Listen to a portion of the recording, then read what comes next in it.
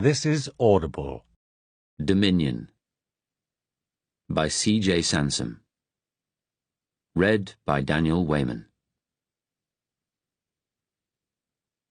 To the memory of my parents, Trevor Sansom, 1921 to 2000, and Anne Sansom, 1924 to 1990, who, in 1939 to 1945, endured the hardships and did their bit to defeat the Nazis, and of Rosalita, R.I.P., 19th of the 2nd, 2012.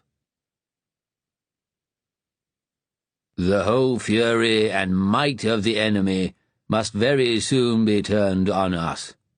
Hitler knows that he will have to break us in this island or lose the war. If we can stand up to him, all Europe may be free, and the life of the world will move forward into broad, sunlit uplands. But if we fail, then the whole world, including the United States, and all that we have known and cared for, will sink into the abyss of a new dark age, made more sinister and perhaps more prolonged by the lights of a perverted science. Winston Churchill, 18th of June, 1940. All events that take place after 5 p.m. on the 9th of May, 1940, are imaginary. Prologue. The Cabinet Room, 10 Downing Street, London. 4:30 p.m., the 9th of May, 1940. Churchill was last to arrive. He knocked once, sharply, and entered. Through the tall windows, the warm spring day was fading, shadows lengthening on Horse Guards parade. Margesson, the Conservative Chief Whip, sat with Prime Minister Chamberlain and Foreign Secretary Lord Halifax at the far end of the long, coffin-shaped table which dominated the Cabinet Room. As Churchill approached them, Margesson, formally dressed as ever in immaculate black morning coat, stood up. "Winston?" Churchill nodded at the Chief Whip, looking him sternly in the eye. Margesson, who was Chamberlain's creature, had made life difficult for him when he had stood out against party policy over India and Germany in the years before the war.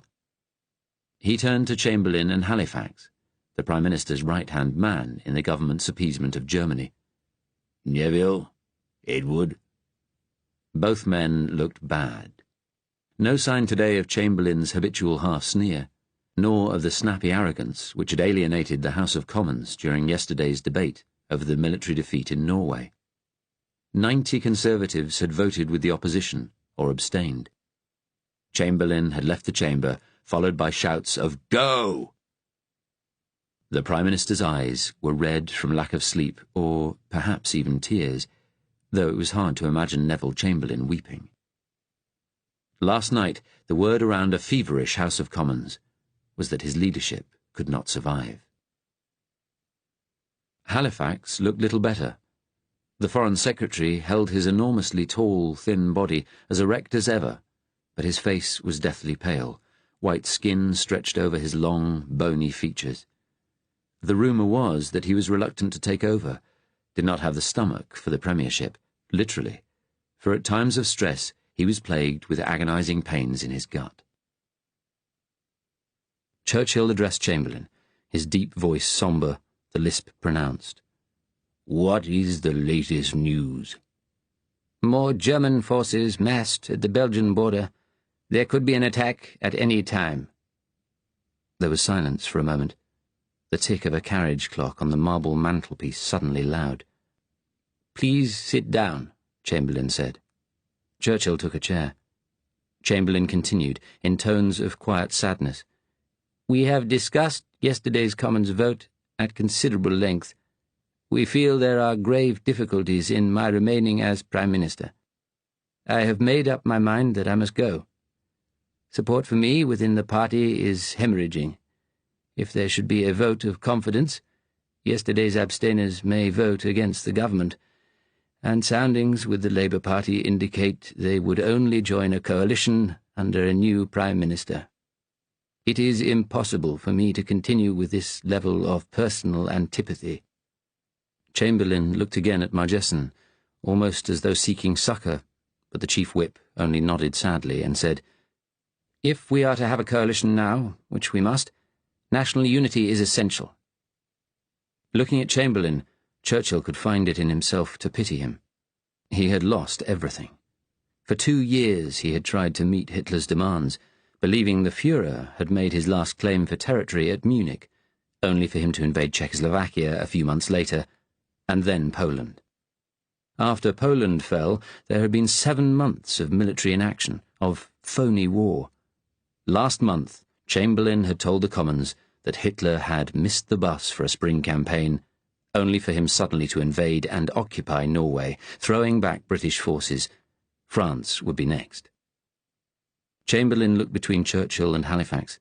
Then he spoke again, his voice still expressionless. "It is between the two of you. I would be willing, if desired, to serve under either." Churchill nodded and leaned back in his chair. He looked at Halifax, who met his gaze with a cold, probing stare. Churchill knew Halifax held nearly all the cards, that most of the Conservative Party wanted him as the next Prime Minister. He had been Viceroy of India, a senior minister for years, a cool, steady, Olympian aristocrat, both trusted and respected.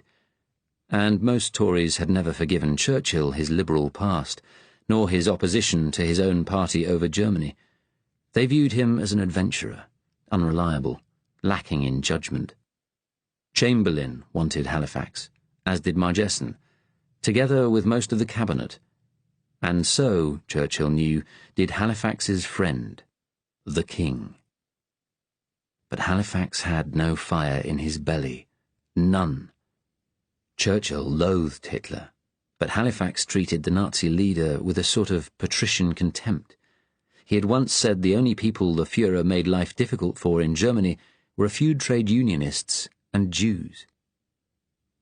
Churchill, though, had had the wind in his sails with the public since war was declared last September.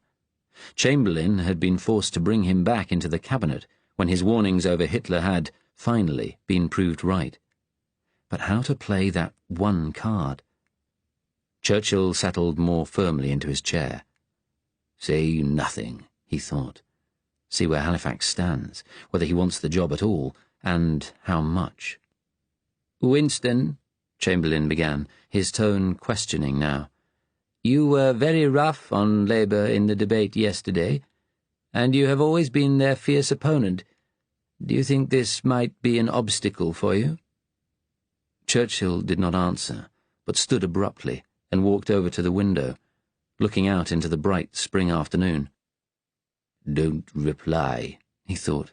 "Flush Halifax out." The carriage clock struck 5, a high, pinging sound. As it finished, Big Ben began booming out the hour. As the last note died away, Halifax finally spoke. "I think," he said, "that I would be better placed to deal with the Labour men." Churchill turned and faced him, his expression suddenly fierce. "The trials to be faced, Edward, will be very terrible." Halifax looked tired, desperately unhappy, but there was determination in his face now. He had found steel in himself after all. "That, Winston, is why I would like you at my side in a new, smaller war cabinet. You would be Minister of Defence. You would have overall responsibility for conduct of the war." Churchill considered the offer, moving his heavy jaw slowly from side to side. If he was in charge of the war effort, perhaps he could dominate Halifax, become Prime Minister in all but name. It all depended on who else Halifax put in place. He asked, "And the others? Who will you appoint?" "From the Conservatives, you and I, and Sam Hoare. I think that best reflects a balance of opinion within the party. Attlee for Labour, and Lloyd George to represent the Liberal interest. And as a national figure, the man who led us to victory in 1918. Halifax turned to Chamberlain. "I think you could be of most use now, Neville, as Leader of the Commons." It was bad news. The worst. Lloyd George, who, for all his recent backpedaling, had spent the 30s idolizing Hitler, calling him Germany's George Washington, and Sam Hoare, the arch-appeaser, Churchill's old enemy. Attlee was a fighter, for all his diffidence, but the two of them would be in a minority. "Lloyd George is 77, Churchill said. Is he up to the weight that must be borne? I believe so, and he will be good for morale. Halifax was sounding more resolute now. Winston, he said, I would very much like you beside me at this hour. Churchill hesitated. This new war cabinet would hobble him. He knew that Halifax had decided to take the premiership reluctantly and out of duty. He would do his best, but his heart was not in the struggle that was coming. Like so many, he had fought in the Great War and feared seeing all that bloodshed again. For a moment, Churchill thought of resigning from the cabinet. But what good would that do? And Margesson was right. Public unity was all important now. He would do what he could, while he could. He had thought, earlier that day, that his hour had come at last. But it was not to be, after all. Not yet. I will serve under you, he said, his heart heavy. Chapter 1. November 1952. Almost all the passengers on the tube to Victoria were, like David and his family, on their way to the Remembrance Sunday Parade. It was a cold morning, and the men and women all wore black winter coats. Scarves and handbags were also black, or muted brown, the only colour, the bright red poppies everyone wore in their buttonholes. David ushered Sarah and her mother into a carriage. They found 2 empty wooden benches and sat facing each other. As the tube rattled out of Kenton Station, David looked round him. Everyone seemed sad and sombre, befitting the day. There were relatively few older men. Most of the Great War veterans, like Sarah's father, would be in central London already, preparing for the march past the cenotaph. David was himself a veteran of the Second War, the brief 1939-40 conflict that people called the Dunkirk campaign, or the Jews' War, according to political taste. But David, who had served in Norway, and the other survivors of that defeated, humiliated army, whose retreat from Europe had been followed so quickly by Britain's surrender, did not have a place at the Remembrance Day ceremonies. Nor did the British soldiers who had died in the endless conflicts in India and now Africa that had begun since the 1940 peace treaty. Remembrance Day now had a political overtone. Remember the slaughter when Britain and Germany fought in 1914-18. Remember that must never happen again. Britain must remain Germany's ally. It's very cloudy, Sarah's mother said. I hope it isn't going to rain. It'll be all right, Betty, David said reassuringly. The forecast said it would just stay cloudy. Betty nodded. A plump little woman in her 60s, her whole life was focused on caring for Sarah's father, who had had half his face blown off on the Somme in 1916. It gets very uncomfortable for Jim, marching in the rain, she said. The water drips behind his prosthesis and, of course, he can't take it off. Sarah took her mother's hand. Her square face, with its strong round chin, her father's chin, looked dignified. Her long blonde hair, curled at the ends, was framed by a modest black hat. Betty smiled at her. The tube halted at a station, and more people got on. Sarah turned to David. There's more passengers than usual. People wanting to get a first look at the Queen, I imagine. I hope we managed to find Steve and Irene all right, Betty said, worrying again.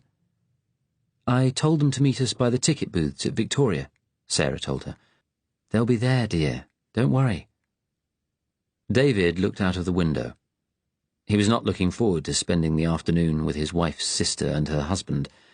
Irene was good-natured enough, although she was full of silly ideas and never stopped talking, but David loathed Steve, with his mixture of oily charm and arrogance, his black shirt politics. David would have to try to keep his lip buttoned as usual. The train ground to a jolting halt, just before the mouth of a tunnel. There was a hiss somewhere as brakes engaged. "Not today," someone said. "These delays are getting worse. It's a disgrace." Outside, David saw the track look down on rows of back-to-back houses of soot-stained London brick. Grey smoke rose from chimneys. Washing was hanging out to dry in the backyards. The streets were empty. A grocer's window, just below them, had a prominent sign in the window, "Food stamps taken here." There was a sudden jolt, and the train moved into the tunnel, only to judder to a halt again a few moments later. David saw his own face reflected back from the dark window, his head framed by his bulky dark coat with its wide lapels. A bowler hat hid his short black hair, a few unruly curls just visible. His unlined, regular features made him look younger than 35, deceptively unmarked. He suddenly recalled a childhood memory, his mother's constant refrain to women visitors. "Isn't he a good-looking boy? Couldn't you just eat him?" Delivered in her sharp Dublin brogue, it had made him squirm with embarrassment. Another memory came unbidden, of when he was 17 and had won the inter-schools diving cup. He remembered standing on the highboard, a sea of faces far below, the board trembling slightly beneath his feet. 2 steps forward, and then the dive, down into the great expanse of still water, the moment of fear, and then the exhilaration of striking out into silence. Steve and Irene were waiting at Victoria. Irene, Sarah's older sister, was also tall and blonde, but with a little dimpled chin like her mother's. Her black coat had a thick brown fur collar. Steve was good-looking in a raffish way, with a thin black moustache that made him look like a poor man's Errol Flynn. He wore a black fedora on his thickly brilliantined head. David could smell the chemical tang as he shook his brother-in-law's hand. "How's the civil service, old man?" Steve asked. "Surviving," David smiled. "Still keeping watch over the Empire?" "Something like that. How are the boys?" "Grand. Getting bigger and noisier every week. We might bring them next year. They're getting old enough." David saw a shadow pass across Sarah's face and knew she was remembering their own dead son. "We ought to hurry, get the tube to Westminster," Irene said. "Look at all these people." They joined the throng heading for the escalator. As the crowd pressed together, their pace slowed to a silent shuffle, reminding David for a moment of his time as a soldier, shuffling with the rest of the weary troops onto the ships evacuating British forces from Norway back in 1940. They turned into Whitehall. David's office was just behind the cenotaph. Men walking past would still remove their hats as they passed it, respectfully and unself-consciously, though fewer and fewer with each passing year. 34 now, since the Great War ended. The sky was grey-white, the air cold. People's breath steamed before them as they jostled quietly and politely for places behind the low metal barriers opposite the tall white rectangle of the cenotaph, a line of policemen in heavy coats in front. Some were ordinary constables in their helmets, but many were special branch auxiliaries in their flat peaked caps and slimmer blue uniforms. When they were first created in the 1940s to deal with growing civil unrest, David's father had said the auxiliaries reminded him of the Black and Tans, the violent trench veterans recruited by Lord George to augment the police during the Irish Independence War. All were armed. The ceremony had changed in the last few years. Serving personnel no longer stood on parade around the cenotaph, blocking the public view, and wooden boards had been laid on blocks behind the barriers to give people a better vantage point. It was part of what Prime Minister Beaverbrook called demystifying the thing. The family managed to get a good place opposite Downing Street and the big Victorian building which housed the Dominion's office where David worked. Beyond the barriers, forming 3 sides of a hollow square around the cenotaph, the military and religious leaders had already taken their places. The soldiers were in full-dress uniform. Archbishop Headlam, head of the section of the Anglican Church that had not split away in opposition to his compromises with the regime, in gorgeous green and gold vestments. Beside them stood the politicians and ambassadors, each holding a wreath. David looked them over. There was Prime Minister Beaverbrook, with his wizened little monkey face, the wide fleshy mouth downturned in an expression of sorrow. For 40 years, since he first came to England from Canada with business scandals hanging over him, Beaverbrook had combined building a newspaper empire with manoeuvring in politics, pushing his causes of free enterprise, the empire, and appeasement on the public and politicians. He was trusted by few, elected by none, and after the death of his immediate predecessor, Lloyd George, in 1945, the coalition had made him Prime Minister. Lord Halifax, the Prime Minister who had surrendered after France fell, stood beside Beaverbrook, overtopping him by a foot. Halifax was bald now, his cadaverous face an ashen shadow beneath his hat, deep-set eyes staring over the crowd with a curious blankness. Beside him stood Beaverbrook's coalition colleagues.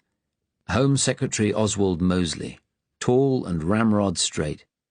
India Secretary Enoch Powell, only 40, but seeming far older, black-moustached and darkly saturnine. Viscount Swinton, the Dominion's office secretary, and David's own minister, tall and aristocratic. Foreign Secretary Rab Butler, with his pouched, froggy face, and the coalition Labour leader Ben Green, one of the few Labour figures who had admired the Nazis in the 1930s. When Labour split in 1940, Herbert Morrison had led the pro-treaty minority that went into coalition with Halifax. He was one of those politicians for whom ambition was all-consuming, but he had resigned in 1943. The degree of British support for Germany had become too much for him, as it had for some other politicians, such as the Conservative Sam Hoare. All had retreated into private life with peerages. Also standing in their dark coats were representatives of the Dominions. David recognised some of the High Commissioners from work, like the thick-set, frowning Forster of South Africa. Then behind them came ambassadors representing the other nations who had fought in the Great War. Germany's Rommel, Mussolini's son-in-law Ciano, the ambassadors of France and Japan, Joe Kennedy from America.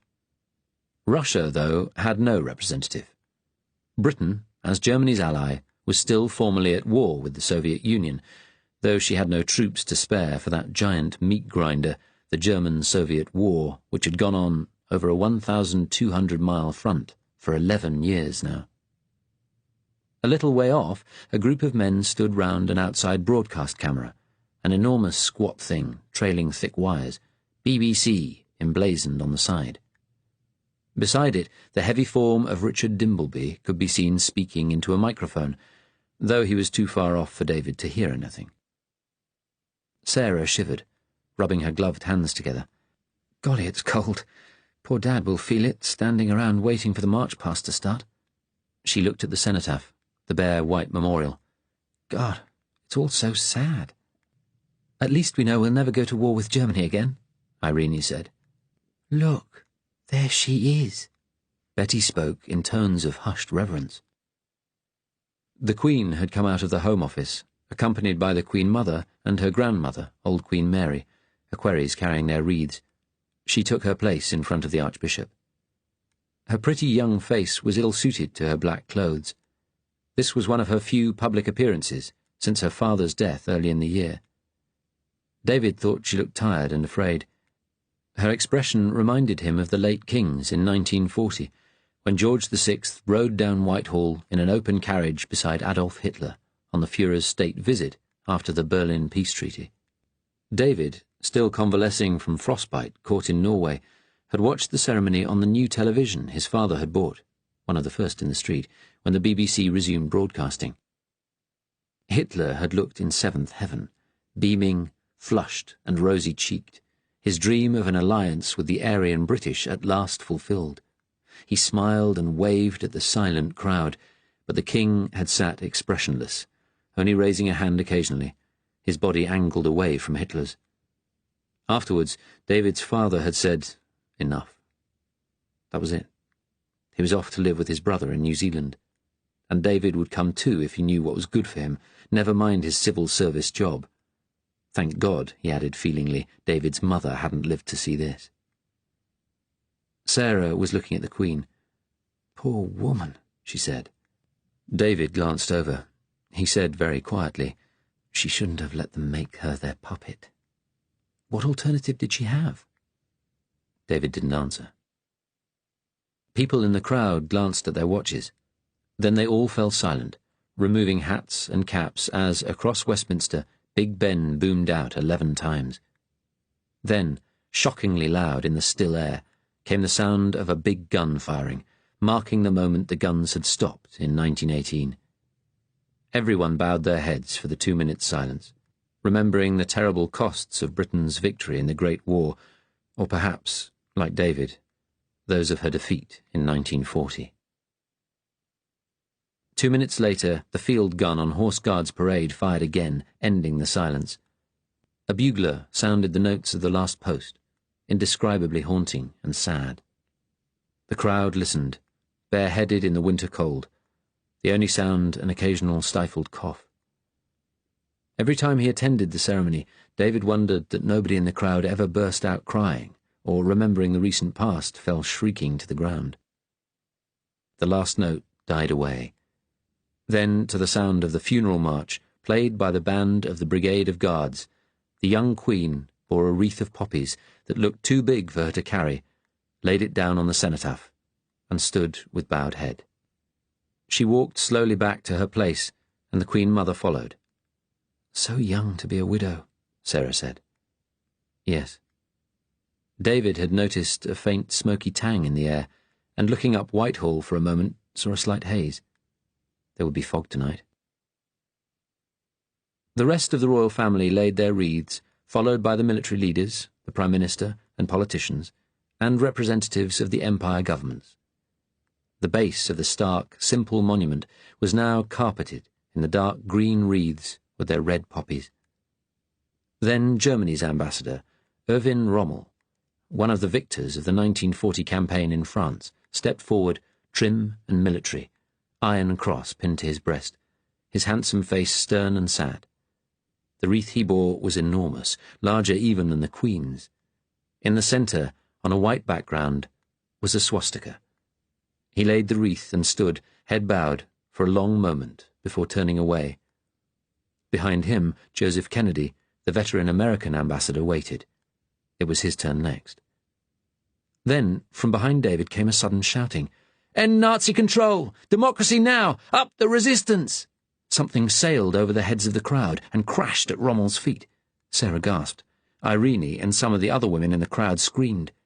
The steps of the cenotaph and the bottom of Rommel's coat were instantly streaked with red, and for a moment David thought it was blood, that someone had thrown a bomb. But then he saw a paint pot rattle down the steps onto the pavement. Rommel did not flinch, just stood where he was. Ambassador Kennedy, though, had jumped back in panic. Policemen were reaching for truncheons and pistols. A group of soldiers, rifles at the ready, stepped forward. David saw the royal family being hurried away. "Nazis out!" someone called from the crowd. "We want Churchill!" Policemen were vaulting the barriers now. A couple of men in the crowd had also produced guns and looked fiercely around. Special branch undercover men. David pulled Sarah to him. The crowd parted to let the police through, and he glimpsed a struggle off to his right. He saw a baton raised, heard someone call out, "Get the bastards!" encouragingly to the police. Sarah said, "Oh God, what are they doing?" "I don't know." Irene was holding Betty, the old woman weeping, while Steve was staring at the melee with a face like thunder. The whole crowd was talking now, a susurrating murmur from which the occasional shout could be heard. "Bloody communists! Beat their heads in! They're right! Get the Germans out!" A British general, a thin man with a sunburned face and grey moustache, climbed the steps of the cenotaph, carrying a megaphone, picking his way through the wreaths, and called for order from the crowd. "Did they get them?" Sarah asked David. "I couldn't see." "Yes. I think there were just a few." "It's bloody treason," Steve said. "I hope they hang the buggers." The ceremony continued with the rest of the wreath-laying, and then a short service led by Archbishop Headlam. He spoke a prayer, the microphone giving his voice an odd, tinny echo. O Lord, look down on us as we remember the brave men who have died fighting for Britain. We remember the legions who fell between 1914 and 1918, that great and tragic conflict which still marks us all, here and across all Europe. Lord, remember the pain of those gathered here today who have lost loved ones. Comfort them. Comfort them. Then came the march past, the thousands of soldiers, many old now, marching proudly along in lines as the band played popular tunes from the Great War, each contingent laying a wreath. As always, David and his family looked out for Sarah's father, but they didn't see him. The steps of the cenotaph were still splotched with red, Rommel's swastika prominent among the wreaths. David wondered who the demonstrators had been. One of the independent pacifist groups, perhaps. The resistance would have shot Rommel, would have shot a lot of the Nazis stationed in Britain, but for the fear of reprisals. Poor devils, whoever they would be getting a beating in a special branch interrogation centre now, or perhaps even in the basement of Senate House, the German embassy. As it had been an attack on Rommel, the British police might have handed the demonstrators over. He felt powerless. He hadn't even contradicted Steve. But he had to keep his cover intact, never step out of line, try to play the model civil servant. All the more because of Sarah's family past. David felt a stab of unreasonable irritation against his wife. His eyes were drawn back to the veterans. An old man of about 60, his face stern and defiant, was marching past, his chest thrust out proudly. On one side of his coat was pinned a row of medals, but on the other was sewn a large, bright yellow Star of David. Jews knew to stay out of the limelight now, not to attract attention, but the old man had defied common sense to go on the march wearing a prominent star, although he could have got away with the little Star of David lapel badge all Jews had to wear now, very British and discreet. Someone in the crowd shouted out, "Kike!" The old man did not flinch, but David did, anger coursing through him. He knew that under the law he too should have worn a yellow badge, and should not be working in government service, an employment forbidden to Jews. But David's father, 12,000 miles away, was the only other person who knew his mother had been that rare thing, an Irish Jew. And half a Jew was a Jew in Britain now. The penalty for concealing your identity was indefinite detention. In the 1941 census, when people were asked for the first time to state their religion, he had declared himself a Catholic. He had done the same thing whenever renewing his identity card, and the same again in the 1951 census, which this time also asked about Jewish parents or grandparents. But however often David pushed it all to the back of his mind, sometimes, in the night, he woke up terrified. The rest of the ceremony went ahead without interruption, and afterwards they met up with Jim, Sarah's father, and went back to David and Sarah's mock Tudor semi in Kenton, where Sarah would cook dinner for them all. Jim had known nothing about the paint throwing until his family told him, though he had noticed the red stain on the cenotaph steps.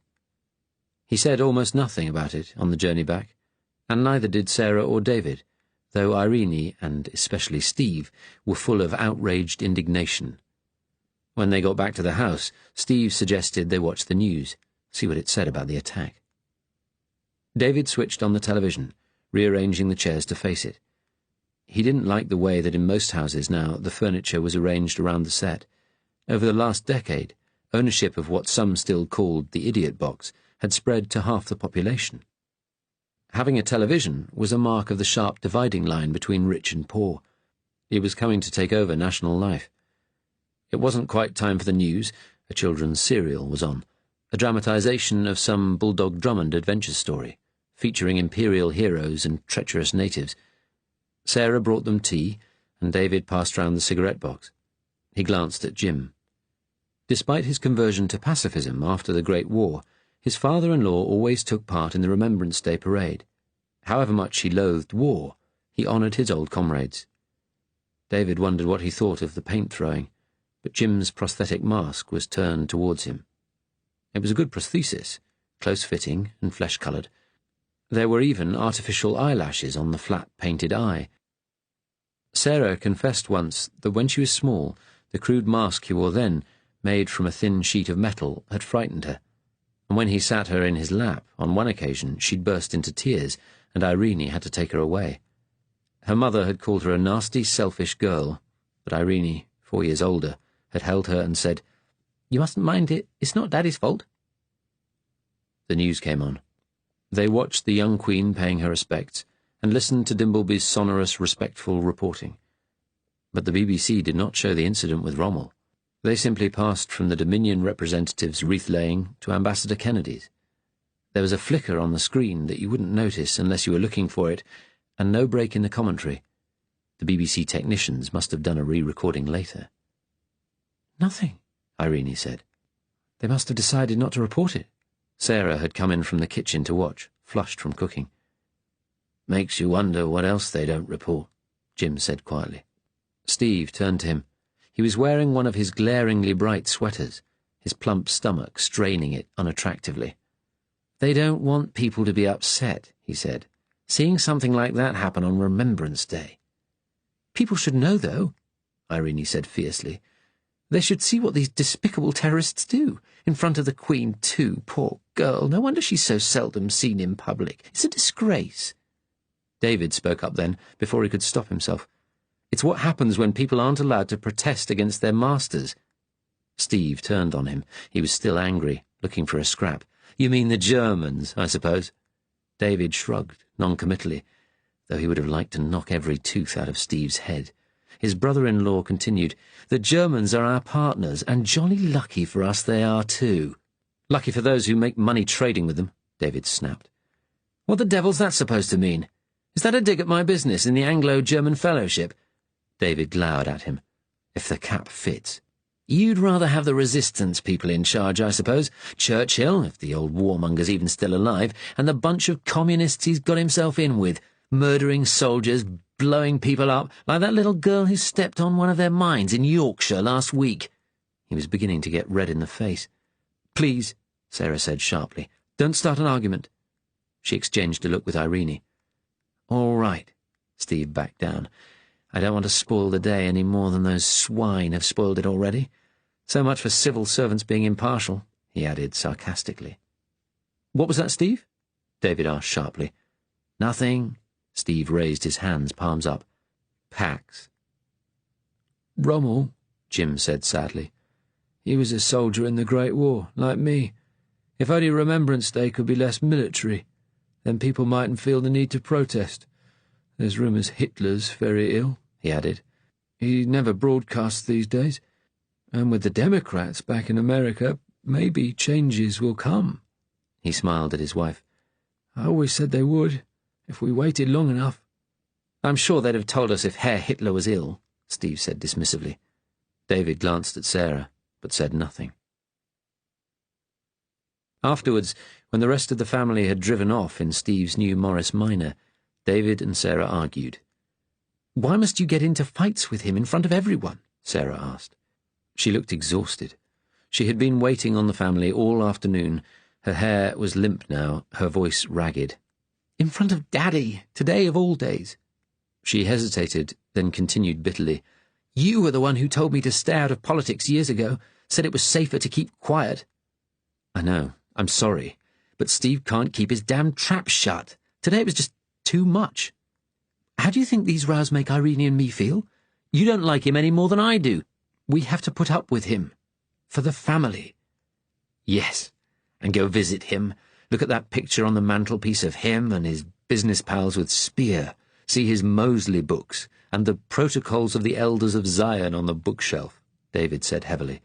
"I don't know why he doesn't join the black shirts and have done with it. But then he'd have to exercise, lose some of that fat." Unexpectedly, Sarah shouted, "Haven't we been through enough? Haven't we?" She stormed out of the lounge. David heard her go into the kitchen, and the door banged shut.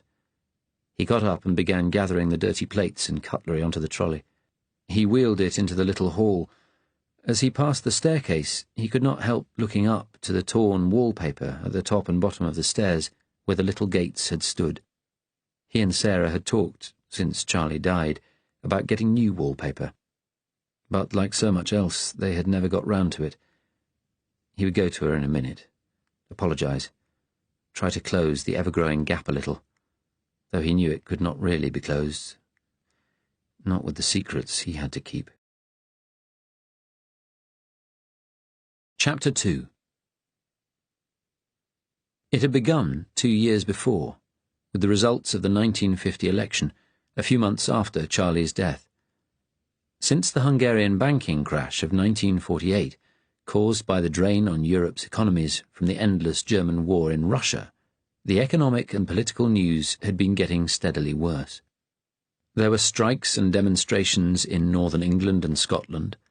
India was in a seemingly permanent fervour of revolt. Increasing numbers of arrests were being made under the never-repealed security legislation of 1939.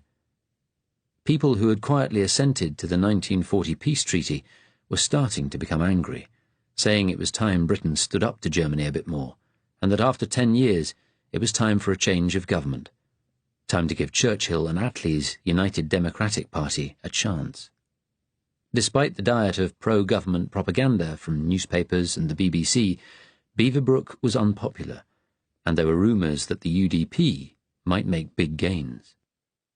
When the results were declared, though, the party had lost most of their 100 seats in Parliament, overtaken by British Union, Mosley's fascist party, which rose from 30 seats to 104, and joined Beaverbrook's coalition of Treaty Conservative and Labour.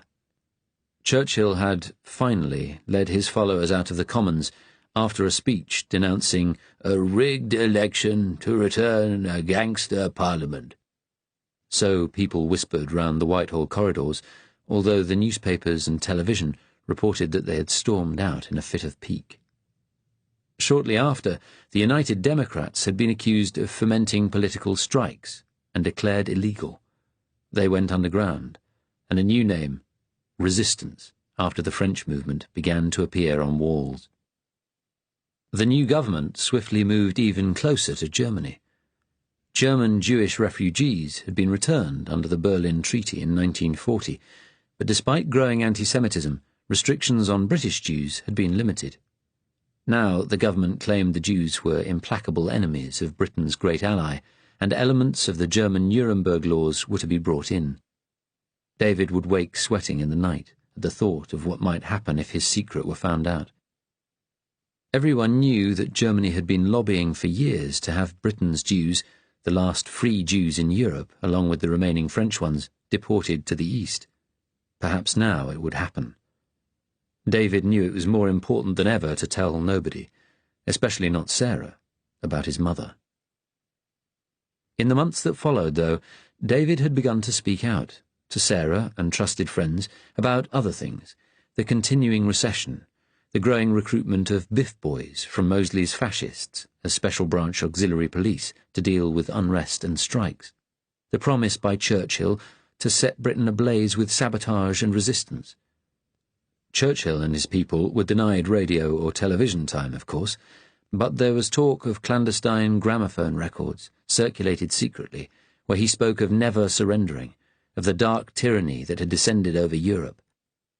Something had snapped inside David after the election, perhaps even before, when Charlie died. He had talked most of all to his oldest friend, Jeff Drax. Jeff had been with him at Oxford, and joined the Colonial Service at the same time as David joined the Dominion's office. Jeff had served in East Africa for 6 years, returning to work as a London desk officer in 1948.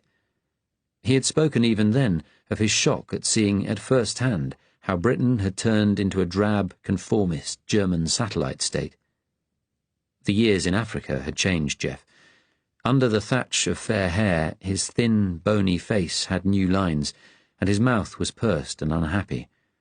He had always had a sardonic sense of humour, but now he was bitter, firing out caustic remarks, accompanied by a little barking laugh. He had spoken of an unhappy love affair in Kenya with a married woman. He had told David he hadn't managed to get over it, and envied his friend's settled life with Sarah and Charlie. He didn't like his desk work in the big new colonial office building at Church House, and when they met for lunch, David thought how Jeff always looked uncomfortable in his black coat and pinstripe trousers, as though he should still be in baggy shorts and a pith helmet. Jeff lived in Pinner, near David's Kenton home, and they would often meet for a swim and tennis on Saturday mornings. Afterwards, they would sit in a corner of the tennis club bar talking politics, quietly, for few in the club would have sympathised. One Saturday in the summer of 1950, Jeff had been telling David about events in Kenya. 150,000 settlers they've got there now, he said with quiet intensity. It's bloody chaos. Unemployed families from Durham and Sheffield brought over with promises of free farms and unlimited native labour. They give them a 3-month course in farming, then hand them 1,000 acres of bush. They wouldn't have a clue if it weren't for the blacks. But it's the blacks' land. There's real trouble starting among the Kikuyu. Blood's going to get spilt. Some of these builders of this proposed new East African dominion are going to wish they'd never left home. He gave one of his angry barks of laughter. David hesitated, then spoke quietly. Some of the Dominion governments are getting very concerned about what our new government's doing. The Canadians and New Zealanders are talking about leaving the Empire. They're very worried in the office.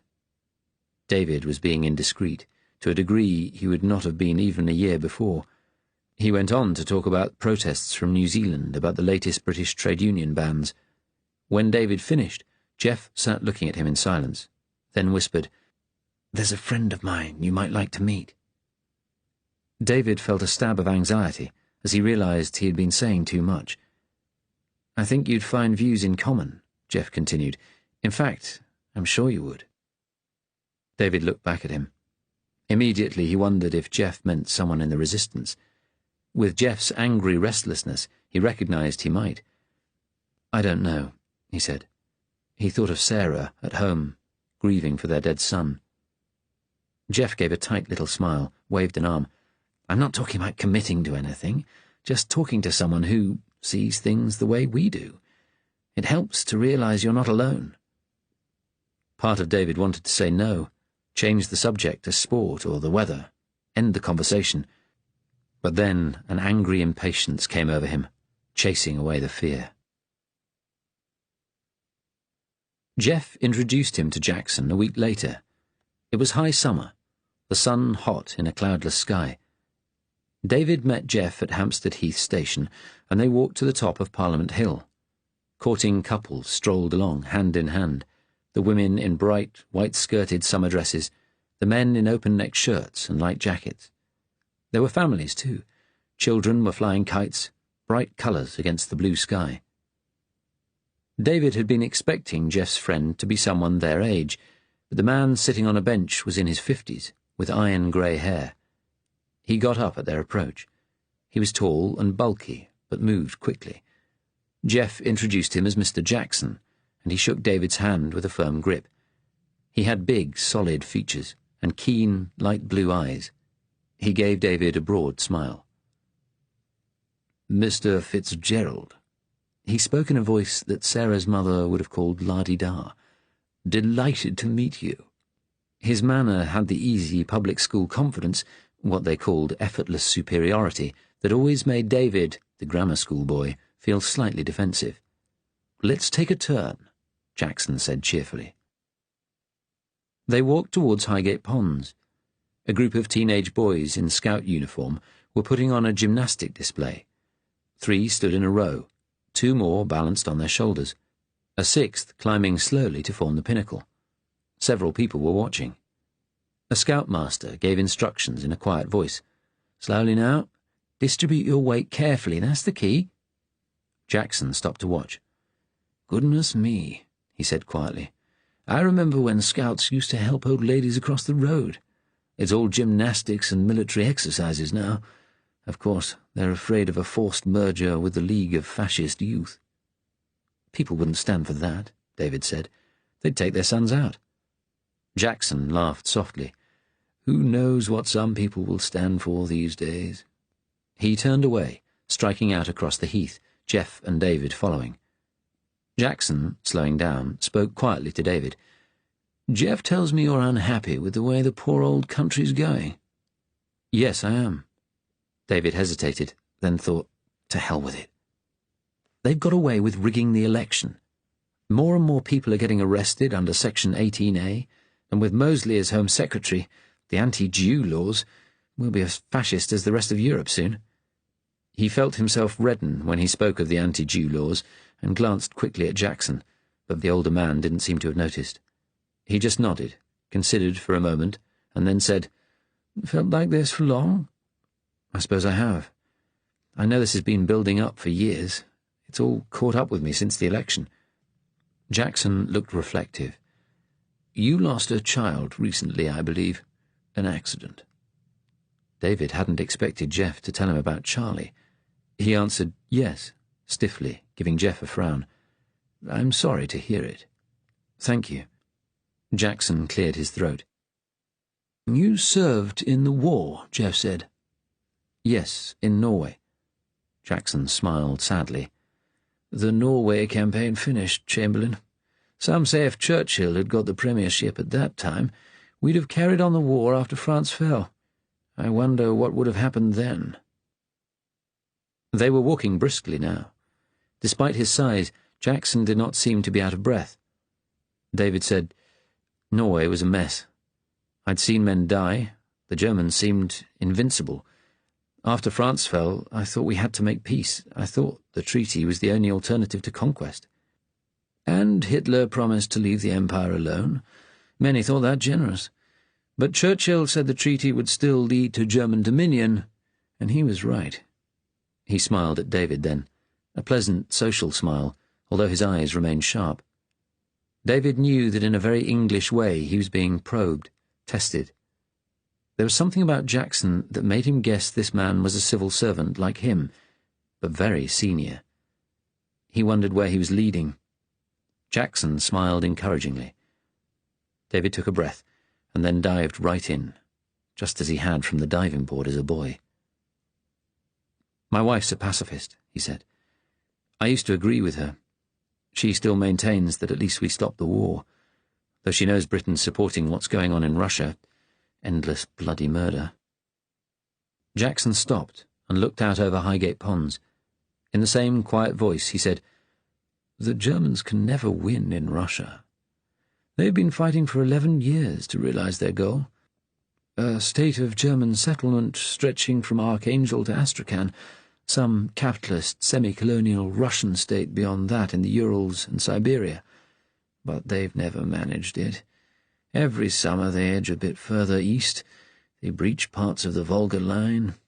Every winter the Russians push them back with these new Kalashnikov rifles they're making beyond the Urals, millions of them, light and effective. And behind the lines, the partisans hold half the countryside.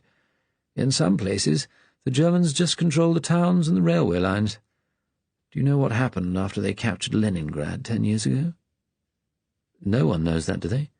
All we hear is that the Germans keep slowly advancing."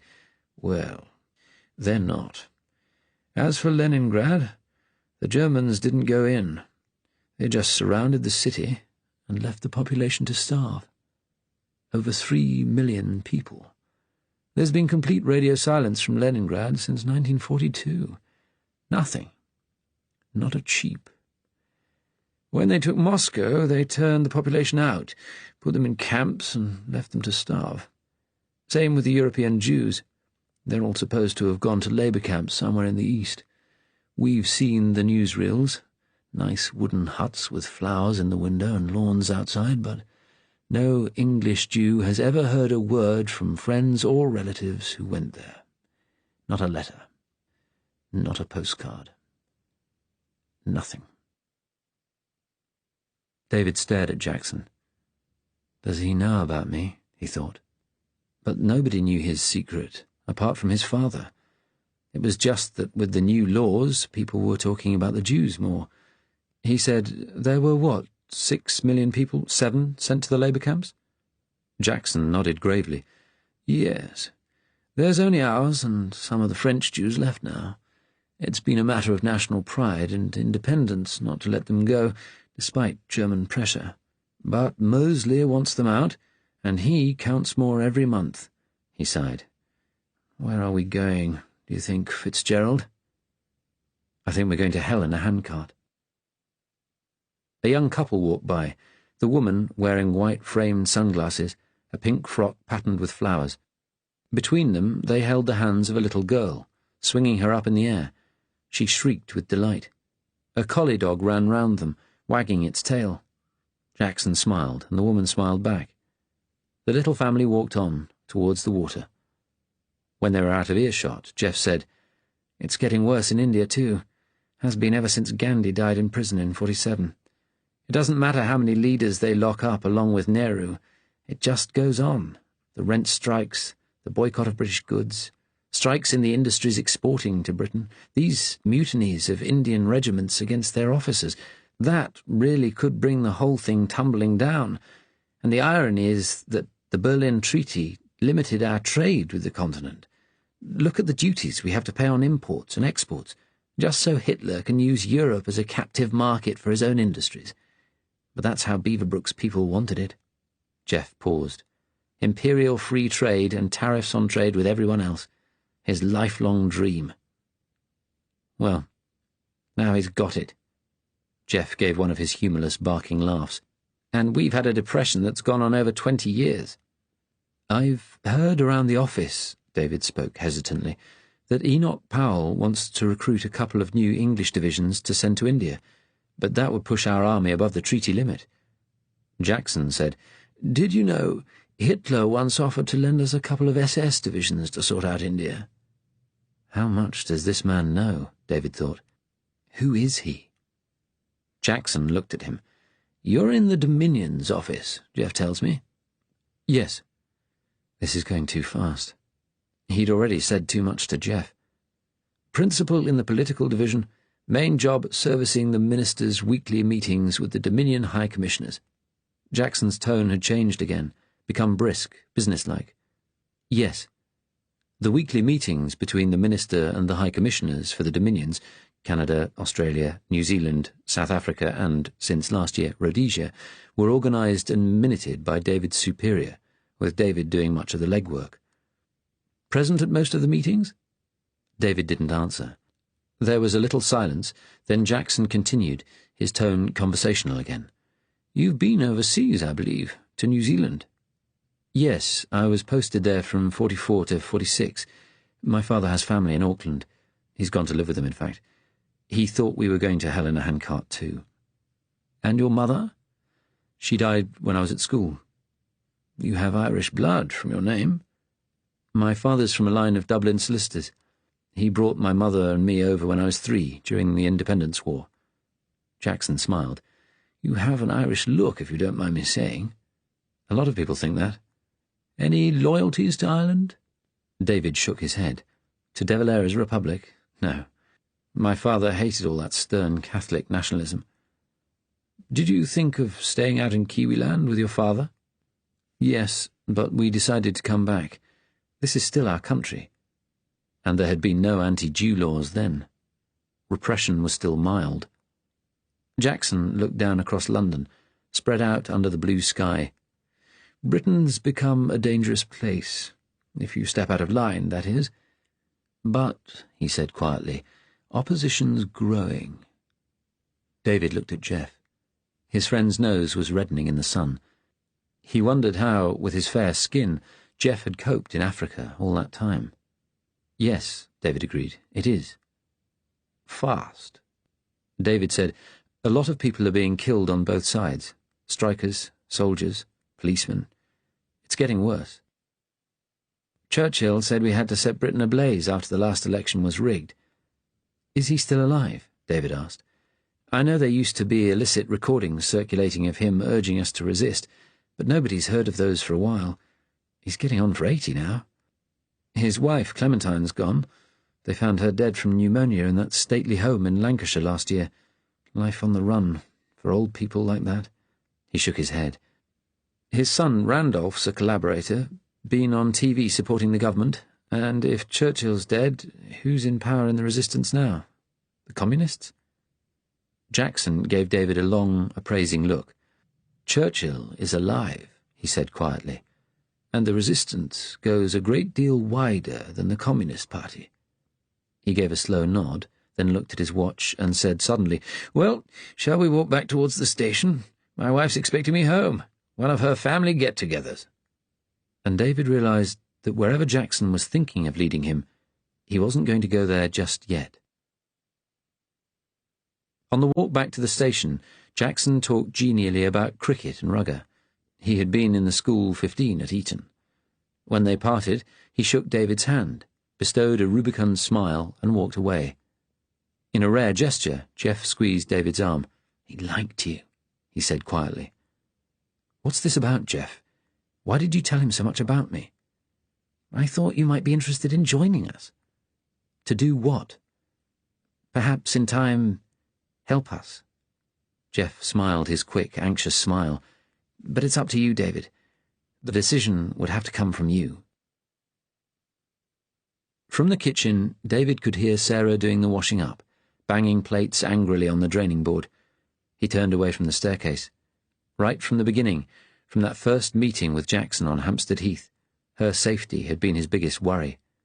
A wife, his handlers had told him later, could be told what her husband was doing only if she were totally committed as well. And although Sarah detested the government, her pacifism meant she couldn't support the resistance.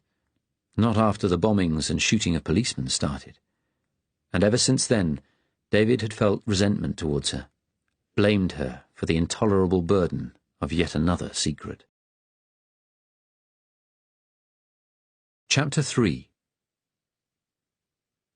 The following Sunday, Sarah went into town to meet Irene and go to the pictures. They had spoken on the telephone during the week and discussed what had happened on Remembrance Sunday. There had still been nothing about it on the news. It was as though the attack on Rommel and the arrests had never happened. They went to the Gaumont in Leicester Square to see the new Marilyn Monroe comedy From America. Before the big feature, the B film was the usual frothy German musical, and between the films they had to sit through one of the government-commissioned Pathé newsreels. The lights always came up then, to discourage resistance supporters from booing if any Nazi leaders came on. First came a report of a European eugenics conference in Berlin, Mary Stopes talking with German doctors in a pillared hall.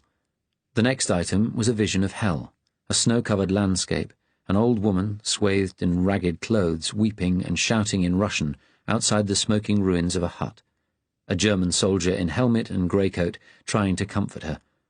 Bob Danvers Walker's voice turned stern.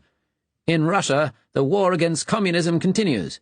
Soviet terrorists continue to commit fearful atrocities not just against Germans, but against their own people. Outside Kazan, a cowardly group of so-called partisans, skulking safely in the forests, fire a Katyusha rocket into a village whose inhabitants had dared to sell German soldiers some food." The camera panned outwards from the ruined hut to the smashed and broken village. "Some Russians have chosen to forget what Germany rescued them from, the secret police and forced labor of Stalin's regime, the millions dumped in Arctic concentration camps." There followed familiar grainy footage of one of the camps discovered by the Germans in 1942, skeletal figures lying in deep snow, barbed wire, and watchtowers. Sarah looked away from the horrible scenes. The newsreader's voice deepened. "Never doubt Europe's eventual victory over this evil Asian doctrine. Germany beat Stalin, and it will beat his successors." As a reminder, there followed the famous shots of Stalin after his capture, when Moscow was taken in October 1941.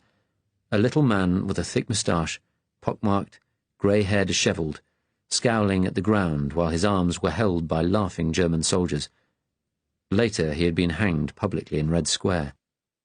Next, there was footage of the new giant German Tiger IV tanks with their 18-foot guns smashing through a birch forest on a hunt for partisans, knocking over young trees like matchsticks, while helicopters clattered overhead. Then came the launch of a V-3 rocket, the camera following the huge pointed cylinder with its tail of fire as it rose into the sky on its way to the far side of the Urals. Optimistic martial music played. Then the newsreel switched to an item on Beaverbrook opening a shiny new television factory in the Midlands, before the lights finally dimmed again, and the main feature opened with a clash of music and a bright wash of Technicolor. When they came out of the cinema, the short winter day was ending. Lights were coming on in shops and restaurants, a faint yellow haze at their edges. "It's starting to get foggy," Sarah said. "The forecast said it might." "We'll be all right on the tube," Irene replied. "We've time for a coffee." She led the way across the road, pausing for a tram to jingle past. A couple of young men jostled them, wearing long draped jackets and drainpipe trousers, their hair in high greased quiffs. A little way off, a policeman frowned at them from the open door of a police box. "Don't they look ridiculous?" Irene said. "Jive boys." Her tone disgusted. "They're just youngsters trying to look different. Those jackets—" "Zoot suits," Sarah laughed. "They're American." "What about that fight they had with the young fascists in Wandsworth last month?" Irene asked indignantly. "The knives and knuckle dusters? People got badly hurt. I don't like boys getting the birch, but they deserved it." Sarah smiled to herself. Irene was always so indignant, so outraged. Yet Sarah knew it was all words. Underneath, her sister had a warm heart. The news item on the eugenics conference had reminded Sarah of the time, a few months before, when they had left another cinema to find a group of boys tormenting a Mongol child, telling him how he would be sterilized when the new laws came in. It was Irene, supporter of eugenics, who had waded in, shouting at the bullies and pushing them away. "I don't know where we're going with all this terrorism," Irene said. "Did you hear about that army barracks the resistance have blown up in Liverpool? That soldier killed." "I know. I suppose the resistance would say they were fighting a war." "Wars just kill people. You can't believe everything you're told about what the resistance do. Look at how they hid what happened last Sunday." They headed for a British corner house, as all the Lions' corner houses were now known, since the expropriation from their Jewish owners. The tea room, all mirrors and bright chrome, was crowded with women shoppers, but they found an empty table for two and sat down. As the Nippy, neat in white apron and cap, took their order, Irene looked around her. "I'll have to start thinking about Christmas shopping soon. I can't decide what to give the boys. Steve's talking about getting them a big Hornby train set, but I know he just wants to play with it himself. Nanny says they want a whole army of toy soldiers." "How is Nanny?" "Still got that cough. I don't think the panel doctor she's with is any good. You know what they're like. I've made an appointment with our man. I worry about the children getting it. You can see the poor girls in discomfort." "I'm dreading Christmas," Sarah said with sudden bleakness. "I have since Charlie died." Irene reached over and put a hand on her sister's, her pretty face contrite. "I'm sorry, dear. I do go on so. I can't expect people never to mention children in front of me." Irene's blue eyes were full of concern. "I know it's hard, for you and David." Sarah took her cigarettes from her bag and offered one to her sister. She said, with sudden anger, "After more than 2 years, you'd think it would get easier." "No sign of another?" Irene asked. Sarah shook her head. "No." She blinked away a tear. "I'm sorry David got into that argument with Steve on Sunday. He gets moody. It doesn't matter. We were all upset. He said he was sorry afterwards. Not that he really meant it," she added heavily. "You and David," Irene said hesitantly, "you find it hard to share the grief, don't you? We used to be so close, but David's become unreachable. When I think how we were when Charlie was alive," she looked her sister in the face, "I think he's having an affair." "Oh, my dear," Irene said softly. "You sure?" Sarah shook her head. "No, but I think so." The Nippy came with her silver-plated tray, set out the tea and biscuits. Irene poured and handed Sarah a cup. "Why do you think that?" she asked quietly. "There's a woman at work he's friendly with. Carol. She's a clerk in the Dominion's office registry.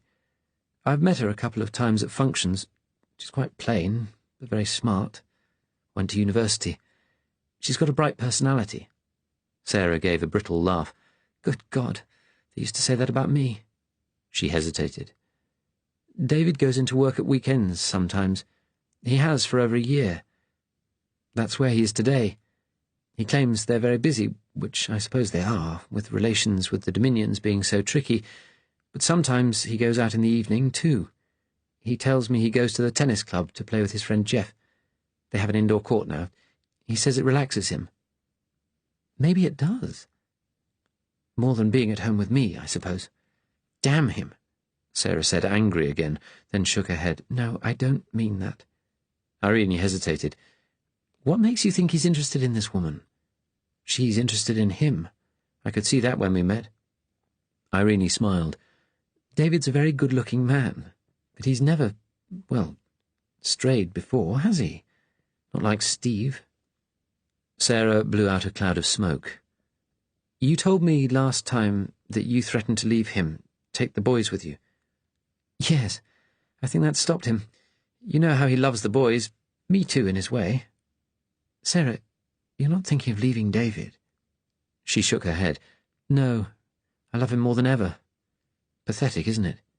Of course not. But, dear, it doesn't sound like you've any real reason to suspect anything. She looked at her sister sharply. Or have you? It was strange perfume on his collar that gave Steve away last time. A few weeks ago, when the weather was getting colder, David asked me to take his winter coat to the cleaners. I emptied out the pockets, like I usually do. He leaves handkerchiefs in there sometimes. I found a used ticket for one of those lunchtime concerts they give in churches round Whitehall. There was a name on the back. Her name. Carol Bennett. She must have reserved them. Maybe a whole group of them went. Did you ask him about it? No, Sarah shook her head. I'm a coward, she added quietly. You've never been a coward, Irene answered emphatically. Was it a Saturday concert? No, it was during the week. Sarah took a deep breath. Then, last Thursday evening, when David was supposed to be playing tennis, I rang the club to speak to him, just to check if he was there. Spying on him, I suppose. Well, he wasn't. Oh, darling, Irene said. What are you going to do? Confront him? Perhaps I should, but you see... Sarah picked at the uneaten biscuit on her plate. I'm frightened that if I'm right, it could be the end of us. And if I'm wrong, confronting him could drive us further apart than ever. So you see, I am a coward. She frowned. But there's only so much I'll take. It goes round and round in my head, being stuck alone in that bloody house all day. Have you thought any more about going back to teaching? They won't take married women, Sarah sighed. Well, at least I've got my charity work. The Christmas Toys for Children of the Unemployed Committee starts meeting next week. That'll get me out of the house. But it won't stop me worrying. Darling, you can't just let suspicion eat away at you. Believe me, that's what it does. I'm keeping track of him. I will say something, but I have to be sure. She looked at her sister in appeal. I could be risking everything. It was dark when they left the corner house, a slight fog in the air. Wet tram rails glittered in the streetlights. They embraced and parted. Sarah walked to the tube station. If the trains were running normally, she should have dinner cooked by the time David came home at 7:30. The streets were getting crowded, everyone wrapped up in coats, men in bowlers and caps and Homburgs, women in headscarves, or the large saucer-shaped hats with feathers that were fashionable this year. Outside the entrance to Leicester Square tube station, some workmen were scrubbing at a whitewashed letter V, one of the resistance symbols. V for victory. Someone must have painted it there secretly during the night. When Sarah arrived home, the house was cold. She stood in the little hall, with its coat stand and the big table where the telephone sat, next to a large, colourful Regency vase that had belonged to David's mother. They had had to lock it away for safety when Charlie started toddling. When she was growing up between the wars, Sarah had thought of herself as an independent woman, a teacher. Before she met David, she'd begun to worry, at 23, whether she might turn into a spinster, not because men didn't find her attractive, but because she found so many of them dull. She had wondered, during the 1939-40 war, whether women would become more independent, with their husbands away.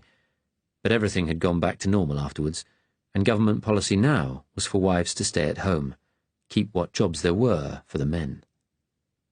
Irene was the beauty in the family, but Sarah was pretty too, with blue eyes and a straight little nose, and her square chin gave her face a strong look.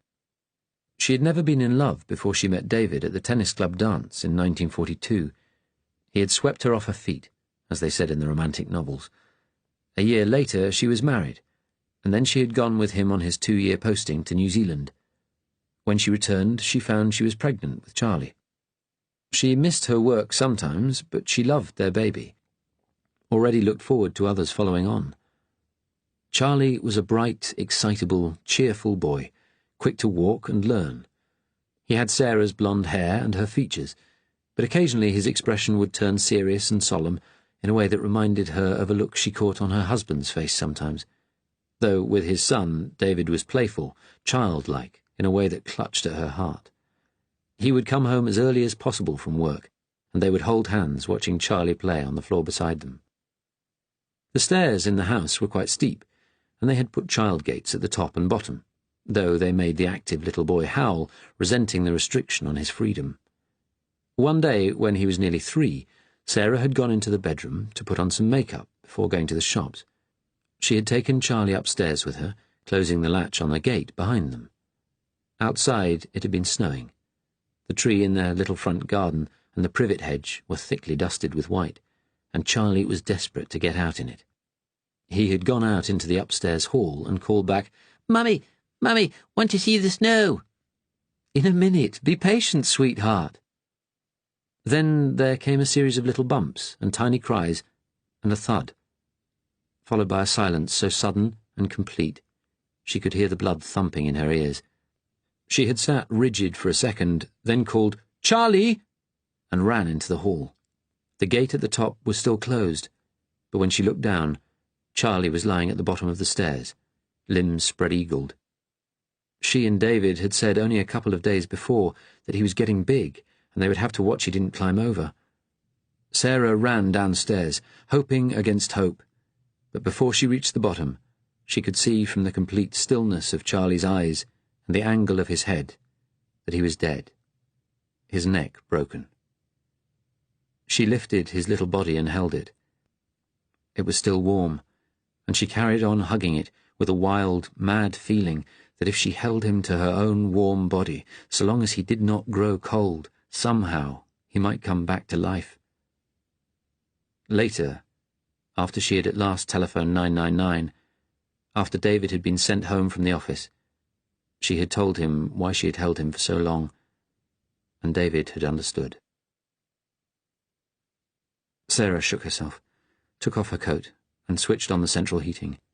She lit the coal fire, then went into the kitchen and turned on the radio, cheerful dance music on the light program breaking the silence. She began to prepare dinner.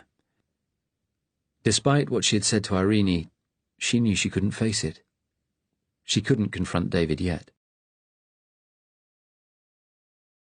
Chapter 4. David had also travelled into London that Sunday afternoon. The key and the camera taken out of their locked drawer and slipped into his inside jacket pocket next to his ID card. 2 years as a spy had strengthened him, hardened him, even though, tangled in all the lies, part of him felt totally at sea. There were not many others travelling, a few shift workers and people going in to meet friends.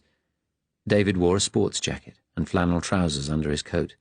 If staff came into work at the office at the weekend, they were allowed to dress informally. Opposite him, a woman sat reading the Times. It had been bought by Beaverbrook to add to his newspaper empire just before he took the premiership. He owned almost half the country's newspapers now, and Lord Rothermere's Daily Mail stable had swallowed up a large chunk of the rest. "What now for America?" a headline asked, above a picture of the newly elected Adlai Stevenson, his face serious and scholarly. "For 12 years, America has minded its own business under Republican presidents. Will Stevenson, like Roosevelt, be tempted to naive interference in European affairs?" They'll be worried, David thought with satisfaction. Nothing was going right for them now. Another article speculated that the Queen's coronation next year might be in some way combined with celebrations of the 20th anniversary of Herr Hitler's accession to power in Germany, where huge celebrations were planned, greater even than the Italian festivities earlier in the year to mark Mussolini's 30 years in power. He arrived at Westminster and turned into Whitehall. It was a raw, chilly afternoon. The few people about walked along in their drab clothes, huddled into themselves. David had watched, for over 10 years, people growing slowly shabbier, looking more alone. A poster from last year's Festival of Empire at Greenwich hung, soot-smeared, on a hoarding. A young couple helping a child feed a calf against a background of hills. A prosperous new life in Africa. The Dominion's office was on the corner of Downing Street. David could see the policeman standing outside number 10. Nearby, the pile of wreaths at the foot of the cenotaph was looking sad and tatty now. He walked up the office steps. There was a frieze above the doors showing a panorama of empire. Africans with spears, turbaned Indians and Victorian statesmen all jumbled together, black with London grime. Inside, the wide vestibule was empty. Sykes, the porter, nodded to him. He was elderly, but sharp-eyed. "Afternoon, Mr. Fitzgerald. Working Sunday again, sir?" "Yes, duty calls, I'm afraid. Anyone else in?" "The permanent secretary, up on the top floor. Nobody else. People sometimes come into work on Saturday, but seldom on Sundays." He smiled at David. "I remember, sir, when I started here, assistant secretaries often didn't come in till 11. Nobody here at weekends except the resident clerks." He shook his head. "The trials of empire," David said, returning the smile. He signed the daybook. Sykes reached back to the row of numbered keys on the board behind him and handed David the one to his office, on its metal tag. David walked to the lift. It was ancient and sometimes marooned people between floors. He wondered if one day the 100-year-old cables might break, sending everyone inside to perdition. Creaking, it rose slowly to the second floor. He pulled aside the heavy gates and got out. In front of him was the registry, where during the week clerks endlessly checked files in and out from behind a long counter, the clacking of typewriters audible beyond the door of the typing pool. At the far end of the counter, Carol's desk stood empty, in front of a door with its smoked glass panels marked "Authorized Personnel Only." David looked at it for a second, then turned and walked down the long, narrow passage. It was strange how footsteps echoed in here when you were alone. His office was half of a big Victorian room, an elegant cornice cut off by a partition. He saw, in the centre of his desk, the fat High Commissioner's meetings file, the draft agenda he had prepared for Hubbold pinned to the front, with a note in his superior's tiny scrawl. "We spoke. Let us discuss further on Monday." David took off his coat, then retrieved the tiny silver camera from his pocket. It was, ironically, German, a Leica, not much bigger than a Swan Vestas matchbox. You could photograph dozens of documents just by the light of a lamp. The camera had seemed an extraordinary thing when he was first given it, like something out of a science fiction story, but he was used to it now. He lit a cigarette to steady himself. After that first meeting on Hampstead Heath, the next time David saw Jeff at the tennis club, he had asked, "That man Jackson, he's in the civil service, isn't he?" A spasm had crossed Jeff's face, annoyance and guilt mixed together. "I can't answer that, old boy. You have to realize I can't. Jackson knew a lot about me. Is he interested in me for some particular reason? I can't tell you. You have to decide first whether you're willing to support us." "I do support you." "You mean, am I willing to do things for you?" "With us. Things are hotting up, now we're illegal." Jeff gave his quick, sardonic smile. "You may have noticed." David had heard the radio broadcast saying the British resistance was a treasonous organisation, the public under a duty to report its activities. He had seen the new posters, a picture of Churchill when he was a minister during the 1939-40 war, dressed in a dark suit and Homburg and holding a machine gun, the caption underneath, "Wanted, dead or alive." He moved closer to Jeff and asked quietly, "The news reports about illegal strikers carrying guns, about that armoured police car being blown up in Glasgow, are they true?" "They rigged the election," Jeff said heavily, "and they declared war on us. You know what war is." "I've never been a pacifist like Sarah." David shook his head. "But if I worked with you, I'd be putting everything on the line, my whole life, my wife's life." "Not if she didn't know." There was a long silence. "It's all right, David," Jeff said. "You've got responsibilities, I know." "I hate it all," he said quietly. Jeff looked at him. "Would you like to see Jackson again?" David took a long, long breath. "Yes," he said finally. It was several meetings later, towards the end of 1950, that Jackson told David he wanted him to be the resistance spy in the Dominion's office. The two of them were in a private room in an exclusive Westminster club. "We need information, intelligence on what the government's thinking and doing, not just in home policy, but foreign and imperial policy too. After all, the core agreement of the 1940 treaty was that Hitler took Europe and we kept the empire, and developed it too, to an extent we hadn't bothered about before, to make up for the loss of markets in Europe." He smiled sadly. "The retreat into empire. The old dream of the political right. Beaverbrook's dream." "But we've made the empire hate us." "Yes, we have, haven't we?" That sad smile again.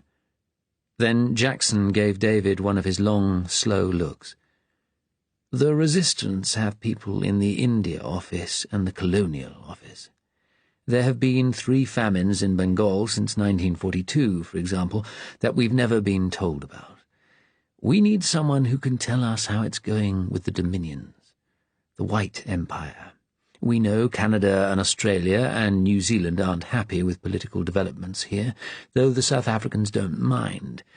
We want to know how the big African settlement programs are going, the plans for the new East African and Rhodesian dominions. You could supply us with that information. Papers, too. You'd meet periodically with me, our man from the India office, and our colonial office fellow." "Jeff's the colonial office man, isn't he?" David said. "And you're from the foreign office," he thought. Jackson didn't answer. "I'm too junior to be allowed to take papers from the office." Jackson nodded his big grey head and smiled in that way he had, half confidential, half condescending. "There are ways." "What ways?" David asked. Looking back, he realized that was the moment when he had made the final irrevocable commitment. Jackson said, "So you're joining us?" David hesitated, then nodded. "Yes." Jackson smiled, a smile of real warmth. "Thank you," he said. He shook David's hand firmly. And so, bit by bit, David learned how the resistance had people everywhere, in factories, offices, the countryside, organizing protests and poster campaigns, strikes and demonstrations. There were even small areas, mining villages and remote country districts, where they were in charge, where the police dared not venture, except in force. Passive resistance was over. The police and army and their buildings were all legitimate targets. They had links with other resistance groups throughout the continent, and they had spies everywhere, sleepers, working in institutions all over the country, awaiting the call. Shortly after, when they met in the club again, Jackson said, "Time to introduce you to the Soho flat." "Why Soho?" "Soho's a good place to meet, full of all sorts." He smiled. "If we bump into someone from the service in the streets, he'll think we're on the same business as he is, and he's hardly going to talk about it now, is he?" David visited the flat for the first time the following week, one evening after work. It felt strange getting off the tube at Piccadilly Circus and walking into Soho. The address he had been given was in a narrow alley, a door with peeling paint beside an Italian coffee shop. Inside, 2 jive boys stood beside a jukebox, which was belting out some of the horrible new American rock and roll. The papers said the jukebox craze would kill live music, that they should be banned. David knocked. He heard footsteps descending stairs, and the door opened. A dark-haired woman stood there. Even in the dim light from within, David saw she was attractive. She wore a shapeless smock covered in splashes of paint. She gave him a direct look from green, slightly oriental eyes and said, "Come up," brusquely. She had a faint accent that he couldn't place. He followed her up a narrow staircase, smelling of damp and old vegetables, into a studio flat, a big single room with pictures stacked against the wall and on easels, a narrow bed and tiny kitchen at one end. The pictures were oils, well done. Some were urban scenery, narrow streets and Baroque churches, others snow-covered landscapes with mountains in the distance. In one, figures were lying on the snow, covered with red splashes. Blood, David realized. At once he was reminded of Norway, German planes strafing the column of British soldiers stumbling terrified through the snow. Jeff and Jackson were sitting on either side of an electric fire. Jeff smiled awkwardly. The woman spoke first.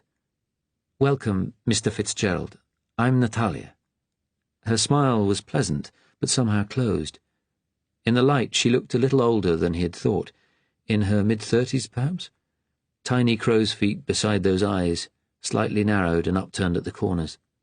She had long, straight brown hair and a wide mouth above a pointed chin. "This is where we will meet, our little imperial group." Jackson looked at Natalia with a respect that surprised David. "Natalia is to be trusted absolutely," he said. "When I'm not here, she is in charge. We meet together, and never with anyone else, apart from our India office man." "I understand. So," Jackson put his hands on his knees. "Tea, everyone? Natalia, would you mind doing the honours?" The first thing they discussed that night at the end of 1950 was how David could gain access to the room in which the confidential department files were kept. David could think of no way to get in there, as the only people with keys were the registrar, Dab, and the woman in charge of the secret files room, Miss Bennet, and both had to hand their keys into the porter whenever they left the building. "We don't need the key," Jackson said briskly, "just the number on the tag. You know there's a number stamped on all of them, 4 digits, so that if the key gets lost, they can match the numbering with their records at the Department of Works. All civil service filing cabinets and the keys are made by Works Department locksmiths," Jeff explained. "When the 48 rules came in forbidding Jews from working in the civil service, all Jewish employees had to leave for security reasons." "Yes." David remembered lying awake at night beside his sleeping wife as Parliament passed yet another anti-Jew law, fists clenched, eyes wide. Jackson said, "One of the locksmiths was an old Jew who was kicked out then. He's come over to us and brought the specifications for all the keys with him. All you need is the number on the key to the secret room and he can make a copy." He smiled. "These stupid Jew laws actually help us sometimes." "But how do I get it?" David asked. Jackson exchanged a look with Jeff. "Tell me about Miss Bennet." "She's one of the 1939 to 40 intake, when they allowed women into the administrative grades because of the war." Jackson nodded. "I often think those women who stayed after the treaty must feel very out of place. Unmarried, of course, or they would have had to leave. What's Miss Bennet like?" David hesitated. "A nice woman. Bored, I think. Wasted in that job." He thought of Carol, her desk behind the counter with the buff files with red crosses marked top secret, a cigarette usually burning in her ashtray. "Attractive?" Jackson asked him. David could suddenly see where this might be going and felt something sink in his chest. Not really. Carol was tall and thin, with large brown eyes and dark hair, a long nose and chin. She always dressed well, always with a touch of colour, a brooch or a bright scarf, in tiny defiance of the convention that women in the service should dress conservatively. But he had never been remotely attracted to her. "Interests? Hobbies? Boyfriend? What sort of life does she have outside the office?" "I've only spoken to her a few times. I think she likes concerts. She's got a nickname, like a lot of the junior staff." He hesitated. "They call her the Blue Stocking." "So, possibly lonely." Jackson smiled encouragingly. "How about if you became friendly with her? Took her out to lunch a couple of times, say. She might be flattered by the attention from a handsome, educated fellow like yourself. You might be able to contrive a way of seeing the key." "Are you suggesting I—" He looked round the small group. Natalia was smiling at him, a little sadly. "Seduce the girl," she said. "Ideally, no. That could lead to gossip and even trouble, given you're married." Jackson looked at him. "But you could make friends with her, lead her along a little." David was silent. Natalia said, "We must all do things we do not like now." And so David made friends with Carol, going towards her end of the long counter if he had papers to book out or return, taking the opportunity to chat. It had been easy. Carol wasn't popular in the dusty, conservative atmosphere of the registry, and was pleased to have someone to talk to. He remarked casually that he had heard she'd been to Oxford, like him. She told him she had read English at Somerville, that her real love was music, but she had been hopeless at any instrument she tried. He learned how lonely she was, with only a couple of women friends and her elderly, difficult mother, whom she looked after. They had told him to take his time, but it was Carol who, a month later, diffidently took the initiative. She said that sometimes she went to lunchtime concerts at local churches and wondered if he might like to come to one. He had pretended an interest in music, and he could see the hesitant hope in her eyes. And so they went to a recital. Snatching a quick lunch in a British corner house afterwards, Carol asked, "Doesn't your wife like music?" "Sarah doesn't like going out much just now." David hesitated. "We lost a little boy at the start of the year. An accident in the house." "Oh, no." She looked genuinely distressed. "I'm so sorry." David couldn't answer. He felt suddenly choked. Tentatively, Carol put out a hand to touch David's. He withdrew it sharply, and she reddened a little. "Sorry," he said. "I understand. It helps to get away from things at lunchtime, do something different." Yes, of course." There were more recitals, more quick lunches after that. She told him of her problems with her mother, and sitting together at the concerts, she would try to make sure their bodies touched. He hated what he might be doing to her, but his commitment to the resistance was hardening, and so, slowly, was he. He learned in Soho more of the truth behind the propaganda in the press and on the BBC, the strikes and riots in Scotland and the north of England, the chaos in India, the endless savagery of the German war in Russia. He saw the increasing confidence of the black shirts on the streets as the Jews, marked by their yellow badges, shuffled along, eyes on the ground. It was January before he managed to see the key. Watching her, David had seen that at work Carol kept it in her handbag, always giving it to the porter before they went out. At their last concert, David had noticed she seemed a little distracted. She told him over lunch that her mother was being especially difficult, and had accused her daughter of taking money from her purse, which was absurd because it was Carol's salary that kept them both. She feared the old lady might be going senile. He worked out how he might do it. The following week, he suggested another concert in Smith Square. Carol agreed enthusiastically. He said he would get the tickets on his way home. On the day of the recital, bringing a file into registry, he went over to her desk. She was splitting one of the secret files into two, carefully moving documents from one folder to another. As usual, David was careful to avoid glancing at them. She was well trained, and whatever Carol felt about him, she would have noticed that. "Looking forward to the concert?" he asked. He saw that sparkle in her eyes. "Yes, it should be good." "What seats are we in?" She gave him a puzzled smile. "You've got the tickets." No, I gave them to you." She stared at him. "When?" "Yesterday. I'm sure I did." She closed the files carefully, picked up her handbag and, as he had hoped, opened it on the desk. She took out her purse, then bent her head to look through the compartments. The bag lay open. David looked around quickly, but no one was watching them. Their friendship was stale gossip now, and Dab, the registrar, was busy checking a file. David bent over a little, enough to see into the bag. There was a powder puff, a packet of cigarettes, and the key on its metal tab. Squinting, he made out the numbers stamped onto it. 2342. He stepped away just as Carol looked up from her purse. "They're jolly well not here." There was anxiety in her voice. David took out his wallet, checking.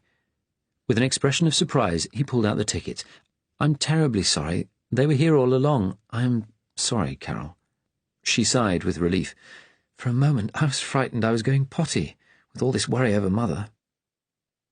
Walking back to his own office, David had to stop at the gents. He went into a cubicle and was violently sick. He crouched, breathing heavily.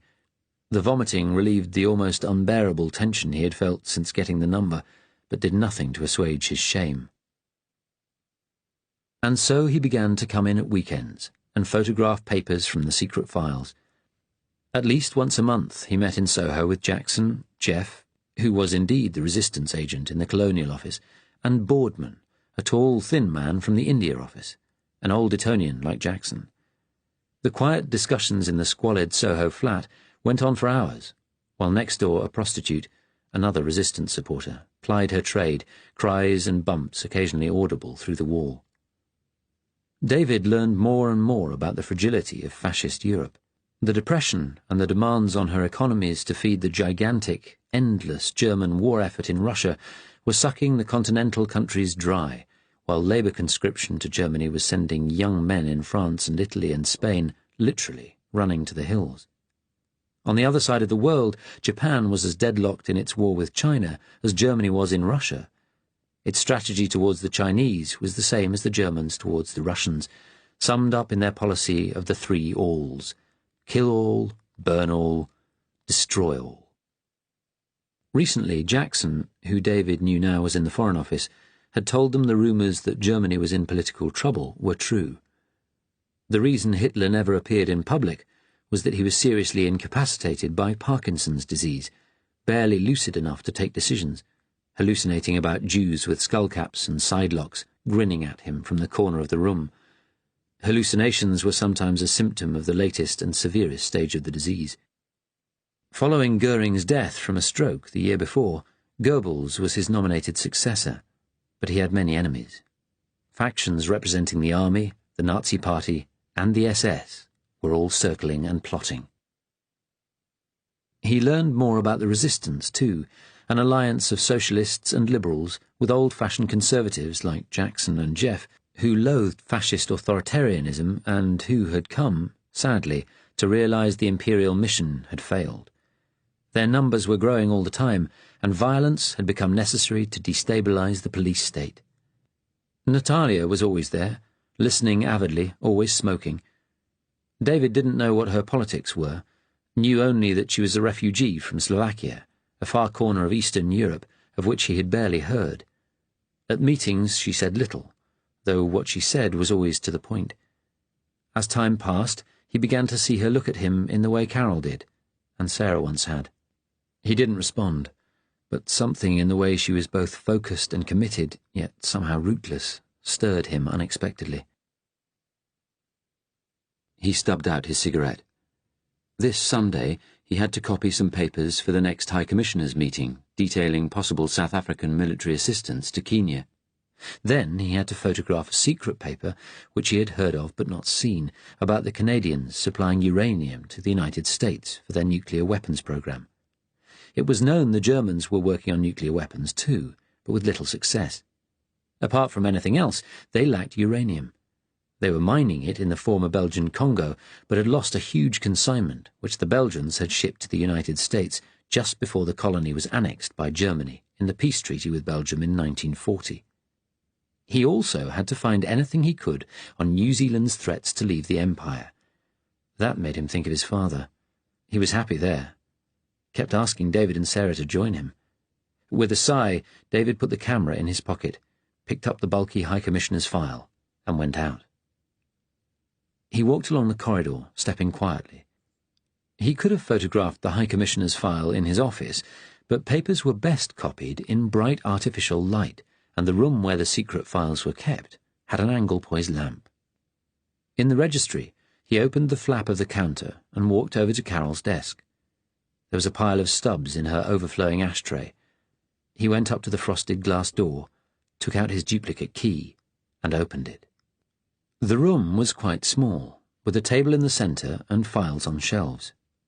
He knew his way around the filing system intimately now. The angle-poised lamp with its powerful bulb stood on the desk. He laid the High Commissioner's file on the table and began taking the buff envelopes, each with a red diagonal cross, out of their places. It took an hour to find the documents he wanted, rapidly scanning them to check their relevance, then extracting them and laying each one neatly on the desk with the papers he needed from the High Commissioner's file. He worked efficiently, calmly, very quietly, always with one ear cocked for sounds from outside. Then he switched on the Anglepoise lamp and carefully photographed the documents, one by one. When he was finished, David switched off the light, replaced the camera in his jacket pocket, and started returning the secret papers to the files piled on the table, stringing them quickly through the tail tags. He was halfway through when he heard a loud voice behind the door speak his name. He froze, one of the secret papers still in his hand. "Fitzgerald's not in his office." It was the deep voice of his superior, Archie Hubbold. "I've come down to the registry. You know my office phone isn't working. I have mentioned it." David realized Hubbold was talking to the porter on the registry telephone, speaking, as he always did to non-administrative staff, as though to a half-witted child. "Are you sure you saw him come in?" He heard a couple of grunts, and then, "All right. Goodbye." There were a few dreadful seconds of silence before he heard, faintly, Hubbold's footsteps padding away. There was a chair by the desk, and David sat down. He forced himself to be calm. Hubbold occasionally came into work at weekends, and the porter must have told him David was in. He must have gone to David's office, then come down to the registry to telephone. He had to get back to his room fast. Finding him absent, Hubbold would probably have left a note. He would have to tell him he had been in the toilet. Hubbold was too fastidious to look for someone in there. Moving as rapidly as he could, David replaced the remaining papers in the files. He always liked to double-check everything was in order, but there wasn't time now. He retagged the papers from the High Commissioner's file and then, with a deep breath, unlocked the door, stepped out and locked it again. Back in the office, Hubbold had indeed left a note for him. "Heard you were in. Could I have a final look at the HC file, please? A.H." David put the file back under his arm and hurried out, walking rapidly up the stairs to Hubbold's office on the floor above.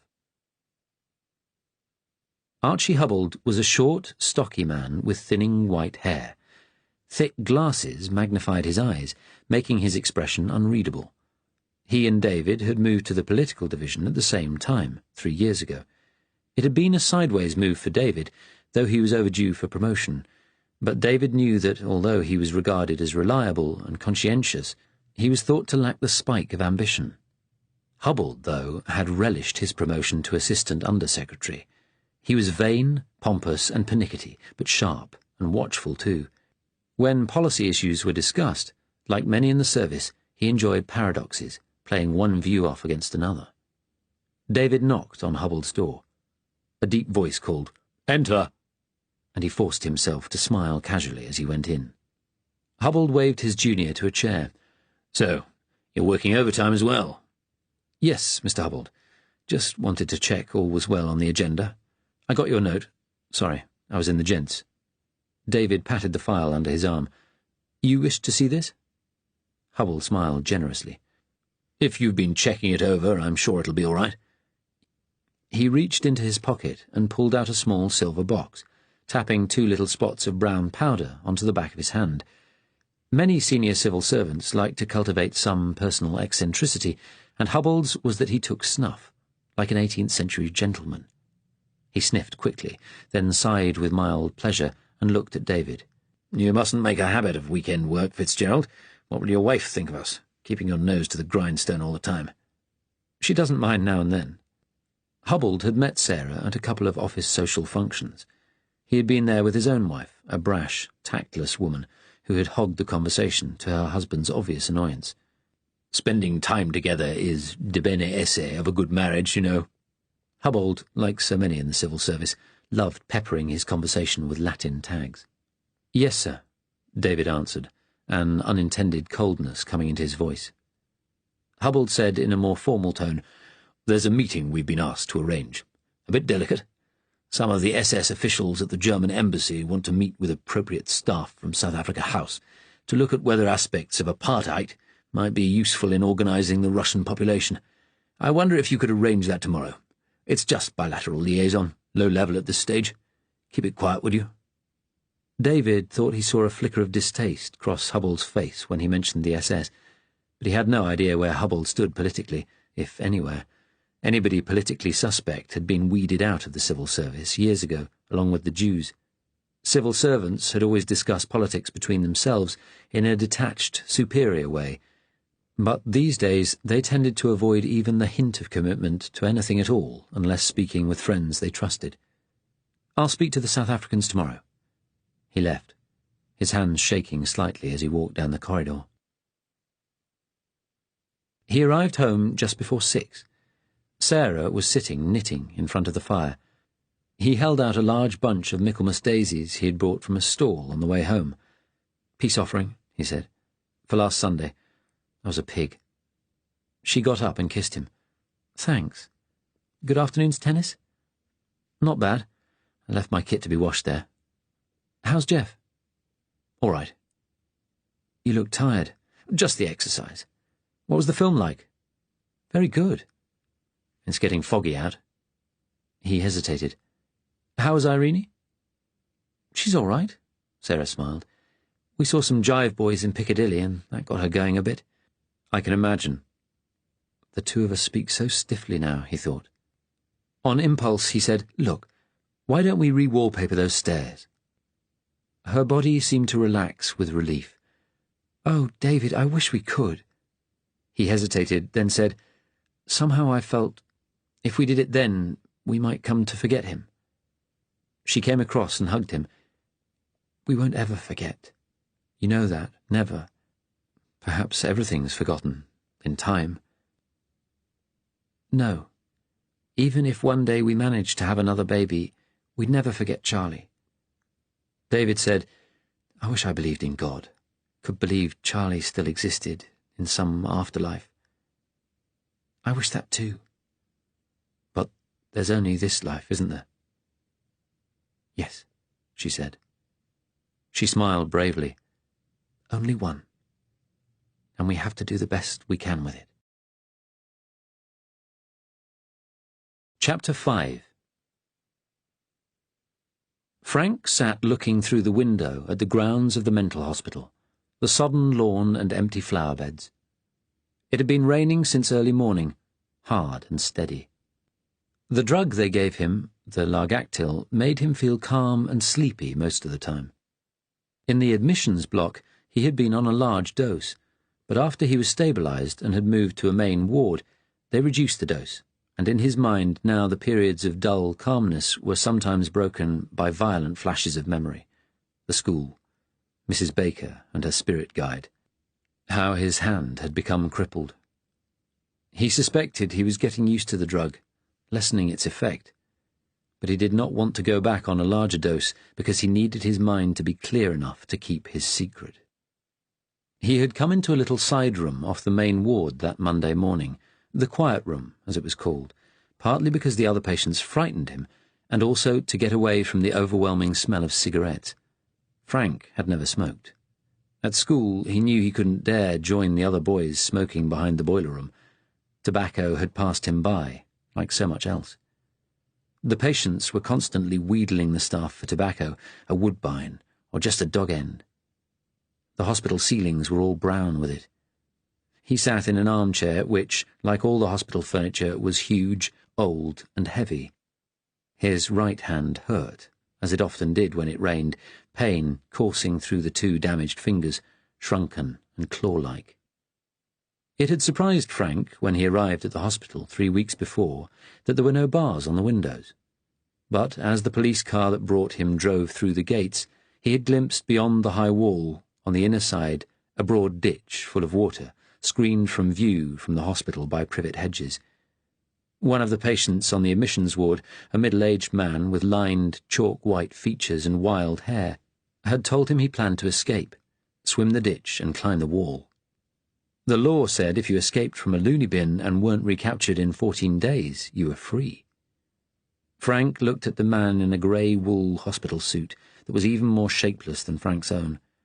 Even if escape were possible, which he doubted, there was nowhere for him to go now. After what had happened at his flat, his neighbours would alert the police as soon as they set eyes on him again. It had been like that at school. Nowhere to run.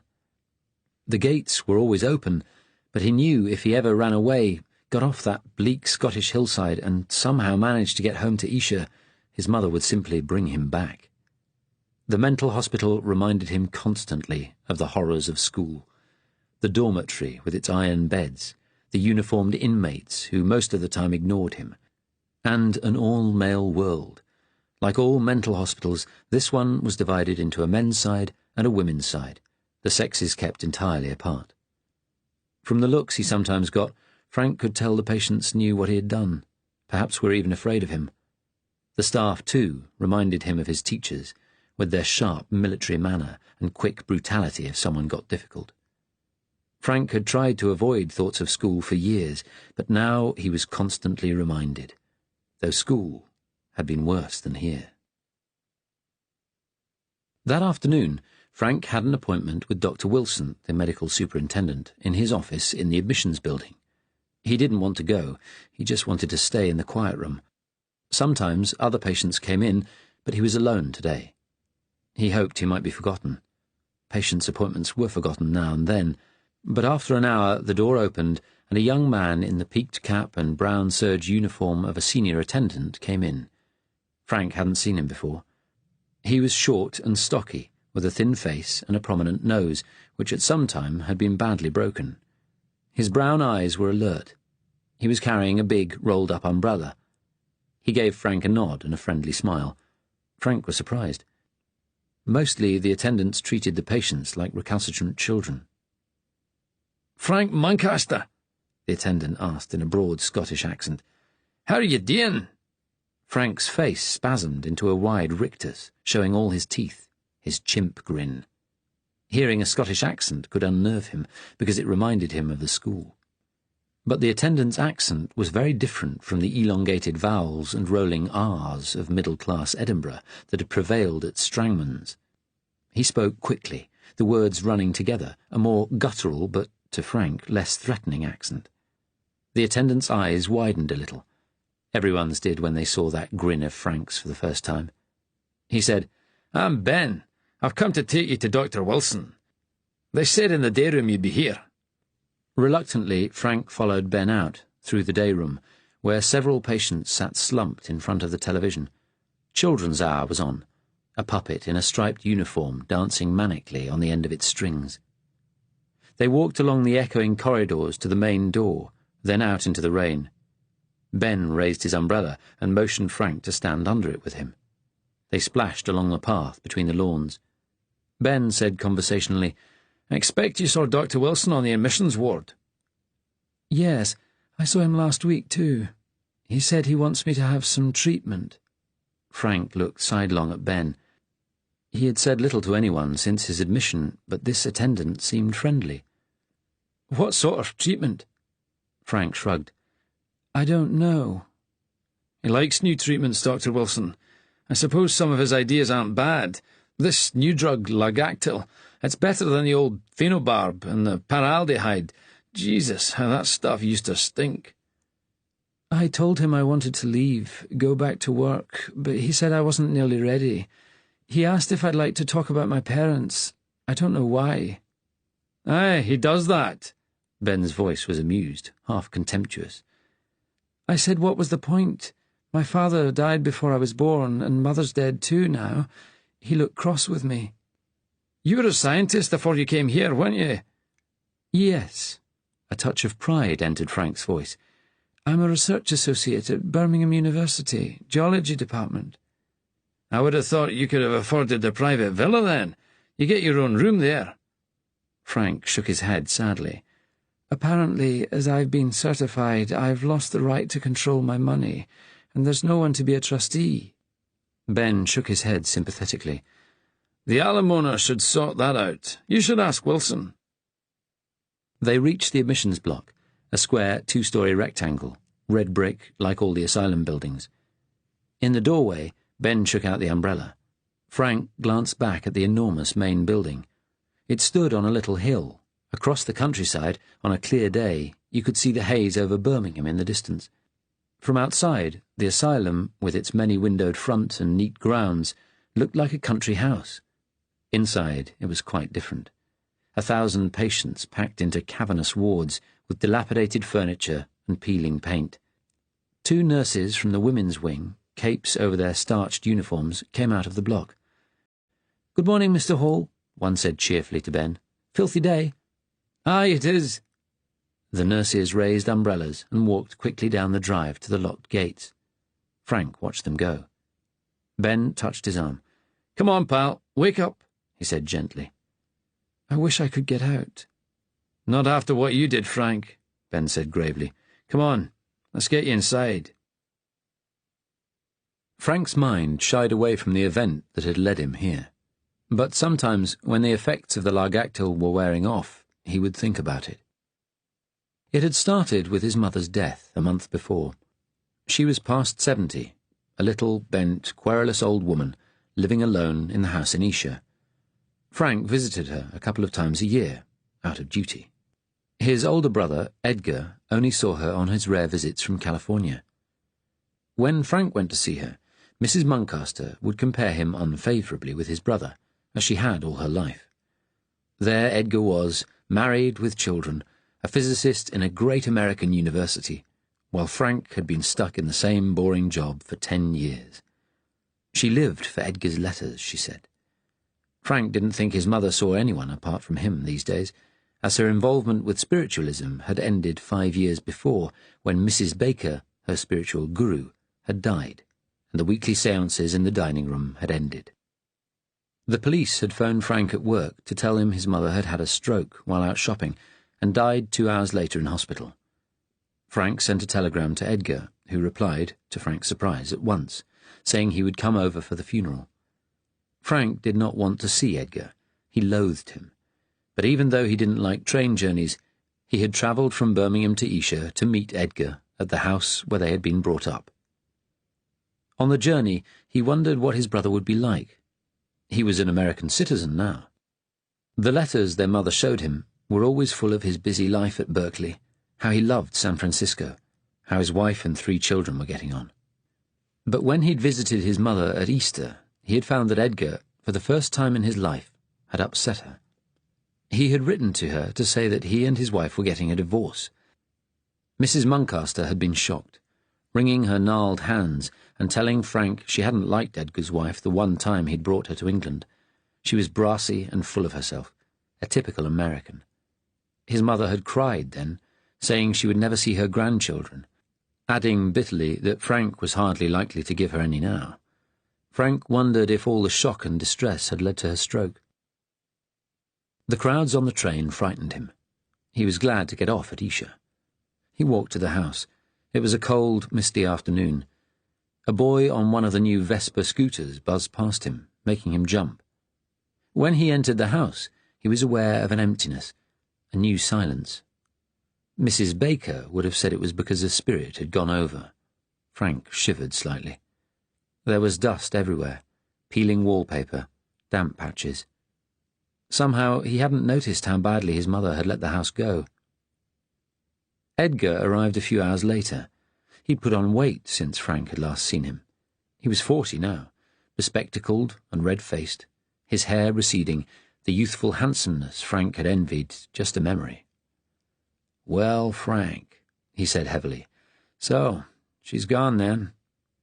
Just as Edgar's voice had taken on a Scottish accent while he was at Strangman's, so now he spoke with an American twang. Frank took Edgar around the house. "It's in a bad state," Edgar said. "Some of these rooms don't look like anyone's been in them for years." They went into the dining room. There were mouse droppings on the floor. "Hell," Edgar said irritably. "I don't know how she could have lived like this. Didn't you try to get her to move?" Frank didn't answer. He was looking at the big dining table. The electric light above still had the cheesecloth shawl draped over it. Mrs. Baker had needed muted light to commune with the spirit world. Edgar pursed his lips thoughtfully. "What are house prices like in England these days?" "Going down. The economy's not doing well." "Best thing we can do is get shot of this place as soon as we can. Sell to some developer." Frank touched the table. "Remember the séances?" "A lot of bloody nonsense," Edgar laughed scoffingly. They were all nuts, Mum too, believing Dad came through to her every week, just for her to tell him off about going to war and leaving her in 1914. I don't think she ever forgave him for going away to fight the war. Edgar looked at his brother, considering. Maybe that's why she didn't like you much, because you looked so much like him. That evening, Edgar suggested they go out to eat, so they walked to a restaurant a few streets away. It wasn't much of a place.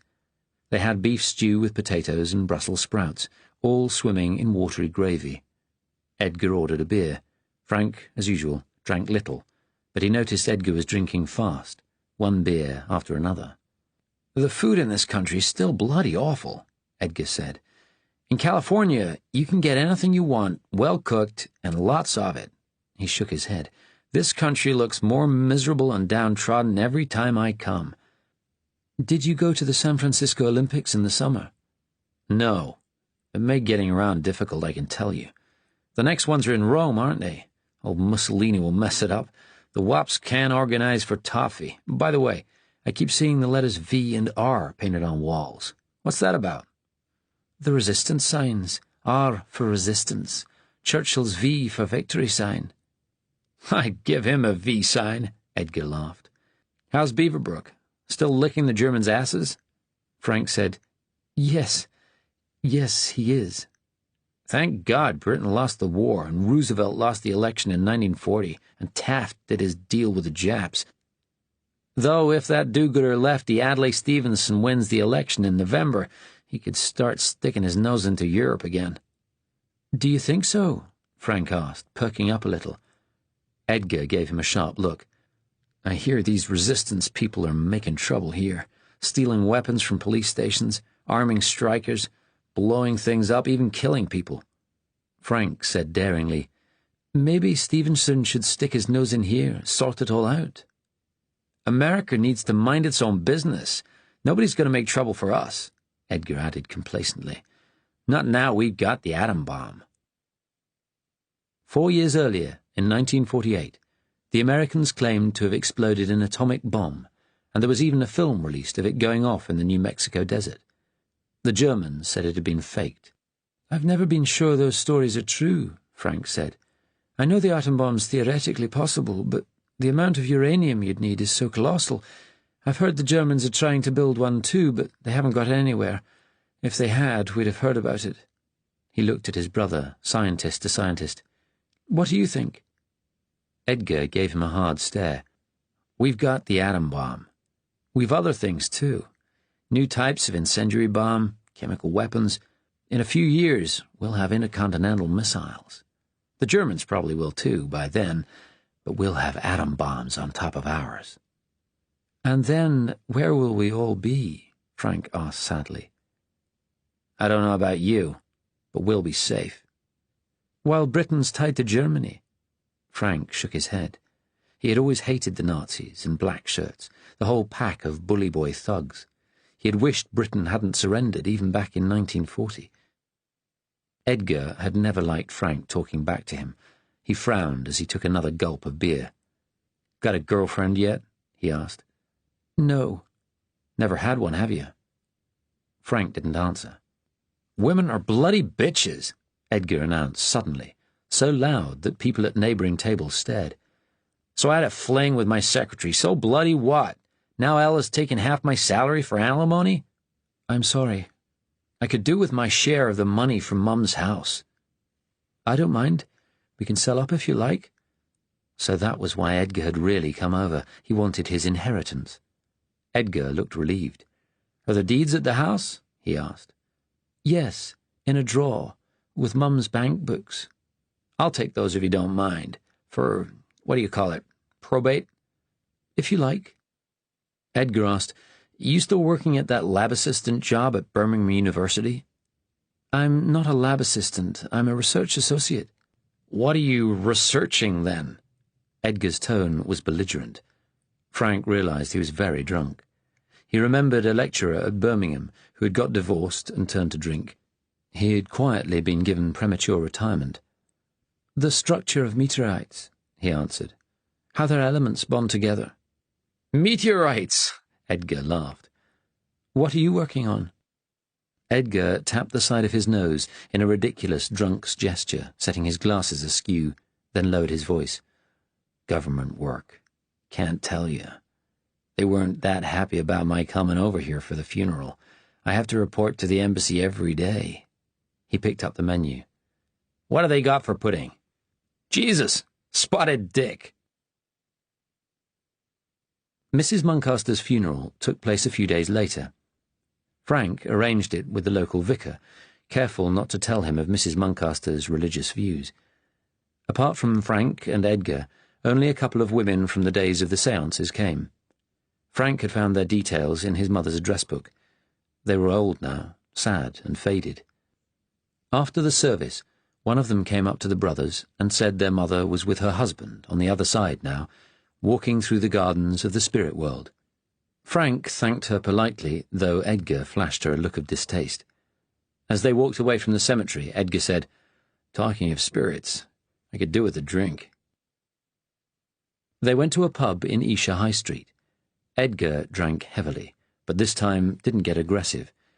To Frank, the service had just been a rite, a performance, like the séances, but it seemed to have affected Edgar. He said, "Strange to think Mother's gone. God, she was an odd one." "Yes, she was." There, at least, the brothers could agree. "I have to go back soon. I'm needed at Berkeley. But I could stay on a few days." He looked at his brother. "It would help me if we could get the house on the market." Frank had had more than enough of Edgar. He'd been counting the hours till the funeral was over. "You do that if you want," he said. "I need to get back to Birmingham today." "You could stay here a day or two. I don't know when we'll meet up again. Jesus," he said again. "Mum's gone. Everyone in my life's bloody gone," he added self-pityingly. Frank spoke quickly. "I said I was going back to work tomorrow." He stood up. "I'm sorry, Edgar. I have to go now, really, if I'm to get back in time." Edgar's mouth set in a sulky pout. He stared at Frank through his glasses. Then he held out a big, meaty hand. Frank took it. "Well," Edgar said heavily, "that's that." Then a nasty glint came into his eyes as he nodded at Frank's hand, the damaged outer fingers. "How's that? Nowadays?" he asked. "A bit painful in bad weather." "That was a strange accident, wasn't it?" Frank met his brother's eyes and realized that Edgar knew what had really happened. He'd been at university by then, but he kept up with friends from Strangman's, and someone must have told him. Frank stood up. "Goodbye, Edgar," he said, and walked quickly away. He went back to Birmingham and returned to work. It was a beautiful October. Sunny, mellow days succeeded each other, yellow leaves falling gently from the trees. For the last 10 years, Frank had lived in a big Victorian villa, divided into leasehold flats. He had 4 rooms on the first floor. The building was not well maintained, the paint on the front door and the windows peeling, half the sash windows rotten. One Sunday, 10 days after his mother's funeral, he was sitting reading 20,000 Leagues Under the Sea when his doorbell rang. He started violently, then went downstairs and opened the front door. Edgar was standing there, obviously the worse for wear, although it was only 3 in the afternoon. Frank stared at him blankly. "Surprised to see me?" Edgar asked. "Aren't you going to invite me in?" "Yes, sorry." Frank turned and went back upstairs, Edgar following. Frank's heart was racing. Why had he come? What did he want? They went back into the flat, which Frank had furnished from junk shops when he moved in. "Geez," Edgar said, "this reminds me of Mum's house. I've put it with an agent, by the way, got a lawyer to get probate started." "All right," Frank said. "I've decided to come and tell you. You should get a phone. Most people in the States have a phone." "I don't need one." Edgar looked at 2 dusty-framed photographs on the little table. "You got one of Dad, I see. God, he did look like you." Frank looked at the sepia portrait of his father in uniform, staring fixedly and uncomfortably at the camera. Frank sometimes wondered if he was seeing the trenches, anticipating them. "What's the other one?" Edgar asked. "My year at Oxford." Why has he come? Frank thought. What does he want? Edgar crossed to the bookcase, looking at the well-thumbed science fiction novels. "Hey, I remember some of these from when you were a kid. You were always reading them during the holidays." He turned and gave Frank a rubbery, half-drunk smile. "I'm flying back tomorrow evening. I thought I'd come up and tell you about the house." He hesitated and then said, "I didn't want to part on bad terms." "Oh. Maybe I could stay over. Perhaps come and see your labs tomorrow." "I'm sorry," Frank babbled. "It's not convenient. I've only got the one bed here, you see." Edgar looked hurt, then angry and somehow baffled. "I don't really get visitors," Frank added. Edgar's face set. "No, I don't suppose you do. Mind if I sit down?" He weaved his way to an armchair. "Oh, God, Frank, don't put on that monkey grin." Frank remembered something horrible that had happened when he was 12. He and Edgar had come home from Strangman's for the summer holidays. Edgar was 16 then, tall and blonde, and was developing a strutting arrogance. Their mother had suggested, unusually, that they all go out together to the zoo. "We don't think enough about the animals," she had said. "Mrs. Baker says they have souls just like us." She had given them one of her sad, serious looks. They went to Whipsnade and walked round the enclosures. As they passed the monkey house, Edgar said, "Let's go in here." He led the way, Frank following reluctantly with their mother, who had retreated into one of her dreamy, distant states. Inside it was horrible.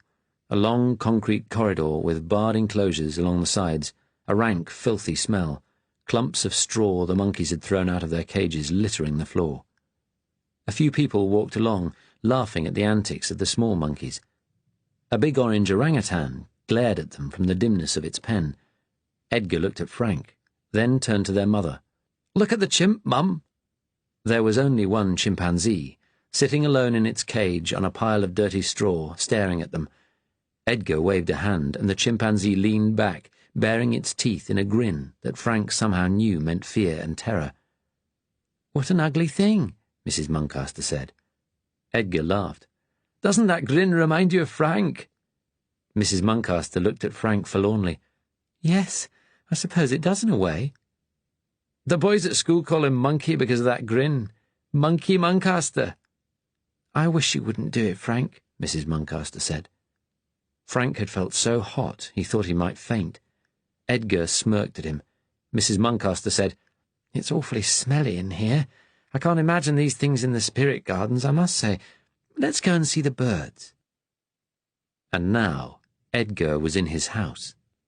Sitting in the moth-eaten armchair, he looked round the room again. "I thought you'd have something better by now." "It does me." Edgar gave him that baffled stare again. "I never understood why you did science at university. Was it to try and compete with me? Show me you could do it?"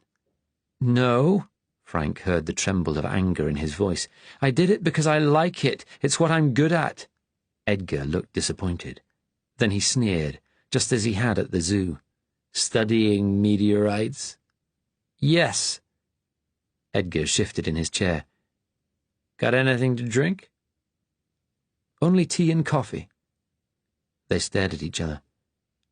"I don't think you should drink any more. You've had enough." Edgar reddened. He set his lips, then leaned forward. "Do you know what I do?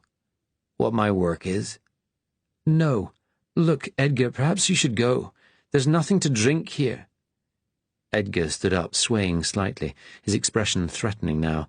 Frank stood too, suddenly afraid. Edgar walked across the dusty carpet, right up to him, then said, his breath stinking of alcohol, in Frank's face, "I'll tell you what I bloody do." Edgar told him what his work was, and, as one scientist to another, how they had managed it. The explanation made total, horrible sense. "So you see, we cracked it," he crowed, his voice full of beery satisfaction. Frank staggered back, face full of horror. Now he realized why Edgar's people had been reluctant to let him come to the funeral. All he had ever wanted was to be left in peace, and now there would be no peace, no safety, for the rest of his life. Horrors as bad as any in science fiction had been created, and Edgar had told him how. He stared at Edgar, suddenly understanding that his brother, a lonely, broken man, wanted Frank to know his power. "You shouldn't have told me," he said in a sort of desperate whisper. "Dear God, have you told anyone else?" He grabbed at his hair, found himself shouting, "Jesus! The Germans mustn't find out!" Edgar frowned, the seriousness of what he had just done beginning to penetrate his fuddled brain. "Of course I haven't told anyone," he answered sharply. "Calm down." "You're drunk. You've been drunk half the time since you came here." Frank reached out and grabbed his brother's arm. "You must go home. You mustn't tell anybody else. If anyone found out what you told me—" "All right." Edgar was looking anxious now. "All right. Forget I said it." "Forget!" Frank howled. "How can I forget?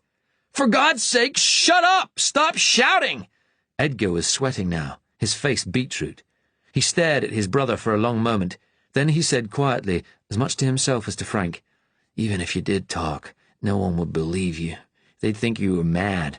They probably do already. Look at you, grinning little cripple." And then, for only the second time in his life, Frank lost control. He ran at his brother, all flailing arms and legs. Edgar was much bigger than Frank, but he was very drunk, and he stepped backwards, raising his arms ineffectually to try and defend himself. Frank came on, hitting him again and again, and Edgar tripped and fell over against the window. His weight broke the rotten sash, and he fell through it in a shower of glass, arms windmilling, wildly crying out as he disappeared. Frank stared blankly at the smashed window. The October breeze blew into the room. There was a groan from the garden below. He stepped forward hesitantly and looked out of the window. Edgar was lying on his back on the stone flags below, clutching his right arm and writhing in pain. Frank thought, "That's it. I've done it. The police will come and they'll find out everything." He screamed at the top of his voice, "It'll be the end of the world!" Rage and terror filled his whole being. He turned and, pushing the table over, ran into the kitchen and opened cupboards and pulled out plates, sending them crashing to the floor. The insane notion had come into his head that if he smashed and broke everything in sight, somehow he could drive the terrible knowledge of what Edgar had told him from his head, along with all the rage that filled it. He was still running around the flat, breaking furniture, bleeding from several cuts, when the police arrived. Dr. Wilson was a small round man with a bald head, wearing a white coat over a brown three-piece suit. He sat at a big cluttered desk. The eyes behind his tortoiseshell glasses were keen but weary. As Frank entered, he put down a document stamped with the government crest, shield and lion and unicorn. Frank saw the title. Sterilization of the Unfit. Consultative document. Wilson gave a quick, tired flicker of a smile. "How are you today, Frank?" "All right." "What have you been doing?" "Just sitting on the ward. They didn't take us for our walk around the airing course today because of the rain." "No," Dr. Wilson said, smiling. "We're organizing a special day out for some suitable patients in a couple of weeks, to Coventry Cathedral. The Dean has offered to take a dozen patients on a tour, with some attendants, of course. I wondered if you might like to go. It's a beautiful medieval building, 15th century, I believe. I'm looking for some educated patients to take. Might you be interested?" "No, thank you," Frank answered, his face twisting into its monkey grin. He wasn't interested in churches, had never been to one. Mrs. Baker hadn't approved. And to go in his shapeless hospital clothes, part of a group of lunatics, would be shaming. Dr. Wilson considered his response, then said quietly, "The charge nurse on the ward says you avoid the other patients." "I just like sitting on my own." "Do they frighten you?" Dr. Wilson asked. "Sometimes. I want to go home," Frank said pleadingly. Dr. Wilson shook his head. "It does pain me, Frank, that someone of your education, your class, should end up on a public ward. You're actually Dr. Muncaster, aren't you? A Ph.D.? "Yes."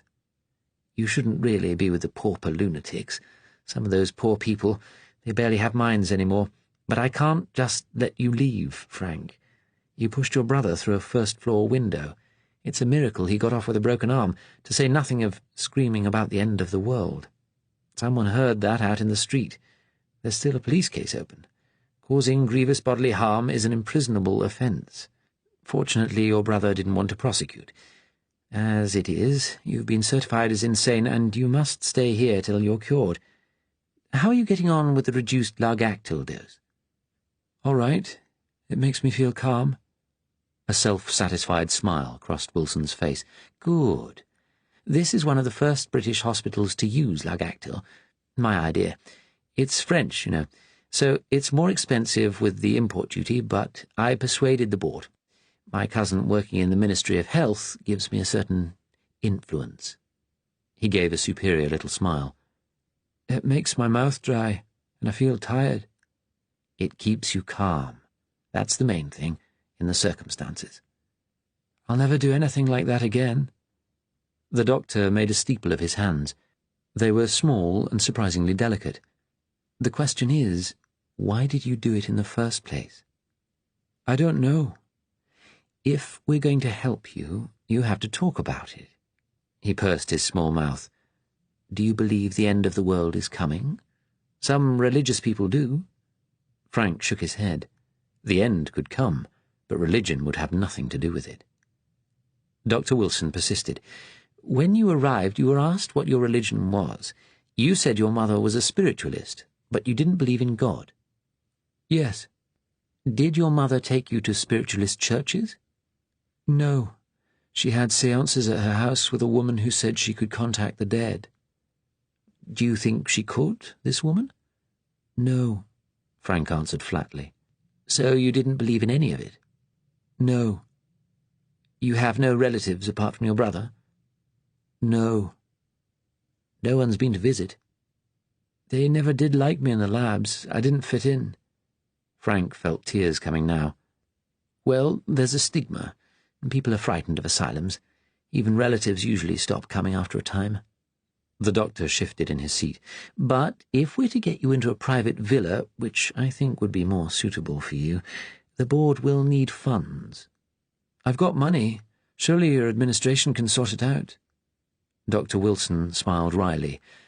You can be clear and direct when you wish, can't you? The problem, Frank, is that as a lunatic, your money has to be held by a trustee. That's the law. For that, we need a relative. There's only my brother. They said he's gone back to America. We know. We've been trying to get in touch with him. Dr. Wilson raised his eyebrows. I even went to the trouble of telephoning him at his university in California, but they said he's away on government business and can't be contacted.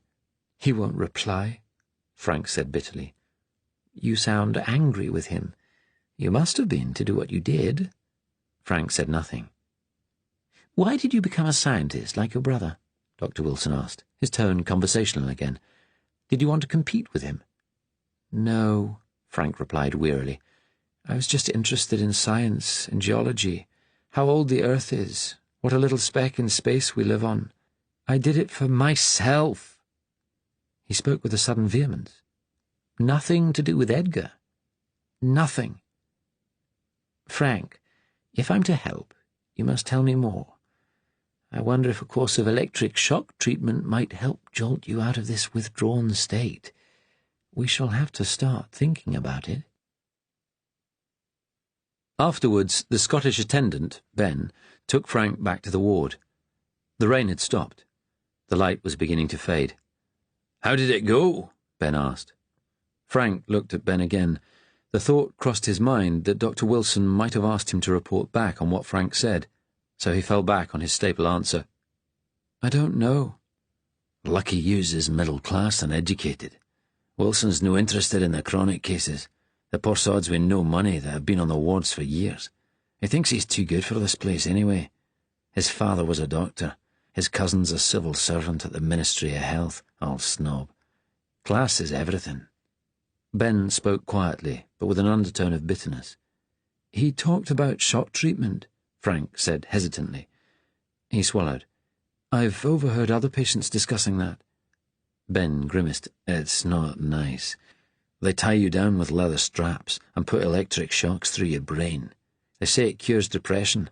I think it does sometimes, but they're a bit free and easy with it. And they should use anaesthetic.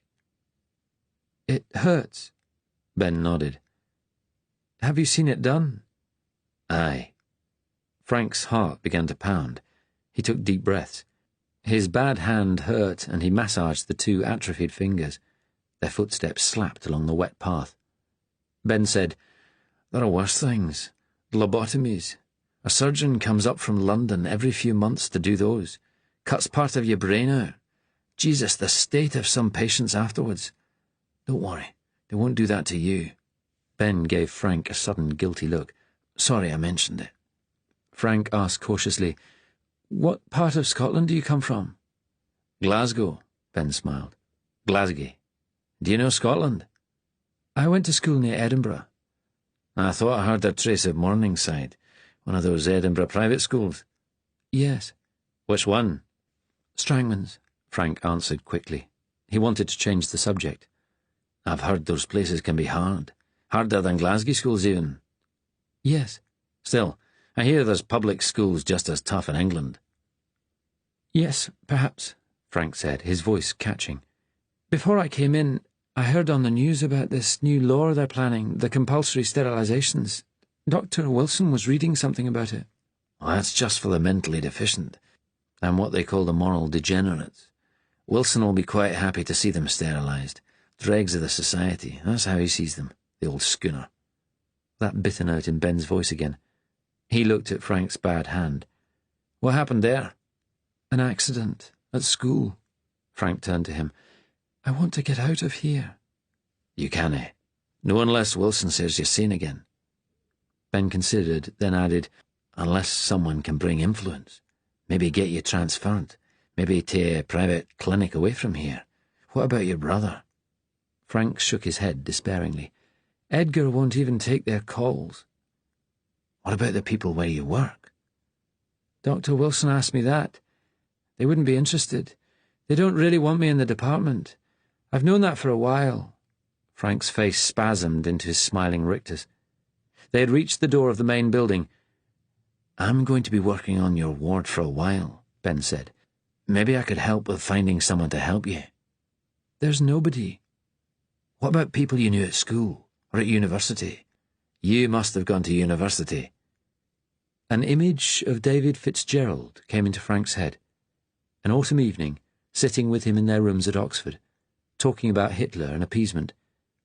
His astonished realization that for the first time in his life somebody was actually interested in what he was saying, as this attendant Ben seemed to be, for some reason Frank couldn't fathom. He hadn't been in touch with David properly for years, but at one time he had been closer to him than anyone. There might be someone, he said cautiously. Chapter 6. The following Thursday, David left for work at 8 as usual, walking up the street to Kenton Station in his bowler, black jacket and pinstripe trousers. Opposite the house was a little park, no more than a small lawned area with flower beds. At the far end there still stood one of the square concrete shelters that had been built in 1939 in anticipation of the air raids that never came, squat and ugly and abandoned now. Children went in there to smoke sometimes. There had been a petition to the council. He nodded to neighbours, other men dressed in similar uniform, also heading for the station. The weather was bright and clear, cold for mid-November. His breath formed a cloud in front of him, like the exhaust of an old Austin 7 sputtering by. The tube was crowded, the air thick with cigarette smoke. Hanging onto the strap, he read the Times. There was a bold headline, Beaverbrook and Butler fly to Berlin today for economic talks. That was sudden. There had been nothing on the news last night. Optimism on new German trade links, the article continued. He wondered what the Germans would want in return. Victoria Station was heaving, thousands of commuters walking through the great vestibule, steam and smoke from the trains belching up to the high ceiling. A group of grey-uniformed German soldiers stood by a platform gate, probably on their way to the base on the Isle of Wight. They were very young, laughing and joking. They had probably been on leave in London. Those with an Isle of Wight posting were the lucky ones. The endless mincing machine of the Russian front had been killing boys like these for 11 years, would probably take these ones too in the end. David felt an unexpected stab of pity for them.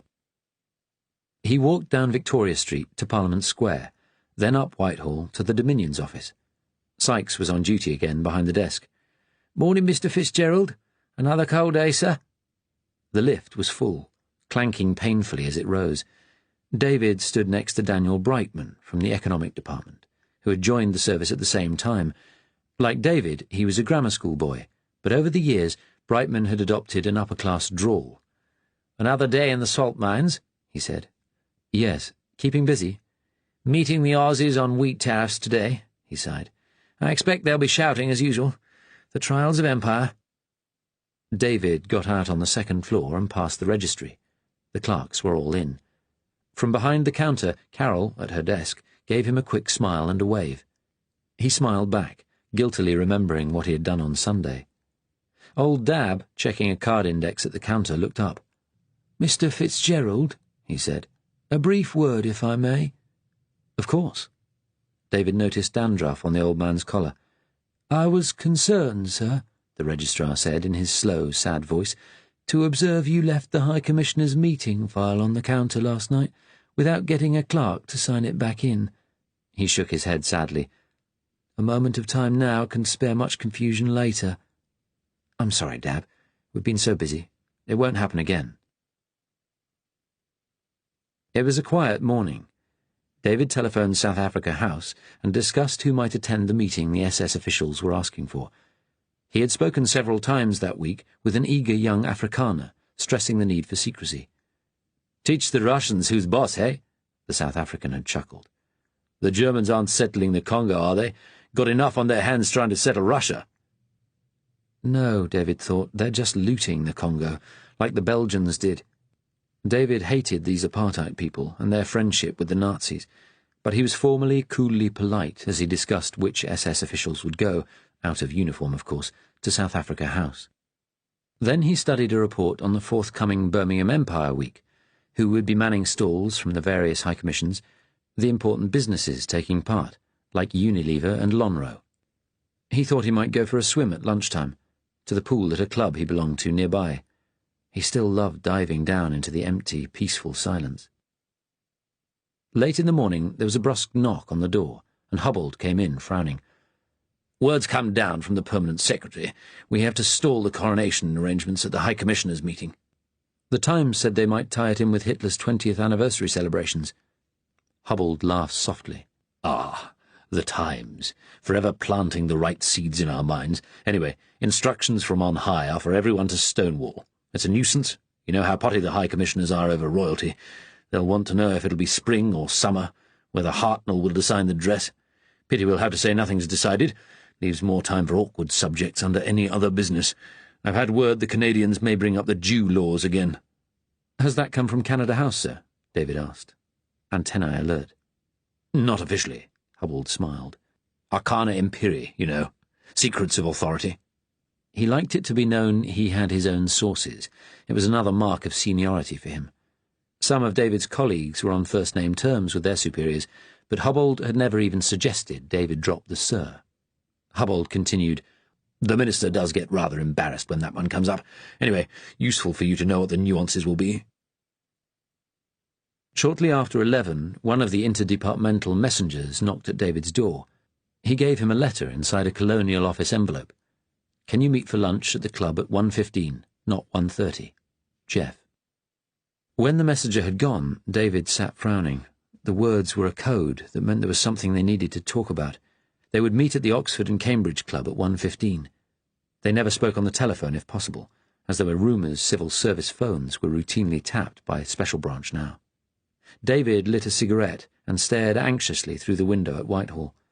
This had only happened once before, when Jackson had advance notice of a raid on the Soho brothels and called off a regular meeting at the flat. But at least it wasn't an emergency. There was a separate code for that. David left the office at 1 and walked up to Trafalgar Square. A huge poster had been placed on the plinth of Nelson's column. We need exports. We work or want. A challenge to British grit. David wondered what the trade talks with Germany would bring. Volkswagens to replace the Hillmans and Morrises chugging around Trafalgar Square. He turned into Pall Mall. 2 auxiliary policemen in their blue uniforms and caps walked slowly along, guns at their waists, watching the passers-by. 2 more patrolled in parallel on the other side of the road. Something was up. He thought, Sarah's coming into town today for one of her meetings. On Sunday, after the talk about Charlie, they'd made love, an increasingly rare occurrence.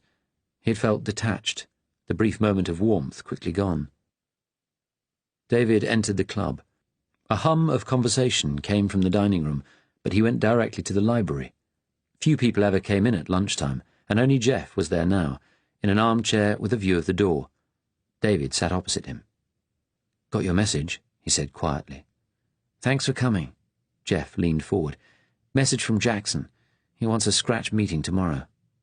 "Do we know why?" "No. I only heard just before I contacted you. Just that we've got to be there. 7 o'clock. Sarah's expecting me home. I can't say we've fixed up a special tennis match. Not at this notice." David thought, my wife has become someone to lie to. He sighed. "I'll think of something. I'm sorry. I know it's hard. Easier for me living alone." David looked at his friend. He seemed tired, more nervy than usual. "How are your parents?" he asked. "Oh, rolling along in their groove." Jeff, like David, was an only child, his father a retired businessman. His parents lived a peaceful life in Hertfordshire, revolving around bowls matches, roses, and golf. "Keep asking whether I've met any nice girls," Jeff added. "I'm tempted to say the only ones I know these days aren't very nice." He gave his jerky laugh, then changed the subject. "How's your dad?" "Fine. Had a letter last week. It's spring in Auckland. He went with his brother's family to look at Rotorua last week. It wasn't raining for once. Still hasn't met a nice Kiwi widow. He'll never marry again. He was too devoted to Mum." A shadow crossed Jeff's face. David guessed he was thinking of the woman in Kenya. He changed the subject. "Heard about Beaverbrook flying out to Berlin?" "Yes. According to the club ticker tape, Hitler isn't going to be able to meet him." "Maybe it's true Hitler's dead. He hasn't been seen in public for what, 2 years?" Jeff shook his head firmly. "He's not dead. The Nazi leaders would be fighting for his crown. They fought like rats over Goering's economic empire when he died. I wish Hitler were dead." "Amen to that," Jeff replied with feeling. When he was growing up in Barnet, David did not think much about being Irish. He knew bad things had happened in Ireland, and that his parents had brought him to England when he was very small. His father's parents still lived in Dublin and visited them occasionally when David was young. They died within 6 months of each other when he was 10. His mother never spoke of her family. Over the years, David gathered there had been some sort of quarrel. There was always a burden of expectation from his mother. His father was a solid, unruffled, easy-going man, but Rachel Fitzgerald was small and thin and excitable, always busy, always chatting in her loud sing-song voice to her husband or David, the Daily Woman, or her female friends from the Conservative Club. When not talking, she was usually listening to the radio, humming along to the tunes and sometimes playing them, surprisingly well, on the piano in the dining room. She was forever telling David to work hard at school. With all the unemployment in the country since the war, it was important to get qualifications. She spoke anxiously, as though their safe, secure life might suddenly be snatched away. David was quiet and self-contained like his father. He looked like him too, although his hair was curly like his mother's, but black, not red. "You and your da," his mother would say, "you're like as 2 peas in a pod. You'll break all the girls' hats when you grow up."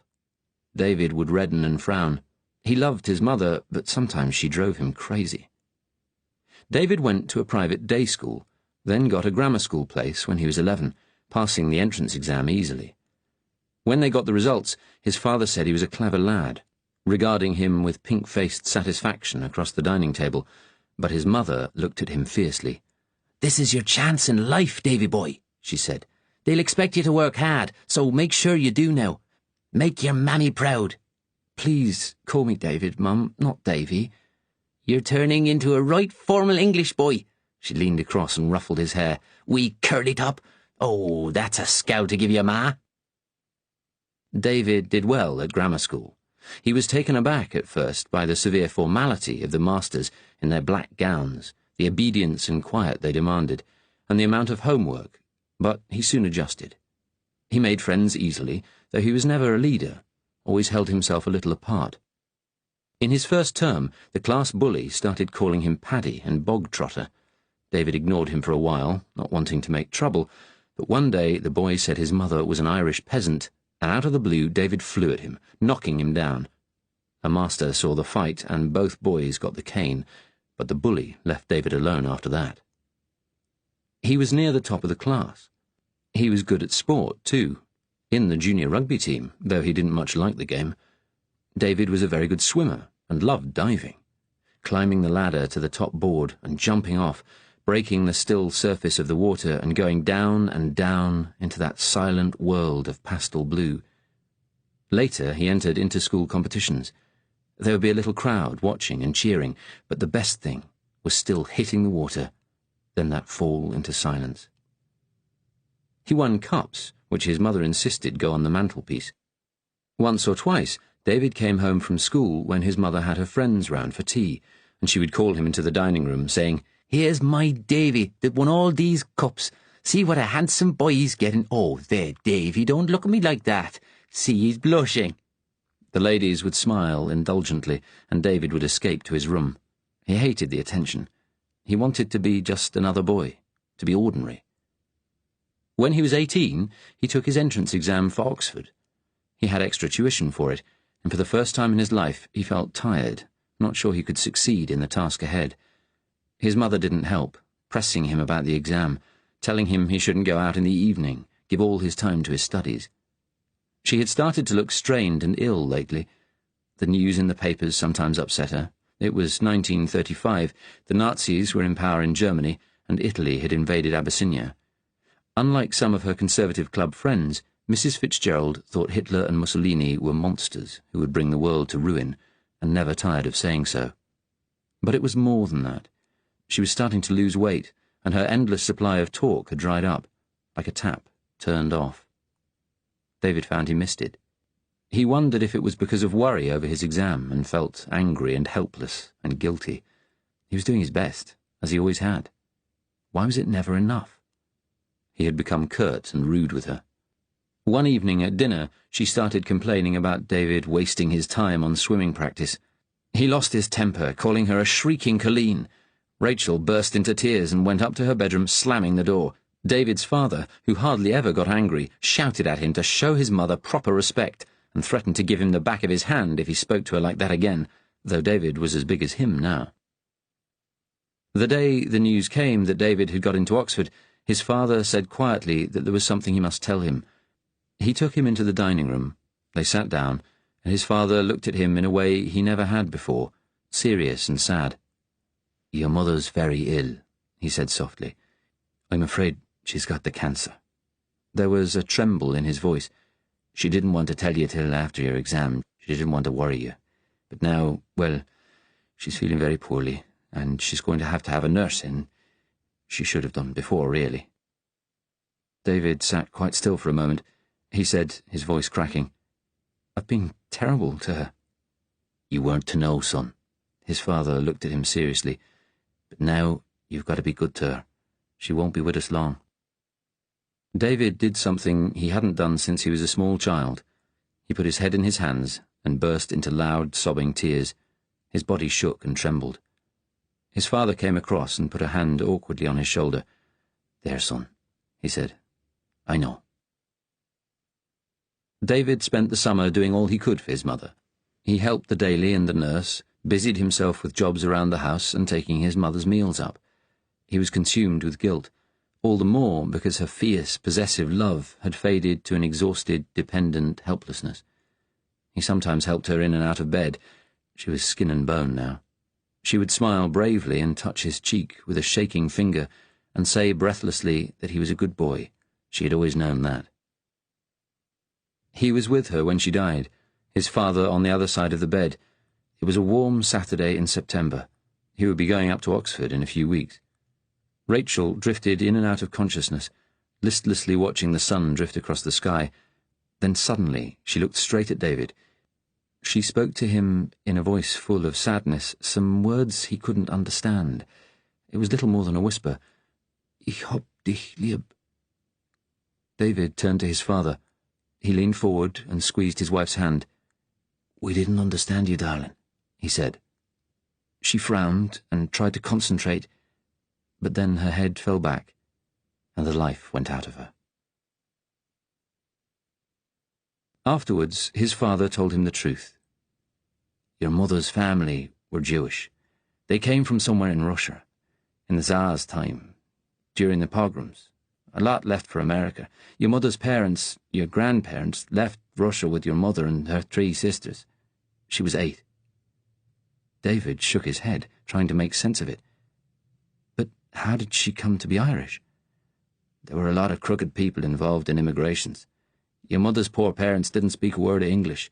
A boat brought them to Dublin, and they thought they were going to meet a boat for America, but they were just left there, stuck in Ireland. Your grandfather was a cabinet maker, very good at it, and through some other Jews he managed to set up a shop. He ran a successful business. The children grew up speaking English. They were encouraged to, so as not to be thought too different. But I suppose deep down they never forgot their first language. Was Mum speaking Russian? No. The Jews in Eastern Europe have their own language, Yiddish. It's like German, but different. Feldman, that was the family name. He smiled uneasily. Pretty Jewish sounding, eh? He was silent a long time. Years later, your mother became a music teacher. This was just before I met her. The Easter Rising was coming and things were getting rough. Mr. Feldman decided to sell the shop and go to America. They had relatives there. Better late than never, eh? He smiled again, sadly. He insisted the whole family go. Your mother didn't want to, though. She wanted to stay in Ireland. There were other problems, too. The family was very religious, but she thought it was all hokum, just as I do. So there was a quarrel. Her parents and sisters sailed off, and she never saw any of them again. They never wrote. Her father ruled the roost, and he cut her off. I think Mr. Feldman was a bit of an old brute, actually. I don't know where her sisters are now. I can't even let him know she's dead, he added bleakly. Why did you never tell me? Ah, son, we thought it better if everyone just assumed your mother was Irish. She wanted you to get on so much, and she knew that here... His eyes narrowed. Oh, it's not like Russia was, or Germany is now, but there's prejudice. There always has been. Unofficial quotas for Jews. Even the grammar school has a quota, you know. He looked at David seriously. Your mother wanted her background forgotten, for your sake. Her immigration records were destroyed during the Troubles. I found that out. Our marriage certificate gives her nationalities as British. Ireland was British then, of course. He burst out in sudden anger. People dividing each other up according to nationality and religion. It's the worst thing. It causes nothing but misery and bloodshed. Look at Germany. David sat, thinking. There were a couple of Jewish boys at school who went out of assembly during morning prayers.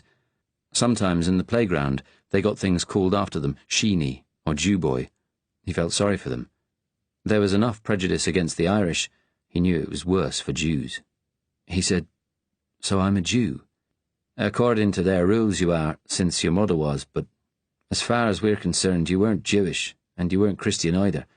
You're not circumcised, and you're not confirmed, and... His father reached forward and took his hand. You're just your ma's Davy, and you can be anything you want to be. I don't feel Jewish, David said quietly. But what is feeling Jewish?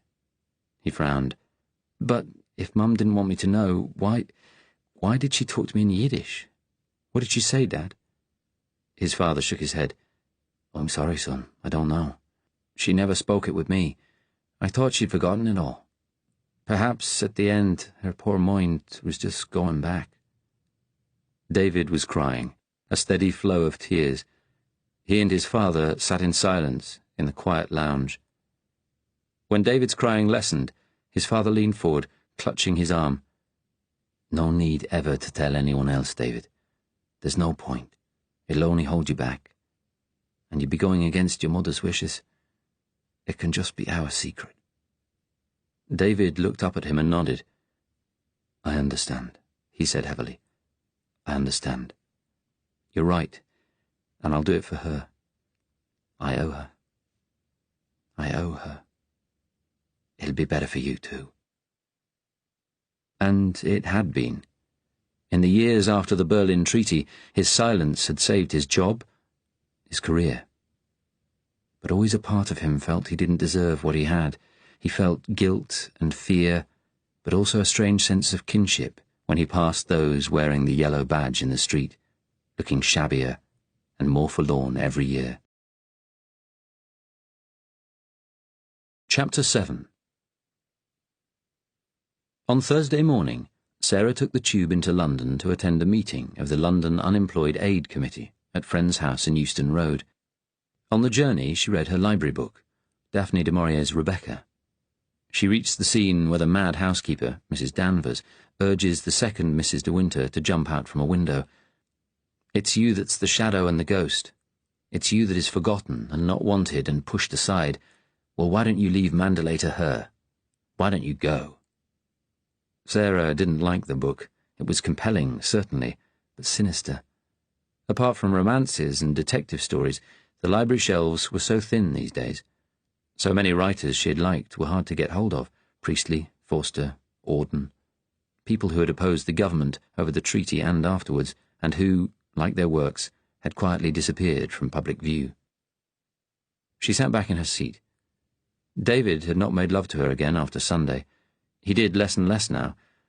For most of their married life, his love-making had been slow and gentle, but lately, when it happened, there was a restless urgency about it, and when he came inside her, he groaned, as though she were giving him not love, but pain. It's you that's the shadow and the ghost. She passed a hand over her face. How had it come to this? She remembered their first meeting, at the dance at the tennis club in 1942. She had been standing with a friend, and her eyes were drawn to David, talking to another man in a corner. He was classically handsome, trimly muscular, but there was a beauty, a gentleness, even then a sadness to him that drew her. He caught her eye, excused himself to his friend, and came over and asked her to dance, with confidence, but an odd sort of humility too. Sarah wore her hair shingled then, how long that fashion had lasted, and as they circled the floor to the music from the dance band, she made one of her bold remarks, saying she wished she had his natural curls. He smiled and said, with that quiet humour that seemed to have quite gone now, "You haven't seen me in my curlers." They had married the following year, 1943, and shortly afterwards David got his 2-year posting to the British High Commission Office in Auckland. David's father was already in New Zealand, an older, plumper version of David, but with a broad Irish accent. The three of them had often discussed the darkening political situation at home. They were on the same side. They feared the German alliance and the slow, creeping authoritarianism in England, but that was before the 1950 election. Churchill was still growling from the opposition benches in Parliament, Attlee at his side, and there was hope the situation might change at the next election. David's father had wanted them to stay. New Zealand was determined to remain a democracy. There was a freedom of thought and life there which was vanishing from England. Over the weeks, Sarah had begun to be persuaded, though her heart ached at the thought of abandoning her family. It was David who in the end said, "What's going on can't last, not in England. As long as we're there, we've got a voice and a vote. We should go back. It's our country." They hadn't known yet that she was pregnant with Charlie. If they had, perhaps they would have stayed. Sarah looked out of the window of the tube. It was a bright day, but London seemed as bleak and grimy as ever. She had a sudden memory of a trip she and David had taken to the far west of New Zealand's South Island, camping in a big old army tent they'd bought in Auckland. Their days were spent among the huge remote mountains, covered in great tree ferns. At night they heard the sound of silvery mountain streams and little flightless birds snuffling in the undergrowth as the two of them huddled together, laughing at how dirty and untidy and ragged they had become, like pioneers in the wilderness, or Adam and Eve in the Garden of Eden. She jumped as the tube juddered to a halt at Euston. She got up, putting her book in her briefcase. A shop outside the station was already selling holly. It was little more than a month to Christmas, and soon the usual false bonhomie would begin. It was hard to bear when you had lost a child. Sarah walked across the road to Friend's house. As usual, the Quaker headquarters had a policeman posted outside. The Quakers opposed the violence in the Empire, the war in Russia, and still occasionally dared to hold sit-down demonstrations. Sarah remembered how, when she was a girl, she had thought of policemen as amiable, solid, protective. Now they were powerful, feared. In the cinemas, they were no longer portrayed as bumbling foils to private detectives, but as heroes, tough men fighting communists, American spies, Jewish-looking crooks. She showed her identity card and her invitation to the meeting to the policeman, and he nodded her past. The London Unemployed Aid Committee had been founded in the early 40s to provide food parcels, clothes and holidays for the children of the 4 million unemployed. Sarah was on the subcommittee that organised Christmas presents for needy children in the north. Sometimes she wondered how the parents must feel, passing on presents from unknown do-gooders, but otherwise the children might get nothing. Sarah was good on committees, and occasionally she deputised for the chairwoman, Mrs. Templeman, a redoubtable businessman's wife. Mrs. Templeman was firmly in charge today, though, a little round hat perched on her permed grey hair, a roll of thick pearls on her stout bosom. She nodded encouragingly as Sarah reported on her correspondence with the big toy stores about discounts for bulk orders. Sarah said it was important to try to ensure the children got a variety of toys. They didn't want every child in a Yorkshire pit village to end up with the same teddy bear or toy train. She explained that ensuring variety was a bit more expensive, but would make a difference to the families. She smiled at Mr. Hamilton, a plump little man with a carnation in his buttonhole, who was charity officer of a large toy store. He nodded thoughtfully, and Mrs. Templeman watched her with approval. After the meeting, Mrs. Templeman came over to Sarah, thanked her in her fulsome, patronising way for all she had done, and asked if she would like to come to lunch. She was wearing a heavy coat and, round her neck, a fox fur stole, a horrible thing, with glass eyes that stared at Sarah, tail in its mouth. Mrs. Templeman looked disappointed when she declined. Sarah knew that, like her, she was bored and lonely, but when she had lunched with her before, Mrs. Templeman talked endlessly about her husband and her committees and her church activities. She was a committed Christian, and Sarah always felt she looked at her as a possible convert. Sarah didn't feel she could put up with it today. She didn't want to go home, though. She had lunch on her own in a corner house, then went for a walk. The weather was cold and clear, an icy tang in the air. Quite often, since Charlie died, Sarah had gone into central London to escape the loneliness of the house. Usually she walked around the old streets of the city, with its warehouses and offices, and the tiny narrow streets Dickens had written about, the lovely Wren churches, like St. Dunstan's and St. Swithin's, where she would sit in quiet, if secular, contemplation. Today, Sarah decided to walk to Westminster Abbey. She hadn't been there in years. She turned down Gower Street, past the great white tower of Senate House, the second tallest building in London. The former London University headquarters now housed the largest German embassy in the world. 2 giant swastika flags hanging halfway down the building from poles on the roof. Grim-faced special branch policemen with submachine guns stood on guard all along the high railings, with their covering of barbed wire in case of a resistance attack. Inside, an official in brown Nazi Party uniform stepped from a limousine. He was being welcomed by a group of men, some in suits, a couple in military field grey, one in the glistening black Beatles carapace of the SS uniform. Sarah hurried past. When uniformed German officials had started arriving in England in 1940, Sarah had been astonished by the vibrant slashing colours, the black swastika armbands with the bright red hooked cross worn in its white circle. Before, of course, she had only seen the Nazis on film, in black and white and grey. They knew how to use colour. Walking along, she thought, by contrast, how tired and cold and grey most people looked. A one-legged man sat on the pavement, playing a violin, a cap at his feet. 1940 veteran, please help, scrawled on a piece of cardboard. The police would move him on presently. Beggars had been a growing problem in London until a few years ago, When, after a Daily Mail campaign, they had been forcefully removed to the back-to-the-land agricultural settlements Lloyd George had set up to grow food on wasteland in the countryside. She dropped £0.50 into the man's cap. She noticed the depressing signs of poverty and oppression more and more these days. For years she had shut her eyes. When she had met David, her days of political activism were already over. It was too dangerous.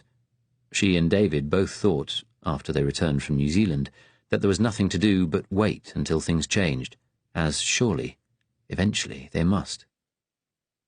She walked on towards Westminster, noticing again that there were a lot of auxiliary police around. Several times she saw a new poster advertising Mosley's fascists. It was garish and horrible, a woman in the foreground shielding a baby from a gigantic, King Kong-like ape with the long nose of a cartoon Jew, a helmet with a red star on his head. "Fight Bolshevik terror! Join the BUF now!" She passed down Whitehall, looking up at the windows of the Dominion's office, where David would be working. She had been growing more and more angry with him in recent weeks, but her talk with Irene had made her realise the depth of her love, how much she feared losing him. She went past the Palace of Westminster, down to the Abbey. Inside it was cool and dark, her footsteps echoing. There were few people around. The tomb of the unknown soldier was still piled high with wreaths from Remembrance Day. She looked around the vast spaces. They would hold the coronation here, sometime next year. She pitied the Queen, young and alone in the middle of this mess. She had a sudden memory of the Christmas broadcast by her father, George VI, in 1939, that one wartime Christmas. The family had been sitting round the radio, wearing paper hats, but in sombre silence. The King, struggling as usual with his crippling stammer, quoted from a poem. "I said to the man who stood at the gate of the year, 'Give me a light, that I may tread safely into the unknown.'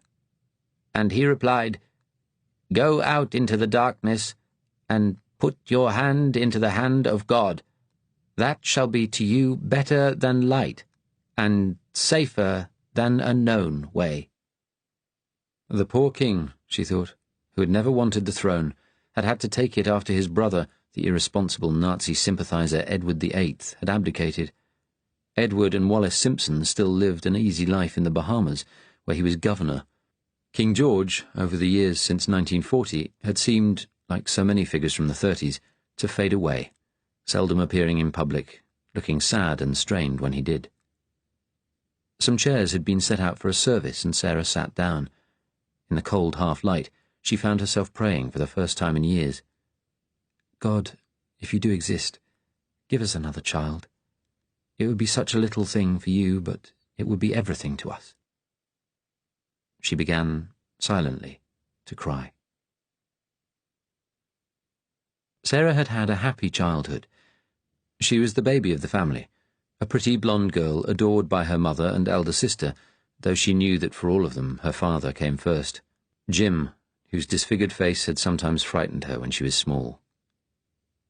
Jim was an accounts clerk at the town hall, and spent much of his spare time working for pacifist causes, the League of Nations Union, and later the Peace Pledge Union. He was devoted to preventing another war, convinced humanity could not survive a next time. What she learned at home was different from what they taught at school.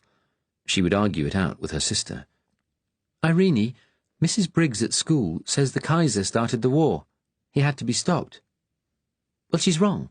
It's not fair to blame Germany for everything, and the Versailles Treaty was unfair, ceding parts of Germany to other countries and making them pay reparations. They can't afford them, and that's why their economy's in such a mess. Daddy was in the war, a lot of his friends were killed, and it was all for nothing in the end. We have to stop it happening again." "But don't we have to have an army to defend ourselves in case someone attacks us?" "Nobody will be able to defend themselves if there's another war. All countries will get bombed. The planes will drop gas." "Don't cry, Sarah. It won't happen. Good people like Daddy will stop it." As Sarah grew older, she became as passionate a peace campaigner as her father and sister. In her teens, she signed the Peace Pledge and joined the meetings that often took place round the table in their home, though, if she were honest, she found many of the Peace Pledge folk argumentative and boring. Sarah's mother always played the part of the busy hostess, boiling kettles and bringing plates of cakes and sandwiches. Her father didn't speak much during their meetings, but sat smoking his pipe, his ravaged face sombre. There was one evening, though, when he did speak, and Sarah never forgot it. If ever she doubted the pacifist cause, it always came back to her mind. It was just before her 18th birthday, a sticky summer evening in 1936. There was a campaign on to get more signatures for the peace pledge, and people sat round the table busily putting leaflets into envelopes. Sarah was tired and irritable, wondering what teacher training college would be like. She'd just left school, and was feeling flustered over a boy who wanted to take her out, but whom she didn't really like. The Spanish Civil War had just broken out, and people who had opposed war for years were finding it hard not to take sides. A young man, a Labour Party member, said, "How can we blame the Spanish people for fighting back against these militarists who are trying to overthrow an elected government?" Irene spoke up hotly. "Well, the Spanish armies say they're trying to stop chaos and bring order. Anyway, we can't support violence on either side. We have to hold to our principles." "I know," the young man said, "but it's hard seeing these fascists trampling down ordinary people." "So what do you want us to do? Build up armaments against Hitler, like that beastly warmonger Churchill does?" He shook his head. "I don't know. It's so hard, but it's terrible. These fascist and nationalist parties taking power all over Europe. 1914 was an orgy of nationalism and flag-waving, and you'd think people would have learned from that, what it led to. But now—" His voice trailed away, full of sorrow. Jim spoke then. "In the trenches at night, sometimes it could get really quiet. People don't realise that. Then the big guns would start up over on the German side, somewhere down the line, and I used to sit there, wondering if the sound would get closer, if the shells would maybe land on us. I used to think, there's some young fellow just like me over there, sweating to load one big shell after another. Just a young chap like me. It was nights like that which made me understand war is totally wrong. Not in the heat of battle, but during the quiet moments, when you had a chance to think." There was silence in the room. The young man looked away. Things were never the same for the peace movement, though, after the Spanish War began. Sarah, like most pacifists, had always thought of herself as progressive, but now some people were accusing pacifists of being blind fools, reactionaries even. War was coming. Fascism was on the march, and you had to choose sides. She and Irene went to see H.G. Wells' film Things to Come, and the images of rows of bombers filling the sky, the clouds of gas, the ragged groups of people living afterwards in an endless bombed-out wasteland haunted her. She remembered, when Germany annexed Austria, trying to explain Mr. Chamberlain's policy of appeasement to a class of 13-year-olds at the girls' school where she worked, now a student teacher. "I'm not saying Herr Hitler is a good man, but Germany has some right to feel aggrieved. Why shouldn't she join with Austria if both countries want it? Appeasement means trying to settle grievances, calm things down, not stir them up. Isn't that the sensible way?" Yet, looking at the newsreels of Austrian Jews being thrown out of their homes and made to scrub the streets while soldiers kicked them, she felt, not doubt yet, but anguish. It was easier for Irene. She had always been one to go wholeheartedly one way or the other, and now she joined the League for Anglo-German Understanding. She had met Steve there and become, like him, a Hitler enthusiast. Sarah asked how anyone who believed in peace could possibly see anything good in fascism. Irene answered, "Hitler's a man of peace and vision, darling. You mustn't believe the propaganda. All he wants is justice for Germany and friendship with Britain." Sarah turned to her father for advice. "You're right, darling," he said. "Hitler's an evil militarist. But if we go to war with him, we're just using the same methods as his. Mr. Chamberlain is right." He spoke quietly, sadly. There were fewer meetings now, and often Jim would sit in the lounge staring into space, his misery palpable. Then came autumn 1938 and the Munich crisis. Men were digging up parks and lawns, making trenches where people could hide when the bombs fell. Crosses of tape were stuck on the school windows so that splinters of glass would not slice into the children. Sarah thought, this time the civilians are in the trenches too. The school took a delivery of gas masks, horrible things of rubber and glass, large ones for the adults and small ones with Mickey Mouse faces for the children. When she went into school and saw the table piled with those blank, staring goggles, Sarah had to grip a chair to keep from fainting. The other teachers were staring at the masks in horror. The headmistress said they would have to show the children how to fit them. One teacher asked, tears streaming down her face, "How do we tell those little tots what those things are for? That people in aeroplanes will drop gas bombs on them. How do we do it? Because we bloody must," the headmistress shouted back, her voice breaking for a second. "Because if we don't, they'll be dead. You think these are bad? You should see the maternity ward where my sister works. They've got bloody gas suits for babies there." But it didn't happen. There was a miracle. Chamberlain came back with the Munich Agreement, giving Germany part of Czechoslovakia. "Only where Germans live, not Czechs," Irene said triumphantly. Steve said that if a war had come, it would have ruined the country financially. All the businessmen and bankers had been terrified by the prospect.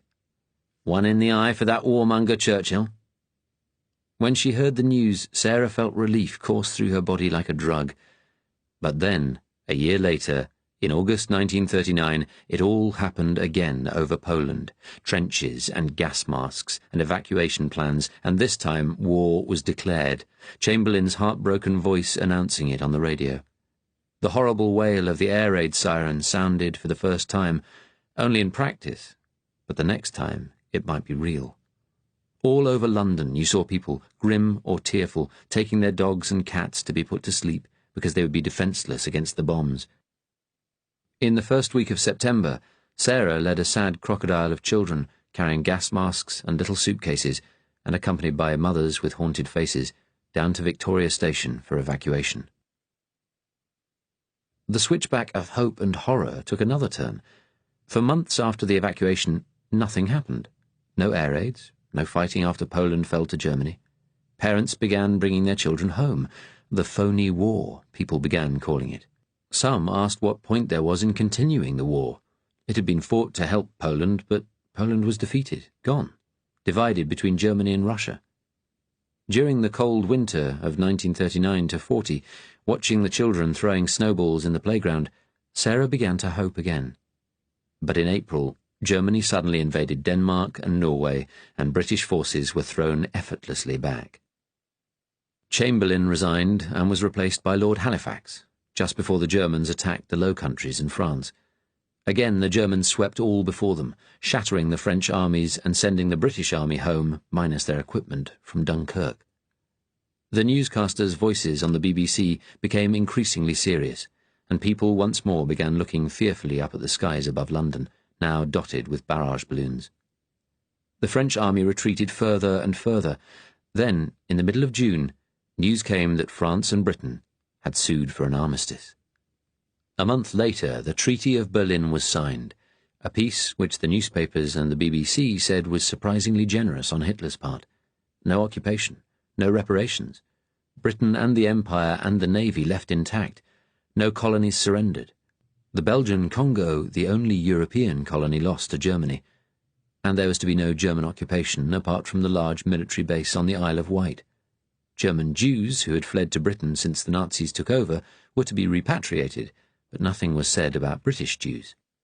Sarah remembered seeing on a cinema newsreel Lord Halifax returning from Berlin, Butler and Douglas Hume beside him on the airport tarmac, and the emotion in the aristocratic voice as Halifax declared, "The peace we have signed with Germany will last, God willing, forever." Clapping and shouts of "Hurrah!" broke out all over the cinema. Sarah had gone with her family. Irene cheered louder than anyone, and their mother cried with relief. Sarah glanced at her father, but the good side of his face was turned away from her, and she could not see his expression. A year later, just after the Russian war began, Halifax resigned. For health reasons, they said, although his emaciated face was a mask of sorrow as he left Downing Street, and it was rumoured he had been against the German crusade. He was replaced by the ancient, but cheerfully aggressive, Lloyd George, who had called Hitler the greatest German of the age. People said he was little more than a stooge. He looked like a living relic on television, his false teeth clattering noisily during his broadcasts, his white hair wild. After his death in 1945, the newspaper proprietor and cabinet minister Beaverbrook took over, callously dismissive of the atrocity stories from Europe, his lifelong dreams of empire-free trade finally realized. When Sarah left Westminster Abbey, she was surprised to see how late it was. The sun was already beginning to set, and the hundreds of windows in the Palace of Westminster sparkled with reflected light, making her blink. The sky to the west was like a Turner painting, a haze of reds and purples. She felt better for her prayer and the tears, though she did not believe any God was really there to listen. She crossed the road to the Underground. It was busy outside the tube station. A costermonger wrapped in a thick muffler was selling vegetables from a stall. A news vendor called out, "Evening Standard! Beaverbrook meets Lavelle!" She decided to buy a paper. Beaverbrook had stopped in Paris on his way to Berlin, and there was a photograph of him with President Lavelle. Like Britain, France was governed now by a right-wing newspaper proprietor. Suddenly, she was aware of a commotion. 4 boys of about 20, in raincoats and carrying satchels, were racing down the street towards her, weaving through the crowds and pulling leaflets from their satchels, thrusting them into the hands of surprised passers-by and tossing handfuls into the air. Someone shouted, "Hey!" Sarah wondered if it was a student prank, but the boys' faces were serious. They ran past, tossing a shower of leaflets at the costermonger's stall. The news vendor shouted, "Bastards!" after them as they ran past the entrance to the tube station. A rush of hot air from inside sent the leaflets swirling like confetti. One blew against Sarah's coat, and she grasped it. "We have no free parliament, no free press, no free unions. The Germans occupy the Isle of Wight. Strikers are executed. The Germans make us persecute the Jews. Who will be next? Fight German control.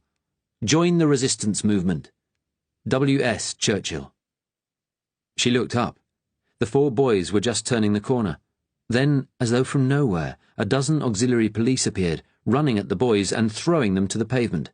One fell into the gutter, and a taxi swerved wildly, honking its horn.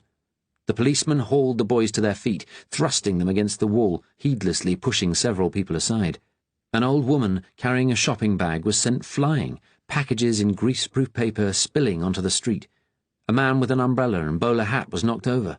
Sarah watched as the bowler rolled under a bus, the wheels crushing it. The passengers inside turned to look at the scene, mouths open. Most looked quickly away again. The police had pulled out their truncheons and were beating the boys mercilessly now. Sarah heard the crack of wood on a head, then heard a cry. The auxiliaries, mostly young men themselves, laid in mercilessly. Sarah glimpsed a boy's mouth shining red with blood. One of the policemen was repeatedly punching another boy, his face white with fury, punctuating the blows with insults. "Fucking yid-loving commie bugger!"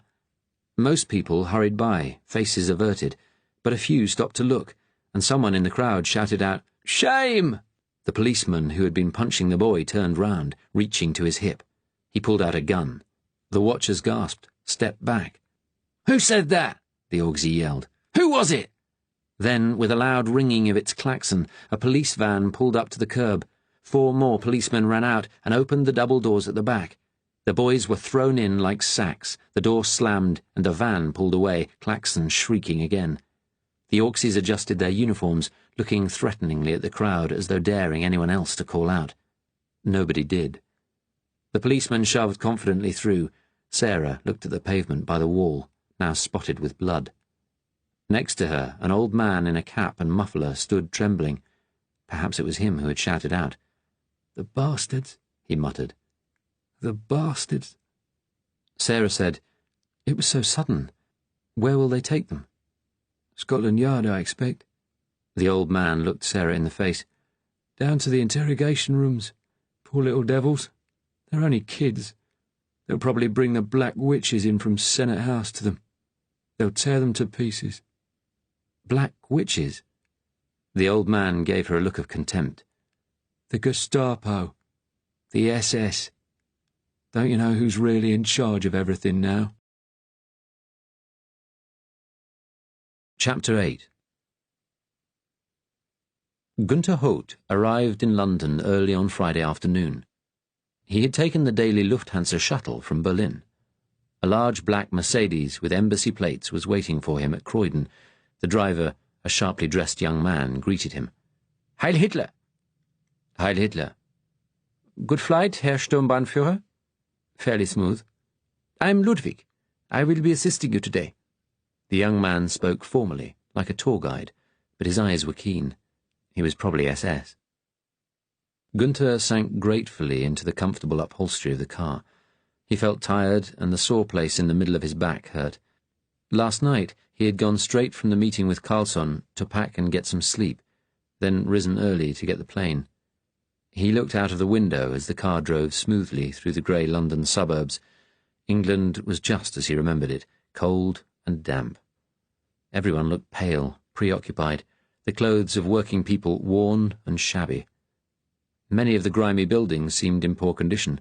There were lumps of dog dirt everywhere in the gutters, on the pavements too. Things had barely changed since he was last here 7 years ago. In fact, they looked much the same as when he first came to England as a student, back in 1929. He was glad, though, for this assignment. He was weary of his Gestapo job, tired of interviewing informers whose eyes shone with malice or greed, tired of searching through the endless file cards. Even the payoff when, through one of his intuitive leaps, he found one of the few remaining hidden Jews was less rewarding these days. For over 20 years he had been full of anger at the Jews, at the terrible things they had done to Germany. He knew they were still a threat, with their power in America and what was left of Russia, but in recent years it was as though his rage, his strength, was wearing out as he got older. He would be 45 soon. Yesterday he had arrived at a home in a prosperous Berlin suburb at daybreak with 4 policemen, banging on the door and shouting for entry. They had found a family of Jews, a mother and father, and a boy of 11 in a damp cellar. Bunks and armchairs, and even a little sink had been installed there. They hauled the 3 upstairs, the mother yelling and screaming, and took them into the kitchen where their hosts, Mr. and Mrs. Muller, waited with their children, 2 little blonde girls in identical blue nightshirts, the younger one clutching a rag doll. Gunther's men shoved the 3 Jews against the kitchen wall. The woman stopped screaming and stood weeping quietly, head in hands. Then the little boy, crazily, attempted to run for it. One of Gunther's men grabbed his arm, banged him back against the wall, and gave him a punch that sent blood trickling from his mouth. Gunther frowned. "That's enough, Peter," he said. He turned to the German family. He knew Mr. Muller was a railway official with no political record. "Why have you done this?" he asked sadly. "You know it will be the end of you." Muller, a little balding stick of a man, inclined his head to a small wooden cross on the wall. Gunther nodded. "I see. Lutherans? Confessing church?" "Yes," the man said. He looked at the captive Jews and added, with sudden anger, "They have souls, just like us." Gunther had heard that stupid argument many times before. He sighed. "All you have done is brought trouble on yourselves." He nodded to the Jews. "Them too. They should have gone for resettlement like all the others. Instead, they've probably spent years running from house to house. People like Mr. and Mrs. Muller were so stupid. They could have lived normal, quiet lives, but now they would suffer SS interrogation, and then they would be hanged." Mrs. Muller took a deep breath. "Please, do not hurt our little girls," she pleaded, her voice trembling. "Shouldn't you have thought of them before you did this?" Gunther sighed again. "It's all right. Your girls won't be harmed. They'll be sent for adoption by good German families, who've probably lost sons fighting in the East," he added bitterly, looking the woman in the eye. Her husband said, "Do I have your word on that?" Gunther nodded. The woman said, "Thank you," then lowered her head and began to cry. Gunther frowned. No one he had arrested had ever thanked him before. He looked at the little cross on the wall. He had been brought up a Lutheran himself, and was aware the cross was supposed to be a symbol of sacrifice. Gunther knew about real sacrifice. Hans, his twin brother, had been killed 8 years ago by partisans in the Ukraine. Sitting in the comfortable car crossing London, he remembered his brother's first leave after the invasion of Russia in 1941. Hans had gone into Russia as part of an SS Einsatzgruppe, liquidating Bolsheviks and Jews. Hans was 33 when he came back that December, but he looked older. He had sat in Gunther's house after Gunther's wife had gone to bed, his face pale and drawn against the black of his SS uniform. He said, "I've killed hundreds of people, Gunther. women and old people. Suddenly he was talking fast. A whole Jewish village once, a shtetl. We got them to dig a huge pit, then kneel naked on the edge while we shot them. It was so cold they began shivering as soon as we got them undressed. It was fear as well, of course. Hans took a deep, shuddering breath, then braced himself, squaring his shoulders. But Himmler says we have to be utterly hard and ruthless. He addressed us before we went into Russia. He said we must do this for the future of the Reich, for the generations unborn. He looked at his brother, a desperate, fierce stare. No matter what it costs us. After the arrests, Gunther had spent the rest of the day back at Gestapo headquarters in Prince Albrechtstrasse, dealing with the paperwork. He signed the documents transferring the Jewish family to Heydrich's Jewish evacuation department, the Mullers to interrogation. Then he went wearily down the wide central staircase, past the busts of German heroes, and walked home to his flat. His route took him through the vast, endless works being carried out in the city centre to build Germania, Speer's new Berlin, in time for the 1960 Olympics. The buildings they planned were so huge, the sandy soil on which they would be built could never support them without concrete foundations hundreds of feet deep. A special railway line had been laid to take away the sand. On a cold, clear day like this, the air was full of dust. Sometimes the pall hung so heavy that Gunther, like other people susceptible to it, wore one of the new little white face masks from America. Thousands of Polish and Russian forced labourers swarmed round the giant pits that made up the largest building site on Earth. A few always died during the day, and Gunther saw the hands and feet of corpses sticking out from underneath a tarpaulin to one side. Police patrolled with their rifles. They were vastly outnumbered by the labourers, but one man with a gun can command many without. He noticed that fewer passers-by wore their Nazi Party badges these days. The streets that weren't being rebuilt looked increasingly shabby. Cheap imports from France and the occupied East had kept German living standards up until a couple of years ago, but they were falling now as the Russian war ground on. 5 million Germans dead, and more announced each week. It was daily talk in police intelligence that morale was falling. Many citizens didn't even give the German greeting Heil Hitler to each other anymore. Back home in his flat, he ate his usual lonely dinner at the kitchen table, then sat and listened to the radio. He opened a beer and began thinking of his wife and son. 4 years ago, Clara had left him for a fellow police officer. They had taken his son, Michael, and gone to live as subsidized settlers in Crimea, the only part of Russia that had been completely cleared of the original population and, an easily defensible peninsula, it was deemed safe for Germans. Gunther knew, though, that the 1,000-mile-long railway the Germans had built to it was under constant partisan attack. He switched off the radio. Mozart was playing and he found his music effete and irritating, and put on Tchaikovsky's 1812 overture. He liked the confident, crashing beat, even though Tchaikovsky was Russian and disapproved of. The music stirred him, but when it was over, the sad, empty bleakness that came over him sometimes crept back. He told himself it was the times. Those who believed in Germany had to pay a hard price for the future. The telephone's ring made him jump. The call was from Gestapo headquarters. He was to come in at once, to see Superintendent Carlson. Carlson had a large office on the top floor of the building on Prince Albrechtstrasse. There were thick carpets and pictures of 18th-century Berlin on the walls, little figurines on the desk and tables. They had probably been taken from Jews. Carlson had been in the party since the 1920s and enjoyed all the privileges. He was one of the golden peasants. He was large, with an air of cheerful bonhomie, and like many old party men, he was coarse but clever. Another man sat beside the big desk, under the portraits of Himmler and the Führer. The stranger was tall and slim, in his 40s, with black hair and sharp blue eyes, immaculate in his SS uniform, the swastika in its white circle on his armband standing out against the black uniform.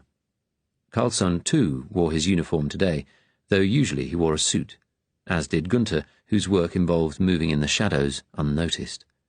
Gunther saw the stranger had a file open on the knees of his immaculately creased trousers. Carlson greeted Gunther warmly and waved him to a chair in front of the desk. He said, "Thank you for coming at such short notice." "I wasn't doing anything in particular, sir." Carlson then turned to the stranger, a deferential note in his voice. "Allow me to introduce Obersturmbannführer Renner, from Division E7. Gunther thought, an SS brigadier from the section of the Reich Security Office responsible for Britain. They're after someone important. Carlson continued, "Sturmbannführer Hoth is one of my most prized officers. He's in charge of ferreting out the Jews still left in Berlin. He caught 3 today. The dark-haired man nodded. "Congratulations. Are there many left, do you think?" "Not in Berlin. We're near the end now, though I hear that Hamburg still has a few." "Maybe more than we know," Carlson said. "They're like rats. You think you've got rid of them, and then back they come, gnawing at your toes with their little sharp teeth, right?" He's playing to the gallery, Gunther thought. "No," Renner answered quietly. "I think Sturmbannführer Hoth is right. There are not many left here now." He looked at Gunther with interest. "I believe you have met Deputy Reichsführer Heydrich." "A few times only, when I first joined the Hitler Youth." Renner nodded thoughtfully. He still seemed to be weighing Gunther up. He asked, "What do you think you will do, Sturmbannführer Hoth, when the Jews are all gone from Germany?" "I don't know, sir. I've some years before I retire. I thought I might go to Poland. I hear there is still work to be done there." He had thought maybe if he did that, the spark of energy would return. If not, perhaps the partisans would get him, as they had Hans, and the family sacrifice would be complete. Renner said, "You have an interesting history, Hoth. A university degree in English, a year spent living there. Then when you returned, party membership, and 5 years serving in the criminal police department." "Yes, sir. My father was a policeman too." Renner nodded, the silver skull and crossbones badge on his black SS cap glinting as it caught the light. "I know. In 1936 you were recruited to Gestapo counterintelligence under Brigadeführer Schellenberg, as he then was, and worked on intelligence matters involving England, including the blueprint for its occupation, although, fortunately, as it turned out, that was not needed." He smiled coldly. "Then, 5 years in England after 1940, working from our embassy with the British Special Branch, helping build up their counter-subversion programs." As he spoke, he glanced at the folder on his knees, and Gunther realized he was referring to his own personnel file. Renner looked up at him with a puzzled expression. "And yet, in 1945, you applied to return to Berlin, to join Department 3. And here you have remained ever since, working on ethnic matters and, for the past few years, tracing hidden Jews, never seeking promotion." Gunther said, "I had had enough of England, sir. My wife more so, and my current rank is enough for me." "Your wife left you, I see." "Yes, sir." Renner's expression softened. "I am sorry. I sympathize. Your work record is exemplary. You have done a great deal for the Reich. It says here you have a great gift for analysis, for noticing patterns other officers miss." Renner looked at Gunther again for a long moment, weighing him up, then turned to Carlson. "Yes," Carlson said. He sat back in his chair, examining Gunther with his large, red-veined eyes. "Obersturmbannführer Renner's section has had a request from some very senior people at the London embassy. They need someone there for he smiled, "a task of some importance. You speak English, you went to university there, and you worked in police liaison at Senate House for 5 years. They would like you to go over for a week, perhaps 2. Gunther hesitated, then said, "Of course, if I can be of use." "Though you are not fond of England?" Renner asked. Gunther answered, "I know Britain is our ally, but I don't like or trust the British. I've always thought of them decadent." Renner nodded. "And Beaverbrook is a joke," Gunther added. Renner nodded again. "I agree, but Mosley is not strong enough to take over yet, though being Home Secretary in England gives him great power. The English are Aryans, yet despite their achievements they do not really think racially, and yes, they are decadent. They cannot even keep control of their empire anymore, and Churchill's people are making more and more trouble." "So I have heard." "Beaverbrook's in France now, talking to Laval. Renner gave a wintry smile. Then he comes to Berlin. He wants closer economic links with Germany and to recruit more troops for India. The British cannot make their empire pay, so now they see crumbs from our table. They will have to pay a price for that. He looked at Carlson, who linked his pudgy hands together on the desk and leaned forward. The operation we wish you to assist with is SS. We know you are loyal to us. You will work with our intelligence men in London. You will say nothing to Ambassador Rommel's staff, nor to any one of the people you used to know, nor any of the army people the embassy is crawling with. So, it's part of the SS Army secret war, Gunther thought, a war that has been going on for years. The army saw themselves as the historic guardians of Germany, while the SS believed they were the men of the future, the ones who would police the lesser races of Greater Germany until they died off, and who would guard and preserve the future of the race. Hitler had favoured the SS, had raised them up from nothing, but now he was ill, some said seriously, and neither the army nor the SS seemed able to bring victory in Russia. The rumours in the Gestapo were that the army wanted to end the Russian war, keep Ukraine and Western Russia and the Caucasus, and let the Russians set up a ragtag corrupt country of their own to the east. But Himmler knew that for Germany to be secure, the war had to be fought to the end. With Goering dead, most of his economic power had passed to Speer, whom the army favoured, but whom Himmler and the SS regarded as little better than a Bolshevik, with his great state enterprises and contempt for free markets. Goebbels, Hitler's chosen successor after Goering's death, held the balance between them, but no one was quite sure where Goebbels stood these days. So Rommel's people aren't involved, Gunther said carefully. Rommel knows nothing about it. This operation is entirely SS. Renner added, If that creates a problem for you, Hoth, you must say so now, and then this interview will never have taken place. It's not a problem, sir. Good. Renner sat back. You will take a flight from Tempelhof to London at 9 tomorrow morning, Carlson said. You will be driven to the embassy, where you will be told more about your assignment. In the meantime, tell no one. Yes, sir. Gunther thought, I've nobody left to tell. Carlson said, Bring me back some English tea, will you? Earl Grey. He laughed and looked at Renner. An old woman's drink. My wife likes to serve it when she gets together with her aunts. As the car approached central London, the traffic increased. The big Mercedes halted at a set of lights, surrounded by little snub-nosed English cars. Gunther saw a shadowy reflection of his face in the window. His features were beginning to sag. He was starting to look jowly, though his mouth and chin were still firm. He should take more exercise. Hans had always kept himself fit. A light drizzle began spotting the windscreen as they drove down the wide Euston Road. Gunther had first come to England as a student at Oxford for a year in 1929. Even then he had found the English effete.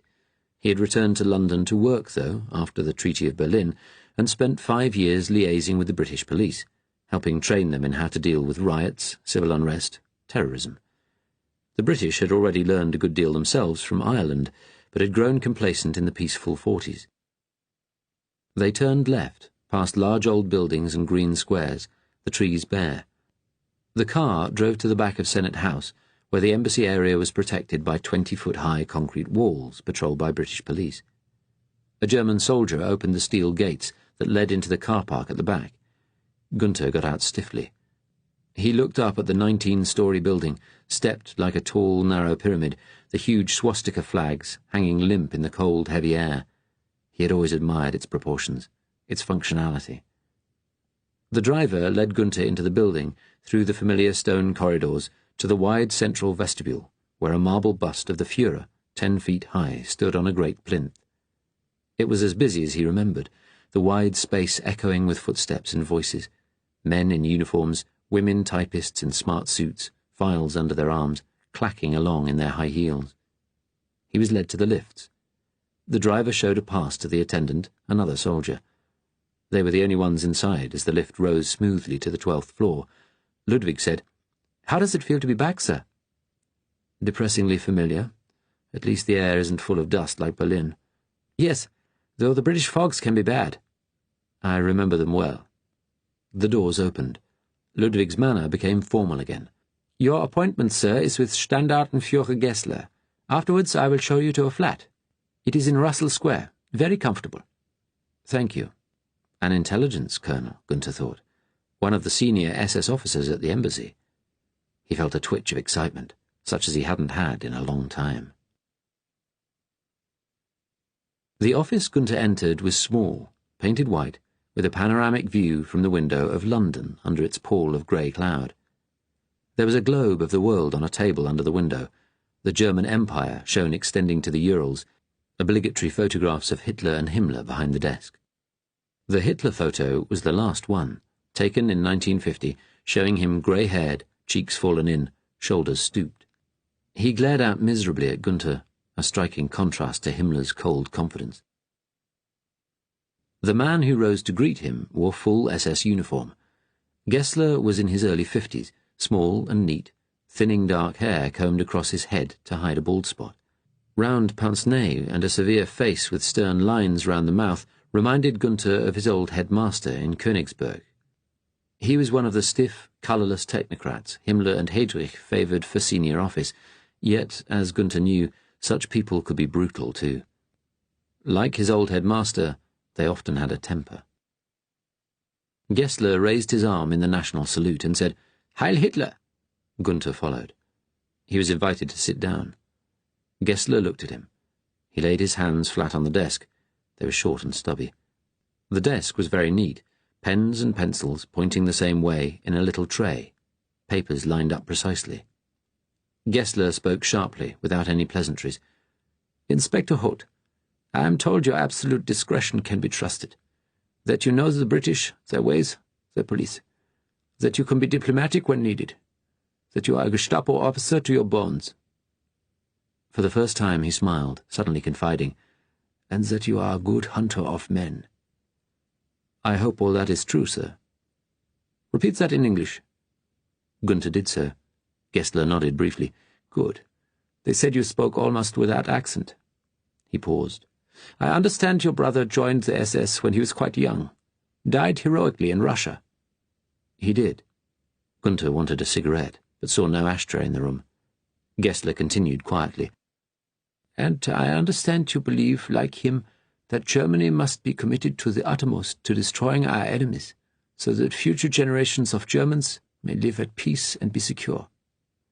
"I have done for over 20 years, sir." "You and your brother joined the party in 1930? "Yes, sir, during the Weimar chaos." Gessler crossed his legs. "And yet, unlike your brother, you never applied to join the SS. You are automatically subject to Deputy Reichsführer Heydrich, of course, as a member of the Gestapo, but you are not SS. That did not seem to concern my colleagues in Berlin, but I think it requires some explanation." He smiled again, but without warmth now. Gunther took a breath. "My brother Hans was always drawn to an idealist's life, whereas I was drawn to police work, like my father. It is where my skills lie. It is how I served Germany." Gessler gave a sharp little grunt. "I can see a life of physical fitness has not appealed to you." He himself was trim and fit in his spotless black uniform. "It is strange. I thought identical twins always behaved alike." Gunther suspected Gessler was trying to provoke him. He answered quietly, "Not in every way." Gessler considered a moment. Then he stood abruptly and crossed to the globe. He laid a hand on Europe. "This globe, as we both know, is a fiction. Much territory west of the Volga remains in Russian hands. They still have the Volga oil fields, and new ones they found in Siberia, while most of the territory we do hold is crawling with partisans. Poland, too. Our settlements there are increasingly unsafe. There are those who say we should end the war, settle with Khrushchev and Zhukov, or some of the little capitalists sprouting up behind the Volga, now the Communist Party shares power with them. What is your opinion?" Gunther knew the answer Gessler wanted, which was the answer he believed. "If we did a deal with the Russians, left any large Russian state that might threaten us again, that would be a poor reward for the lives of 5 million German soldiers. And our weapons technology is advancing all the time." Gessler swung the globe round, pointing at the United States. "But not as fast as America's. and in a few weeks President Taft will be gone, and this liberal Adlai Stevenson will be in charge. They say he's cautious. He'll be careful, but he's not our friend." "The Americans have always been unpredictable." "Yes, and have coupled a policy of isolationism with the development of fearful weapons. Look at their claims to have an atomic bomb, a wonder weapon that dwarfs any we possess." "We're told it's a fake. Those films are a Hollywood trick," Gunther said, though he had never been quite sure about that. "No, it exists," Gessler countered in a matter-of-fact tone. "Those films of the mushroom clouds in the desert were not faked. The sand turned to glass." He raised his heavy dark eyebrows. "We have agents, sympathizers in America. We have done since Roosevelt's day, and at the U.S. Embassy in London, too. I will tell you a little more about that. But to return to us, we have our nuclear program, that is no secret. Yet it hasn't progressed well. We believe the Americans are ahead of us in all sorts of weapons research, biological weapons. Even in rocketry it seems they may be catching up." He laughed with unexpected nervousness. "Maybe the science fiction writers are correct, and we will have a war on the moon one day." He came and sat behind his desk again. "We have found it impossible to get any real intelligence about the American weapons program because the security there, as you might imagine, is watertight." He smiled again, and his eyes widened a little. "But now a chink may have opened. Just maybe."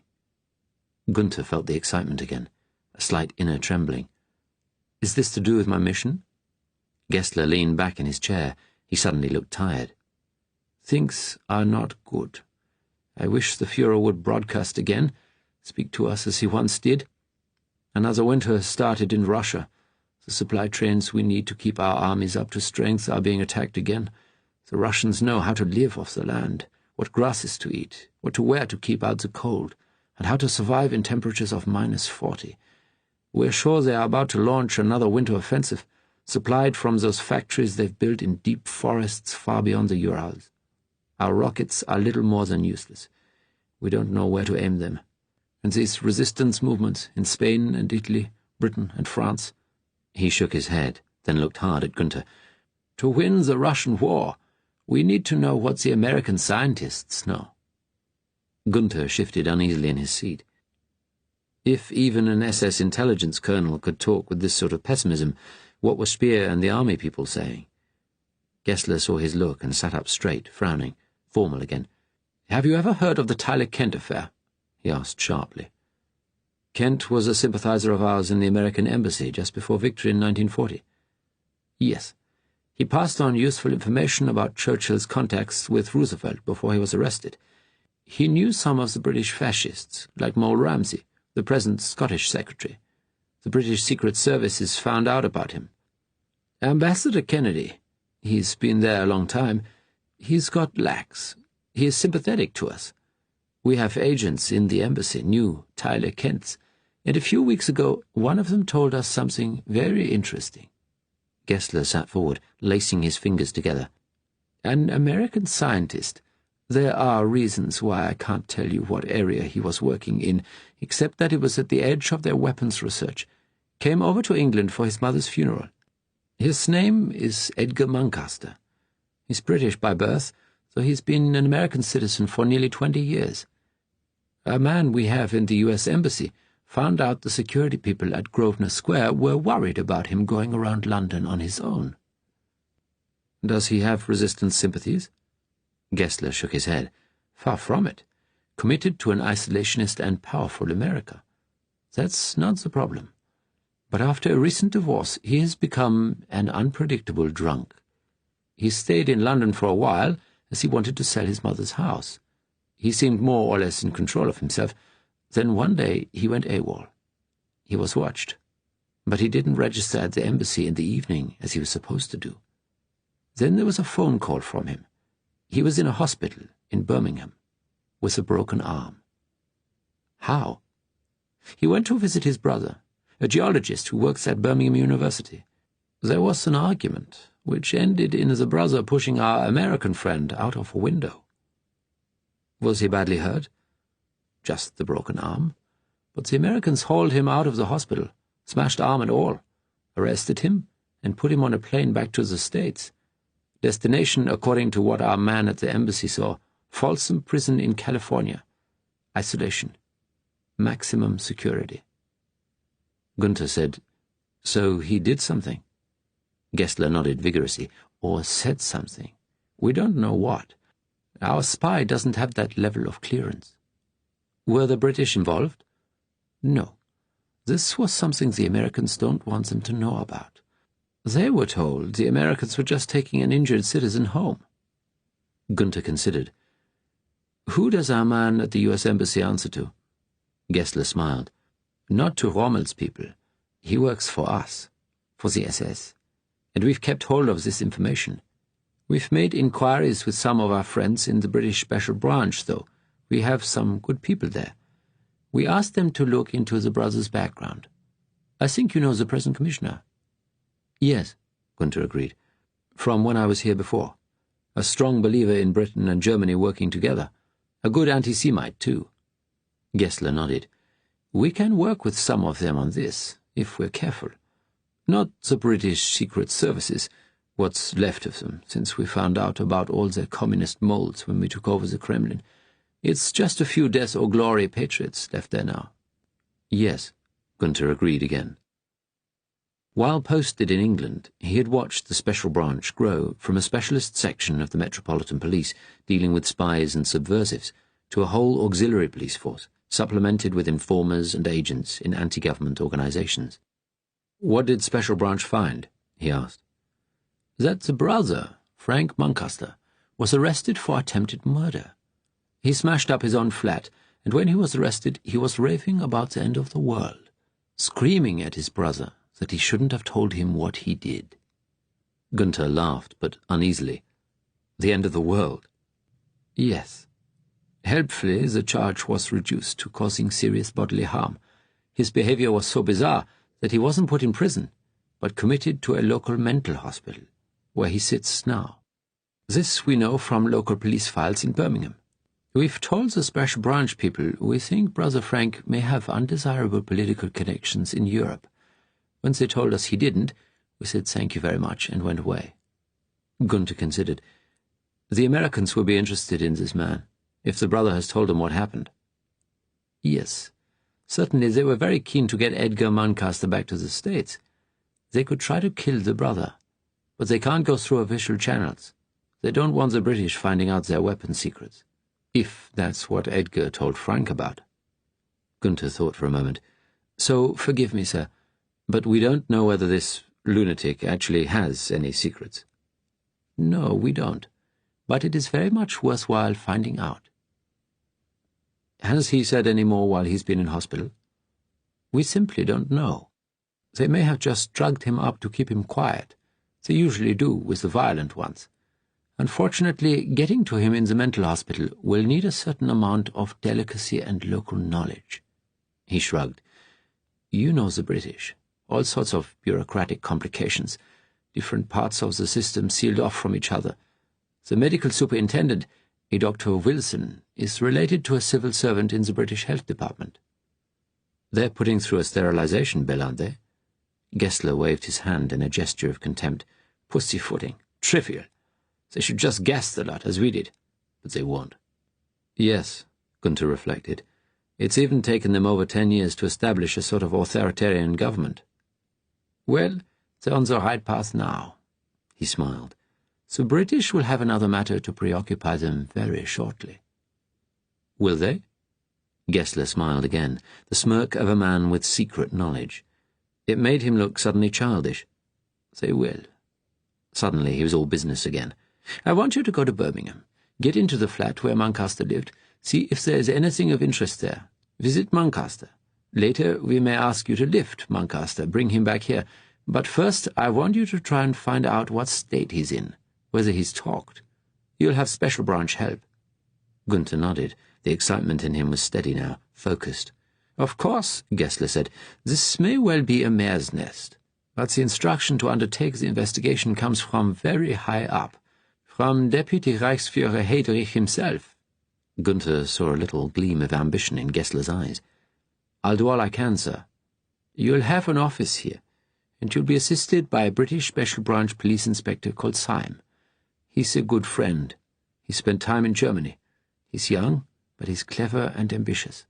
Recommended by your successor here, in fact. Use him to get through the hoops." Gessler jabbed a finger at Gunther, reminding him again of his old headmaster.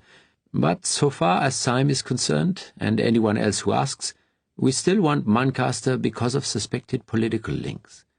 I wish we could have gone straight to the top and asked Beaverbrook for him, but in the circumstances we must fly beneath the radar, as the Luftwaffe people say. For now, at least." "Do you think there's anything in this, sir?"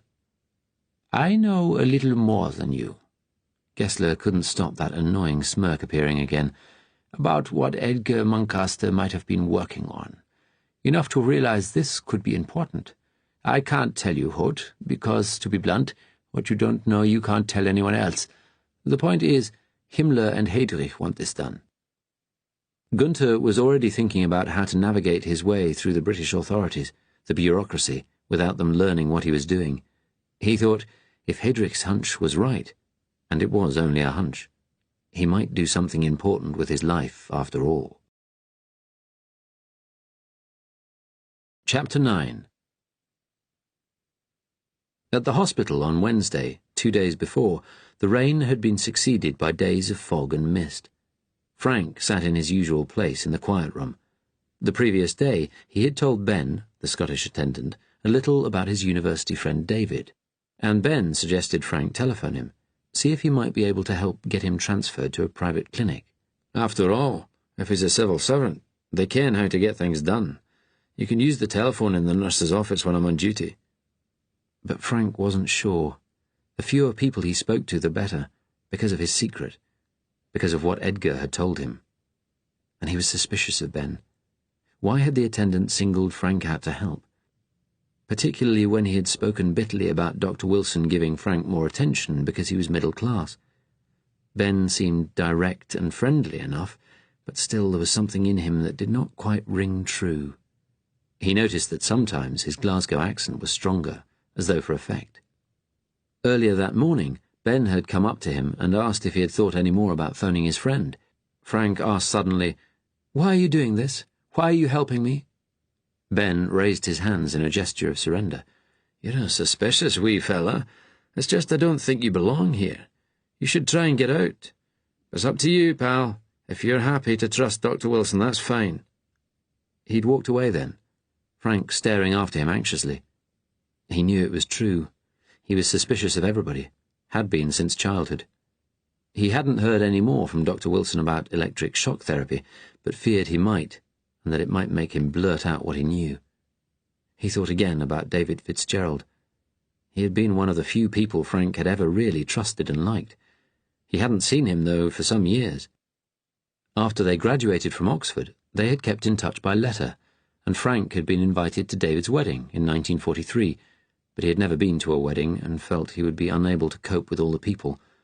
After that, the gaps between David's letters had grown longer, and for the last couple of years they had only exchanged Christmas cards.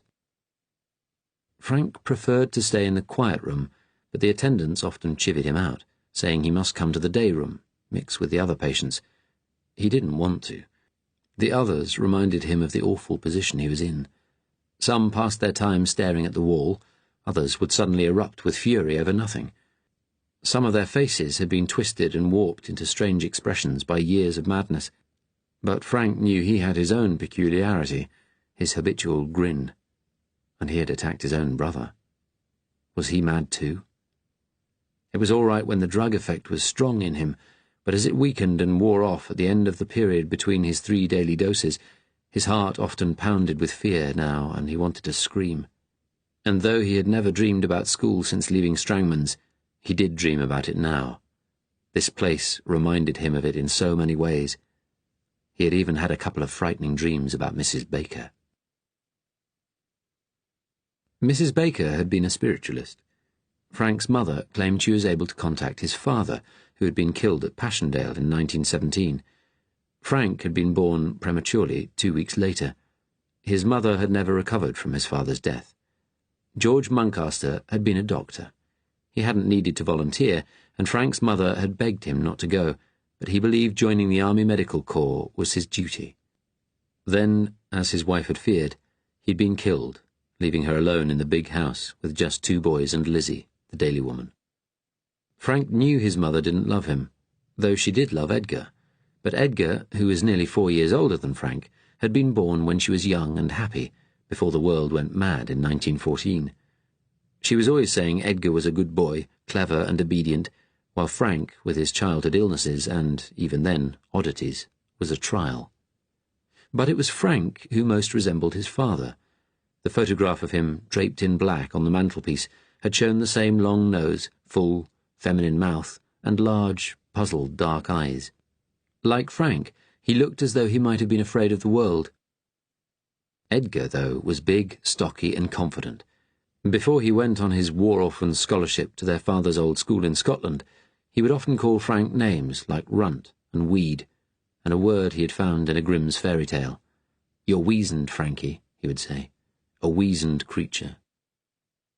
Thousands of women turned to spiritualism in the 1920s, women who had lost sons and husbands and brothers in the trenches. Mrs. Baker first came to the house in Esher late in 1926, when Frank was 9.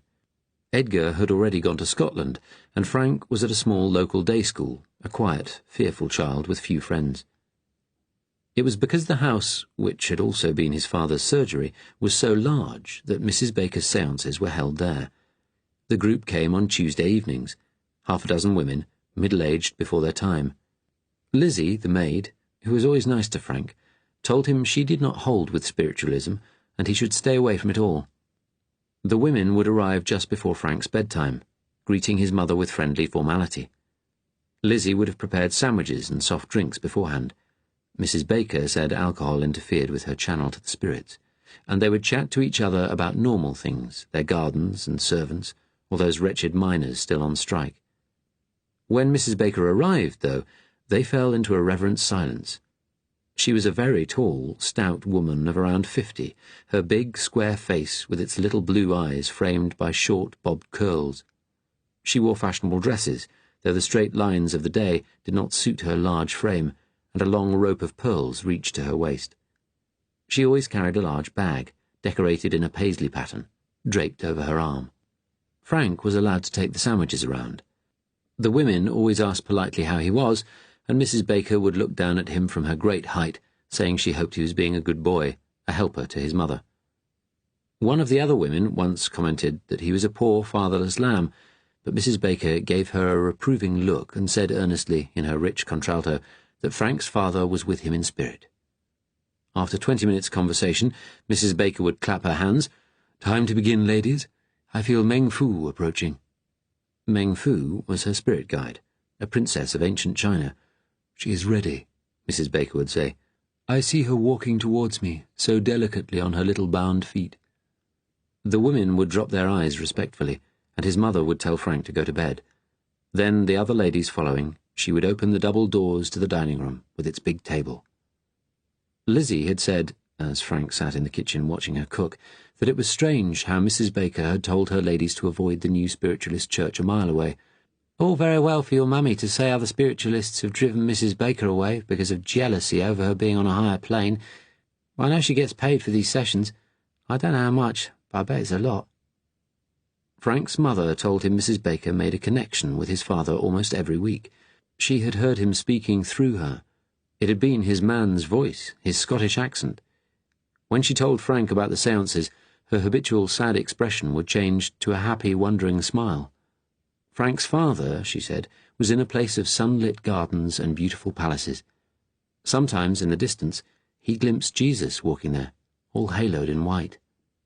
She told Frank his father was sorry for going and leaving them.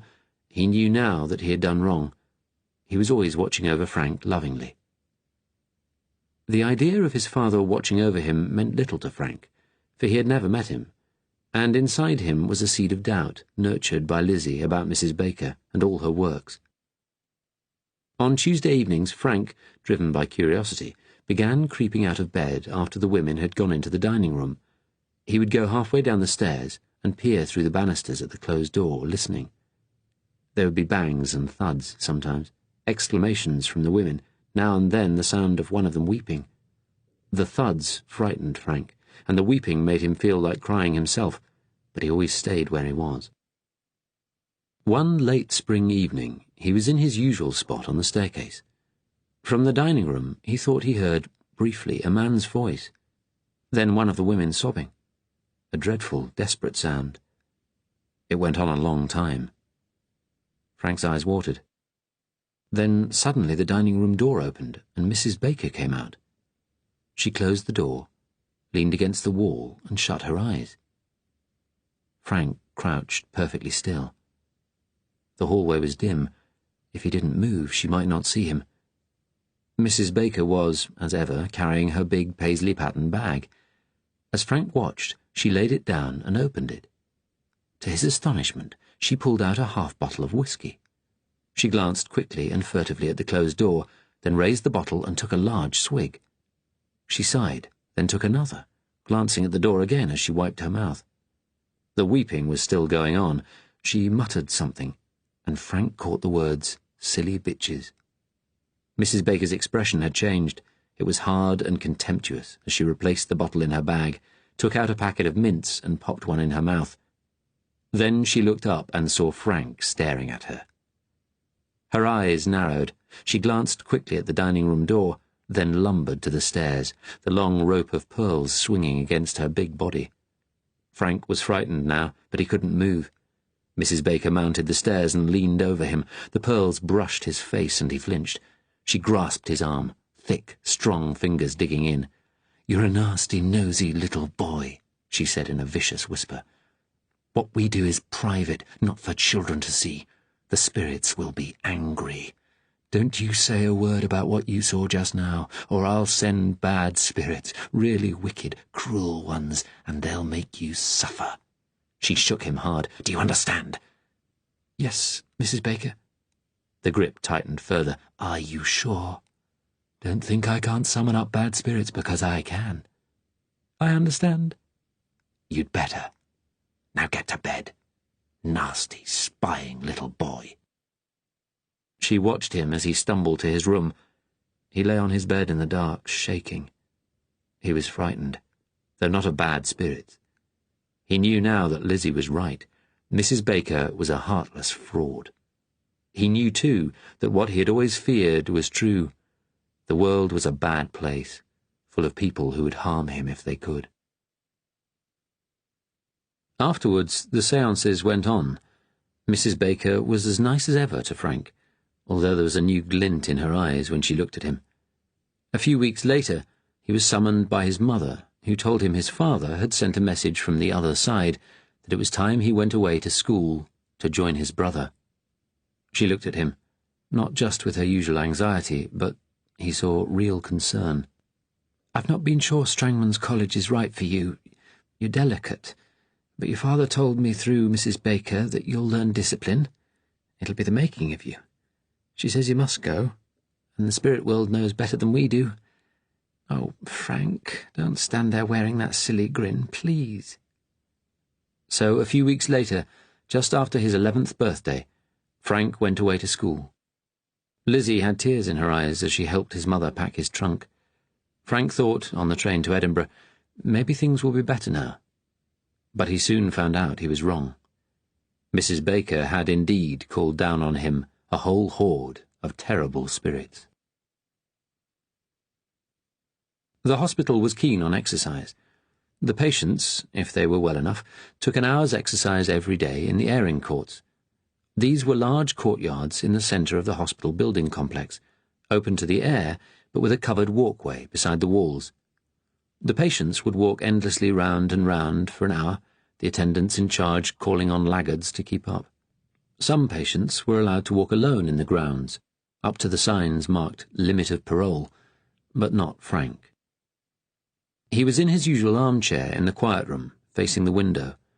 There was another patient in the room, a big, elderly man called Mr. Martindale, who believed communists and Jews were beaming messages into his head, and who habitually sat with his hands over his ears, muttering to drown out the sound. He had been at the hospital for many years. He had been a foundry worker before that. Frank knew he didn't like being disturbed, but was all right if you left him alone. It was late morning, getting on for exercise time. Frank heard the door behind him open, a firm military tread approaching. Ben wasn't on duty today. It was Sam, a middle-aged ex-soldier, trim in his neatly pressed uniform. He came round the chair. "Frank," he said in his Brummie accent. "Hiding in here again, eh? Come on, airing court's time. Look sharp." Frank rose reluctantly. Sam turned to Mr. Martindale. "You too. Come on." Mr. Martindale looked piteously at Sam. "Please, I'm not well enough. The voices are loud. Leave me alone." "We'll give you some extra pills later," Sam said. "But you need your exercise. Chop chop." The patients began making their circuits of the courtyard. Frank had had a haircut a few days ago. It was the attendant's job to do this, and the one on duty hadn't made a good job of it, cutting Frank's untidy brown hair into a military crew cut, little more than a fuzz. He felt the cold, wet air on his scalp. Something about the mindless nature of what they were doing brought Strangman's to Frank's mind, and also reminded him once again of what he was now, a mental patient. He longed to get back to the quiet room. He was next to Mr. Martindale, who was still muttering to himself as he stumbled, hands over his ears. Sam called out impatiently, "Martindale! Hands down! You'll fall if you're not careful." The other attendant, a young man who was new, looked anxious, but Sam, wanting to show his authority, shouted out again, "Martindale! Hands down!" Frank saw something happen to Mr. Martindale's eyes. They had been cast down, but now he looked up and stared at Sam, and they were wild. He glanced round at Frank, a terrifying stare that made him step backwards. Then he looked back at the attendants before plunging across the little piece of lawn in the centre of the airing courts towards them with unexpected speed and force. "You fucking bugger!" he shouted at Sam. "Can't you fucking leave me alone?" He threw himself, fists flying, not at Sam, but at the young attendant. Frank saw blood spurt from the young man's nose. His cap flew off and he crashed against the wall. Sam took out a whistle and sounded a long blast. Frank stood there petrified as Sam grappled with Mr. Martindale, trying to pin his arms behind him. All the patients stood watching. Some stared at the scene, one or two laughed. One young man started jumping up and down, weeping. Half a dozen attendants appeared, running. Mr. Martindale was pushed to the ground. Sam kicked him in the back. The other patients were shepherded quickly inside. On the ward, Frank managed to sidle off to the quiet room again. He sat in his chair. His hands were trembling, and his bad hand hurt. He had seen patients cursing and shouting before, had seen people forcefully put to bed, but never open violence like that. He wasn't safe here. Anything could happen. He thought again of the shock treatment, what he might find himself saying. He whispered to himself, "I'll do it. I'll phone him. David, please help me." Chapter 10. On Friday, David left work at 5 and took the tube to Piccadilly. Carol had asked if he would like to go to another recital the following week, and he had agreed. He had been instructed to keep the saucepan simmering, as Jackson had put it, so they still went to concerts about once a month. He walked into Soho. It was a damp, raw evening, wet, slippery pavements reflecting the neon signs in the shops. Bovril, England's glory matches, Emu Australian wines for Christmas. The narrow streets were crowded, city gents and sharp-suited pimps, theatrical-looking types, and soldiers in heavy greatcoats on leave from India or Africa. Prostitutes in the doorways wore their hair in the fashionable German style, blonde pigtails looped behind their ears. A drunk in black shirt uniform staggered by. David turned into the damp alley beside the coffee shop, stepping over squashed cigarette packets and a little heap of dog's dirt. A group of teenage boys sat in the coffee shop, leering at women passers-by over their cups of frothy coffee. One had an oiled quiff that stuck out inches above his forehead.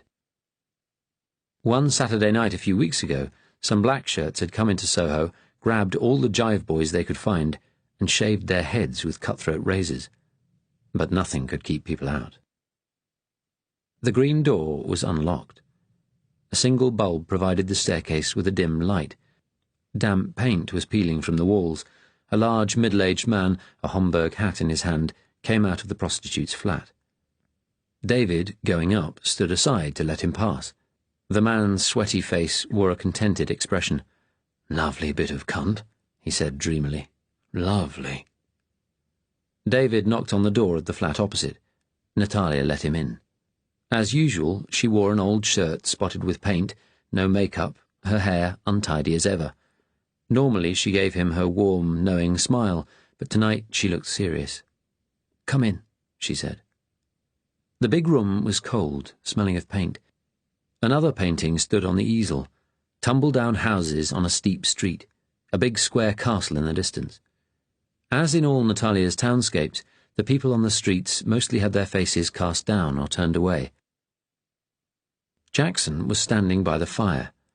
The big man looked anxious, his lips pressed tightly together. "Thanks for coming at such short notice," he said. "Please sit down." Natalia gestured to the threadbare armchairs round the fire. Often her tone was like that, formally polite. Then her slight accent sounded German, but when she spoke with emotion it deepened and sounded different, the vowels flattening and lengthening.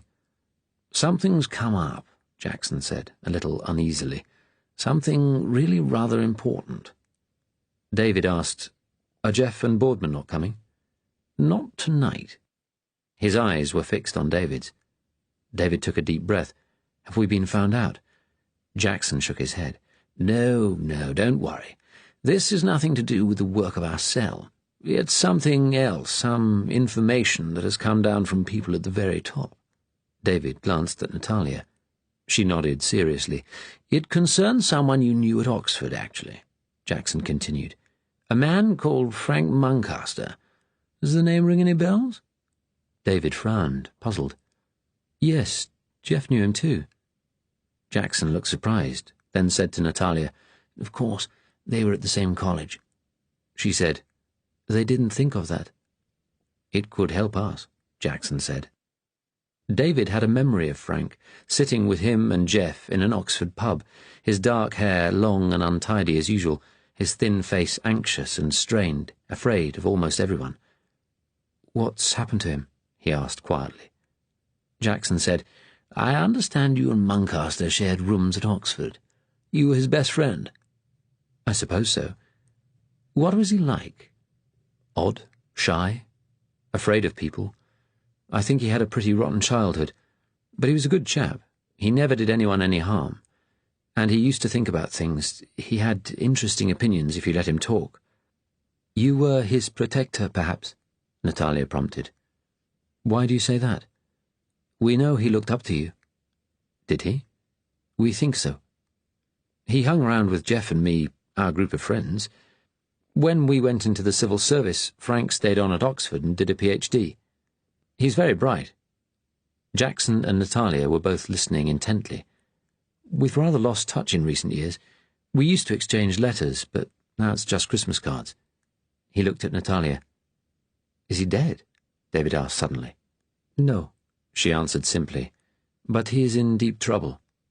"How?" Jackson said, "Muncaster became a geologist, yes? Some sort of research job in Birmingham University?" "Yes, he could never have held down a teaching job." Jackson nodded. "His father died in the Great War, I understand, and he was brought up by his mother near London with his elder brother. Both went to a boarding school in Scotland." "You know a lot," David said. "We need to know more," Natalia said. "He needs our help." David took a deep breath. "Frank didn't talk about his childhood, but I know his mother was under the thumb of some spiritualist con artist." "What about the older brother?" Natalia asked. "I don't think he and Frank got on. He went off to America sometime in the 30s. He was a scientist, too." David frowned. "Frank avoided talking about himself. There was some accident at his school. His hand got badly smashed up, but he never said how. I think he had a bad time there. I think he was bullied." Jackson looked puzzled. "Lots of boys get bullied at public school." Natalia interrupted quietly. "One who could not fit. Poor boy." Jackson continued, Frank Muncaster's brother is also a scientist, a physicist. He became a U.S. citizen, and for the last 10 years he's held a senior position at a top Californian university. He does work connected with the American weapons programs. I don't know what, but something important." Jackson paused to let that sink in, then added, "Back in October, old Mrs. Muncaster died, and Brother Edgar came over for the funeral.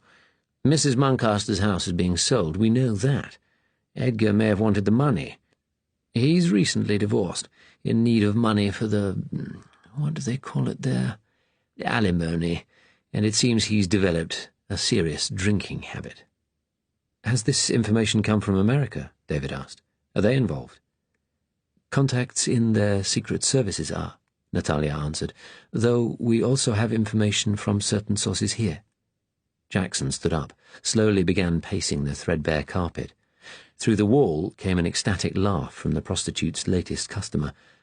David wondered what it was like for Natalia, alone here at night, listening to that. Jackson made a moue of distaste, then said, "The resistance has links with the Americans. Not that they like us, most of them, though we may find them more sympathetic under Adlai Stevenson, but they don't like Nazi Europe either, and we're a useful channel. Sometimes we help them get people over to the States, like a couple of Jewish scientists they wanted recently." He took a deep breath. "A fortnight ago, somebody very senior in their secret services contacted us. Apparently, Edgar Muncaster was brought back to America last month with a broken arm. He had something to confess to them." "Confess?" "Yes. While in England, he'd visited his brother Frank in Birmingham. There was a heated argument." David shook his head. "I can't imagine Frank getting into an argument with anyone." "Perhaps he was afraid of what he might do if he ever lost control," Natalia said sadly. Jackson shot her an irritated glance.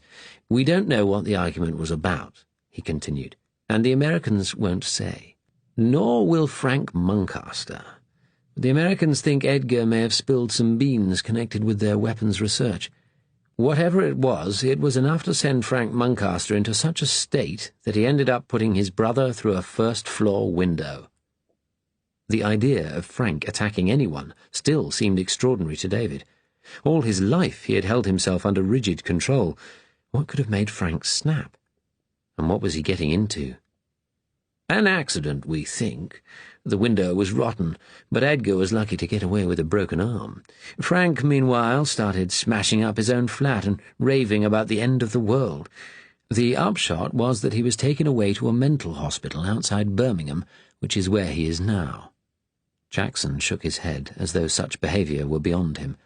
Natalia said quietly, "The Americans consider it important that no one gets hold of information about Edgar's work. Not in our government, nor the Germans. We believe Frank hasn't talked. Yet." "How do you know that?" "We have a man in the mental hospital, on the staff." "Good God." Jackson smiled. "Like all these places, it's very large. Over 1,000 patients.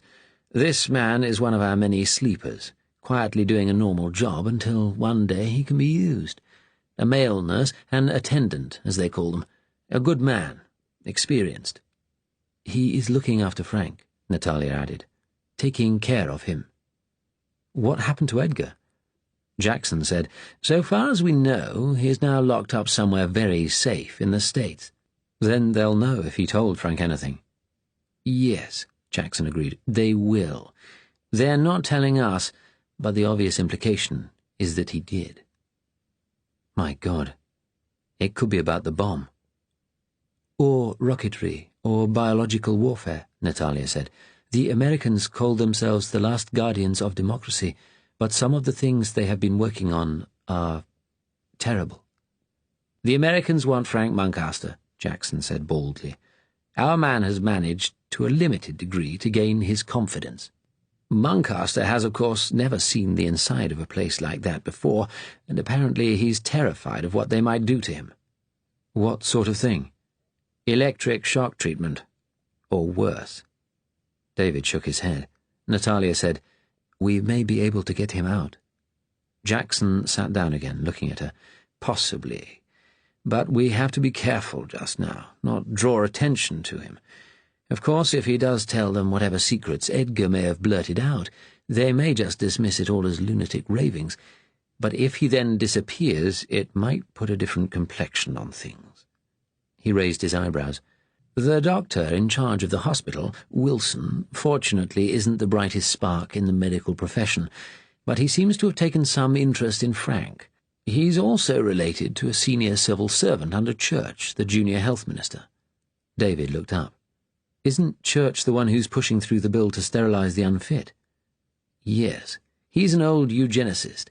Introduced a bill back in 1930, but not a great pro-German, apparently. A believer in the independence of British institutions." Jackson gave a hollow laugh. "Still doesn't realize that battle is long lost. Now, our man says Muncaster is very withdrawn. Wilson hasn't been able to get him to talk. He needs a friend to take an interest in him." He raised his eyebrows. "And it seems from his conversations with our nurse that the only person he might trust is you." David felt a weight descending on him. "Doesn't he have friends in Birmingham?" "He seems to have been very isolated. I don't think his department considered him much of an asset, and the Americans want his brother Edgar kept out of it." "I always thought Frank might go off the rails in the end," David said quietly. "But not like this. And weapons research." He looked at Jackson. "Does our government know anything about what happened?" Jackson looked at him. "Do you think Muncaster would be sitting peacefully in a mental hospital if they did?" David ran a hand through his short curls. "Jesus." Natalia leaned forward. "Will you help him now? Go up there, see him, re-establish yourself as a friend." David looked between them. "Then what? What happens to him?" His eyes fixed on Jackson's. "Surely the Americans will want him dead." Jackson shook his head. "No, actually they say they want him alive so they can question him. And this operation is under our control." He smiled wryly. "And if we wanted him dead, he'd be dead already. Our man is a nurse, with access to drugs." David leaned back in his chair. Even if Frank was safe, for now, Jackson's words still chilled him. Natalia looked at him.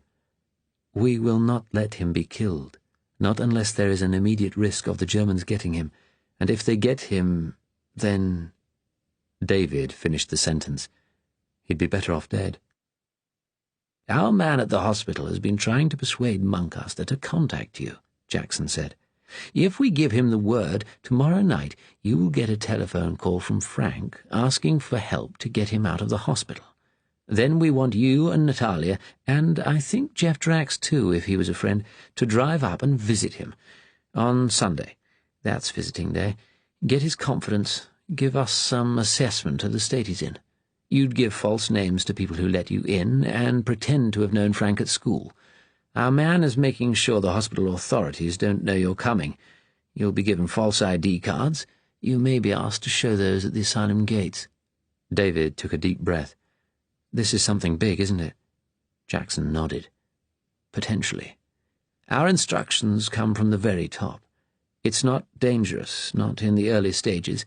He smiled a crinkly, confiding smile. "They're showing a lot of confidence in you." David laughed mirthlessly. The man on the spot. "It happens. Once you join us." "Do you think you can do this?" Jackson asked. "What about my wife?" "She doesn't need to know anything, any more than she does about what you do for us at work. You'll just have to make something up to explain your absence on Sunday." David thought of Frank facing some SS interrogator. In the last 2 years, he had sometimes thought of facing that himself. "Yes," he said. "I'll visit Frank." "Thank you." Jackson stood up. "I must make some calls, and I'll speak to Drax tomorrow. I'll meet you both at the club tomorrow morning." He smiled, genuine gratitude in his eyes, as he pulled on his gloves. "Jeff didn't know Frank nearly as well as me. He might be surprised to see us both." "You could say Jeff offered to drive you. Say your car is broken down." He turned to Natalia. "You could pretend to be Drax's girlfriend. Good cover. It would help to have a second view about how he is." Jackson turned back to David. Don't ask Muncaster about what happened with his brother. Just encourage him to talk and see where he goes. That's important. Assess his state of mind. Natalia, by the way, is in operational charge on Sunday. If something unexpected happens, you take orders from her. She will have a gun, just in case of trouble." He smiled. "And she's a crack shot." David looked at Natalia. She nodded quietly. "Everyone all right, then?" Jackson spoke with forced cheerfulness. "See Muncaster, then take a look at his flat. Our man will get hold of the key. Then phone me from a call box." "All right," David said. "Poor old Frank," he added. "Indeed," Jackson nodded. "It's up to us to help him. Sort this out." He paused, then spoke again, changing the subject. "I see Beaverbrook met with Speer and Goebbels in Berlin today." "But not Hitler," Natalia said. "No," Jackson smiled grimly. "Last year I went with an FO delegation to Germany, visiting the opening of the Führer's new art gallery at Linz. All this wonderful stuff, art treasures looted from all over Eastern Europe. Someone told me Hitler had been for a private view the day before. They saw him trundled along in his wheelchair, shaking so much from his Parkinson's disease he could hardly focus on the pictures properly, let alone give the Nazi salute." His face clouded. "I met him once, you know." "Hitler?" David asked. "Yes. I was with the Foreign Secretary, Lord Halifax, when he visited him in 1937. He had terrible bad breath and kept breaking wind. Loathsome man. Big, mad eyes. Could see him using them to work a crowd, though." "Maybe he was ill even then." "Yes," Jackson smiled tightly. "And badly ill now. And we have Stevenson elected in America. Perhaps things are starting to change at last." He walked to the door, got ready to leave. They always left separately. "It's very cold again. I do hope we don't get bad fog this year. Well, good night." He went out, and moments later David heard his heavy footsteps descending the stairs. David stood up. He had never been alone with Natalia before. She said, "Mr. Jackson is so English. Always a comment about the weather." "Yes, he is. Very public school, as we say." "His life is extremely dangerous." She must have caught the note of dislike in David's voice. "Yes." "I am sorry for your friend. I knew someone who was ill in that way. He lived in great pain." David sighed. "Frank wasn't always unhappy. He just didn't quite belong in this world." "Yes. But he has a right to be in it. All of us do. That's what we're fighting for." "Yes, it is." He saw a tear form in the corner of her eye, and he had a sudden urge to go over to her, take hold of her. Then he thought of Sarah, waiting at home. He had told her there was a flap on at the office and he had to work late. Now he would have to tell her yet more lies. He looked away from Natalia to the picture she was working on. "Where is that?" "Bratislava, in Eastern Europe. Once the city was ruled by Hungary, then it was part of Czechoslovakia, now it is the capital of Slovakia, one of Hitler's puppet states." She looked at the painting, the people trudging along the narrow streets. "When I was growing up there, the city was cosmopolitan, like most of Eastern Europe. Slovaks, Hungarians, Germans. Many people were some mixture of all three, like me." She smiled her sad, cynical smile again. "I am a cosmopolitan." But then the gods of nationalism rose up. "Were there many Jews there?" "Yes. I had many Jewish friends. They are all gone now." Then David said abruptly, "I must get back to my wife." Natalia nodded her head slowly. He turned and walked out. Chapter 11. On Wednesday afternoon, Frank had had another meeting with Dr. Wilson. Ben walked him over to the admissions block again. He had come to like the young Scotsman more. He was kind to him, and Frank had seen enough of him to realize there was nothing of the world of Strangmans in his make-up. Yet there was still something about Ben, something he couldn't put his finger on, that Frank didn't trust. In his office, the doctor was working on some files. He motioned to Frank to sit down. "How are you?" "All right, thank you." "The police have been in touch." Frank's heart lurched with fear. "There's still no decision about whether to prosecute. They can't get hold of your brother either. The case seems to be in limbo. If it does come to court," he added reassuringly, "we can make a defence of insanity. But I wish your brother would contact us. We can't think about transferring you to the private villa until we have a trustee appointed to deal with your money. In the meantime, you'll have to stay on the ward." "I understand," Frank said bleakly. Wilson looked at him curiously. "I hear you're still very withdrawn, not interacting with staff or patients." Frank didn't reply. Wilson sat back in his chair, picked up a pen, and started fiddling with it. "Did you and your brother play together as children?" he asked suddenly. "Perhaps together with your mother?" Frank looked at him. He mustn't be drawn into talk about Edgar. "Our mother wasn't one for playing." "Did she prefer Edgar?" "I don't know." "Did you feel she did?" "I don't know." Wilson sighed. "I'm going to put you down for electric shock treatment, Frank. They're booked up next week, but the week after. We must get you out of this depressive state." Ben took Frank back to the ward. The weather had turned colder, and there was frost in the air. Frank was terrified by the thought of shock treatment. He wished he could get away. He had been sent a get-well card, of all things, from his colleagues at Birmingham, but apart from that had heard nothing from anyone.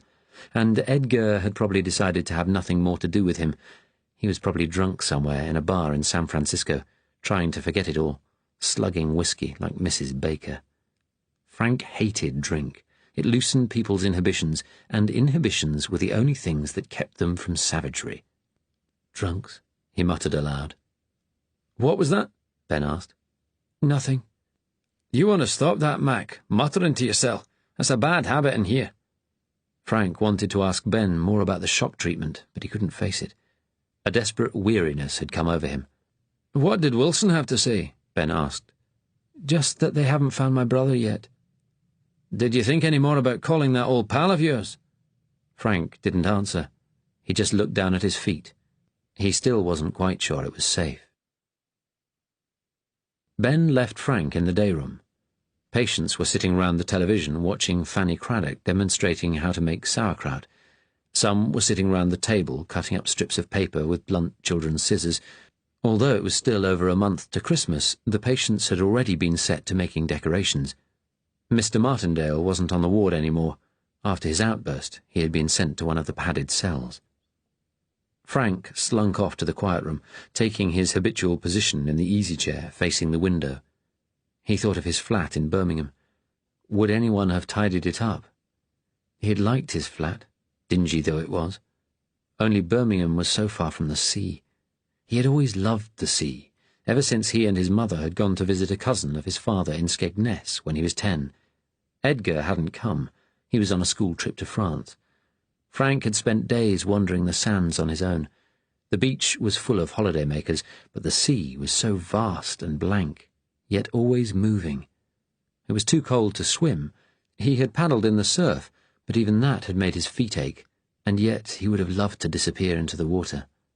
His mother, back at his father's cousin's, would be trying to persuade them of the spirit world just beyond, and Mrs. Baker's unique contact with it. They were never invited again. Over the past few days, Frank had thought about killing himself, taking his secret away with him forever, rather than risking anyone finding out, even David. But he knew he didn't have the courage. And they were always on the watch in here. The blunt knives and forks the patients used were counted after each meal, and there were no strong light fittings in the rooms to hang a rope from. There was a big picture, though, on the nicotine-yellow wall in the quiet room. A Victorian painting of a stag at bay in the Highlands. There must be a strong nail or hook holding it to the wall. Frank closed his eyes, his body shuddering involuntarily. He didn't want to die, though he had sometimes yearned to do so at school. He wished he could stop thinking about that place. Strangman's College was a long square block of a building set on a bleak, windy hillside just outside Edinburgh, one of the city's many private schools. A Victorian headmaster had moved the institution to a new site, where the bracing air would be good for the boys. It had been bracing all right when Frank got off the school coach which had met him at Waverley Station that Sunday afternoon in 1928. A gale was blowing off the Forth, full of freezing rain. It almost knocked him off his feet. There were 3 other new boarders on the coach. Most Strangman's pupils were day boys, but there was a minority of boarders, and the 4 11-year-olds in their new red uniforms stood there frightened and apprehensive, each clutching his red cap against the wind. Frank stared down the drive at the sandstone building. It seemed huge, still a reddish yellow, though all the buildings he had passed in Edinburgh were black with soot, worse than London. The day boys would not arrive for the start of term until next day, and the place seemed deserted. Frank had hoped that Edgar, who had travelled up the day before, might be there to welcome him, but there was only a master with a clipboard, a tall, spare man in hat and raincoat with glasses and a severe expression. Frank was still looking around in the hope of seeing Edgar when a sharp poke in the ribs made him jump. "Hey," the teacher said in a sharp voice. "You're in a dream, laddie." The long R made it sound like dream. "What's your name? Are you Muncaster?" "Yes, I'm Frank." The man frowned. "Yes, what?" Frank stared at him blankly. "Yes, sir. You call the masters sir here. And you're Muncaster Minor. The boys get called by their last names." He frowned again. "Take that silly grin off your face. What are you grinning at me like that for?" One of the other boys tittered. Frank held himself rigid, fighting a frantic urge to run away. The master led the boys to an annex behind the main building, where he took them into a bleak room with 4 iron beds, a locker beside each. Rain lashed and spat at the windows. "This is your dormitory," the master said. "Number 8, remember that. I'm Mr. Rittner, and your form number is 4B. Remember, 4B. There'll be tea at 4. The dining room's on the 1st floor. Get yourselves unpacked now. Go on." He walked off, footsteps clumping on the bare boards. Frank stood gawping, the rapt instructions swirling in his head. At tea, served in a corner of a huge dining room filled with long benches, Edgar appeared along with a dozen other boarders of various ages. Edgar was 15 now, tall and broad, a junior prefect with a tassel on his cap. He sat beside Frank and spoke to him quietly. "So you're here." "Hello, Edgar. Gosh, it's good to see you." His brother's look was stony. "Listen, Frank, just 'cause you're my brother doesn't mean we see each other at school, understand?" His voice had taken on the local accent. "You're just another wee tiddler. You don't bother me, right? I'm in the seniors' bug hut, so you won't see much of me anyway." "Bug hut? It's what we call the boarding houses," Edgar answered impatiently, as though Frank should have known. He got up. "You have to stand on your own 2 feet here. That's the Strangman's way. You'll need to toughen up." In the days that followed, Frank was in constant panic. He couldn't find his way round the enormous building, where huge crowds of boys now milled or walked along in lines. Several times, lost, he asked other boys the way, but they only laughed. One said threateningly, "What are you grinning at me like that for? You look like a fucking spastic." Frank blinked back tears. "Are you crying, you wee sissy?" Other boys looked at him with disgusted contempt. Very quickly, word went round the school that there was a new kid in the bug huts who was a softy, who'd been seen crying. To make it worse, he was Edgar Muncaster's brother. How could someone like Ed Muncaster have a wee runt like that for a brother? It was letting the school down. Frank's life became a misery. Boys would surround him in the playground and start shouting and jeering at him, poking fun at his thinness, his large ears, his strange spastic grin and his tears.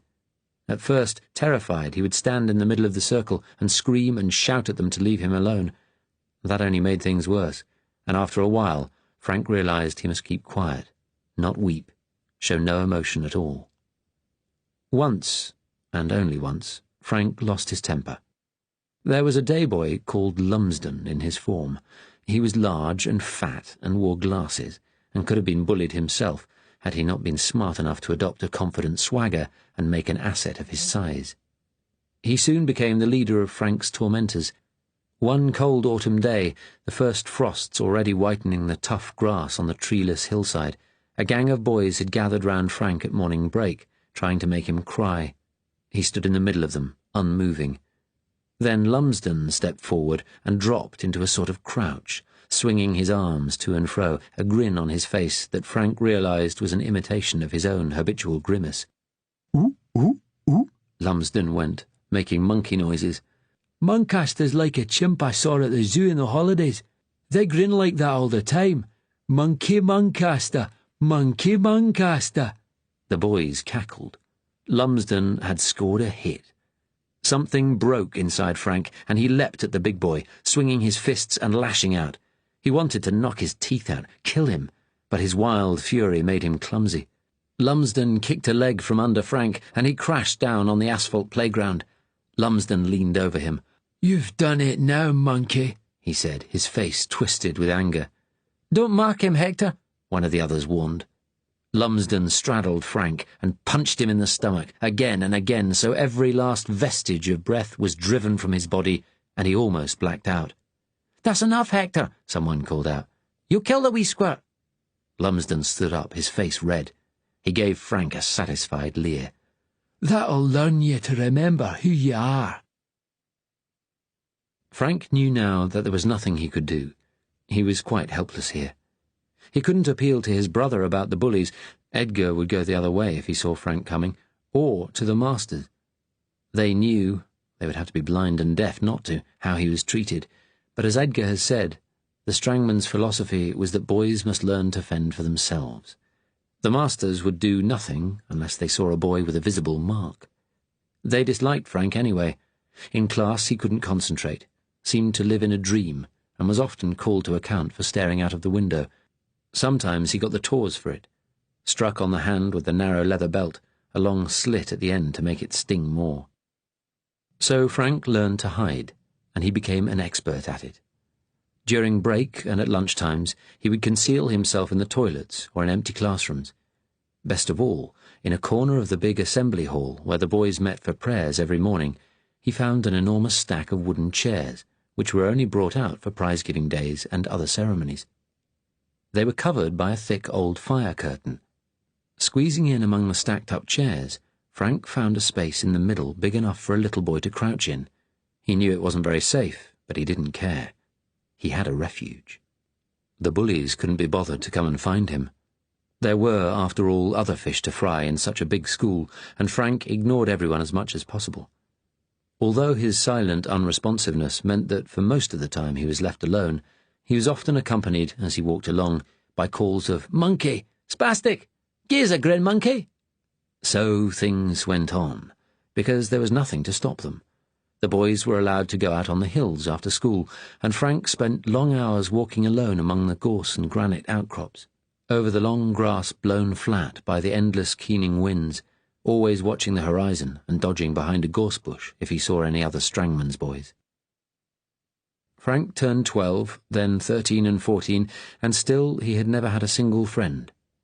Edgar turned 18 in 1931 and left Strangman's, going up to Oxford to read physics. By now, Frank didn't really live in the real world. The only place he liked was the library. The most popular books, Henty and Bulldog Drummond, didn't appeal to him much, but he loved science fiction, Jules Verne, and H.G. Wells especially. He marvelled at their stories of worlds under the earth and the sea, journeys to the moon and invaders from Mars, visits to the future. During the holidays, he had read in a magazine about a German scientist who predicted that one day rockets would carry men to the moon. When the boys began to learn physics and about how the solar system worked, Frank's ears pricked up. The science teacher, who had been told that Muncaster was a problem pupil, found him quick and attentive, able to pick up complex calculations easily. For the first time, Frank started getting good marks in a subject. The other masters frowned and tutted. They had always said Muncaster had a brain, but was too damn dreamy and lazy to use it. Now he used it to understand Newton and Kepler and Rutherford. He imagined himself travelling to other worlds, where advanced beings treated him with kindness and respect. Sometimes, too, asleep on his hard iron bed in the dormitory, he dreamed of Martians invading Earth, one of Wells' giant tripods aiming a ray gun at Strangman's and shattering it to pieces, like a gigantic ruined doll's house. He jerked awake. He had fallen asleep in his chair. The quiet room was cold. Outside, the trees and grass were rimed with hoarfrost. The dampness turned to ice. He wondered what time it was. It was starting to get dark, so probably it was around 4. Ben came back on duty then. He would probably chivvy him about contacting David again. Frank began thinking back to his university days. At least there were no horrors there. His school science teacher, Mr. McKendrick, the only one at Strangman's who had tried to help him, had supervised his coaching for the Oxford entrance exam. "I think you'll pass," he'd told him. He hesitated, then said, "I think you'll find life better at Oxford, Muncaster. You'll have to work very hard to excel, but you'll be able to study independently in a way you can't as a schoolboy, and I think you'll find life, well, easier. But you'll have to make an effort if you want to make friends, a real effort, I'm thinking." Frank arrived at Oxford in 1935 to read chemistry.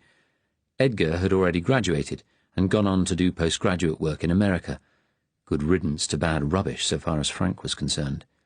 He had walked around Oxford, astonished by the beauty of the colleges. He had hoped for a room on his own and was worried when they told him he would be sharing. But Frank had learned to judge people on whether or not they were likely to be a threat, and as soon as he saw David Fitzgerald, he felt safe. The tall, athletic-looking Londoner was self-contained, but perfectly amiable. "What are you studying?" David asked. "Chemistry. I'm doing modern history. Listen, which bedroom do you want? One's a bit bigger, but the other's got a view of the quad." "Oh, I don't mind." "Take the one with a view if you like." "Thanks." Frank was too shy and suspicious to make real friends. He worked with other students in the laboratories, but avoided their conversations. He could not help fearing they might suddenly turn on him, calling out, "Monkey." But he managed to tag onto the fringes of David's group, who tended, like David, to be serious, thoughtful, not prone to larking. David had status among the other students, as he had taken up rowing and was in the university team. Frank always remembered one evening towards the end of his first term. Italy had invaded Abyssinia, and a pact between Britain and France allowing Italy to annex much of the country was raising fierce political opposition. Frank and David were sitting in their rooms discussing the situation with David's best friend, Jeff Drax. "We have to accept Italy's won the war," Jeff said. "I wish there had been a different outcome, but it's better to make a settlement now and stop the fighting." "But it'll be the end of the League of Nations." David's normally quiet voice betrayed unusual emotion. "It's a license to any country to start an aggressive war. The League of Nations is finished. It didn't stop Japan invading Manchuria. All the more reason to make a stand now." Frank had seen, on sixth form visits to the cinema, what was happening in Europe: the sinister Stalin, the strutting dictators, Hitler and Mussolini. Newsreels of Jewish shop windows in Germany being smashed by jeering brown shirts, the owners cowering inside, aroused an instinctive sympathy in him for the victims. He had begun following the news. He said now, "If Mussolini's allowed to get away with this, it'll encourage Hitler. He's already brought back conscription, and Churchill says he's building an air force. He wants to go to war in Europe again. God knows what he'll do to the Jews then." Frank realized he'd been speaking passionately, vehemently even. He stopped himself suddenly. David's eyes were fixed on his, and it dawned on Frank that, for the first time he could remember, someone was actually interested in what he was saying. Jeff, too, though he said, "If Churchill's right and Hitler's a danger, all the more reason to try and get friendly with Mussolini." "Hitler and Mussolini are cut from the same cloth," Frank countered. "They'll come together sooner or later." "Yes, they will," David said. "And you're right. What will happen to the Jews then?" Someone came into the quiet room, disturbing his reverie. Ben looked down at him keenly. "Are you all right? You look awful worried." "I'm fine." Frank thought again, why does he care? Then he remembered his terrible thoughts of suicide earlier, Wilson, and the shock therapy. He saw now there was only one possible alternative. He took a deep breath. "I've been thinking, perhaps I should contact my friend, David, who I knew at university." Ben nodded quickly in agreement. "All right. You could phone at the weekend when I'm on the nurse's station. Don't tell the other staff. You didn't want Wilson sticking his nose in." Frank thought again about the shame of telling David where he was. When he'd been with him and his friends at university, sometimes then he had felt almost normal, human. But that was all gone now. Ben raised his eyebrows, inclined his head interrogatively. "Deal?" he asked. "All right," Frank said. He essayed a smile. A real one this time. Chapter 12. Sarah returned home from her meeting shortly after 5 on Friday. As she walked down the road, she looked across the little park to the old air raid shelter. She had often thought, thank God we never had to use the shelter. But now she wondered, would fighting on in 1940 really have brought something worse than this? She shook her head in helpless perplexity. There was a handwritten note on the doormat. It was an estimate from the builders she had contacted, offering to come and re-wallpaper the staircase. She sat down wearily in an armchair, the note in her hand. She thought of the boys who'd been beaten up outside the tube. All the blood. She wished her father had a telephone. Despite the cost, she would have phoned him in Clacton. She could have phoned Irene, but knew what her sister would say. There had to be law enforcement, even if the auxiliary police did go over the top sometimes. She remembered her father's arrest back in 1941. The pacifists who had supported the 1940 treaty, the pacifist Labour MPs, the Peace Pledge activists, the Quakers, all those people had had qualms early on when anti-Nazi refugees, mostly Jewish, were sent back to Germany under the treaty. But it was the start of the German war against Russia the following spring that had stirred them into mass protest when the ancient warhorse, Lloyd George, delighting in being back as Prime Minister after almost 20 years, urged British volunteers to join Germany's campaign against communism. A new campaigning organisation for peace in Europe had sprung up, and Sarah's father had joined. There were marches, leafleting campaigns, a boycott of German produce. The newspapers, like Beaverbrook's Express, had mocked the sandal-wearing vegetarian brigade who had turned their coats, as the communists had, now Hitler had broken the Nazi-Soviet pact and invaded the homeland of communism. In October 1941, just after the fall of Moscow, there had been a huge demonstration in Trafalgar Square, and Sarah's father had decided to go. It was the only time Sarah and Irene had had a major row. Irene was married to Steve, and no longer a strict pacifist, but Sarah still planned to go on the march with her father. It was Jim who had refused to let her. Even the BBC was calling the anti-war campaigners dangerous communist stooges, and though Jim was retired now, Sarah had her teaching job to lose. So she wasn't there. She only heard on the news that the demonstration had collapsed into violent anarchism. She heard later from her father what had really happened, about the thousands sitting peacefully under Nelson's column, Bertrand Russell and Vera Brittain and A.J.P. Taylor, clerics by the 100, London dockers, housewives, the unemployed and peers of the realm.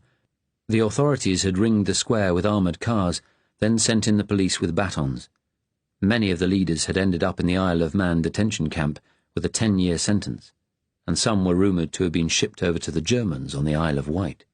Further demonstrations were prohibited under the old wartime regulations that had remained in force after 1940. Lloyd George spoke of crushing subversion with a firm hand. Some famous pacifists, such as Vera Brittain and Fenner Brockway, went on hunger strike on the Isle of Man, but were left to die. It was, Lloyd George said, their choice. There were other, smaller demonstrations that Jim heard from old friends, but they were never publicised and ruthlessly suppressed. Jim said he was too old to be of use in illegal political activity, and told Sarah she should keep quiet, wait for better times. That had been David's view too, when Sarah met him. But things had got steadily worse. People groused and muttered, but they were powerless now. Standing in her hall, Sarah wondered if she would even tell David what had happened this afternoon. He wouldn't be back for hours, and she didn't know whether his story of working late was true. She walked into the lounge and stood there for a moment, arms wrapped round herself. She sighed. It was so easy to forget the things that went on now. Perhaps it was good to have them thrust in your face. She lit the fire, which the Daily Woman had made up, then went back into the hall. She looked at the torn wallpaper. On a table in the hall stood the large, colourful Regency vase, decorated with bright flowers, which had been one of David's mother's proudest possessions. When his father moved to New Zealand, he had left it with David. Sarah remembered another afternoon, a lifetime ago. Charlie, crawling now, had gone over to the table and slowly, steadily tried to stand, clutching at the table edge. The vase had wobbled. David stepped towards his son, big, silent steps so as not to startle him, and grabbed Charlie under the arms and pulled him away. The little boy turned and stared at his father with an expression of such astonishment it made his parents laugh, and Charlie joined in too. David raised him above his head. "We'll have to move Grandma's vase, or little Charlie rascal will get it." They had put the vase in a cupboard, but after Charlie died, David had wanted to put it back. It was always in the hall at our house. Sarah looked at the vase now. Then she doubled over and began weeping helplessly. David arrived home at 8. Sarah had composed herself by then and made dinner. She was knitting a pullover, a Christmas present for Irene's elder son. She spent more and more time knitting these days. It was one way of passing her time alone in the house. She put the pullover down and looked at her husband. He seemed tired and pale, not like someone who had been in bed with a lover. She kissed him as usual. There was no smell of perfume on him, just the stale, cold tang of the London streets. He said, "I'm sorry. I wanted to get home at a decent time." He has been working late, she thought. He's tired out. Unless the strain was from trying to act a part. She pulled away. David looked at her. "Are you all right?" he asked. And then, when she did not reply, he took her gently by the arms. "Sarah, has something happened?" She must look more rattled than she had thought. "Yes," she said. "In town this afternoon. I saw something horrible." They sat down and she told him about the attack. "Those boys were just distributing leaflets. Those auxiliaries are barbarians. They beat them within an inch of their lives, then took them away in a van. An old man told me they were taking them to the Gestapo." David looked into the fire. He said, "Didn't Gandhi say peaceful protest only works if those you're protesting against are capable of being shamed?" Sarah looked up. "They were taking a stand. They were brave. All this violence that the resistance has started, it's just making things worse. That's why the government's recruiting more and more auxiliaries. It's a vicious circle." David gave her a strange, intent look. What are people supposed to do? We've let it all go. Democracy, independence, freedom. Just go on waiting. She laughed bitterly. Isn't that what we've been doing for the last 12 years? Well, I suppose it's how ordinary people have coped with bad times through the ages. Hitler hasn't appeared in public to meet Beaverbrook, has he? His most important ally? Maybe Hitler is dying. If Hitler dies, Himmler could succeed. Sarah looked at David. He was as much against the regime as she was these days, and she had thought he would shout and rage about what had happened to the boys. At length he said, "It's all unbearable, what's happening in the world." "You're tired," she said. "Go upstairs and change out of your work clothes. I'll lay the table." She put the decorator's note beside his plate. As David sat down to eat and Sarah set out the lamb chops, she said, "That came this afternoon while I was out. He can come next week." David looked across the table. "Has that upset you too, as well as those boys being attacked?" "A little, yes." She hesitated. "I don't think we've always helped each other as we might." "I know," he said quietly. "I'm sorry." She smiled ruefully. "It's been a tough couple of years, hasn't it, one way and another?" "Tough as hell." "I've got another committee meeting on Sunday." "Will you be all right to go?" "Yes. Yes, I'll go." Afterwards, they watched the news on television in their separate armchairs. Beaverbrook was broadcasting from Berlin. He stood on the steps of the Reich Chancellery, smiling cheerfully at the reporters, bright as buttons as always. He spoke in his sharp voice with its Canadian twang. "I'm happy to report, gentlemen, that my talks with Herr Goebbels have gone very well. I also had an audience with Herr Hitler this morning. He sends his warm greetings to the British people and the Empire. A new era of economic and military cooperation with Germany is dawning, which can only help our country in these difficult times. Tariffs on trade between Britain and Europe are to be reduced, easing trade conditions and helping our industries. The size of the British Army is to be increased by 100,000 men, amending the Treaty of Berlin to strengthen our imperial forces. I shall bring back the keys to a new prosperity and strength for our country and empire. Thank you." David laughed emptily. If the Germans are going to let us trade more with Europe and recruit more soldiers, they'll want something in return. Trade. I expect that'll mean contracts for our arms industry. They've been trying to get in on the Russian war for years. "Oh, God," Sarah shook her head. "Remember in the 30s how people used to laugh at Mosley and his black shirts strutting along? We used to think British people could never become fascists or fascist collaborators, but they can.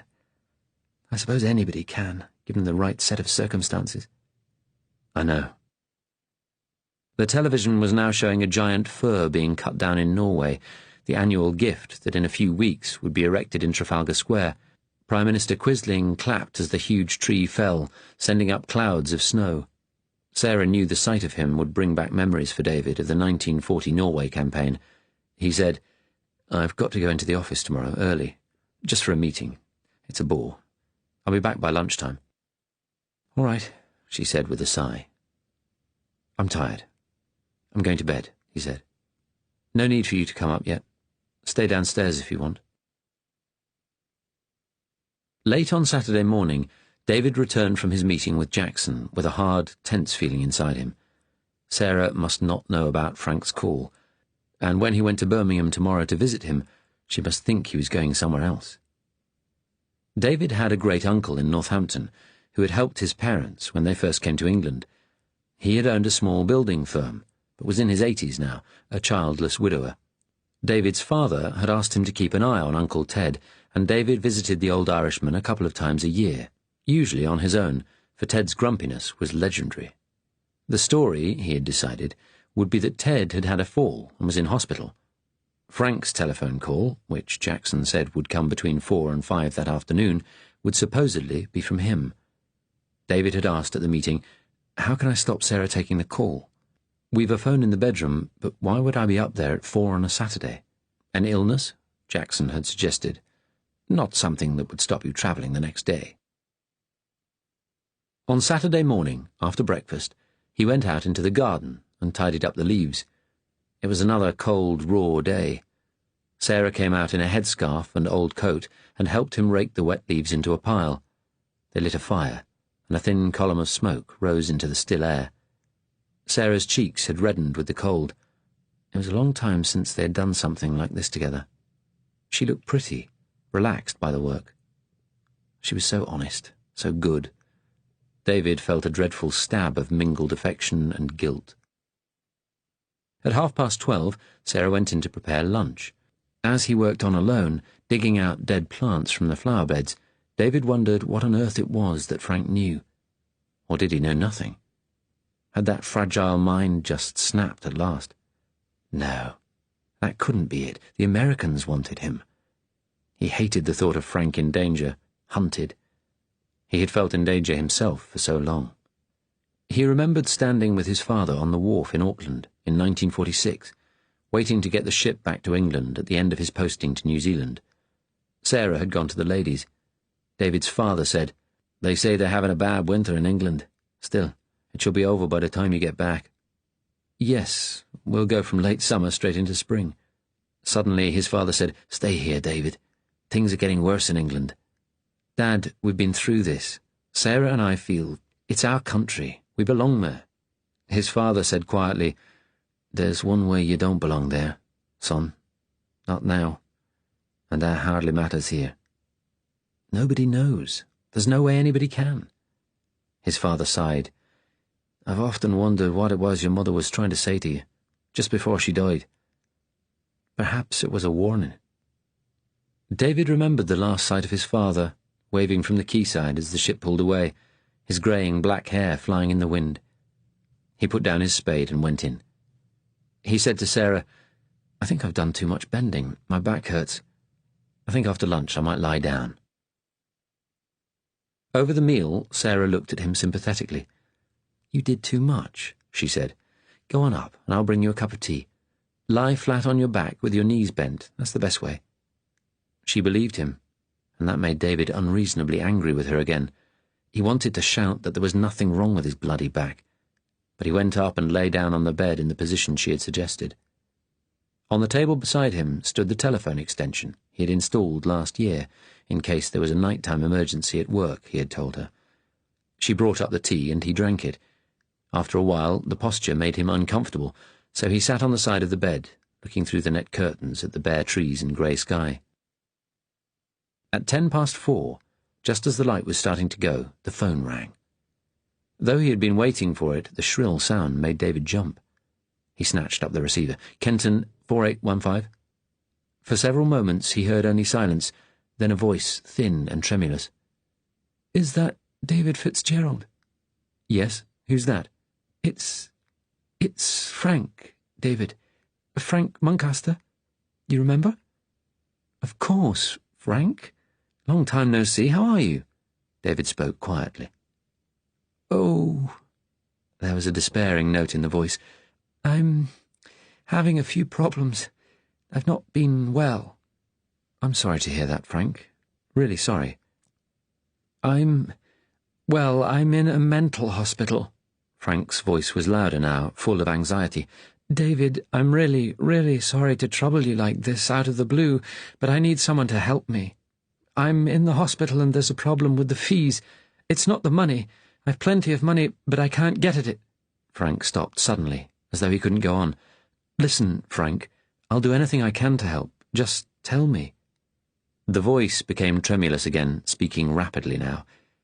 "I've been certified as a lunatic, David. I can't get out. They need a relative to be my trustee, but Mum's died and Edgar's in America and they can't get hold of him. David, is there any way you could help me get these things organised somehow? There's no one else, no one." "Where are you?" "Bartley Green Hospital, just outside Birmingham." David took a deep breath. "Listen, Frank, I could come up tomorrow." He spoke quickly. He could hear Sarah's footsteps on the stairs. "Could you? Oh, it's so much to ask." Sarah came in, stood in the doorway, looking down at him inquiringly. David said carefully into the telephone, "I'll come. It's easy on the train. What are the visiting hours?" "If you could come in the afternoon. There's a nurse. He's called Ben. They have male nurses here, attendants." David cut in. "I'll come tomorrow, say about, 3 o'clock?" Yes, that would be so good. Oh, thank you." Frank's voice trembled again. "It'll be good to see you. But I'm sorry. It's your weekend. I never asked how you are and your wife." "Sarah's fine. Listen, I'll see you tomorrow. I'll do anything I can to help."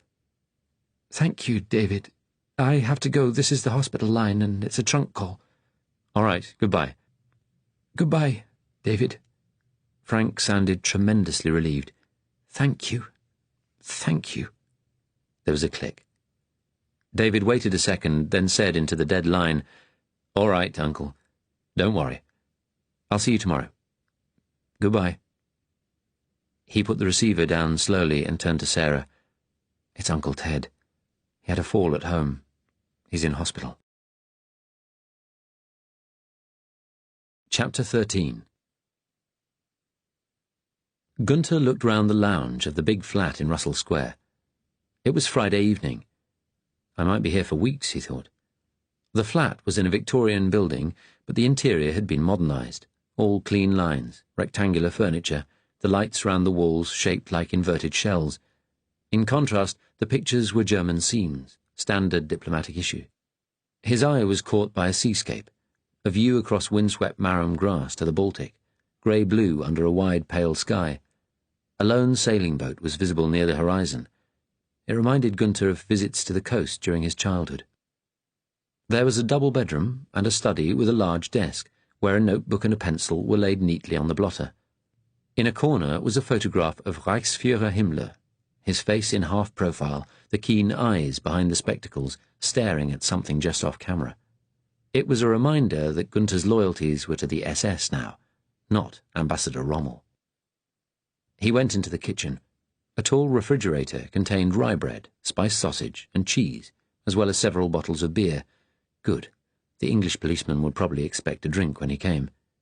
He went into the bedroom, took off his jacket and shoes, and padded back to the lounge in his socks. A little clock on the mantelpiece showed 7:15. The policeman, Syme, was not due until 8:30. Gunter wondered what he would be like. On his walk to the flat from Senate House, he had noticed how shabby and tawdry London looked. Dog dirt and litter on the pavements, tired-looking people shuffling home after work, no zest or sense of purpose in their step. A newspaper hoarding spoke of more strikes in Scotland, a special conference of the Scottish National Party resolving to assist the authorities all they could in return for a convention to consider Home Rule as a first stage towards possible independence. Gunter's own vision of the future, the German vision, was clear and logical and bright, a total contrast to this confused, dirty mess of a country. He switched on the television that sat in a corner. A cowboy drama was showing, cheap American nonsense, not allowed on German television. He turned off the set, lit a cigarette, and sat staring at the seascape, remembering his childhood.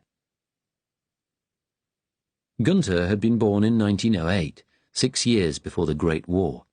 His father was a police sergeant in a small town not far from Königsberg, in East Prussia, Imperial Germany's easternmost province. He was 10 minutes older than his twin brother, Hans. They looked identical, the same square faces and light blonde hair, but their personalities were different. Hans was quicker, funnier, with a quicksilver energy Gunter lacked. Gunter was more like his father, solid and steady. He was a clumsy, untidy boy, though, always creasing his clothes, while Hans was as neat as a new pin. Both did well at school, though Gunter was a plodder, while Hans was quick and imaginative, too much sometimes for the disciplinarian teachers. Gunter always felt protective of Hans, yet at the same time jealous, envying him for the qualities that made him the more popular twin among the other boys and, later, with girls. It was Hans, though, who always wanted Gunter's company, while often Gunter preferred to be alone. Their mother was a small, tired, self-effacing woman. Their father was a big man with a craggy face and a moustache with upturned waxed points like the Kaiser's. In his uniform, with its tall helmet, he could look intimidating. He believed in order and authority above all. When the Great War came, he spoke proudly of bringing German order to all Europe. But Germany lost the war. The decadence and disorder of the Weimar Republic that followed horrified the aging policeman. Once at the dinner table, not long after the war, he told them with tears in his eyes, "There were students demonstrating in the town today, anarchists or communists. We came and stood on the side of the square to make sure it didn't get out of hand, and they stood there, laughing at us, mocking us, calling us pigs and lickspittles. What will become of us?" Gunter was horrified to realize then that his father, his strong father, was frightened. At secondary school, Gunter developed an interest in English. He was good at the language and became fascinated by British history and how Britain had built a gigantic worldwide empire. Germany had overtaken Britain in industry, but had been too late to create an empire to provide the raw materials it needed. His teacher, a strong German nationalist, taught how England was in decline now, a great people gone to seed through democratic decadence despite their magnificent past. Gunter wished Germany had an empire, instead of being what the teacher called a cowed nation, provinces hacked away at Versailles, the economy ruined by reparations. Gunter would tell Hans about his thoughts of empire, and his brother, who had much more imagination, conjured up stories for him of great battles on sweltering Indian plains, settlers in Africa and Australia struggling against hostile natives. Gunter was in awe of his brother's ability to picture another world. The twins often went out cycling at weekends, along the straight, dusty roads between the plantations of tall firs, the forest stretching away into shadowy darkness on each side. One hot summer Sunday, when they were 13, they went further than before. They passed carts lumbering by, little villages, a massive red-brick Junker country house surrounded by wide lawns. At lunchtime, they stopped to eat their sandwiches by the side of the road. It was very quiet and still, insects buzzing lazily in the heat. Hans had been thoughtful all morning, He said now, "What shall we do when we grow up?" Gunther nudged a stone with his foot. "I want to study languages." Hans looked disappointed. "Oh," he said, "I couldn't do that." "What do you want to be?" "I want to be a policeman, like father." Hans smiled, his blue eyes alight. "We could both join. Catch all the bad people." He pointed a finger down the empty road. Bang, bang. In 1926, when the twins were 18, Gunther won a place to study English at Berlin University. Hans, bored with school, had already left and taken a clerk's job in Königsberg. He seemed to have forgotten his dream of following their father into the police. Gunther had not. He had thought about it many times, but the prospect of going to university was exciting. He had never left East Prussia before and longed to see Berlin. His parents, delighted with his success, encouraged him. The evening before Gunther left, he sat with his father by the fire. The old man was nearing retirement. He was happier these days. Life was easier. A degree of prosperity was returning to Germany under Stresemann after the nightmare of the great inflation. His father gave Gunther a beer and offered him a cigarette, smiling through the thick moustache, drooping now, that had turned from blonde to white, stained yellow-brown with nicotine. "A son of mine, going to university. The train will take you across the Polish corridor, the part of Germany that was stolen from us in 1918. They'll pull the blinds down over the windows while you cross Polish territory. At least, I think they still do that. I hope so." His heavy face became serious. "You take care now. Don't get into bad company, nightclubs and places like that. A lot of bad things go on in Berlin." "I'll be careful, father." "I know you will. You're a steady lad." The old man smiled again, sadly. "If it were Hans, I would be worried. I don't know what he gets up to in Königsberg." He shook his head. Gunther said nothing. He had always known he was the one his father preferred, though he felt Hans was better than him in so many ways. Gunther spent 3 happy years in Berlin. He seldom visited the fleshpots.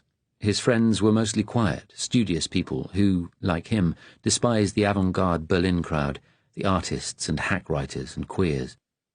One day during his first week, he was walking along a street far from the city centre with some fellow students, watching the scenes around them. Looking down an alley, Gunther saw an extraordinary-looking old man staring at him. He wore a long, dark coat, and his black hair, surmounted by a skull-cap, curled round his cheeks in long side-locks. He stared at Gunther with fearful, hostile eyes. Gunther said, half-laughing, "Who the hell is that?" One of the others said in a voice full of contempt, "A Jew." "They don't look like that.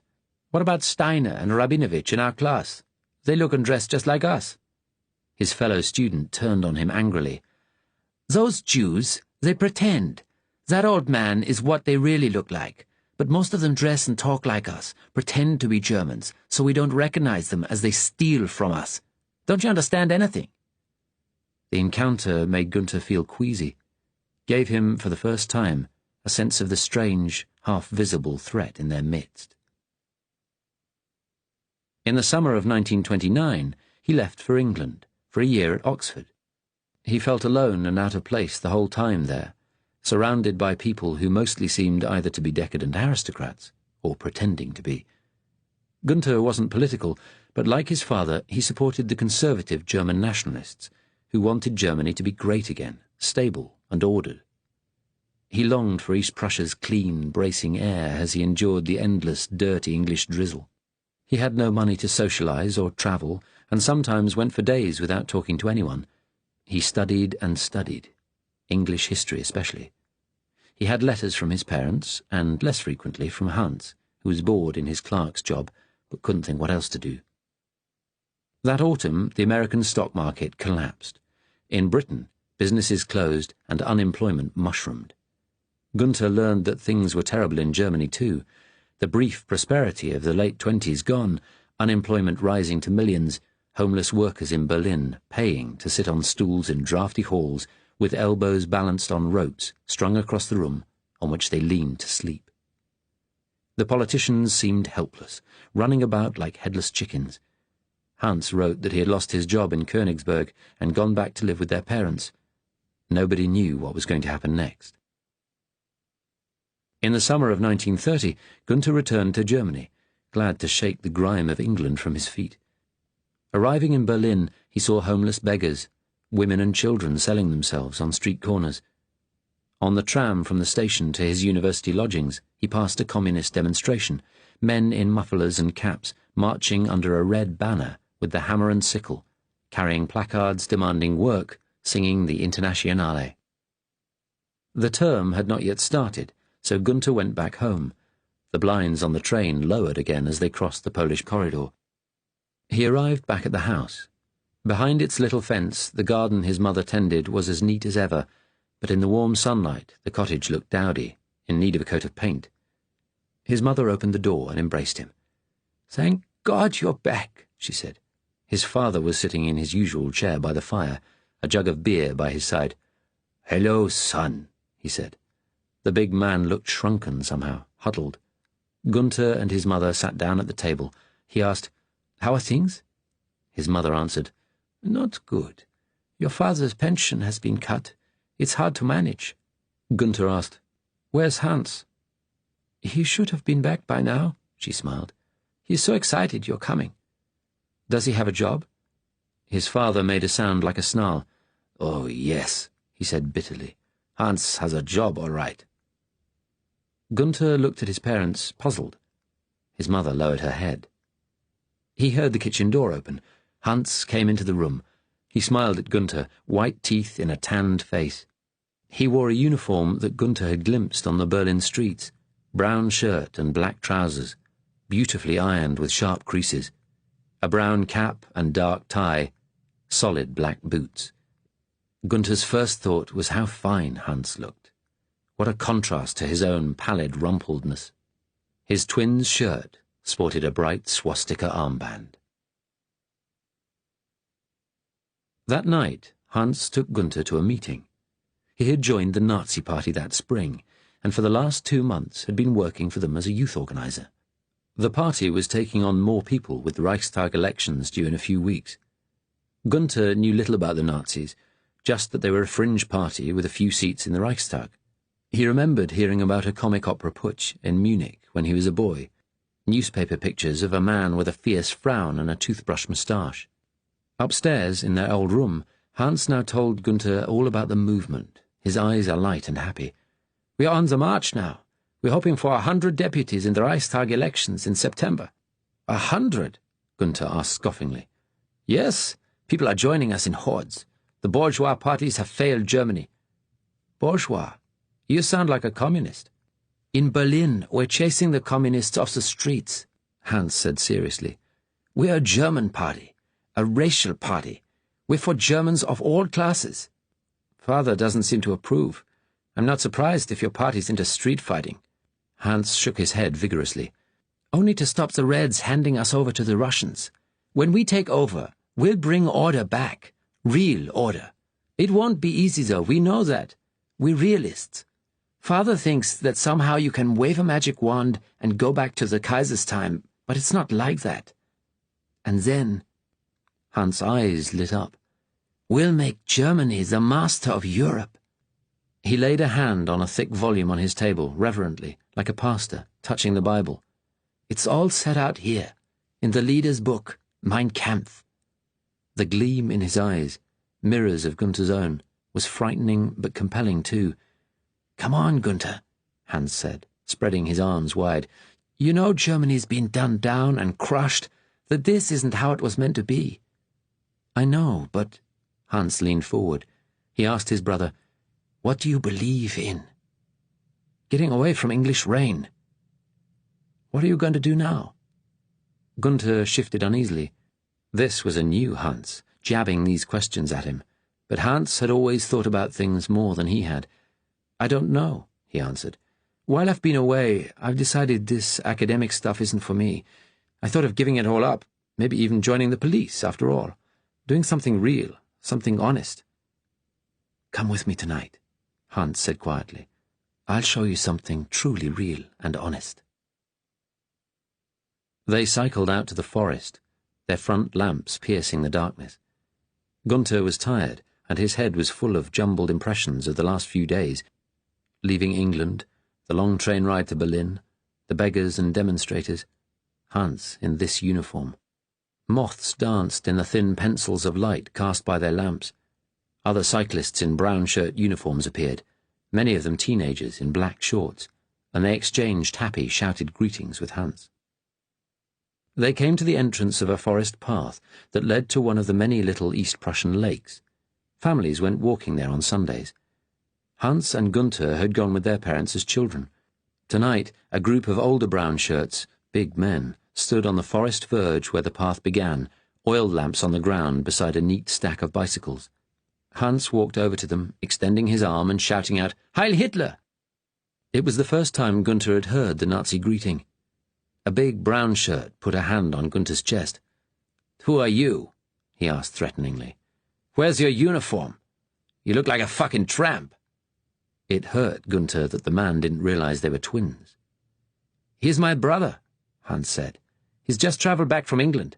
The man shone a torch in Gunther's face. "All right, Holt, but it's your responsibility." Gunther and Hans joined a trail of men and boys walking down the path, talking excitedly, lighting the way with their bicycle lamps. They came to a little lake. Tall torches in braziers had been lit on the shore, a boy watching each to make sure the flames stayed under control in the dry forest. There were about 200 people there. Hans said, "I've got to get my lads lined up. There's a speaker coming from Berlin. Just stand somewhere on the side and watch. Don't sit down," he added. "That will be disrespectful." Gunther watched as Hans organized 24 boys efficiently into straight lines. They stood to attention on the shore. At a command, everyone fell completely silent. Gunther could hear the wood crackling in the branches. The scene was beautiful and dramatic. The torchlight, the uniformed men still in their silent lines before the calm moonlit lake, the forest behind. Gunther felt a shiver of excitement. Then 4 brown shirts walked out of the trees, accompanied by a tall, slim young man in black uniform. He had light blonde hair and an extraordinary long face, ascetic with a proud beak of a nose and a wide, full mouth that somehow spoke of strength and immense firmness.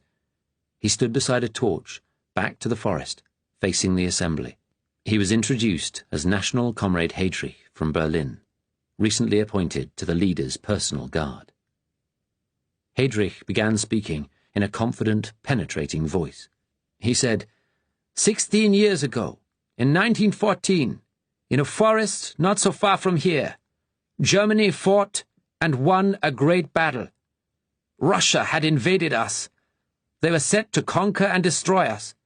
But at the Battle of Tannenberg, we threw them back. We destroyed their army. The few Russian survivors ran away. Germany suffered 20,000 casualties. Brave men, many of whose bones lie in these forests, in the German soil they defended. This is what brave Germans can do. So how, comrades, have we fallen so far? Heydrich spoke of the surrender by socialist German politicians at the end of the war, the destruction of the German economy by the Allies, the depression, the dithering bourgeois parties and the growing Marxist threat. He spoke of a new Germany to be built on the ruins. He had taken a military stance, hands behind his back, his voice growing more insistent. "We shall prevail, because greatness is Germany's destiny. That is the lesson of history, clear to all who read it. A legacy handed down by our ancestors who first settled these forests, the heroic Teutonic Knights." Gunther suddenly thought, I've spent years studying English history. But what about my history? Germany's history? Have I wasted all this time? Heydrich raised a slim hand, pointed at the ranks before him. "But if we are to fulfill our mission, we must be alert, aware of the enemies within and outside the Reich. It will take years to beat them down, but we shall do it. The French, the Socialists, the Catholics with their masters in Rome, the Communists with their masters in Russia, and the masters of them all, the controlling hand, the enemy within and without, the Jews." Gunther hadn't thought about the old Jew he had seen in the alley for years, but he remembered now. Hedrich fell silent. Gunther glanced over at Hans to see him looking back at him.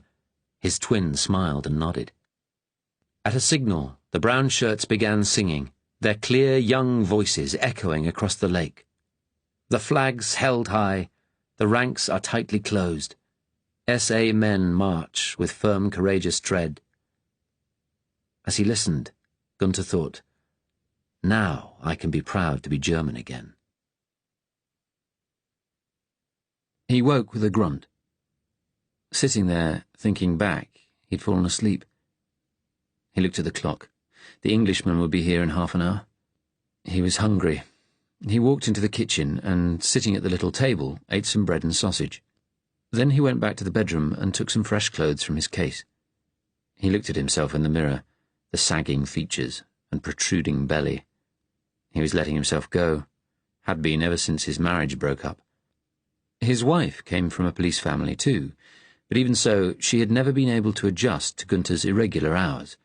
She had loathed England during his posting there. Back in Germany, she hadn't liked his new work either, finding the remaining Jews and the networks that harboured them.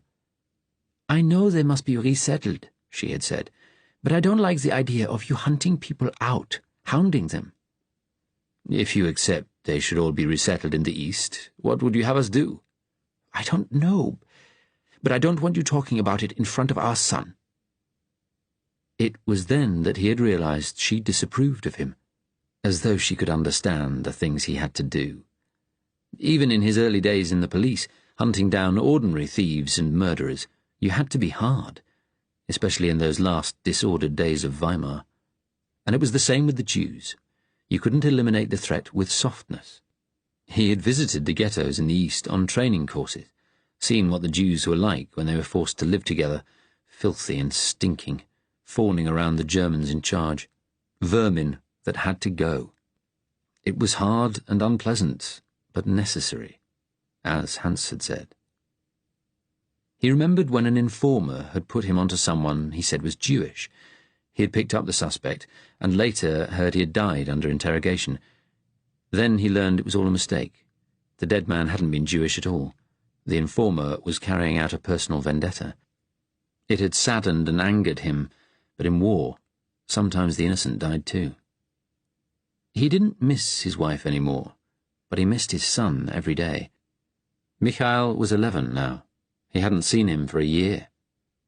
He turned away from the mirror. He felt, as so often, that somewhere deep inside he didn't measure up, least of all to his dead brother. He remembered Hans' enthusiasm, his energy, his purity. Syme was 10 minutes late, which annoyed Gunther. When he answered the doorbell, he saw a tall, thin man in his mid-30s, wearing a heavy overcoat and a fedora. He had a lean, clever face full of cheerful, eager malice, and keen brown eyes. "Herr Hout?" The man extended a long, thin hand with a friendly, confident smile. "William Syme, London Special Branch." Gunther shook his hand and ushered him in. He took his coat. Underneath, Syme wore a sharp, expensive suit, a white shirt and a silk tie. It was secured with a gold tie-pin. In the middle, a black circle with a single pointed white flash, the emblem of the British fascists. "I hear you flew over from Berlin today," Syme said, in a cheerful, friendly voice. "Yes. Please, sit down. May I offer you tea or coffee?" "Not for me, thanks. I'll have a beer if you've got one." Gunther noticed an undertone of a Cockney twang and guessed that Syme, like many ambitious Englishmen on the way up, was trying to develop a received English accent. Gunther brought out 2 beers and offered Syme a cigarette. Syme looked round the room. "Nice flat," he said appreciatively. "A little modernist for my taste." Syme smiled. He said, "I've been to Berlin a couple of times, jollies with the party. Great buildings there. We went to the Nuremberg rally 2 years ago. We were sorry the Führer couldn't attend. I'd have liked to have seen him. I hear he's been ill." Syme's eyes flashed with curiosity. "The Führer has many responsibilities," Gunther said coolly. Syme inclined his head. "Beaverbrook's there now. Wonder what they've agreed." Gunther wondered too, remembering what Gessler had said about the English police soon having their hands full. Whatever it was, Syme didn't know. He realized he disliked this man. Then he thought, that won't do. We're going to have to work closely together. He smiled disarmingly. So, Mr. Syme, have you been in the police long? You're young to reach an inspector's rank. Joined when I was 18. Promoted 2 years ago, when I went to Special Branch. Gunter smiled. I was working in Britain when the auxiliary branches were formed. I remember your then commissioner's words to the first intake. You should not be too squeamish in departing from the niceties of established procedures which are appropriate for normal times. I thought a very English way of putting things. Syme said, Yes, nowadays our essential job's fighting the resistance, any way we can. Gunter nodded at the type-in. I see you are a member of the fascist party. Syme nodded proudly. I certainly am. Good. Gunter waved a hand to the chair. Please, sit down. We are grateful to your people for assisting us in this case. We're all good pro-Germans in my section of Special Branch. Gunter nodded. He said neutrally, I believe there's been some unease among British fascists about joining the coalition with the old parties, Conservative and Labour. Syme shrugged. It's a way in. It's how Herr Hitler began, isn't it? And having Mosley in charge of the police is a big step to power. Gunter nodded seriously. Yes, you are right. Though the Commissioner is a bit puzzled over why you want this loony Muncaster so badly. Syme's eyes narrowed. According to our records, he hasn't any political past or resistance links. Gunter leaned forward. This man was cocky, but clever too. He said, No police or intelligence service is infallible. He smiled self-deprecatingly. Not even ours. But we do think this Muncaster may have political associations in Germany. Concerns have been raised. At a high level. I thought the anti-Nazis had all been dealt with. Gunter raised a hand. Mr. Syme, I may not say. It is an internal matter. I would have thought you would have been told this, he added. Syme smiled. You can't blame me for trying. Gunter frowned. The young man was going too far. The terms of reference for cooperation were, as I said, set at a very senior level. Syme looked discomfited. His mobile face was expressive, too expressive perhaps for a detective. He said, a slight edge in his voice, Well, the Commissioner says I'm at your disposal. Thank you. What is it you want done? Gunter drew on his cigarette. We wish to find out all we can about Frank Muncaster, what his mental state is, whether he is lucid, and if so, what he says. Our problem is that we, the Gestapo, cannot just go into this hospital demanding to see him. No, Syme frowned. The British police force can do more or less what it wants these days, especially Special Branch, but lunatic asylums remain under the authority of the Health Department. Gunter nodded agreement. Quite so, and we do not want our interest in Muncaster known. I understand. I think. Has anyone outside the hospital shown any interest in him? Who? The Resistance? We've no evidence they know anything about him, but we need to be careful. Syme pulled out a packet of cigarettes, unfiltered Woodbines, and Gunter took one, though he preferred milder brands. Syme said, No one's shown a peep of interest in Muncaster. I've seen the local police reports. Frank Muncaster has no record, but in October he suddenly went potty, pushed his brother out of a first-floor window in some family quarrel, then started screaming about the end of the world. He was put in the bin, and that's all we know. He's a geologist, an academic. All these types are loopy. Gunter smiled again. I am sorry we can't confide in you fully, but we will work together, find out what is at the bottom of this. If there is something, we will both get considerable credit. That struck a chord. Syme nodded slowly. He said, And if you decide you want him, would you take him back to Germany? Extradite him? Perhaps. For now, what I would like is for both of us to go up there this weekend, take a look at his flat, and interview him, if that is convenient, he added politely. It's already arranged. I sent a letter to the hospital saying we want to talk to Muncaster about the police case over the assault. Sunday's their visiting day. The doctor in charge, Wilson, phoned us wanting to know what it was all about, angling to be at the interview. Protective of his charges, Syme added contemptuously. Said Muncaster was a doctor of science, a man of some status was how he put it. I know what I'd do with the loonies. The same as you Germans have. I spoke to Wilson, quoting the Defence of the Realm Act. That shut him up. Good. Might have to watch him, though. His cousin's a senior civil servant, close to the junior Minister of Health. That could give him some clout if we piss him off. Yes, Gunter smiled. I know. Kid gloves. Now, when we talk to Dr. Muncaster, please say I'm your sergeant. I will say nothing. I lived in England for 5 years, but my German accent might be picked up. Yours is hardly noticeable. Thank you. I was at university here, and for a few years after the treaty I worked as an advisor with Special Branch. I knew the present commissioner. He paused. He approved this operation. Syme nodded slowly, impressed. His hands twitched slightly in his lap. He lit another cigarette. What do you want me to ask him? I have a list of questions we could go over now. Can you arrange a car, by the way? We can go in mine. Afterwards we can go to where Muncaster lives. It's a flat. His keys will be held by the hospital. The local boys will provide a locksmith. I've already been on to them. Gunter nodded appreciatively. Thank you. You've been very efficient.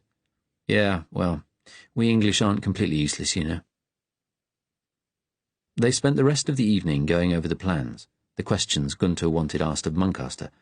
He stressed several times how the Gestapo appreciated Syme's cooperation. They finished at about 10.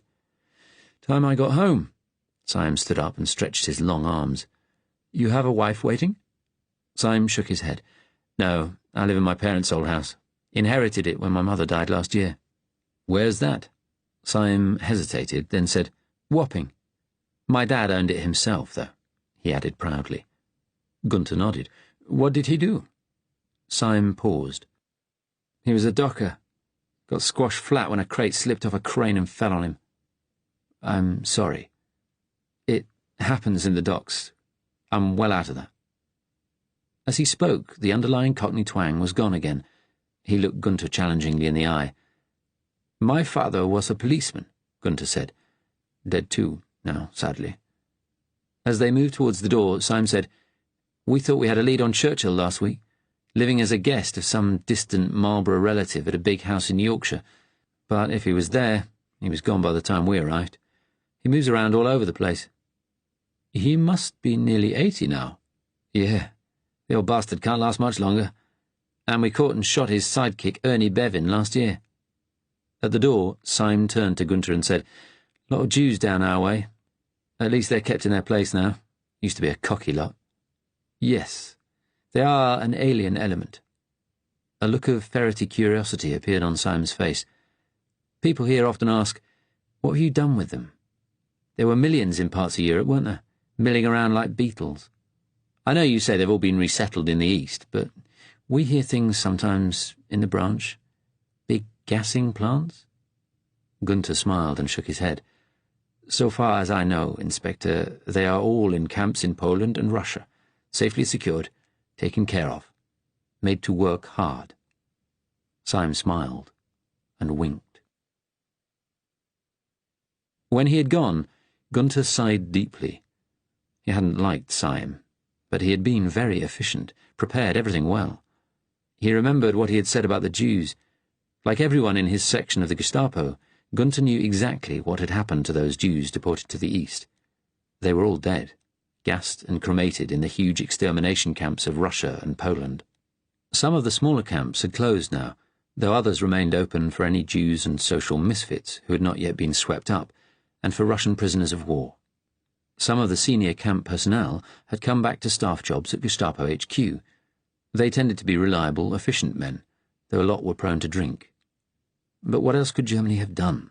With the war in Russia raging, they couldn't be burdened by millions of hostile, dangerous Jews in the ghettos of the East.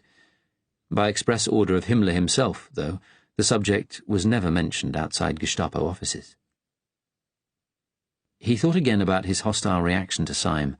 He knew himself well enough to wonder whether his dislike might be linked to his unease at what Gessler had told him at the end of their interview earlier.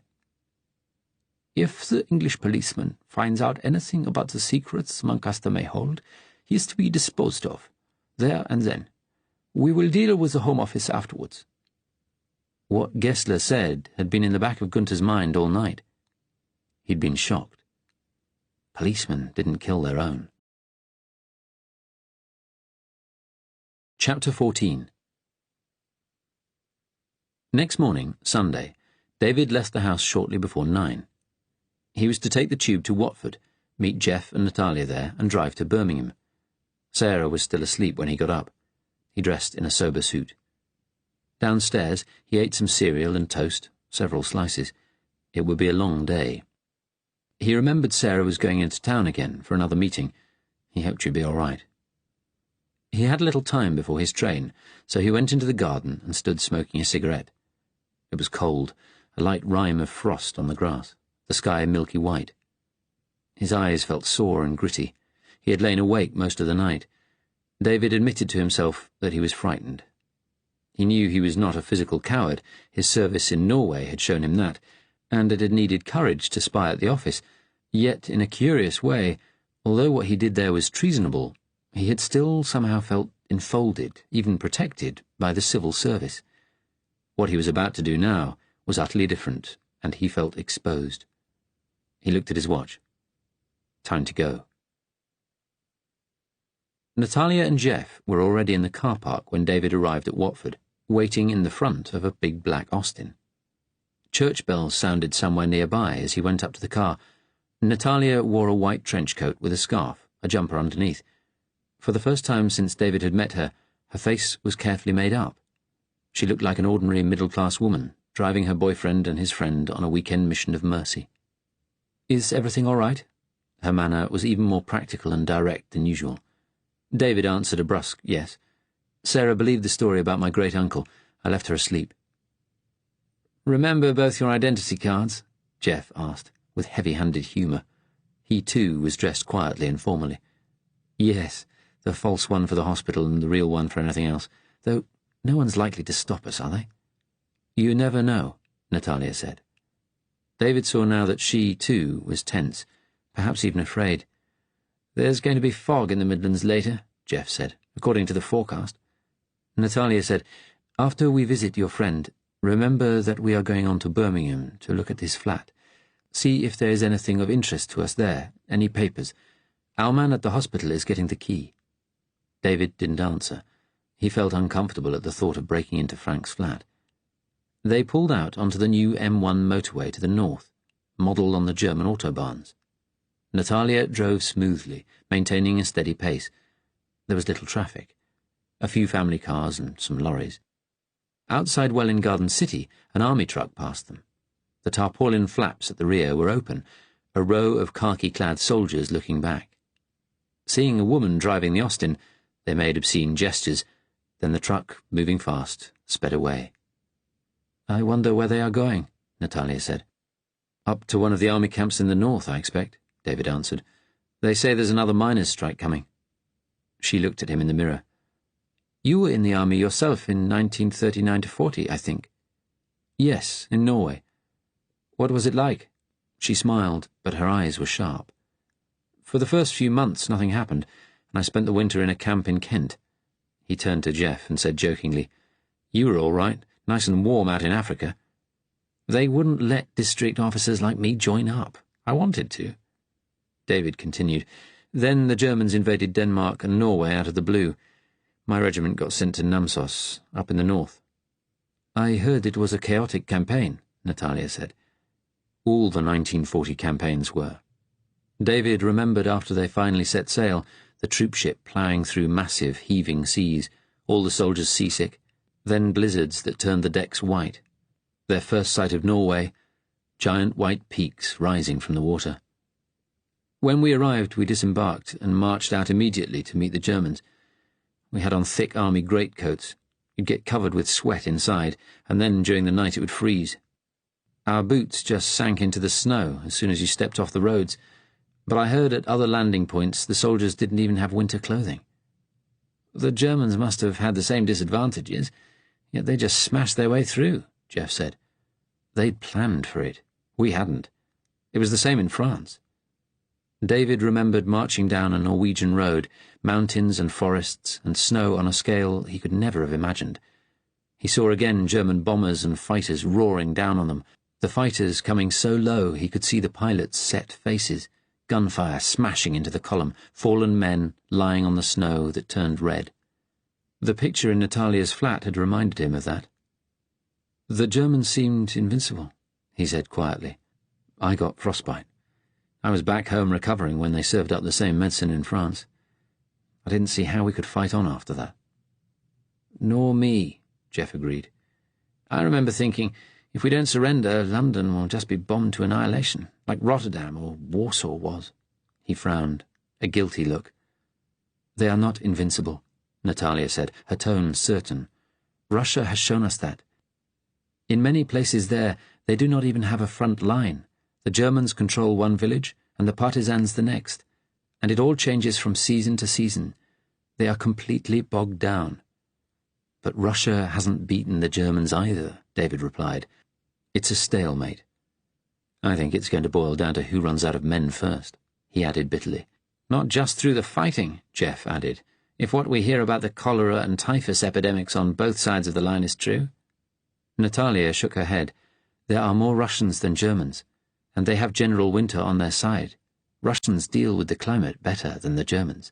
They know what to wear, how to survive in the forests, what seeds and mushrooms you can eat." David thought the remark cold.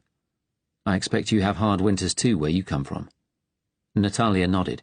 "Yes, long winters with a lot of snow."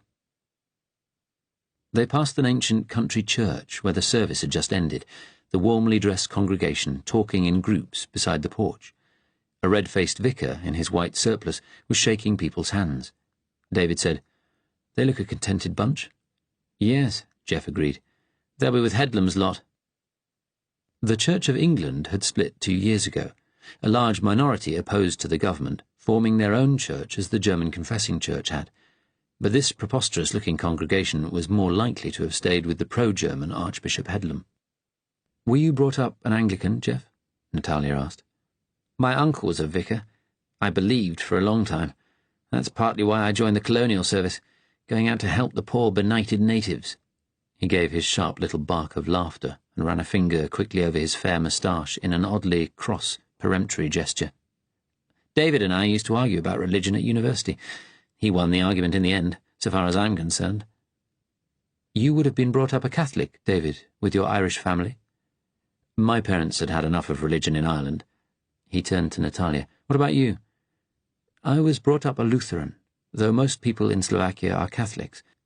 But I also became disillusioned with religion. Did you know that our little dictator, Tiso, is a Catholic priest? His Slovak nationalists were glad to help Hitler break up Czechoslovakia, and now we have our own little Catholic fascist state, just like Croatia and Spain. Our Hlinka Guard, the equivalent of your black shirts, loaded the Jews onto trains when the Germans wanted them deported in 1942. There was an anger in her voice David had never heard before. Jeff said, "I thought all Czechoslovakia had been occupied by Germany." "No. We are a satellite state with our own government, like Britain and France." She looked away, concentrating on the road as a little sports car passed them, a young couple out on a Sunday drive. Jeff asked, "Are your paintings of your hometown?" "Mostly of Bratislava, the Slovak capital, where I lived before I came here." "And the battle scenes?" David asked. "Slovakia sent soldiers into Russia with the Germans when Hitler invaded. We were the only Slav country to join the invasion, only a token force." She hesitated, then added, "My brother was with them on the Caucasus front. He was badly wounded. Later he died." "I'm sorry," David said. "It was ironic, because in the 30s he was a communist.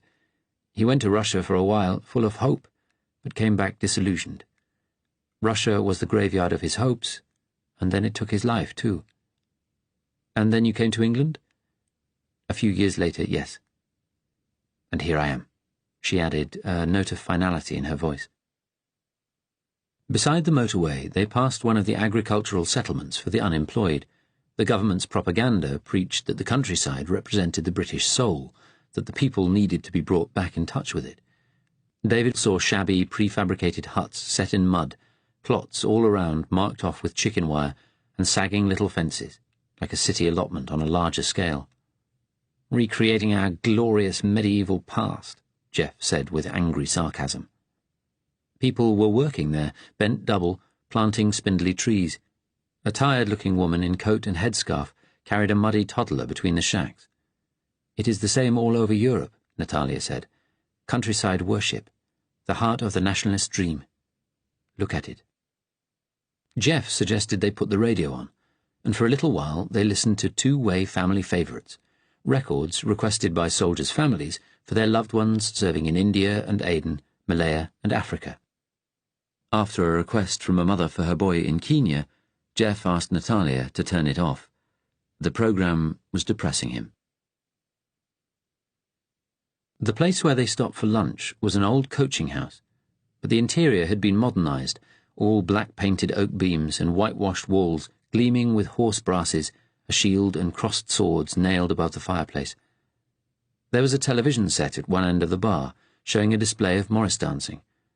During the week, it would have been full of travelling salesmen, but today there were only a few elderly people at the tables, a couple of retired military types propping up the bar. David went to get drinks and order lunch. "The problem with the British working man," one of the old men at the bar was saying, "is that frankly he just doesn't like work. He's too bloody lazy." He jabbed a finger at his friend. "The answer's to put them under military discipline, give the slackers a damn good flogging in front of the others, and shoot some more of these demonstrating trade unionists like they did in Bradford in the summer." "I don't know if they'll go in for public floggings, Ralph. Beaverbrook's still a bit soft for that. Mosley's calling the shots now. He'll get the shirkers working properly. Then our industry can maybe match the Germans and the bloody Yanks." He laughed. "Say him again." As he walked back to the table, David remembered that talk of shooting trade unionists had once been a joke among some of his father's lawyer friends, but now it was actually being done, and people like those old barflies were happy about it. They had taken a table by the window, with a view out over brown, frosty fields. Jeff had lit his pipe. He said with a self-deprecating bark of laughter, "I've been talking about life out in Kenya again. Boring poor Natalia." She smiled at Jeff. David felt an odd pang of jealousy. "It is not boring," she said. "It sounds like another world, Africa, like the Garden of Eden. It's hot and full of disease." The white man's grave. "That's West Africa, but it's hard work. Out where I was in the tribal areas, there were just a few of us running an area half the size of Wales. Well, the chiefs ran it, really, but they had to defer to us. We pushed a road through while I was there. I thought it was a good thing. It would help them develop some commerce, but it was just used to ferry black labour to the white settler areas." His mouth set hard. Natalia said, "It must have been very lonely if you were the only white man." "Yes. Their way of life's so different. They don't really trust us. Can't blame them, I suppose. We just arrived and took things over." He gave his bitter laugh.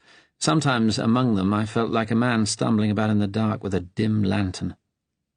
David said, "We used to have black visitors at the Dominion's office sometimes. I remember not long after I started, I had to meet a South African student who was stranded here without any money and didn't want to go home. I thought I had liberal ideas about race, but when he came in, all I could do was sit and stare at him because he looked so different. He must have thought I was mad. Spoke to me in perfect Oxford English." He shook his head. "Of course, Africans and Indians aren't allowed to come to England to study anymore." Jeff pulled at his pipe. "If I was honest, I was always happy to see other white officers, veterinarians and forestry people, and I'd go down to Nairobi often." A shadow crossed his face and he fell silent. David thought, he still hasn't got over that woman he knew out there, though it was years ago. It was a strange sort of fidelity, admirable but somehow frightening. He wondered if Natalia knew Jeff's story. She probably did. She probably knew everything about them. She met his eye briefly, then glanced out of the window. "Winter has come early this year. It reminds me of my country." She smiled sadly in her self-contained way. The men at the bar were becoming drunk and loud-voiced. "During the Great War, if a man wouldn't go over the top and fight, you gave him a quick court-martial, then took him out and shot him. I've seen it done. Why should it be any different with people who won't bloody work?" David remembered something Sarah had said once, that the Great War had made mass slaughter ordinary. That was why Stalin and Hitler could commit murder on a scale inconceivable before 1914. It was why these old men could talk like Soviet commissars or SS men. The barman had turned the television up. Everyone looked round. The background of a turning globe, the BBC initials underneath, was showing. They heard the announcer say, "Special broadcast from the Minister for India, the Right Honourable Enoch Powell MP." Powell's ascetic face, with the black moustache and fierce, passionate eyes, appeared. Everyone was looking. He began to speak, in his ringing voice, with its Birmingham accent, unsmiling. Powell never smiled. "I wish to broadcast to you today about our most important imperial possession, India. You will all be aware of the seditious rebellion and terrorism there. It has even infected native regiments within the Indian Army. But I want to tell you today that we shall not, will never give in. We know that the majority of the Indian people support us, the ordinary people, to whom we have brought railways and irrigation and a measure of prosperity, the rulers of the princely states, our loyal allies, the Muslim League, who fear Hindu domination. For 200 years we have governed India firmly and fairly. Ruling it is our destiny." He leaned forward, those blazing eyes on the screen seeming to fix on each of them individually. "That is why, with the agreement of our German allies, we are recruiting 100,000 soldiers to strengthen our presence there. Firm and quiet rule will soon descend on India once more. We shall not withdraw or compromise ever. A nation that has showed such weakness would be heaping up its own funeral pyre. So be reassured, British rule and British authority in India will be established ever more firmly." The old men at the bar cheered and clapped. "We knew something like that was coming," Jeff muttered. Natalia said, "India. Churchill was determined to hold on to it too, wasn't he, before the war?" "He knows he's lost that one," Jeff said. A waitress came with shepherd's pie, stodgy but filling. Afterwards, Natalia said she would like to stretch her legs, just for 10 minutes, as there was still a long way to go. Jeff said it was too cold for him and he would wait in the car. There was nowhere to walk except round the edge of the almost empty car park behind the roadhouse, so David and Natalia began to circle it, going slowly, smoking. She kept one hand in her pocket. David thought perhaps her gun is in there. Jackson had called her a crack shot. Who had she shot, he wondered. Across the fields he saw a village. Like others they had passed recently, it was built of red brick. They were well into the Midlands now. Natalia said to him, "Soon you will see your friend Frank. He sounds like a man with many difficulties." Her expression was sympathetic.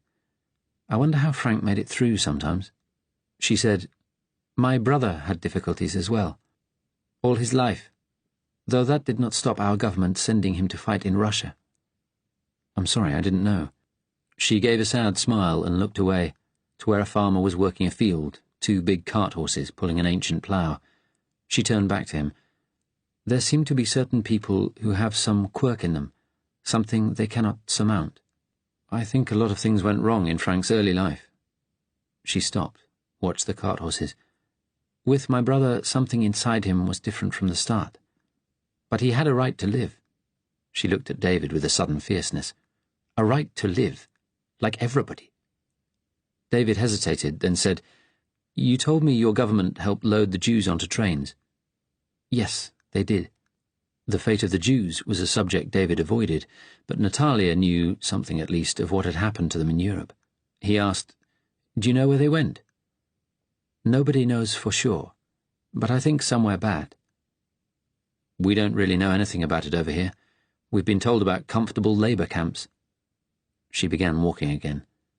"We had many Jews in Bratislava before the war. I had several Jewish friends." David nodded and smiled, encouraging her to continue.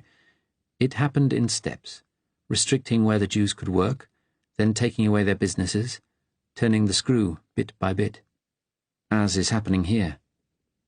In 1941, they were all expelled from Bratislava." Her voice was flat and unemotional again, and David began to realize what it cost her to keep it so. "There was a family in our street. The man was a baker. One morning I was woken by the sound of breaking glass. I looked out of the window and saw men from the Hlinka Guard, our fascist paramilitaries, pulling them out of the house, kicking and hitting them. They threw them in a van and drove them away. Some of the Hlinka men stayed behind, and I heard them in the house, breaking things and coming out with armfuls of clothes and ornaments. Later we learned the same thing was happening all over town. One of the Hlinka people and his family moved into the bakery and started it going again, as though it had always been theirs. That is what most of these fascists are, thieves waiting for loot. David shivered. Did nobody protest? She gave him a sudden, fierce look. What should I have done that day? Gone and told the Hlinka guard to stop? What do you think they would have done to me? No, of course. You couldn't have done anything. And it was all done so quickly. Some people did protest after it started, even some priests, which embarrassed Tiso. They stopped the deportations for a while, though I heard they resumed later. She sighed. I wish I could have done something. You couldn't. I'm sorry, I know you couldn't. She smiled, looking suddenly vulnerable. No. People should know, though. It is good you are interested. And they were put on trains. That was a year later. We'd been told the Jews were in work camps somewhere in the remote countryside. We didn't know where. People were starting to forget them. Then, one day, it was a beautiful summer day, my fiancé and I went for a long drive. He had a car. Not many do in Slovakia. We drove a long way. A long way. She looked into the middle distance. We had a picnic on a hillside. I remember some deer came out of the woods nearby and drank at a stream. We sat watching them. Afterwards we went for a hike. We went over fields and meadows, saw the mountains in the distance. So she had a fiancé, David thought. What had happened to him? We crossed a big hill. On the other side was the railway line that goes over the mountains into Poland. We hadn't realized we had come so far. Her voice had slowed, and there was a train standing there, in the middle of nowhere. There must have been an obstruction on the line somewhere. A huge goods train, wagon after wagon, just standing there in the sunshine. We wouldn't have thought anything of it, but we heard noises. She shook her head slightly, closing her eyes. All the wagons had small ventilation windows and barbed wire across them. We heard voices, calling to us in Yiddish. We didn't understand what we were seeing, Gustav and I, so we walked down a little, towards the train, and then we caught this terrible smell. I don't know how long those people had been travelling, but it must have been a long time in the heat. How many were on the train? I don't know. Hundreds. One woman was calling to us over and over, begging for water. Then 2 men in the black Hlinka uniform with rifles came round to the end of the train. They must have been patrolling the other side, and waved and shouted at us to go away. So we walked back. I was frightened we might get a bullet in the back for what we had seen, but I think they would not have hurt us, because of Gustav's uniform. Was he a soldier? She answered, quiet defiance in her voice. Yes. He was German. David glanced at her in surprise. She said, suddenly defensive, he was with German army intelligence, the Abwehr. He hadn't known what was going on. He was very junior. It shook him. We both knew that if people were transported in that state, by the time they reached their destination, many would be dead. She turned and stared at him. The British, like the French, say they are proud of protecting their own Jews, only deporting foreign ones. But that is what happened to those they did deport. My God, it's terrible. I know. She smiled wryly. I have not told many people this story. It must be hard to tell. It is. What happened to your fiancé? I married him, and now he is dead. Her tone changed, that flat finality again. She turned away, stubbing her cigarette on the tarmac. And now we should get back on the road. Focus on your friend Frank. Chapter 15.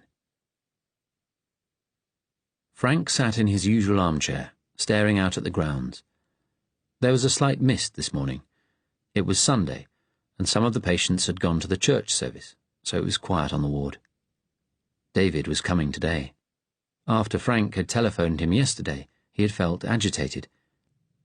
talking to his friend had got all his feelings jangled up, about how he had ended up in here and about what he knew. He was frightened that somehow he might let his secret slip. Sitting in his chair, he found his mind wandering back to school. Maybe because he had only just had his Largactil dose, for once he found himself thinking of his time there in a detached way, almost as though it had all happened to someone else. By Frank's second and third year at Strangman's, things had settled into a strange routine. Everyone pretty much shunned him, although the boys still shouted, "Monkey!" after him in the corridors. "Give us your grin, chimp!" and other things too, names like spastic and weed, and occasionally, "English cunt!" There were several other boys from England at the school, but it was another stick to beat Frank with, metaphorically, for the school believed firmly that though sticks and stones could break your bones, names could never hurt you. In the bug hut, sometimes the sheets would be stolen from his bed, or someone would piss in his bedside glass of water, but he had his books, and most of the time he lived, or existed, in a world of his own. Yet the knowledge that the other boys and most of the masters despised him left him with a deep, heartbroken sorrow. At the beginning of his fourth year, when he was 14, things got worse again. Edgar had just gone to university, and the boys in his year were changing. It was not just their bodies, which were getting larger and sprouting hair, as Frank's was. Their personalities were changing too, some becoming withdrawn, while others seemed to fizz with angry energy. Frank would overhear them, in class before the teacher came, talking about girls and sex, sticking their cocks up women. Frank had his own sexual imaginings, but they were different, oddly romantic and untroubling. During the school holidays in Isha, he often went to the cinema on his own. It was 1931. The talkies had come in. The romantic elements in the films Frank saw there, usually pure and chaste, stirred him. It was a strange window into a world of happiness. Lumsden, the boy who had caused Frank trouble in his first year, now came back into his life. He was big now, nearly 6 foot, his fat turning to heavy muscle. He was loud and swaggering, and he led, as always, a little bunch of cronies. One day, as Frank passed his group in the corridor, Lumsden leaned forward and, without a word, punched him hard in the stomach, as he had that day long ago when Frank let fly at him. Frank doubled up, gasping desperately for breath. Lumsden and his friends laughed and walked away. Lumsden wouldn't let him alone after that. He and his friends would come up to Frank and swing their arms low, do the monkey routine. Then one day, Lumsden placed himself in front of Frank in the corridor and asked why he was such a fucking useless, grinning, spastic chimp, why he didn't bloody say something for himself. He wanted a response. He wouldn't be satisfied with Frank's usual silence. Frank looked up into the bully's eyes. They were large and bright blue behind his glasses. They seemed to spark and flash with rage. "Please," Frank said, "I haven't done anything." He heard the plaintive anger rising in his voice. "Why the fuck should we leave you alone?" The big boy frowned, genuinely angry. "You silly, grinning wee idiot. You're a disgrace to the school, crawling round this place like a daft monkey. Are you no? No, just leave me alone." And then, losing control, Frank shouted out, "You're evil!" Lumsden grabbed Frank's arm with a damp, meaty hand, swiveled him round and twisted the arm behind his back. "You're a fucking grinning wee chimp, aren't you?" He twisted harder, making Frank cry out with pain. "Go on, say it!" Frank looked desperately round at Lumsden's friends. They were smiling, eyes bright as their leaders. He said, gasping out the words, "I'm a grinning wee chimp." There was laughter. One of Lumsden's friends said eagerly, "Do we spastics got to cry?" One of the other boys whispered, "Teacher." A black-gowned figure could be seen, approaching from the other end of the corridor. Lumsden let Frank go. As he staggered away, he spat a threat. "Evil, eh? We'll show you fucking evil. Monkey. Don't you worry about that." He came to himself with a jump. The door to the main ward was half closed, and from outside he heard the crash of glass, then cries and running feet, and a scuffle. Frank was scared. Moments later, the door opened and Ben came in. He had been frowning, but when he saw Frank, his face relaxed into a smile. "Och," he said, "you're in here again." Frank shrank into his chair. "What's happening in the ward?" Nothing to worry about.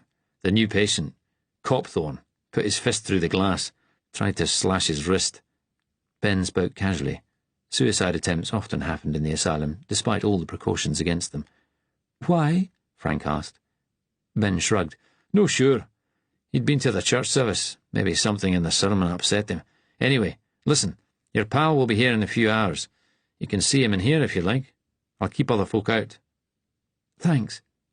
Ben looked at him closely. You seem a bit woozy. Not quite with us. I'm okay. Frank was conscious that the room was cold, the central heating radiator in the corner giving out only its usual low heat. His bad hand ached. He rubbed it.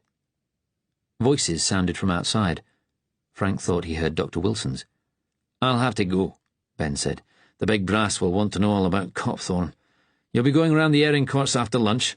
Try and get your head clear for your friend coming, eh?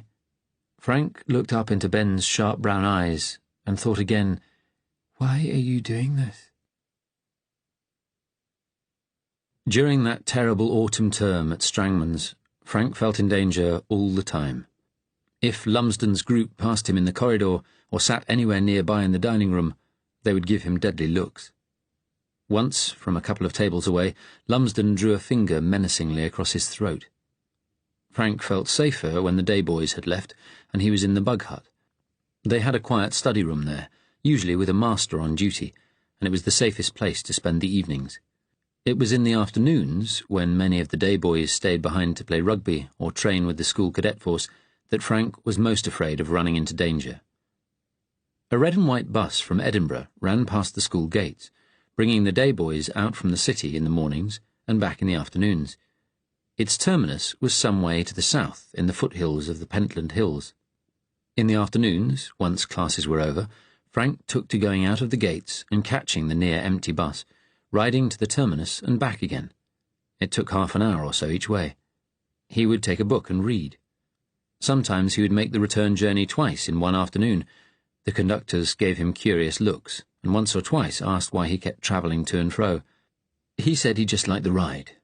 He always had his penny ready for the fare. The terminus was a little lay-by, the hills all around. The bus waited for 20 minutes before turning back, the driver and conductor sitting in a little wooden shelter drinking tea from thermos flasks and smoking. Sometimes Frank would go for a little walk down a footpath towards the hills. If it was one of those windy days, when clouds scudded across the sky, the alternating light and dark on the hills was beautiful. Sometimes he thought of just continuing to walk, on and on into the Pentlands, until eventually, sometime in the night, he would drop from exhaustion. But as autumn turned to the early Scottish winter, and there were days of cold rain and sometimes streaks of snow high in the hills, he thought defiantly, why should I let the bastards make me go and die out there in the cold?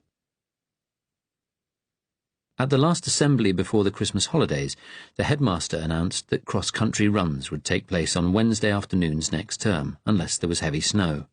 Over Christmas, Frank's mother had to buy him running shoes, complaining at the cost. Frank hoped that snow might prevent the runs, but when he returned to school in January, the weather was mild and damp, and so, on the first Wednesday of term, Frank found himself in the big changing room next to the gym that reeked of sweat and old socks. As he had feared, Lumsden was there with a couple of his friends. As he changed into his singlet and shorts, Frank avoided their eyes. He would try to stay near the teacher who was going with them. They set off, 100 boys trotting out of the school gates and into the hills. The gym teacher, an enormous former Scotland rugby player called Fraser, shouted to the boys to keep moving to stay warm, set a good steady pace, and they'd be fine. Frank did his best to keep up with Fraser, but a life sitting in classrooms, on buses, and hiding under the chairs meant he was unfit. The new running shoes were tight and soon began to pinch his feet. The long line of boys became more strung out, the bigger and fitter ones at the front, laggards like Frank at the back. Mr. Fraser ran near the front, looking behind him only occasionally, and Frank fell further and further to the rear, though he was relieved to see that Lumsden and his two friends were well ahead. As they ran up the first hill, more and more boys fell behind. Mr. Fraser didn't realise, or didn't care, that many of them couldn't keep up the pace he set. By the time a panting Frank reached the top of the first hill, Mr. Fraser and the leading boys at the front were out of sight over the crest of the next one. One boy just ahead collapsed onto the wet grass with a groan, clutching a stitch in his side. A little afterwards, 2 others, realizing the teacher was well out of sight, stopped running and sat down too. Frank pressed on, towards a clump of bushes and rowan trees nestling in the dip between the 2 hills. He was the last one now. He thought, I can hide in there. He felt a little dizzy. His heart was racing, and his feet were very sore. There was a narrow path through the trees, and here, out of sight, he sat down with a gasp on a carpet of damp leaves, his back against the trunk of a rowan. He pulled off the running shoes with relief, his feet throbbing, and closed his eyes. His breathing gradually returned to normal. He became conscious of the leaves under his bare legs, cold sweat drying on his body. Then he smelt something. A familiar smell, rich but sharp. He sat up suddenly, heart pounding. Lumsden and his friends, each smoking a cigarette, were standing looking at him from a few yards away, their arms and legs red and blotchy from the cold. Lumsden was smirking. His eyes, fixed on Frank's, were coldly predatory, like a cat's. "Look at this," he said. His voice was very sharp and clear. "The baby in the woods. The monkey, anyway." The 3 boys walked towards him. Frank scrambled up, but Lumsden gave him a heavy push that sent him staggering back against the tree. "We've no seen you for a wee while, monkey," said MacTaggart, a tall, rangy boy with black hair. His tone was friendly, but with an edge of menace to it. "Uh-huh," the 3rd boy agreed. "It's as though he was avoiding us. You'd think he didn't like us." "He does not too," Lumsden said. "He was feckin' rude last time he spoke to us, and now he's dropped out of the race, hiding in the bushes." His voice rose with fake self-righteousness. Frank said desperately, "So have you, and you're smoking." Lumsden leaned forward threateningly. "Are you trying to tell us off, you wee spastic?" "Sheer insolence," MacTaggart said. "He's a most cheeky wee lad." Lumsden folded hefty arms across his chest. He sounded like a teacher. He glanced down at Frank's running shoes. A slow smile spread across his big round face. "I think he needs a few strokes of the tawse. This'll do." He bent and picked up one of Frank's shoes, running a big hand across the spikes. MacTaggart chuckled, but the 3rd boy, a small, stocky lad called Vine, looked worried. "What are you going to do, Hector? We don't want to get into trouble just over monkey." "We won't," Lumsden said. Frank scrambled up and tried to make a run for it, but it was hopeless. MacTaggart and Vine grabbed him by the arms. He kicked out frantically, but they threw him on the ground again. Lumsden leaned over him and grasped his chin, staring into his eyes. He said quietly, "We're going to give you the tawse, wee monkey man, just to teach you manners." There was a catch of pleasurable excitement in his voice. "When you get back, you're going to say you took your shoes off here, and when you got up again you fell onto one of them, see? If you don't," he added very slowly, "it'll be your word against 3 of us, and next time, you wee cunt, we'll kill you." Vine said, "You're no going to hit him with the spikes, Hector." Lumsden turned on him threateningly.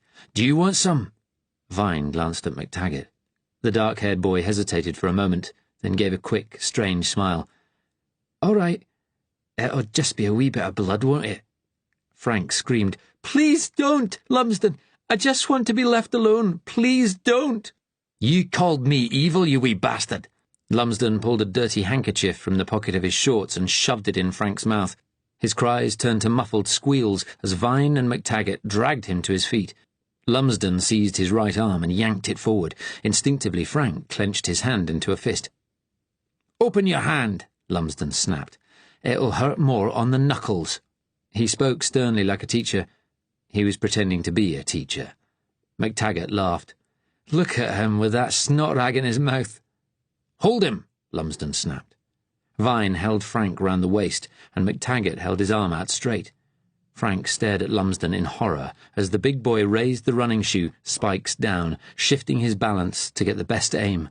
Frank closed his eyes as the shoe came down with all the force of Lumsden's arm. The pain was terrible, sharp spikes cutting into his palm, and Frank gagged, almost choked. He opened his eyes.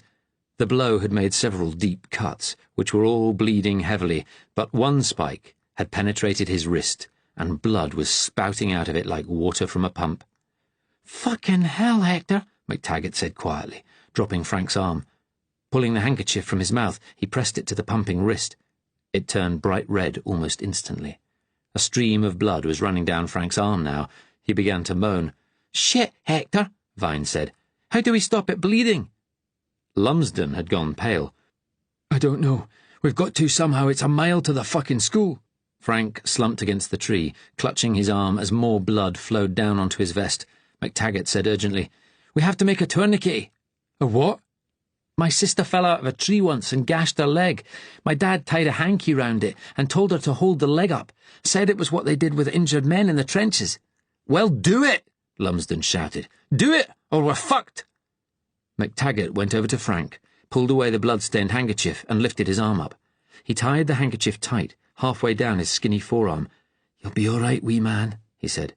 His voice was suddenly, astonishingly, gentle. There was a sudden gush of blood from Frank's wrist, making him cry out, but then the stream slowed to a trickle. His arm began to go white. "You have to keep your arm up," McTaggart said. Frank just stared at him blankly, so McTaggart lifted his arm and held it, pointing upwards. The trickle of blood slowed further, though it was still coming. Lumsden stepped forward. "We'll get you back to school," he said quietly. "We'll say we found you here and brought you back. You'll tell them you fell on your spikes, right?" Frank just stared at him, his face blank. His teeth began to chatter. Lumsden said, louder, panic in his voice, "Say you'll tell them that, Muncaster, or we'll bloody leave you here." Frank's eyes focused on Lumsden's red, frightened face. He nodded. "Swear on the Bible." Frank nodded again. "Say it! I swear on the Bible." "I swear," Frank whispered, "on the Bible." "Come on then. Keep that arm up. Here, I'll hold it." They took Frank and helped him get his shoes back on, helped him out of the dell, telling him to watch his feet as he stumbled over a fallen branch. It was strange how they were aiding him now, as though they were his rescuers. Halfway to the school, Frank fainted dead away. He woke in a hospital bed. All around him men, mostly old, lay sleeping or reading. His right arm lay on the counterpane, swathed in bandages, almost to the elbow. He tried to move his fingers, and pain coursed through his arm. A nurse appeared, a stout woman in a blue uniform and large white cap. She leaned over him. "Hello, you're awake then?" "Where am I?" Frank croaked. "Edinburgh Royal Infirmary. The school brought you in earlier. We did an operation on your hand. You'll be a bit groggy for a while from the anaesthetic." She put cool fingers on his uninjured hand and took his pulse. Will my hand be all right?" The nurse smiled at him. "We'll see," she said evasively. After that, Frank slept again for a while. He was gently shaken awake by another nurse. There was a doctor with her, a thin, grey-haired man in glasses and a white coat, a stethoscope round his neck. He smiled at Frank.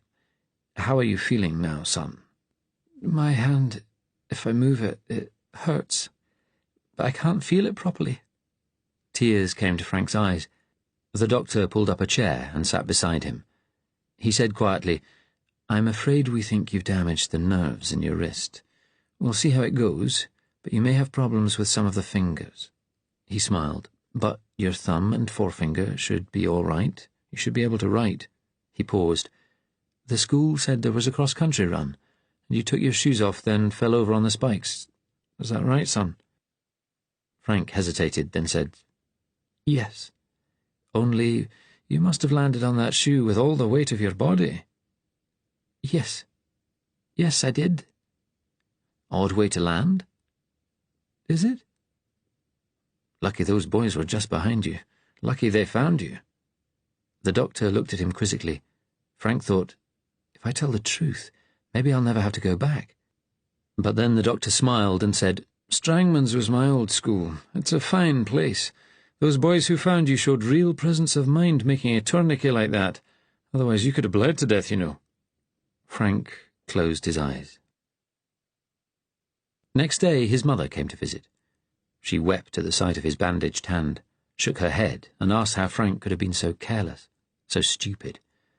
He asked if he could come back home, but she said she couldn't cope. After what had happened, she was sure he needed to stay at the school, be properly taken care of. She told him this was what his father had told her from the other side. through Mrs. Baker. Back at school, the other boys left him strictly alone now.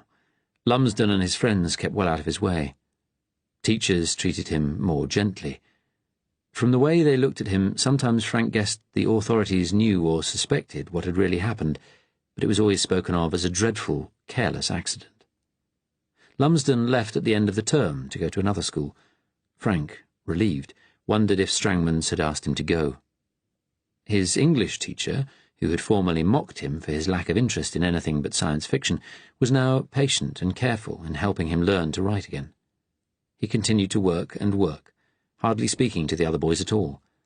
He would listen to their conversations, though, and had a dim awareness that life was passing him by, leaving him behind.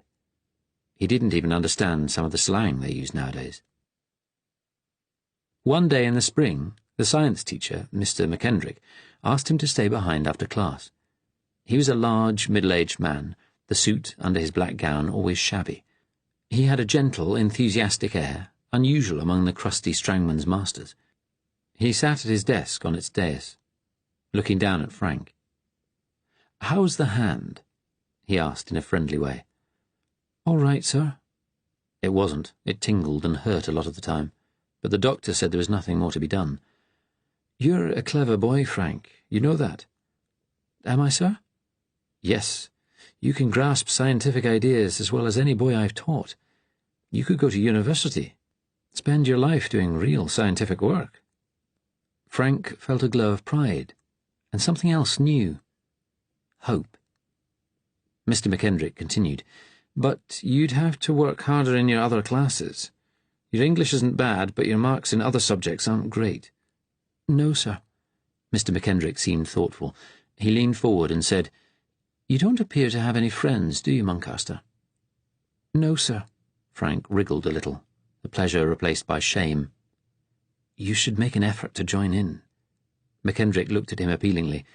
"Why don't you try harder at sport, perhaps, once your hand's better?" "Yes, sir," Frank answered woodenly. He had hated rugger, was glad the doctors said he mustn't play that term.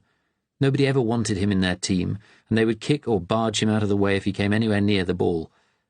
"Oh, Muncaster, please do take that grin off your face," McKendrick sighed. "I just don't want you to waste your talents, that's all." He paused. "Waste is a terrible thing," he said quietly. "I remember during the Great War, the casualty lists, those boys whose names are on the memorial in the Assembly Hall. For me, they weren't just names. I look over the desks and think, this boy sat here, that one there. I pray to the good Lord another war never comes." Frank stared at him. He understood what McKendrick was saying about the war. He had lost his own father. But as for the rest, he was talking nonsense. As though the other boys would ever let him join in. But he thought, yes, he would work in class. The idea of spending his time somewhere studying science gave him, for the first time, a sense of purpose. A life somewhere far, far away from Strangmans. "Frank!" It was Sam, the older attendant, shouting from the doorway. He stood up wearily. It must be time for his walk round the airing courts. But Sam said, "You've to come to Dr. Wilson's office. People to see you." Frank frowned, puzzled. It was too early for David, and he had thought he was seeing him in here. His heart pounded. But he had come. David might rescue him. But then Sam said, "It's the police.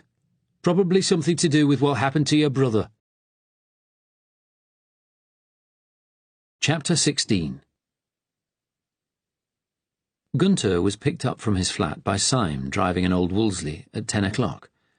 They set off an hour after David's party, through quiet suburban streets, empty save for a few early churchgoers.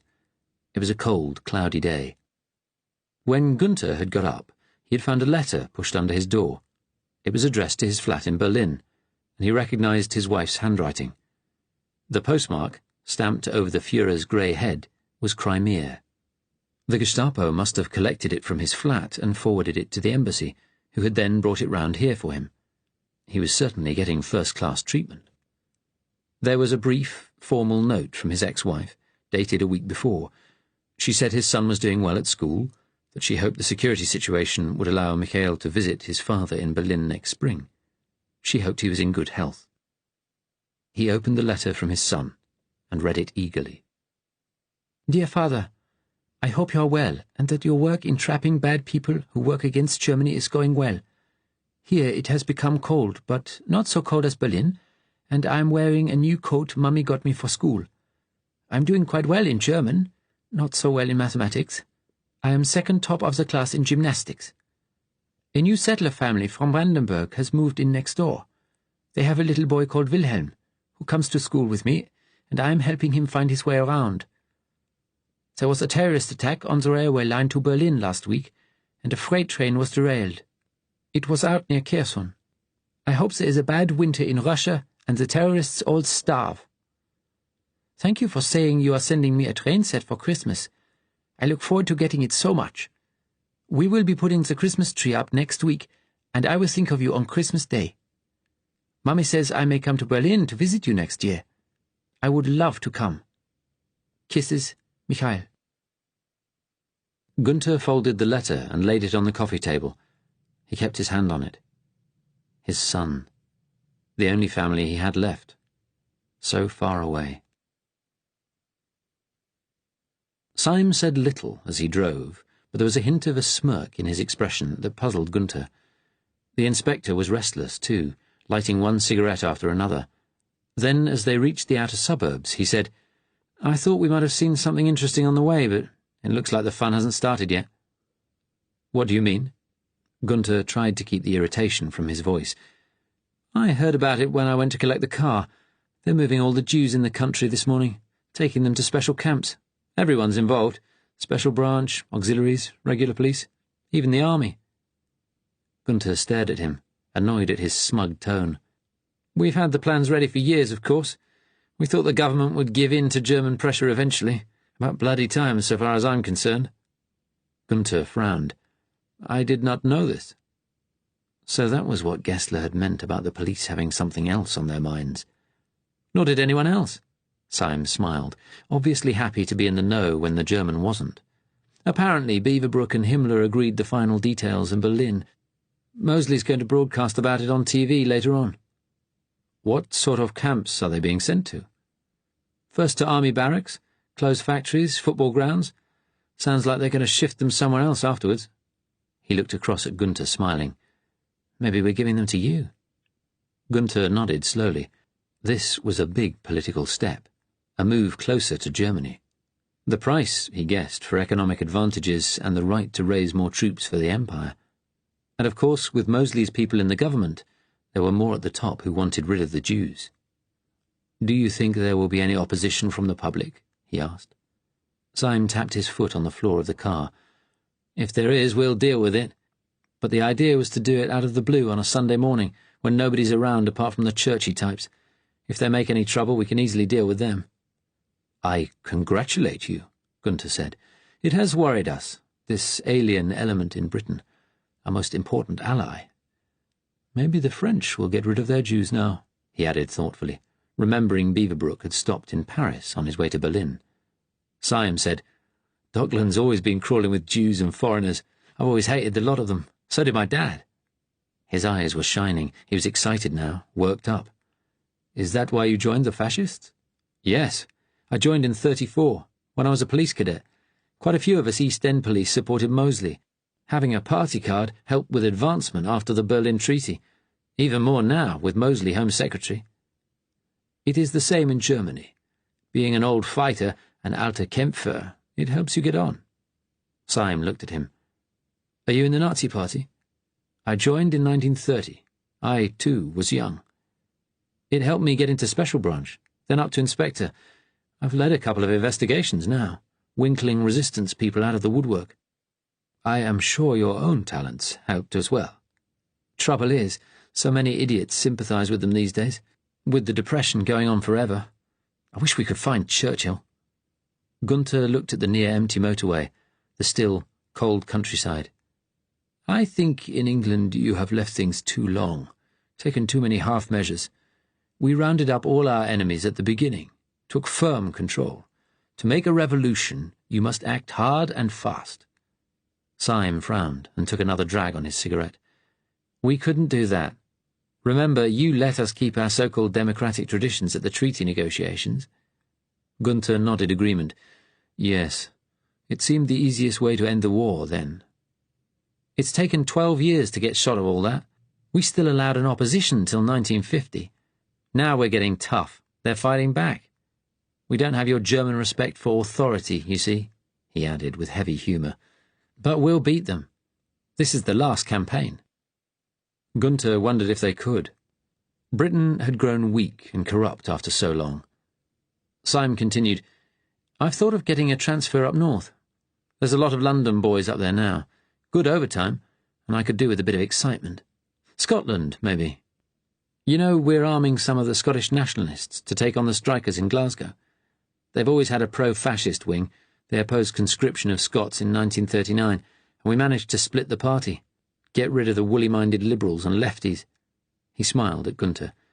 We learned that from you, recruiting local nationalists against the Reds. Promised them some goodies in return. He laughed.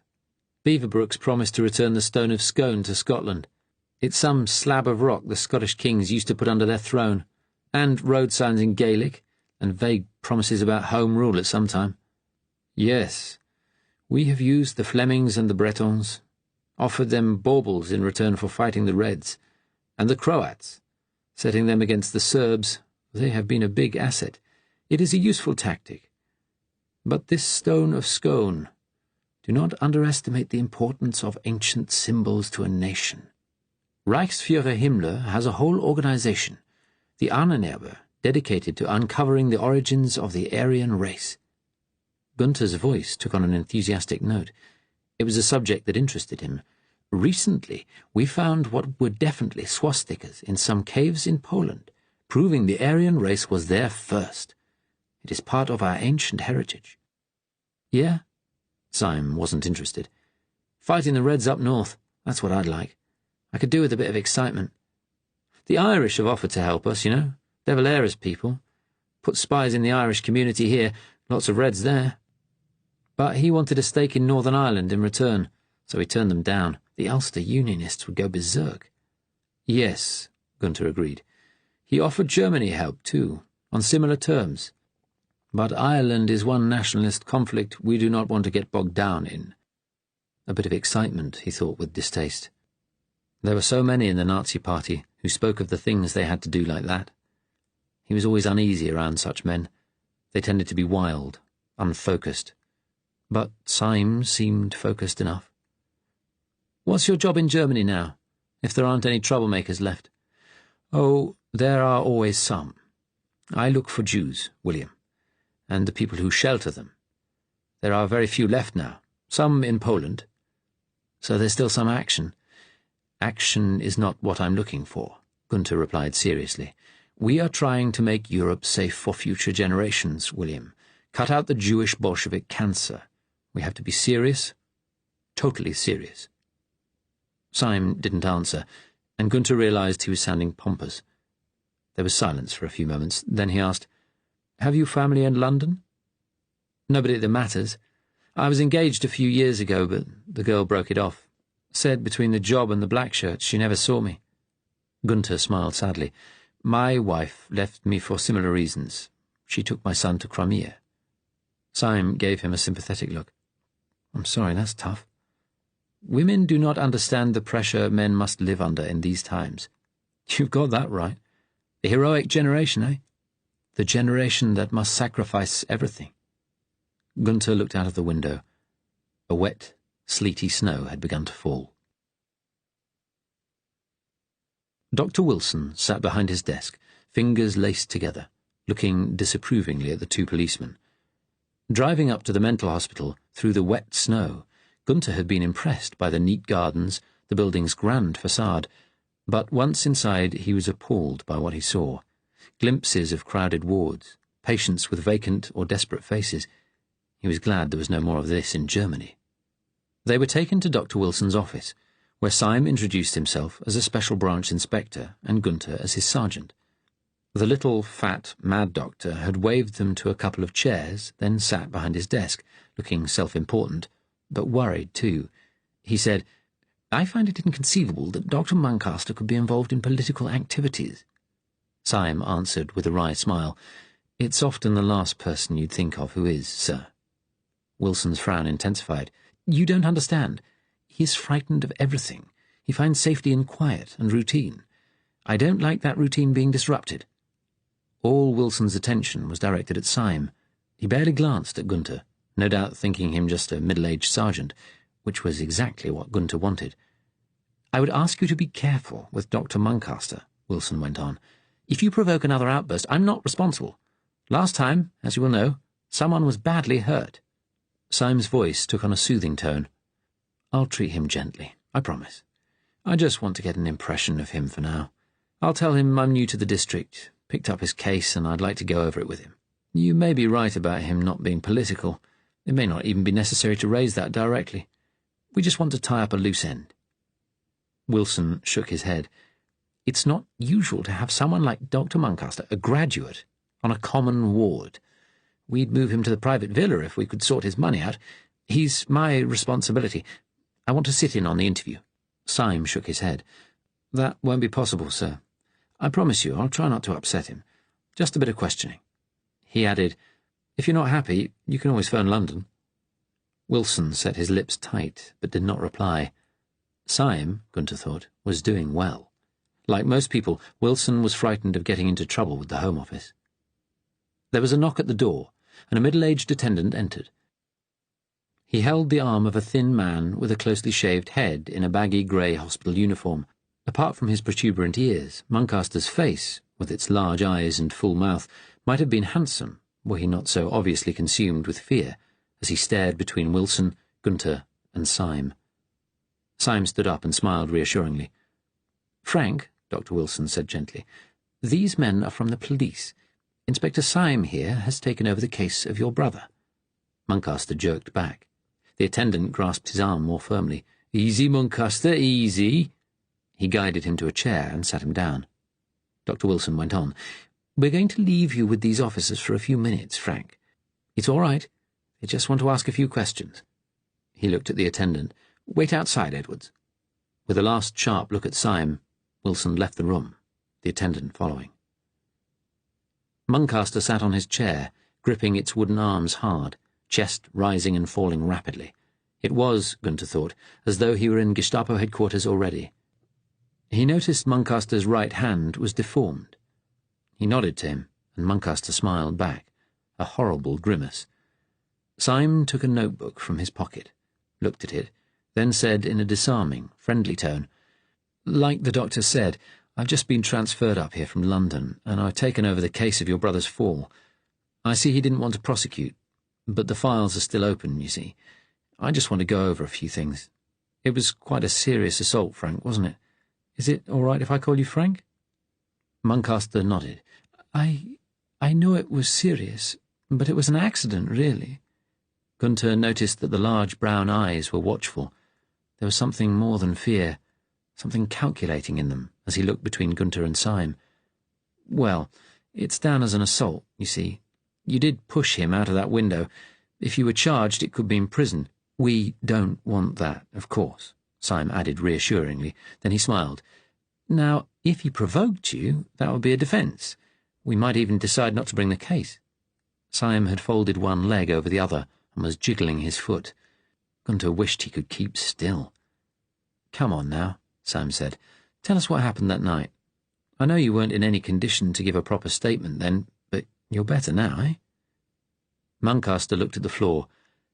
"Our mother died," he said quietly. "Edgar came over for the funeral. He and I never got on very well, and Edgar, he was, well, hitting the bottle. We had a row. He started it, and I pushed him. He stumbled and went through the window. It was an accident. He was drunk. He couldn't keep his balance. The window frame was rotten." It's like a recital, Gunter thought. Syme leaned forward. "But what did your brother do to make you lose your rag with him? Must have been something serious. You don't look an aggressive chap, and you've no police record, I know that. It was a family matter, Muncaster answered quickly. Personal. He gave that strange grin again. Syme looked at his notebook.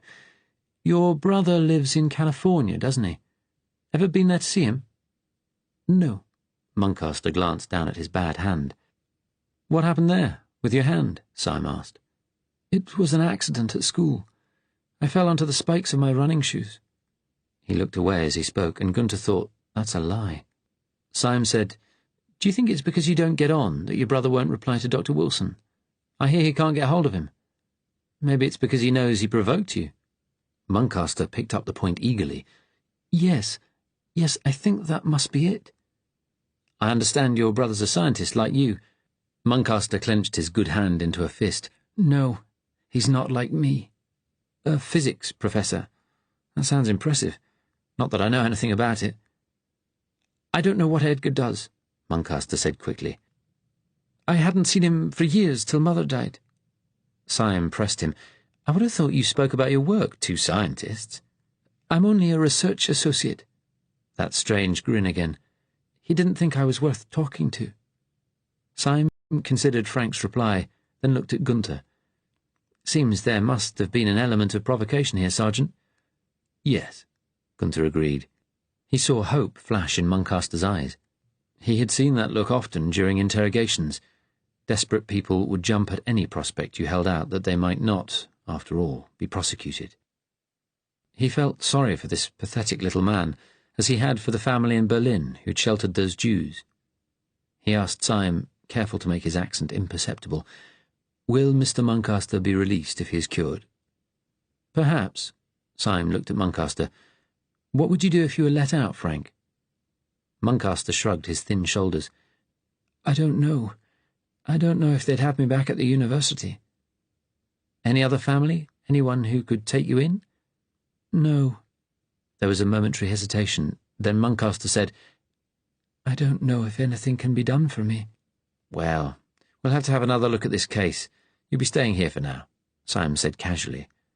With so much trouble in the world, all this industrial unrest and everything, you're probably better off in here, eh? I don't know. Apparently, after what happened with your brother, you were shouting about the end of the world, so your police file says. I can't remember what I said. Muncaster's large eyes narrowed. Syme glanced at Gunter, who nodded, and the two of them stood up. Syme said sympathetically, Well, I can see you've been having a bad time. He looked at Gunter. I think we should get on, Sergeant. We've put this poor man under enough strain. Gunter nodded agreement. He turned back to Muncaster. We might want to talk to you again, but don't worry. It'll all get sorted out. Syme went to the door and called the attendant. He waited as Muncaster was taken away. Then, in the doorway, Frank turned and met Gunter's gaze for a second. Again, Gunter noted how watchful his look was, as though someone intelligent and calculating was looking out through the crippling fear. The attendant said Dr. Wilson would be back shortly. Gunter sat in the chair, thinking. Seen enough? Syme asked. Enough to see that man was hiding something. I thought so too. But he doesn't look like he's got it in him to be anything to do with the resistance. Wilson was right there. He acted like he'd be afraid of his own shadow. He may not be political, but he could be protecting people who are. What about the brother? He wasn't telling the whole story there, was he? Gunter didn't answer directly. His flat in Birmingham. Has anyone been round there since the police were called? Not according to the file. The freeholder was going to make the window secure. Gunter rested his chin on his hands. I think I would like to take a look at the flat now. Can you get that locksmith you mentioned? Syme said, the Birmingham Special Branch has a list of locksmiths ready to get doors open with no questions asked. He tapped the file. We'll go and see the superintendent at local HQ, who's been liaising with me. He's a good fascist, though he'll have a lot on today with the Jews. Gunter nodded. Thank you. Let's do that. Cast our net upon the waters. Our what? It's from the Bible. I was brought up a Lutheran. My dad never had any time for religion. Gunter shrugged. The Bible is good literature, at least. Syme gave him a keen look. What next? after you've been to the flat. I think we need to force Muncaster to tell us the things he is keeping back, and that will be easier done away from here. I will recommend we get him moved to Senate House." "You're going to give him the full Gestapo works?" Gunther inclined his head. "I think just being taken there would be enough." "That Dr. Wilson won't like you treading on his turf, and he's got the law on his side." Gunther gave him a serious look. "Dr. Wilson will not know of any German involvement. If my people agree with me, the embassy will talk to the Home Office again, and they can put pressure on him." Syme looked at him hard. "Just what's going on here?" Gunther smiled. "I can only tell you again that we are very grateful for your help. You are showing yourself to be a true friend." He looked at Syme meaningfully. "Our gratitude might smooth your path to this transfer you want." He became brisk. "Now, Dr. Wilson will be back soon. Please ask him to tell his patient we were quite happy with what he said." He looked out of the window. The snow had stopped, but a grey fog had descended, obscuring the grounds. "Look at that," he said. "We must get on to Birmingham." Syme laughed. "You should see the fogs we get in London. This is nothing." Chapter 17. Sarah left the house an hour after David. There was a special meeting of the Christmas Toys Committee at 12. It was a nuisance having to go into town on a Sunday, but an important committee member, who was on the board of a major toy manufacturer, was unable to attend during the week. She walked briskly up to Kenton Tube Station. She thought of David, driving north. She couldn't prevent the niggling thought that perhaps it hadn't been Uncle Ted phoning, but that woman from his office. She told herself she was being stupid. She had heard the tail end of his conversation, and he had looked worried and anxious for the rest of the day. On the way into the station, she saw a poster by the newspaper kiosk. "Mosley to address nation on TV tonight." She bought a copy of the Sunday Times, another Beaverbrook paper now. It told her the Prime Minister, back from Germany, and the Home Secretary were to broadcast at 7. There was no further detail. A colour supplement inside the newspaper advertised the latest Paris fashion for men, tight-fitting dark suits with short lapels, like military uniforms. SS kitsch, she had heard people call it. There were fewer trains on Sundays, but Sarah had to wait an unusually long time, over half an hour in the open. She was cold. She was glad she had put on a thick jumper and her new grey winter coat, though the fashionably wide sleeves left her wrists bare. The few other people on the platform looked at their watches and tutted. Sometimes on these journeys to committee meetings, Mrs. Templeman got on at Wembley. At least, Sarah thought, if there were problems with the trains, she might be less likely to run into her and have to listen to her talking 19 to the dozen all the way to Euston. When the train arrived at last, she got into the nearest carriage, even though it was a smoker. An old man in cap and muffler sat across from her, a labourer in heavy hobnailed boots. He was smoking a pipe, surrounded by a cloud of aromatic blue smoke. Sarah's father had always enjoyed his pipe, and she didn't mind the smell. Her luck was out. When the train came into Wembley, she saw Mrs. Templeman's tall, stout figure on the platform, swathed in her heavy coat, a round fur hat over her permed curls, and the fox fur stole round her neck. She saw Sarah, waved a plump hand, and headed for her carriage. She sat down heavily opposite her. "Hello, dear. Goodness, I had to wait ages." "So did I. It was jolly cold on the platform." "They say it's the coldest November for years. Let's hope we don't get another winter like 47. All our pipes froze." As ever, Mrs. Templeman spoke loudly, in a rush. She adjusted her stole, the fox's eyes staring glassily at Sarah. "All ship for the committee, dear?" "Yes, I've got the costings here." Sarah tapped her bag. "If everything gets approved today, I can start placing the orders tomorrow." "I do wish we hadn't had to come in on Sunday. It's all such a rush after church." "It's a nuisance, but I suppose we have to keep Mr. Hamilton sweet. He is generous." "Goodness, it's a bit of a fug in here, isn't it?" Mrs. Templeman looked disapprovingly at the man with his pipe. He gave a little smile and turned to face the window, blowing out a fresh cloud of smoke. "It's a smoking carriage," Sarah said mildly. "Yes, of course. I do like a cigarette myself in the evening, but my husband—" She broke off as the train juddered to a halt, jerking them violently in their seats. "Oh, dear, what now? We shall be late." There must be a problem on the line. Sarah looked out of the window, thinking that no trains had passed them on the up line. They hadn't entered the tunnels yet.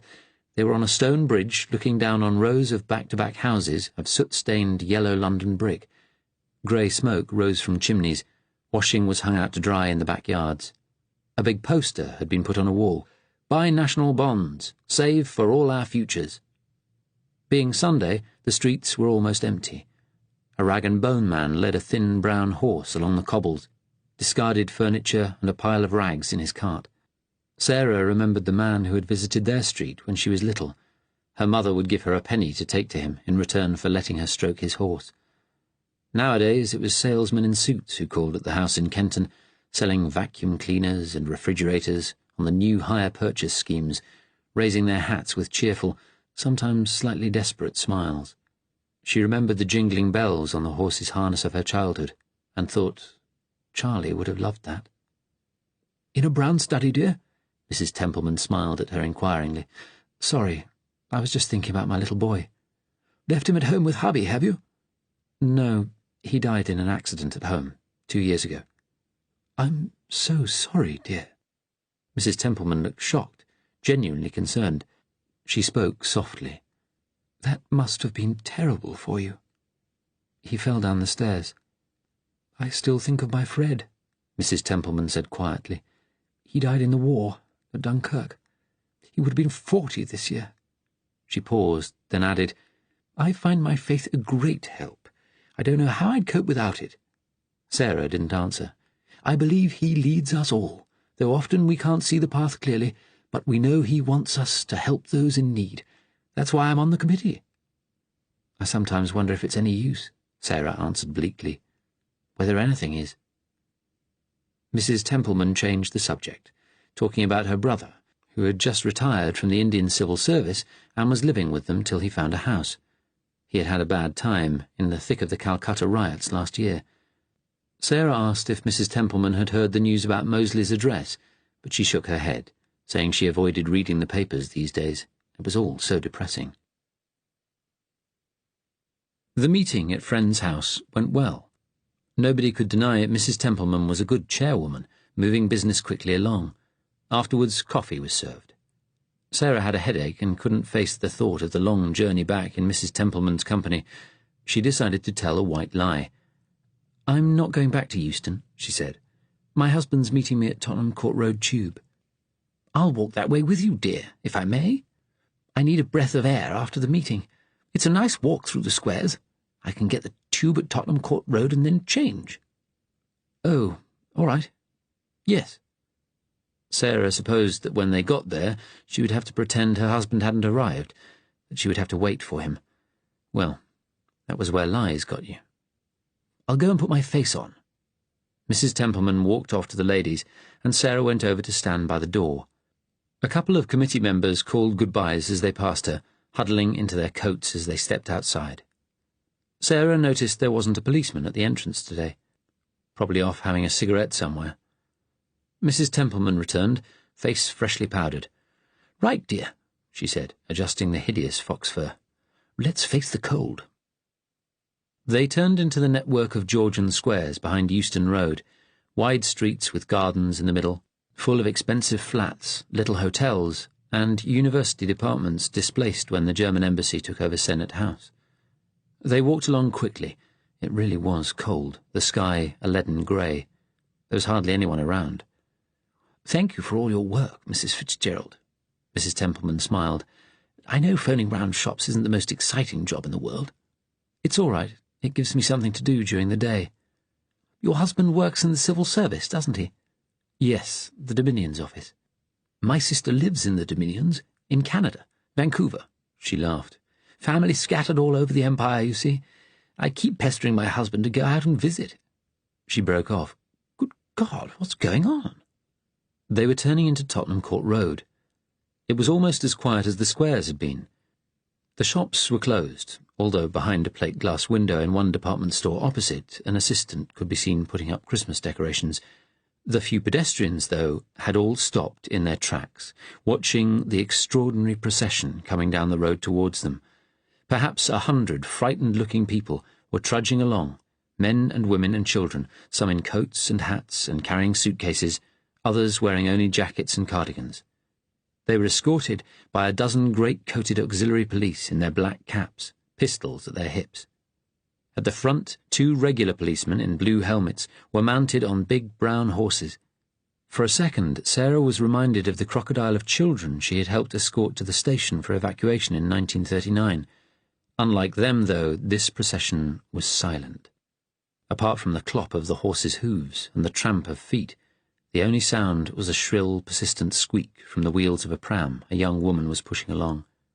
As they drew close, Sarah saw flashes of yellow in people's lapels.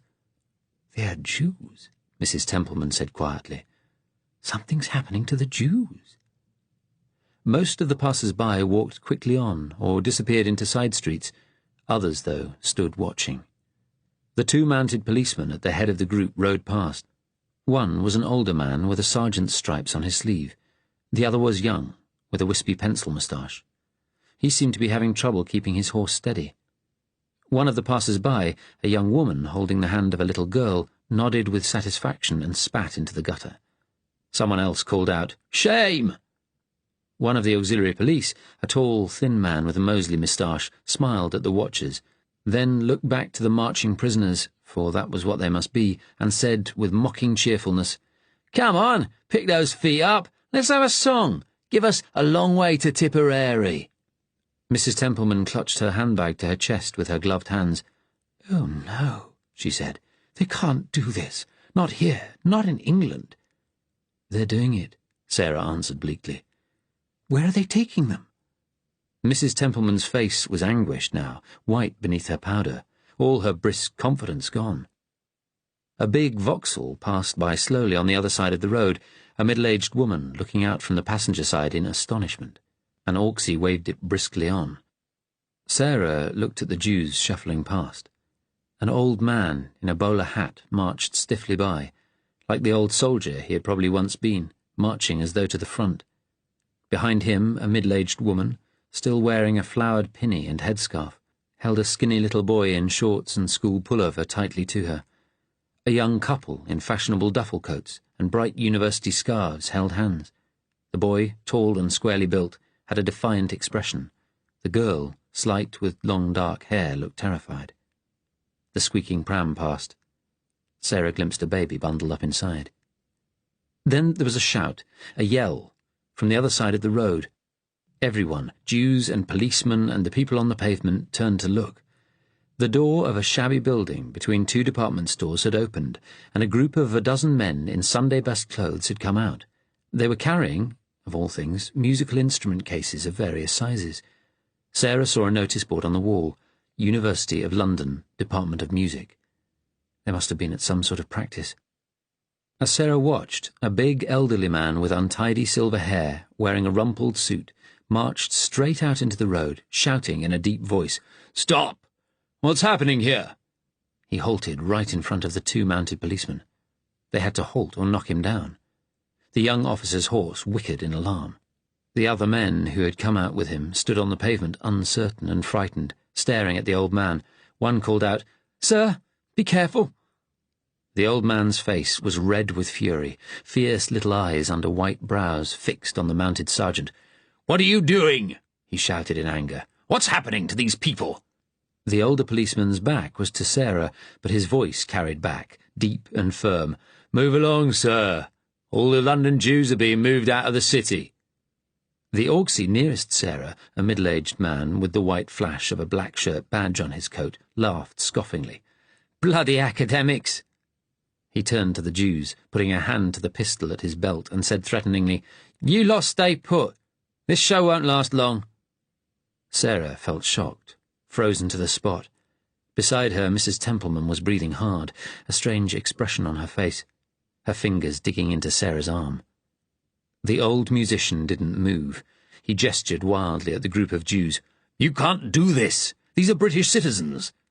The young policeman's horse, frightened, tried to step back. The sergeant turned, snapping, "Keep that bloody animal steady!" Someone shouted from the pavement, "They're Yids, you old nosy Parker!" One of the men outside the music department turned up his coat collar and began walking quickly away. Another followed, then another. The mounted policeman's voice was loud and clear, still steady. "We're following official orders. You're causing a breach of the peace, sir. Move on, or you'll be taken into custody." Then, letting go Sarah's arm, Mrs. Templeman stepped out into the road. She walked up to the old musician and stood beside him. Sarah could see she was trembling, grey curls shaking beneath the fur hat. "Fuck this," the policeman nearest Sarah said, fingering his holster. The Jews were shifting uneasily, looking frightened. "Right, that's it," the sergeant said. "You two are both under arrest." The musician looked appealingly across to those of his people who remained standing on the pavement. They looked at each other. 3 more men walked away. One young man carrying a violin case stood where he was with an agonized expression on his face, but the 4 remaining others stepped hesitantly into the road, walked across and stood beside the old man and Mrs. Templeman. The sergeant called over his shoulder, waving an arm, "Get these people out of the road!" "You turn this world into hell!" the old musician shouted. He was beside himself, spittle at the corner of his mouth. Along the line, some of the Orksies began to move forward, reaching for the batons at their belts. Sarah's heart began to pound, thumping in her chest. Mrs. Templeman looked at the approaching Orksies and then, suddenly, sat down on the cold tarmac, the skirts of her coat billowing out, fat stocking thighs exposed. Her white face was determined now. The old man stared at her for a moment, then sat down as well, stiffly, putting a hand on her shoulder as he got down. The 4 other men, all younger, hesitated for a moment, then sat down too. On the pavement, the one who hadn't been able to make up his mind turned and walked away. 4 of the Orksies ran forward past the horses. The one ridden by the young policeman bucked and reared. The rider cried out, trying to bring the animal under control. It jolted forward, and Sarah watched in horror as a big, flailing hoof struck Mrs. Templeman on the forehead. She gave a little moan and fell backwards, her hat and the fox-fur stole falling off onto the road. She lay quite still, her arms flung out backwards, blood spilling from a huge gash on her forehead and dripping shockingly red onto the grey tarmac.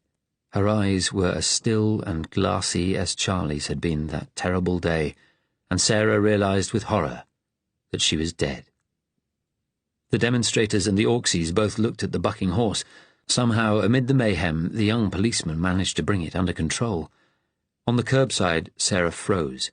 All the instincts of self-preservation made her want to do what the young man with the violin case had done, turn and walk away. An image of David flashed into her mind, of home and safety. Then something firm and cold rose up in her, and she gripped her handbag tightly and strode into the road. As soon as she stepped off the pavement, she thought, quite coolly, "There, that's it. Everything's over." 2 Orksies had grabbed the white-haired musician under the arms and were hauling him to the pavement. He was shouting and struggling furiously. Sarah went over to where Mrs. Templeman lay sprawled on the street in that awful indignity, and sat down beside her body. She looked over at the pavement, hoping desperately that others would follow her example. A thin young man in a muffler stepped out and sat down with them, sweating with fear. 4 more Orksies ran forward. Sarah stared at them, her heart pounding so fast it made her gasp. The Jews stood huddled together, terrified, though some of the younger ones were looking around them now, perhaps wondering if they could run. The remaining Orksies pulled out their pistols, covering the prisoners. The old musician had been pushed roughly down onto the pavement, but was still struggling, shouting and swearing. The other Orksies began hauling the demonstrators to their feet. Sarah felt hard, strong hands grip her under the arms and pull her up. One of the musicians tried to resist and was hit over the head with a truncheon, slumping forward unconscious. As Sarah was lifted up, she realized she might never see David again, and thought, "How I love him." Then she heard more shouts. Glancing round, she saw 6 jive boys rushing down the street towards them, quiffs bouncing absurdly, the tails of their long coats flapping behind. They looked the worse for wear, unshaven. One had a black eye, another carried a near-empty whiskey bottle. They were probably on their way home from a long night out, drawn by the noise. One shouted, "It's a ruck! Pig down! Get the fuckers!" The whiskey bottle sailed up and out, just missing the sergeant, as the jivers pitched into the Orksies who were moving the demonstrators. The one who was lifting Sarah said, "Shit!" as one of the boys went for him. Sarah saw the flash of a blade in the driver's hand. The Orksy let her go, and she fell sideways into the road. The sergeant pulled out his pistol and fired into the air. It was too much for the nervous horse. It reared right up on its hind legs, throwing the young policeman into the road. He lay there, screaming and clutching his leg, as the horse turned and ran off down the empty road, hooves clattering. The sergeant's horse was uneasy now too, trying to turn in a circle. It was pandemonium. Sarah looked wildly round and saw a glimpse of Mrs. Templeman's dead face, her bloodied head. Then the group of Jewish prisoners seemed to surge outwards like a wave as some began to run. Others, the older ones mostly, huddled closer together. The woman with the pram leaned protectively over her baby. Half a dozen of the younger Jews ran into the fight. A shot was fired, and one of the jive boys pitched forward, his chest gushing blood. There were screams. Another shot. Sarah felt herself being picked up again and hauled to the pavement. She lunged out, and an angry Yorkshire voice shouted in her ear, "We're trying to get you out of here, you stupid cow!" She turned and saw it was the boy with the university scarf and duffel coat she had noticed earlier, the girl beside him. Sarah scrambled to her feet and joined them, running for the pavement. Other Jews were fleeing all round them now, making for a little alleyway that ran down the side of a pub. There were more shots, loud cracks. Beside her, Sarah saw the old Jew in the bowler hat tumble over. On the other side of the road, the shop assistant, who had been putting up Christmas decorations, could be seen cowering behind a counter. A long piece of tinsel hung forlornly in the window. Sarah followed the young couple into another alley. Then the boy ran into the open door of some flats, leading them into a dark, smelly hallway. They stopped, taking long, whooping breaths. Other people ran past, feet pounding on the paving stones. In the distance, Sarah heard more shots, then the sound of a police whistle being blown, over and over again. "Joe," the girl said breathlessly, "we've got to run." She had a middle-class accent like Sarah's. The boy shook his head impatiently. "No, there'll be dozens of them here in a minute. Hide under here." He pushed his way into a dank alcove under the stairs. The girl followed. "Come on, lady," he said impatiently to Sarah. She squeezed in beside them, feeling the warmth of their bodies. There was a big metal dustbin there, stinking of rotten vegetables. Sarah felt cold and clammy, though strangely calm. "Bloody hell," Joe said. "I thought we were stuffed." The long wail of a police siren sounded in the distance. The girl began to cry. "They shot people. They've killed people." Her voice was rising hysterically. Sarah grasped her shoulders. "Please, please," she said. "We have to keep quiet." The girl took a couple of heaving sobs, then looked past Sarah at the boy. "What are we going to do, Joe? Where can we go?" "Wait till dark, then we'll head out to Mark's friend in Watford." He raised a hand to the yellow badge on the front of his coat. "I'm getting rid of this fucking thing. The identity cards can go too." He pulled at the badge, but his fingers were shaking and he couldn't get it off. The girl, calmer now, laid a hand on his. "No, Joe, unpin it. If they see you with a tear on your coat, they'll realise you've pulled something off." "Okay, can you do it, Ruth? I can't seem to manage." They worked together to remove their badges, then pulled out their identity cards, yellow stars prominent on the front, tore them up, and dropped the pieces into the fetid bin. Sarah listened, frightened someone might come out of one of the flats and find them, but the people who lived there had probably heard the shots and were cowering indoors. She turned to the young man. "Thank you," she said breathlessly. "Thank you for rescuing me." Joe smiled, a flash of white teeth in the dark space. "That's all right." Though it was hard to tell in the dimness, Sarah sensed he blushed. "They're just children," she thought, with a desperate ache. Ruth said, "You helped us, you and your friend." Sarah felt a catch in her throat. "My friend's dead. I know, I saw." The girl began to cry again. Joe peered cautiously out of the alcove. "There's a good few dead out there now." His voice was trembling. "What happened to you?" Sarah asked Ruth. "Where were they taking you?" "They're taking every registered Jew in London out of the city. We don't know where. I live at the University Halls of Residence. They came for us at 7 this morning." She put her head in her hands. "I thought Jews weren't allowed in the universities anymore." Joe said, "We started just before the law came into force. There's still a few of us third years left." He looked at his girlfriend. "You were right. You said they'd come for us one day." He turned back to Sarah, his face working with emotion. "I thought we were safe. I thought our government wouldn't let us be shipped off. Offence to national pride against British fair play," he added bitterly. "Though they might kick us out of our jobs and businesses, I thought they'd stop short of handing us over to the Germans. But that's what they're doing now. It has to be." Ruth spoke quietly. "Beaverbrook must have agreed this with the Nazis in Berlin." Joe shook his head. "This must have been planned for some time." "Maybe there was a contingency plan," Sarah said, "and now the Germans have forced them to implement it. The civil service are always making contingency plans. My husband's a civil servant." Joe's look became instantly hostile. "Is he?" "He's in the Dominion's office. They're not involved in anything like this." "They're all involved. Everyone who works for Beaverbrook and Moseley." "Keep your voice down," Ruth urged him. Joe went on, quietly now, but his voice was still savage. "Well, now we know what British fair play's worth when the chips are down. From the moment we were picked up, people just stood watching, drove past in their cars, kept their heads down." "Except that old man," Ruth said. She looked at Sarah. "And your friend." "What really turned it was those jive boys." Joe smiled sadly. "Not that they cared what happened to us. I've heard plenty of stories of them beating Jews up. They just saw a fight and joined in." Sarah found thoughts rushing through her head. It was because of her that Mrs. Templeman came that way. She'd thought her just a bossy old woman. Then she did that incredible act of bravery. Sarah shivered as she realized she could have been killed too. She had feared David might abandon her, but it was she who would have abandoned him had she been shot. The boy took her arm, jolting her back to reality. He said, "It's quiet out there now. It won't stay that way for long. I'd get out of here while you can. You've got your ID card?" "Yes." "Where do you live?" "Kenton, out towards Pinner." Ruth said, "You shouldn't wear that coat. It stands out. You sat down in the street. They'll be looking for a fair-haired woman your age in a grey coat." Sarah said, "Swap coats with me. Lots of people wear duffel coats." They stepped out of the alcove, and while Joe watched the entrance, the two women switched coats. Ruth's duffel coat was tight on Sarah. She picked up her handbag and took out her purse. "Here, take my money." She held out 2 10-shilling notes, a handful of silver. "Please, I've got a return ticket. I don't need money for anything else." Joe looked reluctant, but Ruth took the money. "Thank you." Sarah asked, "Where do your families live?" Ruth said, "Mine live in Highgate. They'll have been picked up too." She blushed. "I was spending the night with Joe." "Mine are in Bradford.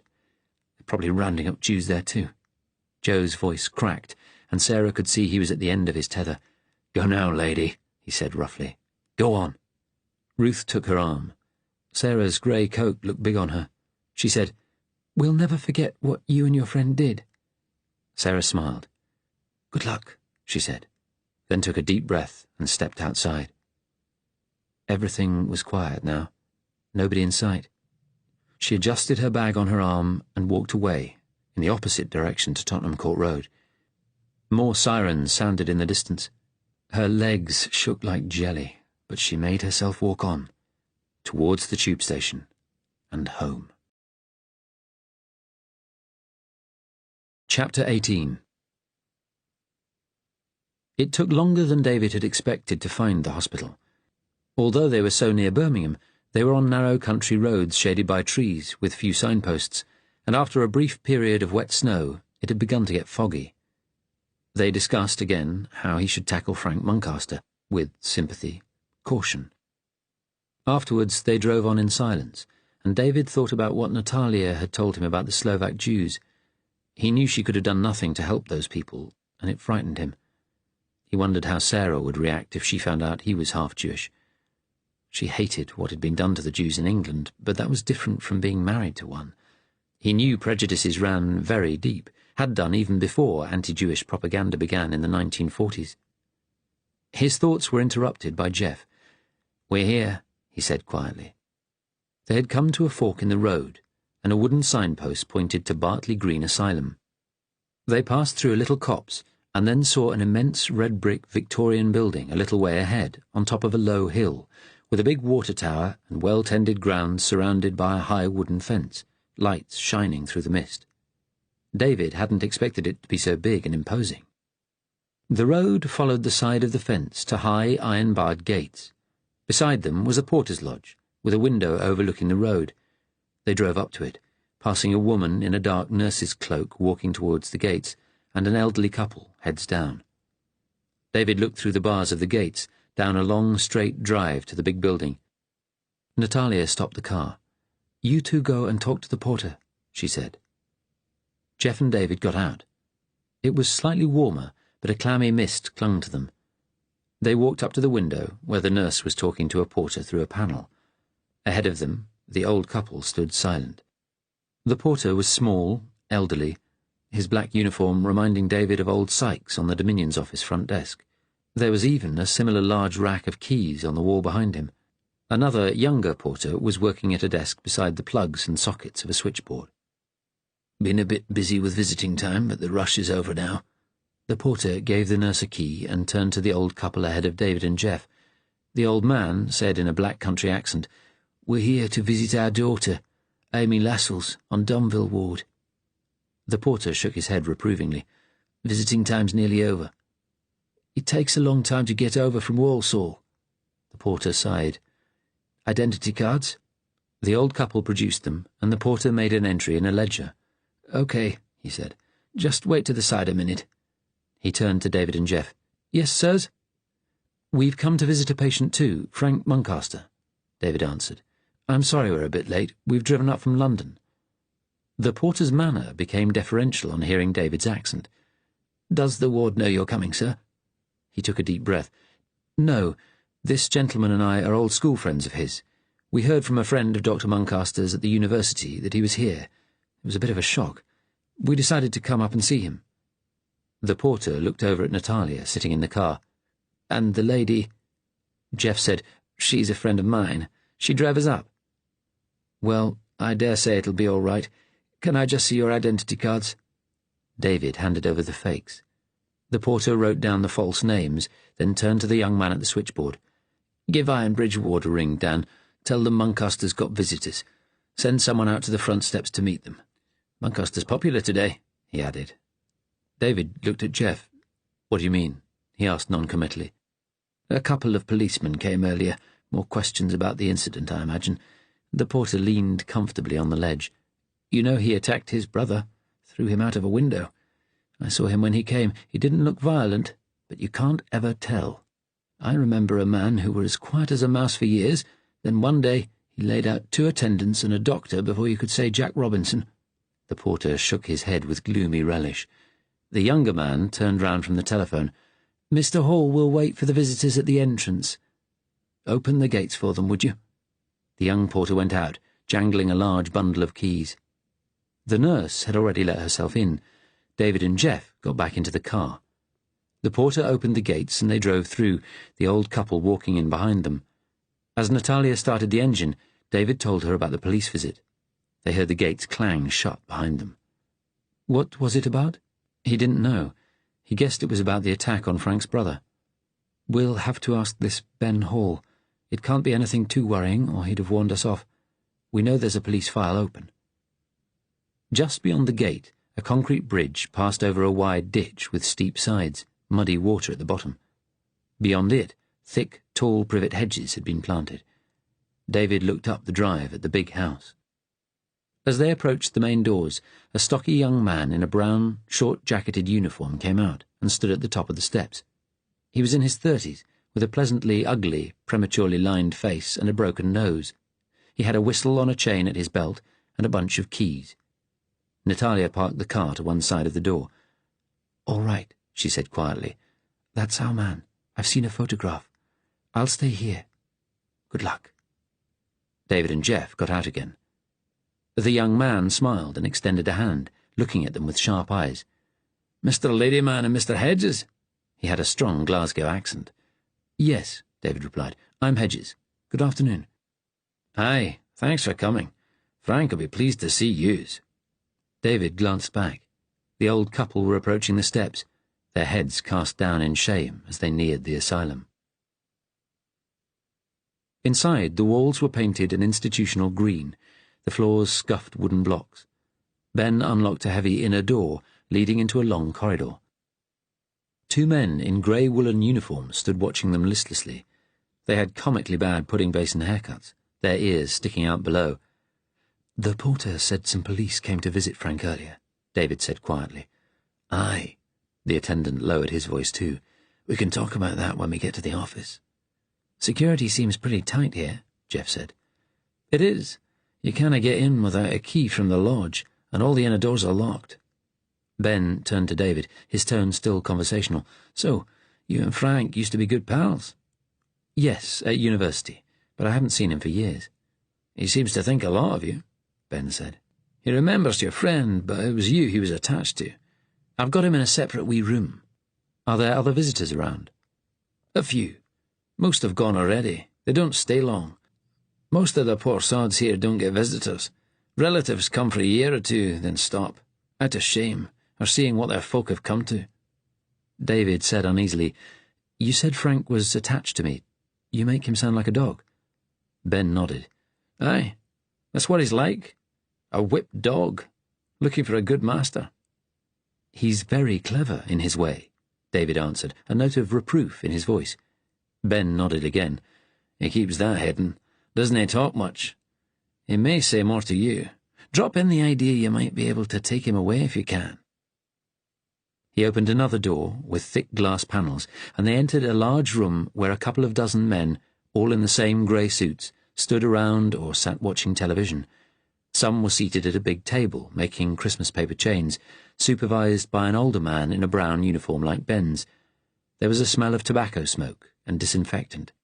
A young man sat in a corner talking to a middle-aged couple who looked anxious and afraid. Parents, perhaps, visiting their son. People in the ward looked at the two well-dressed men with interest.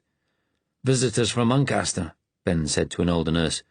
"He's popular today." Ben answered lightly, "Aye. Where is he?" The other nurse nodded to one of the inner doors leading from the main room. "Skulking in the quiet room as usual." There was bored contempt in his voice. "I'll just have a word with these guys in the office first." Ben led David and Jeff into a small room with a desk, a couple of battered easy chairs, and a big locked cupboard on the wall. He closed the door. "What's this about the police?" David asked at once. Ben's friendly expression was gone. He looked alert and serious. "Two of them came to see Frank late this morning. I wasn't on the ward, but I spoke to Frank later. From what he said, it was some new inspector in charge of his brother's case. Wanted to have a general word with him. That was what he said. The police haven't made their mind up whether to prosecute. I think it's all right. I hope so. But it scared Frank rigid." David asked sharply, "Did he tell the police we were coming?" "He says not. I'd asked him not to tell anyone. I said it was in case the bureaucrats wanted to get you involved." "Would they?" Ben shrugged. "Possibly. Frank's a bit of a problem for them, no having any relatives or friends to act for him. Anyway, I said I wanted to keep this meeting quiet." Jeff asked, "How much do you know about why we're here?" Ben gave him a direct look. "Only that our people are very interested in Frank." He smiled sardonically. "Not that they're going to provide any details to the likes of me. I know you report to the high-ups in London. Posh fellas like yourselves, I've no doubt. Now," he added briskly, looking at David, "I'm told the high-ups want you to talk to Frank on his own to begin with." That's what was suggested. David thought how wide the resistance network reached, yet how little the members knew of each other. From the little dig at his class, David guessed the Scottish nurse was left-wing, maybe even a communist. He probably resented people like him. "Frank does want to get out of here, doesn't he?" David asked abruptly. "Aye." Ben met his gaze. "I've been warning him about some of the things they do to people here. Electric shocks, and those lobotomies, brain surgery." David frowned. "To frighten him?" "To warn him," Ben answered evenly. "Listen, pal, the superintendent's already talking about shock therapy for him." He looked David in the eye. "But yes, Frank's needed a load of pushing to make the effort to get himself out of here. He's kept quiet on drugs, but he's still feared of his own shadow. Just sits in the quiet room all day, staring out of the window. It wasn't easy persuading him to contact you." "Just don't forget I'm his friend." "We're all his friends, pal." Jeff asked, "What's the superintendent like?" "Bampot," Ben answered contemptuously. "Frank doesn't trust him. He hasn't told him anything about what happened with his brother." He looked keenly between them. "And I've been told by our people not to press on that one. I just know what everyone knows. There was a bad quarrel, and the brother ended up going out of a window. And that's when the police were called to Frank's place. A passerby said he'd been ranting on about the end of the world. That's why they sent him here. I've been wondering what he meant by that." "Who knows?" Jeff answered, shaking his head. Ben said briskly to David, "Okay, fella, let's go and see him." He looked at Jeff. "You wait here for now, please." They walked back into the day room. David looked at the men watching Children's Hour on television. There was something sad and lost in the way they slouched. The middle-aged couple were still sitting with the young man. He turned away from them, his face red with anger. The woman was crying. Ben led them into another, smaller room, furnished with heavy old leather armchairs, an enormous Victorian painting of a stag at bay on one wall. A grey-haired man stood in a corner, trembling from head to foot. Ben went up to him and said very quietly, "Could you go back to the day room, Harris? We need a wee word with Muncaster." The man nodded and went out. David stared after him. Ben said, "Shell shock from the Great War. Poor old fucker." At first, David thought there was no one else in the room. But then a thin, grey-suited figure rose from a high-backed armchair facing the window. Frank Muncaster stared at him and then smiled, not the embarrassing rictus David remembered, but a shy, sad, almost wondering smile. "David," he said quietly, as though he wasn't sure that he was real. "Hello, Frank." Awkwardly, David went over and extended a hand. "Sorry we're a bit late." Frank walked towards him with an old man's slow shuffle. His face had a white pallor, and his thick brown hair had been badly cut into a short, untidy fuzz that made his prominent ears stick out. His uniform was shapeless and too short for him. He extended his hand, and David shook it, gently, as always, because of the damaged fingers. It felt limp and damp. The look in Frank's eyes was unutterably weary. "How little you've changed," Frank said. "I can't believe you're here," he added, his voice shaking. There was a moment's awkward silence, then Frank pulled himself together. "Take off your coat. Sit down. Thank you for coming." "That's all right." They sat opposite each other. Ben went and stood by the door, just in earshot. Frank looked over at him, a little uneasily, David thought. "Can I talk to him alone?" he asked. Ben said, the Glasgow accent prominent, "I was told to stay." David offered Frank a cigarette. "No, thanks. I don't." "Of course. I forgot. Mind if I do?" "No." David lit up. Frank glanced out of the window. "I've been sitting looking at the mist," he said quietly. "It was snowing earlier. I'm sorry to drag you away at the weekend." David leaned forward. "I wanted to see if I could help, old chap." "How's the wife, by the way?" Frank puckered his brows. "Lizzie, isn't it?" "Sarah. She's fine." "Of course." Frank shook his head. "Lizzie was our daily when I was a boy." He frowned. "I get things a bit mixed up these days. The drugs make me tired. I was sorry to hear about your little boy," he added, looking at the floor. "Thanks," David smiled. "Thanks for the letter you sent." "How long is it now?" "Over 2 years." Frank nodded sadly. "How are they treating you?" David asked after a pause. "Not too bad." "Ben said you spend a lot of time in here alone." "Yes. It's quiet." Frank looked over at Ben. "It was Ben persuaded me to phone you. He's taken a bit of interest in my case. I'm not sure why," he added quietly. There was another short silence. Then Frank said, laughing awkwardly, "The other nurses try to get me to sit in the lounge, socialise with the other patients. Not that they say much, and they can be a bit scary." He looked away. "Though maybe they think I'm scary too, after what I did." "Ben told us a little about that," David said. Frank's eyes were suddenly alert, suspicious. "Us? I thought you came alone. Who else?" David raised his hands in a soothing gesture. "Jeff's with me. He works in the Colonial office now. I told him you'd phoned. My car's in dock, and his girlfriend offered to drive me. He's outside, but I thought I'd see you on my own first." The lies were coming smoothly, but David had had so much practice. Frank looked relieved. He gave another sigh that shook his thin body. "I'm sorry," he said. "Only the police came today. It upset me a bit." "Aye, Ben called from the door, his voice artificially casual now. "About whether there's to be a prosecution. Frank thought it was yous arriving early."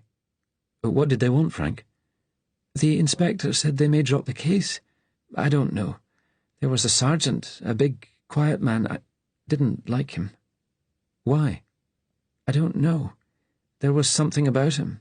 Frank frowned, then said softly, "You never met my brother, did you?" "No. He'd gone to America just before we went up to Oxford." "He came over for the funeral after Mother died.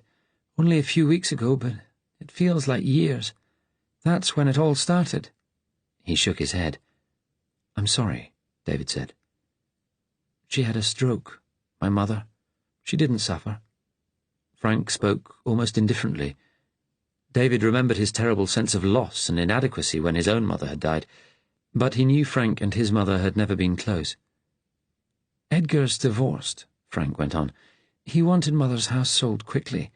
He drinks and he could always get nasty. Anyway, one day he was at my flat and I lost my temper and I pushed him and he fell out of the window. It was an accident, the frame was rotten, and it was all about nothing, really," he added, giving that old rictus of a smile. He had told the story quickly, but carefully, as if it were rehearsed or memorized. "Not like you, to lose your rank, Frank?" David said gently. "No. And if I hadn't, I wouldn't be in here." He gave a sad little laugh. "Actually, I've always been frightened I might end up somewhere like this one day. I know they always thought I was pretty odd at work." He hesitated again. "Maybe you thought so too." "No, you were shy, that's all." Frank looked at him. "It was just an accident. What happened?" David thought, but didn't say. And the shouting about the end of the world? "The trouble is," Frank went on, "the hospital's been trying to get in touch with Edgar, but he won't return their calls. I can't blame him, I suppose, but he's the only relative I've got now, and that leaves me in a bit of a hole." He rubbed his hands nervously down his thighs, the two wasted fingers on the right one, pale as chalk, then started picking at the fabric of the chair arm with his good hand. "I've got the money to go somewhere private, and the sale of Mother's house will bring in more, though it's all held up for now. But I can't touch it, you see. I've been certified as a lunatic, and a trustee has to be appointed to deal with my money. Maybe you know, David, do I have to have a trustee? With your father being a lawyer, maybe you could ask." "I'm sorry, my dad's in New Zealand. He emigrated years ago." "Yes, of course. You told me in a letter." Frank hesitated, then said in a rush, "They're bringing in a law to sterilize some lunatics. Did you know that? And they give people electric shocks here, and there are worse things, brain operations. I want to get out of here. If I could get to some private institution somewhere, it might be better. I might be safer." "Safer?" "I mean, somewhere they'd leave me to be quiet. Give me a room on my own and just leave me. I wouldn't do anything like what I did again." "I'll see what can be done." "I'm so tired, David," Frank said suddenly. "I can see that, old chap." David smiled kindly while Frank collected himself. "University seems like 100 years ago now. I was grateful to you, you know, the way you used to take me out with your friends. I know I was strange. It must have been embarrassing sometimes." The brutal honesty was unexpected. David didn't know what to say. Frank shook his head. "I used to enjoy our talks about politics and things. It's a different world now. Everything seems to be getting worse. All the violence everywhere. Here, in Europe, the war in Russia. We never thought it would get as bad as this, did we?" "No. I often wonder how we've let it happen." "You must see things up close in the civil service." David looked away. "Not really." "I used to try not to think about it. Just live quietly. Most people do that, don't they?" David looked over at Ben, then back at Frank. "Ben said that when you were admitted, you were shouting about the end of the world. Is that what you meant? The world situation?" Yes, that's what I meant." Frank spoke quickly, and David sensed he was lying. "David, I'm so sorry about your son," he said again. "That must have been dreadful." "We miss him." There was a silence again. "Look here," David said. "Would you like to say hello to Jeff? He's just outside." Frank thought for a moment, then sighed. "Yes, why not?" David realized Frank didn't want anyone else to see him in this state, understood how much it had cost to appeal even to him, the shame he must feel. But the resistance people had wanted to get Jeff's views too, if possible. "Let's go get him," Ben said. He inclined his head for David to follow him. David had hoped Ben might go and fetch Jeff, leave him alone with Frank for a minute, but he wasn't going to. David got up and went to the door, pressing Frank's shoulder as he passed. He and Ben went through the day room, aware of more curious glances. Jeff was sitting in the office, looking out at the mist. "He'll see you," Ben told Jeff. The three of them went back to the quiet room. Jeff went over to Frank and shook his hand firmly. "Hello, Frank," he said. "Thanks for coming. Sorry to drag you here." "That's all right," Jeff said with a too-brisk heartiness. "We'll have to see what we can do to help you." "David wrote saying you'd lived in Africa." "Yes, Kenya. Been back a few years. I work at the Colonial Office in London now, just round the corner from David." "Are you married too?" "No, not yet." Jeff gave his sharp little bark of laughter. "Not met the right girl yet, eh? Like me?" Frank gave his new, sad smile. "Oh, I met her all right, but she didn't think I was the right man." Jeff bit his lip, then said quietly, "I'm sorry to see you in here." "You know what I did to my brother?" Frank asked suddenly. "Yes. It was a surprise. You must have been provoked." Frank blinked. "Yes, you're right," he said eagerly. "I was. That's what I told the police." David said, "Apparently Frank's brother got pretty drunk and offensive." "There you are, then." David looked at Jeff. He had made Frank brighten up a little. "Your brother's some sort of scientist, isn't he?" Jeff continued. "Yes." "He won't help?" "No. He won't even reply to telephone calls." Jeff glanced at Ben in the doorway. He shook his head slightly. "Listen, Frank," David said. "I'll get in touch with my father's old firm, see if I can find someone who deals with, well, this area of law, see what we can do." As he said it, he thought, our people probably won't let me do that. To make it worse, Frank's eyes suddenly filled with tears. He leaned forward, cradling his head on his good hand, and began to cry, a desperate, lost sound. "I'm sorry," he sobbed. "I'm sorry. I can't seem to control myself this afternoon."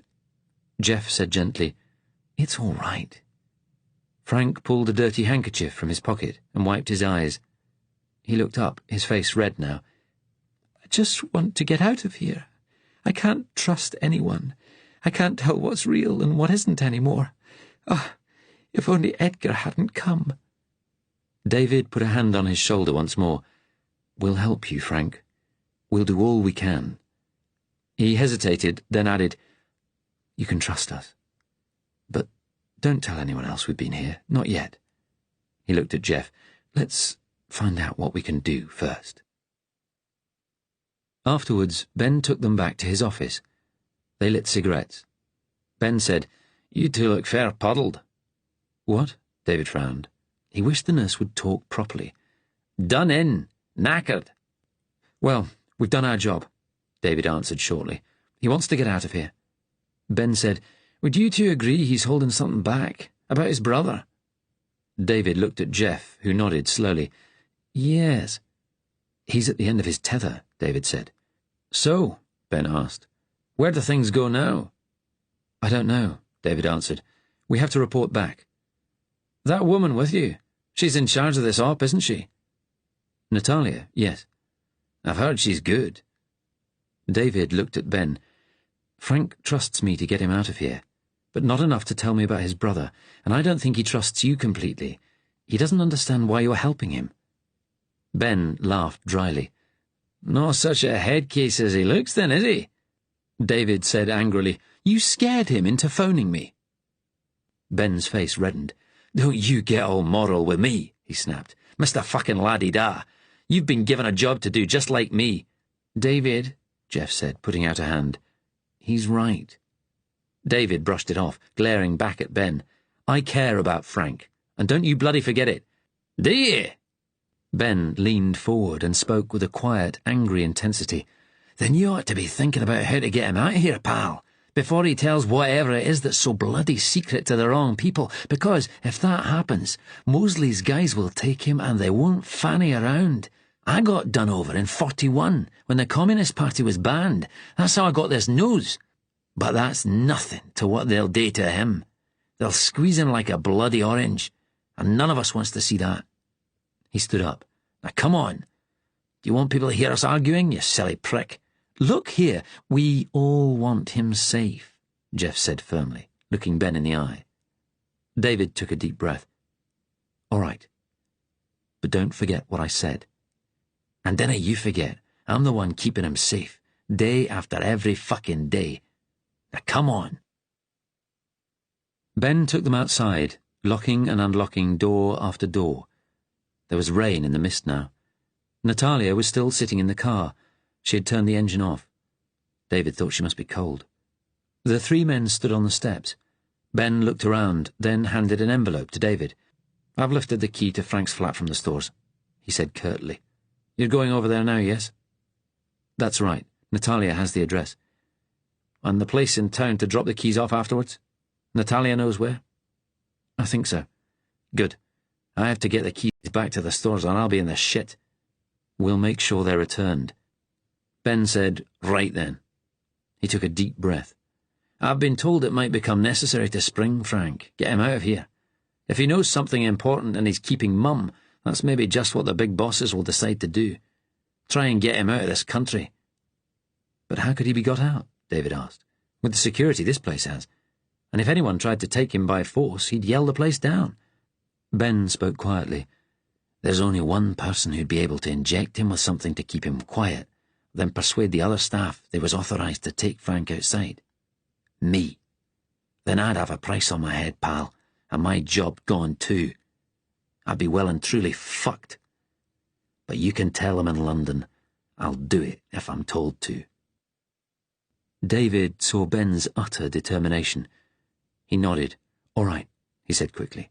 Now fucking hook it. They all looked round as the main door behind them opened, and a patient was led out by an attendant, holding him by the arm. Ben nodded to him as he led the man down a side path. The attendant wore a peaked cap, but the patient was bareheaded. He didn't react as the cold rain fell on him. Ben looked at David again. He said more calmly, Dinna worry. I'll keep him safe. Chapter 19. David took the back seat again. He could think better there. They told Natalia about what had happened at the hospital, Frank's quiet desperation, his unwillingness to talk about his brother, the visit from the police. She thought for a moment, then said, So you think he may have some secret? Maybe, or perhaps it was just something personal. My sense was it was more than that, Jeff said quietly. And the police? Natalia said. It is worrying they are still interested. That chap, Ben, said he didn't tell them any more than he had already. They may come back, Natalia replied. David looked at her face in the mirror. So what happens now? It will be for Mr. Jackson and the people above him to decide. If Frank were to get out of England, Jeff asked, how would that be done? It would have to be by sea. I don't know. David saw Natalia give Jeff a quick, sharp look. He thought, is that what the people at the top are planning? He wondered, too, if Frank had some big military secret, the resistance might want it for themselves. He realised suddenly that although he had been active among them for more than 2 years, he still thought of the resistance as an entity separate from him. He said, how could we get Frank to the coast? It's well over 70 miles in any direction. And he'd probably try to get away, Jeff added. Natalia looked at David in the mirror. Unless he was travelling with someone he trusted. You mean me? David frowned. I doubt he'd trust me that far, especially if I've said I'll help him, and then I kidnap him. And what will happen to him if he knows something important and lets it slip in that place? It was more or less what Ben had said. Natalia went on, "I am not being unfeeling.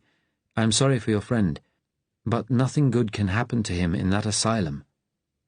"I know," David said. Natalia was still studying him, the slightly angled Tartar eyes hard again, calculating. As they approached the southern outskirts of the city, the weather was still foggy, a wet mist through which light rain fell. They came onto a main road, driving past a complex of low factory buildings, from which they heard a continual mechanical crashing. They passed a vast space, where hundreds of identical cars stood, end to end. A sign by the gates was marked, "Longbridge Works." "That must be the big Austin Morris factory," Jeff said. David saw there had been a fire in a tall building beside the road. It was a black skeleton. Jeff continued, "I heard an office block got burned down last month. The workers rioted over not being allowed to join a union. It's not just happening in the north anymore." Natalia said, "Remember that lorry load of soldiers we saw on the way up? Things are getting rough in Yorkshire." "There'll be a lot of bloodshed," David said. "What else are people to do?" she demanded. "What are you hoping for?" David asked her. "The workers' revolution? I think that's what that nurse Ben's after. I doubt Churchill would agree. The resistance is an alliance of anti-fascist forces, like every resistance movement in Europe. When we win, there will be elections and people can choose their own government. And no, I'm not looking for the revolution." Jeff said, "I wish we could go back to where we were before the war." "That is a dream," Natalia answered flatly. "Things will get worse before they get better. Whatever comes in the end, it won't be like the world before 1939. We must get used to that." Following directions Natalia had memorized, they passed the university and drove into a district of terraced houses, shabby front doors giving straight out onto the streets. As they continued east, though, the houses became bigger, with little gardens in the front.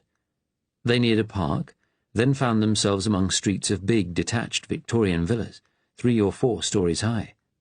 Lights were already on in the murky afternoon, the windows yellow squares in the mist.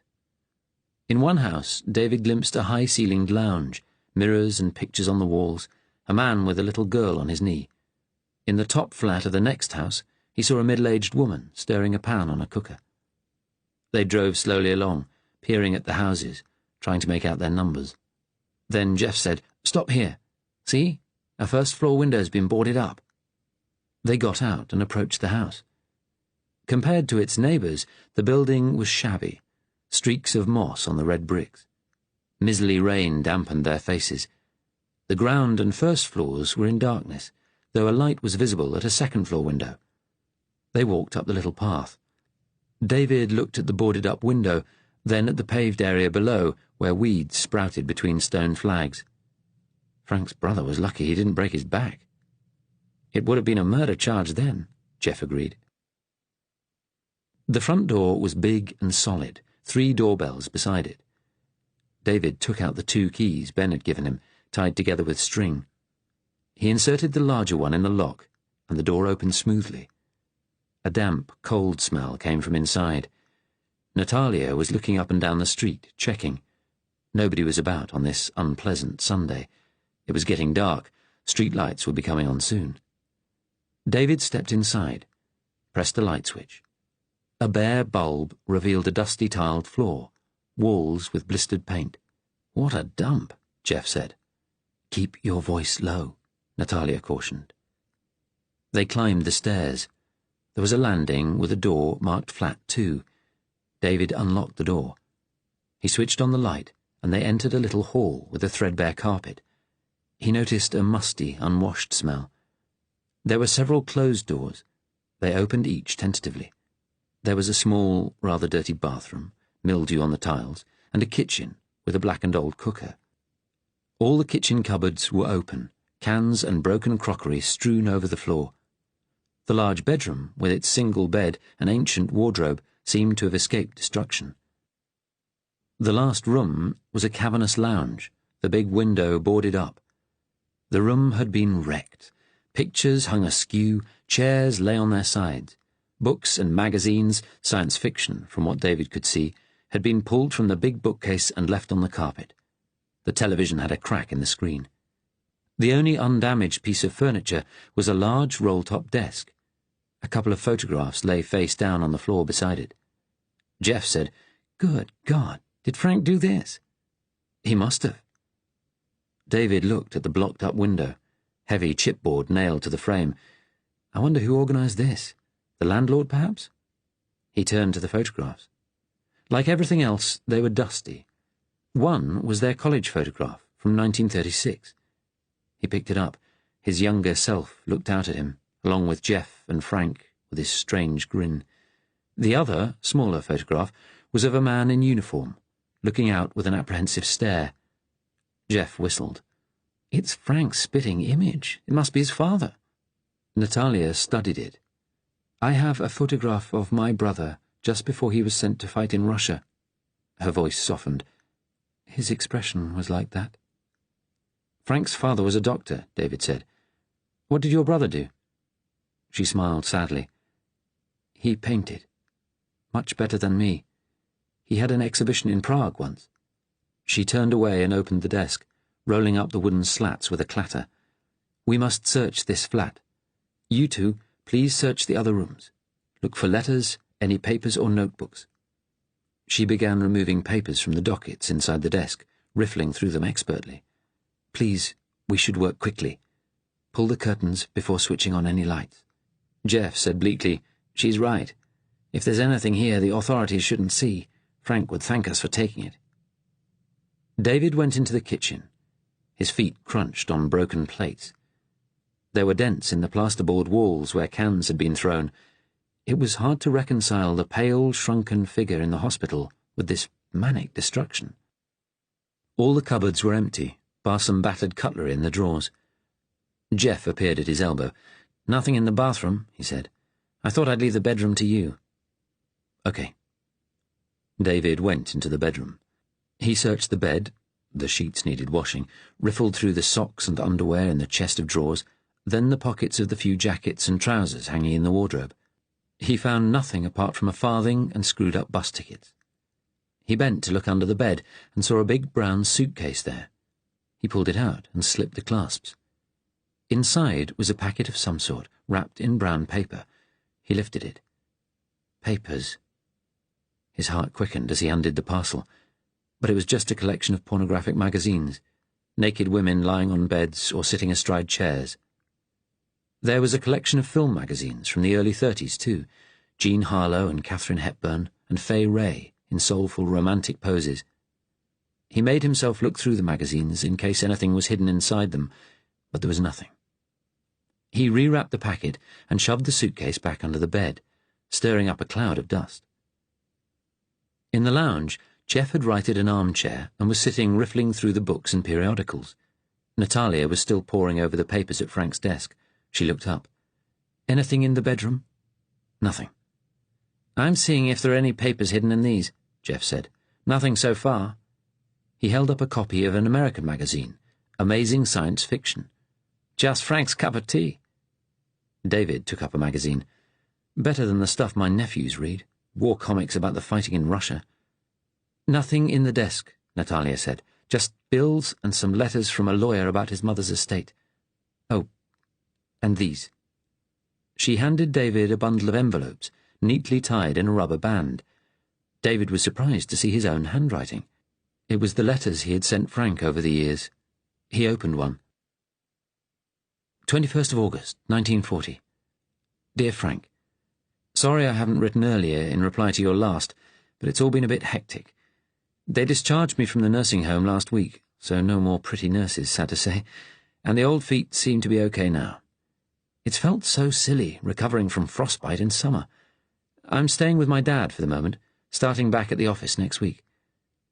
Well, what do you think of the Berlin Treaty? I must say we've come off pretty lightly, given the way Adolf trounced our army. Pity we've got to give up the Air Force. Natalia was looking at him curiously. He kept your letters, she said, almost like a lover. There was never anything pansy about Frank, David answered sharply. He thought of the pornography, but he wasn't going to tell her about that. Did you keep his letters to you? No, but then I had other friends. David looked round the dismal room. Exactly what happened here? What was it all about? Edgar came to visit. He was drunk. He said something that pushed Frank over the edge. After all these years of holding everything in.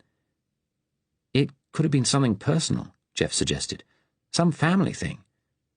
Possibly, Natalia agreed. She replaced the papers in the desk. David picked up the letters. I think we should take these with us.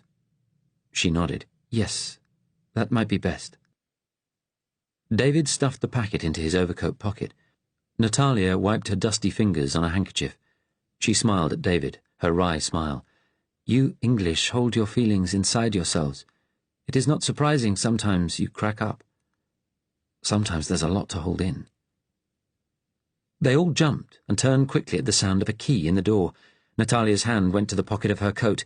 Now David knew she had a gun in there. She stood in front of the desk as the hall door opened, and a little old man with white hair in an old cardigan and carpet slippers came in and stared at them. He shuffled into the lounge. Thought I heard someone in here. He had a high-pitched voice with a Birmingham accent. He peered at them short-sightedly, quite unafraid. Who are you? David said, We're friends of Dr. Muncaster. We've been to visit him in hospital. Do you live in one of the other flats? Jeff asked. The one above. I'm Bill Brown. The old man looked around the room. It were me called the coppers last month. You'll know all about it, if you're friends of Dr. Muncaster. Yes. The old man shook his head. I've never heard anything like it. Screaming and shouting, then the window going. I looked out and there was that poor man lying on the ground. I thought he were a goner. He stared at them bright-eyed. And Dr. Muncaster yelling and raving, smashing things up. Thank God me daughter got me to have the phone put in. I dialed 999 straight off. I can do without things like that at my age. I'm 80, you know, he added proudly. Who boarded the window up? David asked. I got the freeholder to do it. He's a spare key to all the flats. He left one with me. Bill stared at him with watery eyes that still had a sharpness to them.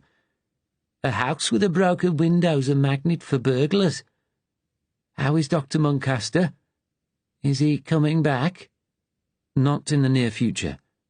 The old man nodded. Are you family? He looked round at them. My friend and I were at school with him.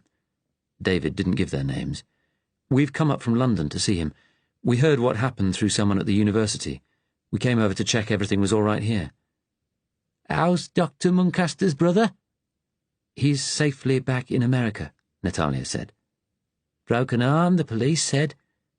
Bill looked round the chaos again. He were always very quiet, Dr. Muncaster. Polite. Never thought he'd go off his head like that. No, David said. He added conversationally, apparently he was shouting about the end of the world. He were that? Never heard anything like it. This has always been a quiet house. I've lived here since my wife died, 15 years. God, the way he was raving, yelling, how the world was ending. Bill looked at Natalia. Are you German, miss? He asked suddenly. No. He held her gaze for a moment, then asked, What are they saying at the hospital? David answered, They don't seem to know much. When we saw Frank, he was very quiet. Bartley Green loony bin, isn't it? A man I worked with had a sister in there once. Said it was a miserable place. Of course, once you're in somewhere like that, often you're there till they bring you out in a box. Nobody replied. Like I said, I'd nothing against him, though that funny grin of his used to give me the willies. Bill looked at the photograph of Frank's father. That his dad? Yes. Doesn't half look like him. I lost me son at Passchendaele. I'm sorry, Jeff said. Bill turned to him. We were fighting the wrong enemy then. His eyes brightened. Have you heard about the Jews? What about them? David asked. The old man smiled. They're being rounded up, all over the country. It was on the news. Mosley's to broadcast on TV about it later. They were all taken away this morning. Where to? David asked. No idea. Isle of Man, Isle of Wight. I think it's best to turn 'em over to the Germans. Are you sure about this? Jeff asked. Course I am. I told you, it was on the news. Surprise, innit? I never realised how many Jews there were in Brum till they made 'em wear those yellow badges. Good riddance. Glad I won't be seeing them badges any more. They gave me the creeps. Bill looked between the three of them, then said sarcastically, Still, you sound like educated people. Maybe you don't see it that way. Well, I'll leave you to it. He glanced around the flat again. If he's not coming back, maybe this place should go on the market. He nodded at them, smiled maliciously, then shuffled out, shutting the door behind him. David turned to Natalia. He said, trying to keep the shock from his voice, Looks like you were right, about the Jews having no future. She didn't answer. Jeff said, It'll be part of some deal with the Germans. Beaverbrook will have got something in return. Natalia said, I think we should leave. There's nothing here. She frowned. The end of the world. What did he mean by that? She looked around the room again, took a deep breath. Come on. We should find a telephone box. Ring Mr. Jackson. Chapter 20. Gunter and Syme drove on to Birmingham, the windscreen wipers working against the misty rain. Syme looked preoccupied, lighting cigarettes one-handed. He was suspicious, Gunter guessed. Having seen Muncaster, he couldn't believe he could be a man with dangerous political contacts. He knew something else was going on. How long since you visited Berlin? Gunter asked, to begin a conversation. 5 years. I bet it's changed a lot. They hope to have all those huge new buildings ready for the 1960 Olympics, don't they?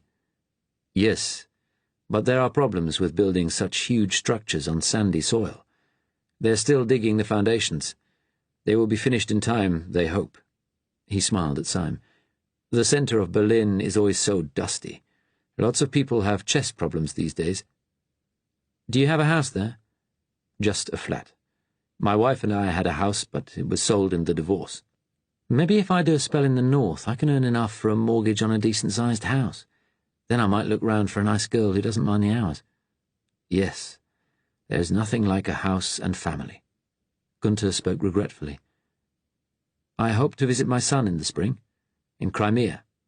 Any problems with Russian terrorists there? Not in Crimea. We cleared the natives out of the peninsula 10 years ago. There are only German settlers there now, so it is safe, though there have been attacks on the trains coming from Germany. Fewer now. We're concentrating more on protecting the lines. He paused. Russia is vast. I think it will be another generation before we control it completely. This is the greatest war of conquest in history. Syme turned to look at him. They say Speer and the army would like to do a deal with the Russians. Let them keep the country east of Moscow. Goebbels too, I've heard. No, Gunter said firmly. What we have started, we will finish. Squash Jewish Bolshevism forever. Syme laughed, his good humour restored. Well, we're doing our bit here now, with what's happening today. What times to live in. Bleeding exciting, eh? He slipped back into Cockney for a moment. Gunter thought, yes, I know. You like your bit of excitement, while I am starting to feel old and tired before my time. As they drove through the countryside, there was little sign that this was anything other than a normal Sunday. Once, though, they passed near a railway line, where a freight train of closed boxcars was moving slowly south. For a moment, Gunter thought he heard faint cries coming from inside, but he wasn't sure, and Syme didn't seem to notice anything. It was mainly quiet on the outskirts of Birmingham, too, although Black Marias, their klaxons shrilling, occasionally sped past. Once, looking down a suburban street, Gunter saw two, parked outside a house where some sort of struggle seemed to be going on, but he couldn't see clearly. It was too misty. They drove into the city centre, full of big Victorian Gothic buildings, dark with soot. There weren't many people around, but quite a few auxiliaries were on patrol. Gunther noticed several outside the closed doors of a church, arguing with a little group of people, one in a white clerical collar. "I told you the churchy types would be a nuisance," Syme observed. "Not far now. Birmingham Special Branch HQ's just round the corner, in Corporation Street." They turned into a wide commercial street and pulled up beside a door with a blue lamp above it. Several other cars were parked there. Gunther saw a queue of people straggling down the steps of the building and along the street. 2 auxiliaries stood by the door, and 2 more walked up and down, keeping an eye on the queue. As Gunther and Syme got out, one of the auxies in the doorway came over. He was very large, but young, a rash of pimples round his mouth. His expression was hostile until Syme showed his warrant card. "Is Inspector Blake in?" he asked. "I think so, sir. He's very busy, though. You know what's been happening today?" "We heard." Gunther looked along the waiting queue. No one seemed to be wearing the yellow badge, though many looked anxious and some angry. One young man had grabbed the arm of an auxiliary and was pleading with him, almost in tears. "It's my wife's brother. I need to know where they've taken him." "Just wait your turn, sir," the policeman replied, his voice bored. "They'll tell you at the desk." An elderly couple, faces rigid with grief, came through the swing doors of the police station and walked down the steps, holding each other tightly. "These are friends of the Jews?" Gunther asked the auxiliary. Catching his accent, the man looked at him with interest. "Are you from Germany, sir? An observer?" "Just a visitor. I'm in the Gestapo, though." He nodded towards the young man in the queue who had asked about his wife's brother. "You're exempting Jews who have married Gentiles." "I'm not sure quite what the rules are, sir." The boy looked embarrassed. "We were just given the names and addresses of those to be picked up." Gunther looked at the sad queue, the rain pattering down on them. "We made some exceptions at the beginning. Too many. It just causes trouble for everyone later." The young man said uneasily, "I feel a bit sorry for them, to be honest." Gunther nodded. "Yes, it affects us. It's hard on us. But it needs to be done, nevertheless." The auxiliary took them into the building. More people were standing at a counter, behind which policemen riffled through typed lists many pages long. "I'll see if Inspector Blake is available," the young policeman said, opening a flap on the counter. Gunther heard snatches of conversation, familiar from police stations in Germany long ago. "They'll be held outside the town for a while till new accommodation is ready for them. Winter clothes will be provided. They'll be quite comfortable. No, we can't tell you where they are. National security. No visits. Well, can't you take their dog into your own house?" Gunther looked at Syme, who grimaced, a half-amused, half-contemptuous look. The young policeman came back. "The inspector is free now, sir, but only for a few minutes. You can see what it's like here." He opened the flap for them, and they went through, passing plainclothes men working at desks, and down a dark little corridor to a small room with a half-glassed door.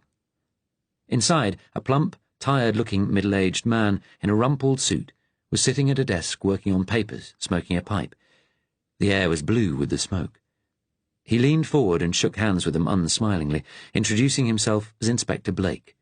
Syme introduced himself and Gunther. "Nice to meet you, sir," Syme said smoothly.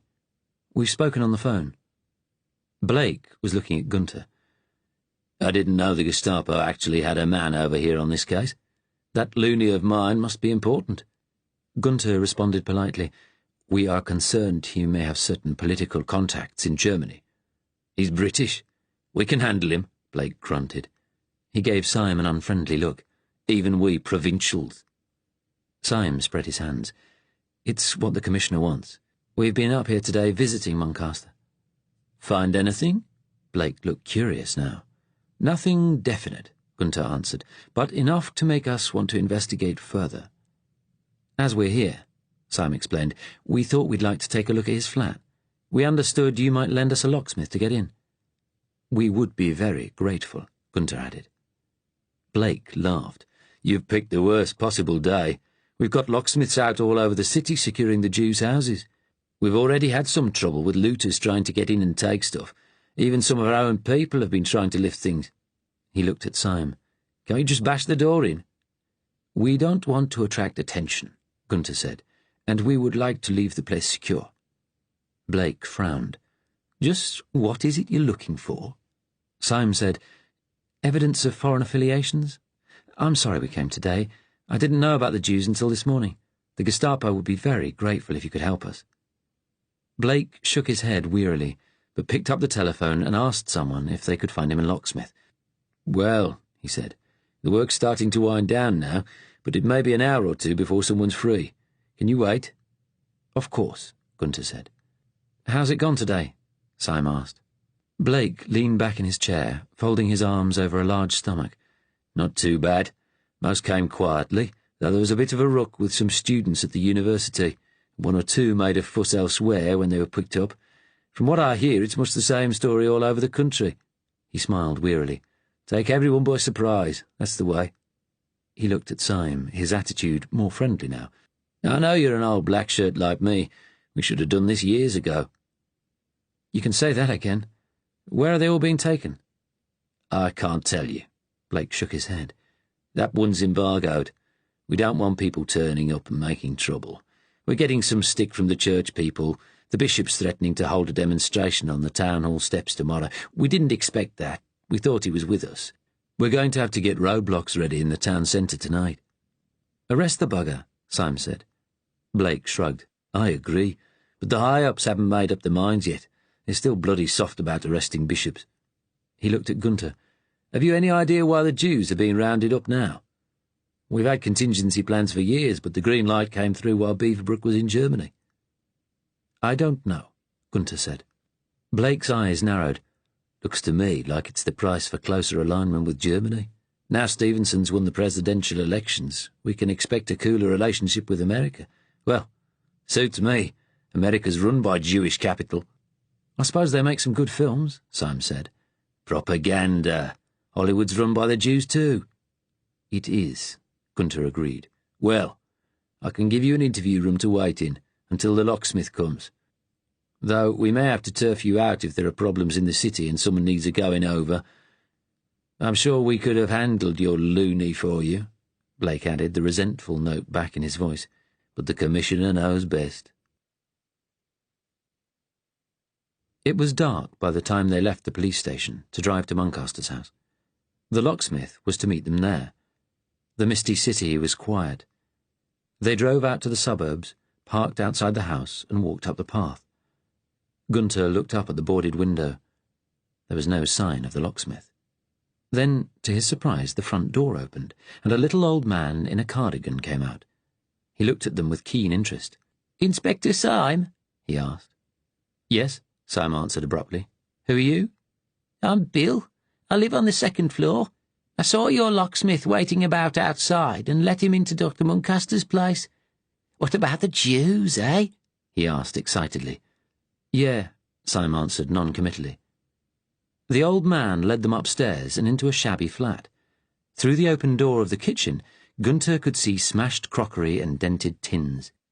In the lounge, a grey-haired man in a long brown coat sat in an armchair, nursing a cup of tea the old man must have brought him. Gunter surveyed the chaos. Strange to think of that frightened-looking man, Muncaster, doing this. "Looks like you won't be needed," Syme said curtly to the locksmith. "You can get off." The man rose. "Righto, but I'll still charge for the call-out." "He's been telling me he's been securing some of the Jews' houses," the old man said. "Gaw, I bet there's some valuable stuff in there." He accompanied the locksmith to the door, chattering away happily. "You still see a few blackies around. Get them next." "Britain for the British," the locksmith agreed. He left, but the old man, Bill, stayed, hovering. "Where have you taken him?" he asked Syme. "The Yids." "Watch the TV later. Mosley's broadcasting." "What do the police want here, eh?" Bill pressed. He seemed unembarrassable. "Dr. Muncaster wasn't a Jew, was he?" "None of your business, mate." "Suit yourselves. Only it's funny nobody comes to this flat for weeks, and then 2 lots of visitors in one day." Disappointed. "It's the freeholders." Gunter wondered if Bill was planning to have a nose around when they were gone. Syme held out a hand and, reluctantly, the old man retrieved the key from his cardigan pocket and handed it over. Syme led Bill out.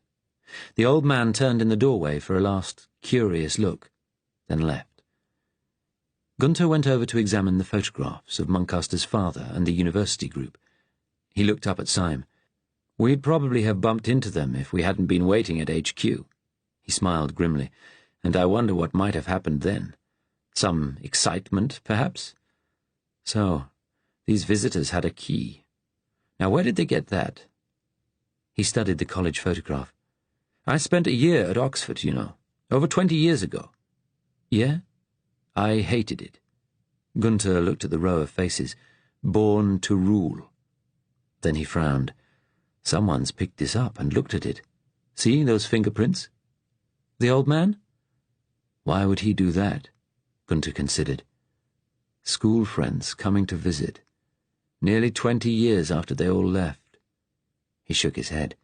University friends, though, whose picture you kept. You think that's who it might have been? Possibly. The old man said they were the same age as Muncaster. But why lie? Syme asked. If they're resistance, Special Branch need to be involved. I don't know who and what they are yet. Gunther studied the photograph carefully. There he is. That's Muncaster. Look at that grin. Easy enough to contact the college and find the names of all these other people. Then what? I don't know. I'm sorry.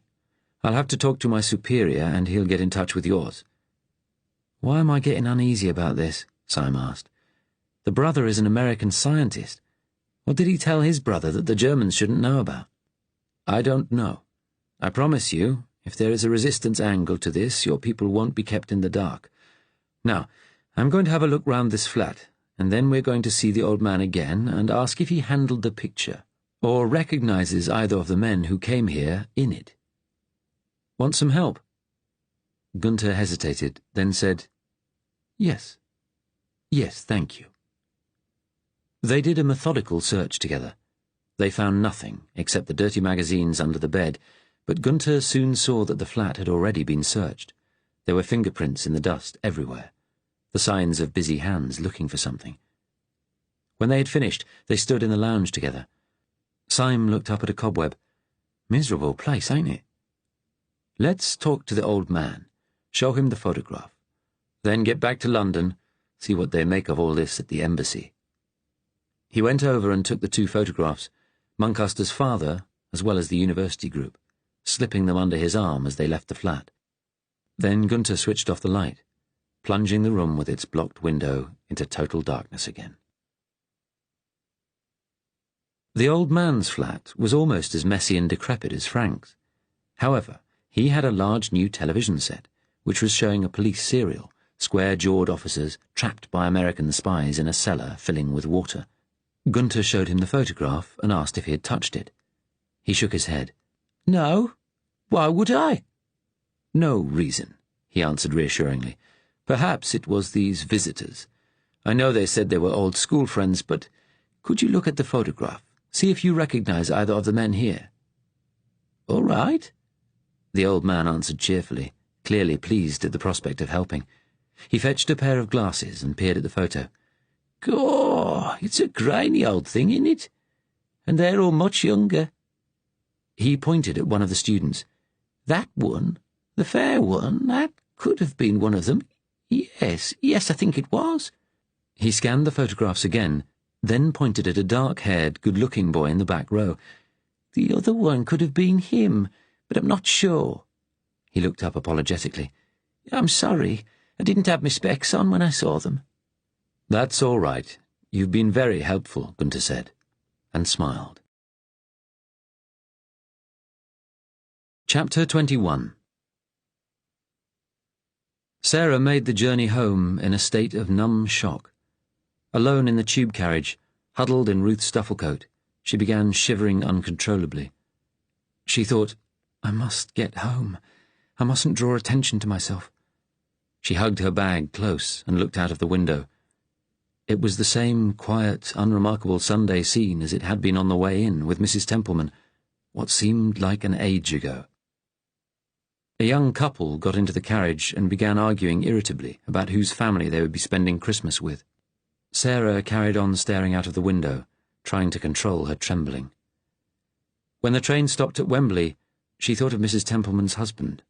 At home, probably, awaiting her return, and had to put a clenched fist to her mouth to prevent herself crying out. When Sarah got back to the house, she took off Ruth's duffel coat, laid it on the sofa, and stood looking at it. David wouldn't be back for hours. She thought in sudden panic, I should get rid of it. If they come after me, it could incriminate me. She tried to remember if anyone at Friend's house had seen her leave with Mrs. Templeman. She didn't think so, but she wasn't sure. She was in danger. They might be looking for her. David and her family could be caught up in it all. Her heart started pounding wildly, and she took deep breaths to try to calm herself. Then the image of Mrs. Templeman, falling back onto the road, returned to her, and she cried out, She's dead! She's dead! She put her hands over her face and sobbed convulsively, in a way she hadn't since Charlie died. After a while, the telephone rang, the shrill sound making her jump. She went into the hall. It could be the police. Hesitantly, she picked up the receiver. Hello? Hello, dear. It was Irene. Have you both been out? I tried phoning earlier. Sarah gasped with relief. David's had to go to Northampton. His uncle's in hospital. I've been out at a committee meeting. Are you all right, dear? Irene's voice was suddenly anxious. You sound odd. No. I think I've got a cold coming, that's all. It's not to do with David, is it? Have you spoken to him about that woman at his office yet? No, I haven't. Did you see anything happening in town today? No. A jump of the heart. What do you mean? Haven't you heard the news? Apparently they've moved all the Jews out of the cities today, to some sort of camps. Mosley's going to broadcast this evening. I hadn't heard. So it had been publicly announced now. Steve thinks it's about time, but I hope they're not being mistreated. We wouldn't do that, would we? Irene's voice was for once uncertain. I don't know. Irene, darling, I have to go. David will be back soon. I've got something cooking. Oh, all right, dear. Irene sounded surprised by her abruptness. Tell David I hope his uncle's better soon. Yes, I will. Sarah put down the receiver and stood in the hall. It was starting to get dark. She switched on the light. She would have liked to telephone her father, but she mustn't tell any of the family. But what about David? She thought, when I stepped out on that pavement, I was abandoning him. Abandoning them all. She looked through the frosted glass of the front door at the darkening afternoon, thought of uniformed men standing there, and felt a desperate need to see David, hear his voice. She went back into the lounge and sat down. She picked up Ruth's duffel coat, holding it to her tightly. She wondered where she was, whether she and Joe had made it. She heard the crack of shots in her head again and flinched. She began crying again, not anguished sobbing anymore, but with a slow, relentless misery. It was nearly 7 when she heard David's key in the front door. She had been sitting for hours, holding the duffel coat. She hadn't bothered to light the fire or put the lights on. She was too shocked and exhausted. When David turned the lights on, she blinked. At once he came across the room to her, grasping her by the arms. What's happened? He asked urgently. Sarah, what's happened? She said, They've taken the Jews away. I know, I heard. She saw that his own face was pale, bleak with anxiety. I saw it. In the Tottenham Court Road. There was a protest. People were shot. Mrs. Templeman's dead. She's dead. Sarah gasped and began crying again. He sat beside her and held her close in a way he hadn't for ages. His strength gave her a feeling of safety, refuge. She told him the whole story. At the end, he said, It's part of some new deal with Germany. It has to be. The bastards. Where did you hear? At the hospital? Yes, they were talking about it there. Just that people were being moved. How's Uncle Ted? Better now. They're going to discharge him next week. He's grumpy as ever. He gave a brief, twitchy smile and looked away from her, and something in his tone told her he was lying. Her heart sank again, and she thought, I can't cope. I can't cope with that, too. David said quietly, Do you think they'll be looking for you? I don't know. They never found out who I was, but they saw me. They'll have found Mrs. Templeman's identity card. They'll be inquiring at friend's house, questioning her poor husband. She lost a son too, in 1940. She frowned. I keep calling her Mrs. Templeman, but her first name was Jane. I should call her Jane. David shook her shoulders, made her turn and look at him. Sarah, he said urgently, that duffel coat, it's evidence. We should get rid of it. I'll put it in the bin. The dustmen are coming tomorrow. Yes, she sighed. Yes, all right. I'll light the fire. Look, darling, you're frozen. Have you been sitting in the dark all this time? Yes. I couldn't think what to do. Sit here and get warm. She said, I'm sorry, David. I'm sorry I've put you all in danger. His mouth worked, and she could see he was close to tears himself. He said, You did a brave thing. A good thing. What should we do? If we get rid of the duffel coat, there's no evidence it was you. We just have to sit tight. She could see from his face, though, that he was worried. What if they pick up Joe and Ruth and question them? Did you tell them your name? No. Will you stand by me? She added quietly. He grasped her hands, looking at her with pain and, she thought, guilt. He said, Of course I will. He glanced at the clock on the mantelpiece. It's 10 to 7. We ought to watch the news. She nodded wearily. When David turned on the television, Songs of Praise was on. People standing in a big church, singing lustily, all the women in large hats. A normal Sunday evening service. Then the credits rolled, and a voice announced, in serious tones, that a broadcast from the Home Secretary, Sir Oswald Mosley, would follow. And there he was, sitting in a big office, hands folded on his desk. He looked firm and avuncular, beautifully dressed as usual, his black shirt badge prominent on his lapel. He began, in his deep, rich voice, Tonight, I want to tell you that, after much consideration, the government has decided to move all British Jews into special areas which have been set aside for them outside our major cities. For the present, they are being housed in temporary camps, warm and comfortable. More permanent arrangements will be made later. Most were moved earlier today.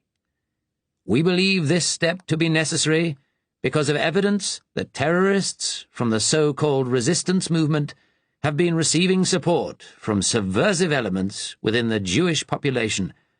Keeping them in separate areas will protect us, and also protect the Jews themselves from trouble and disturbance from these outsiders. Mosley smiled reassuringly.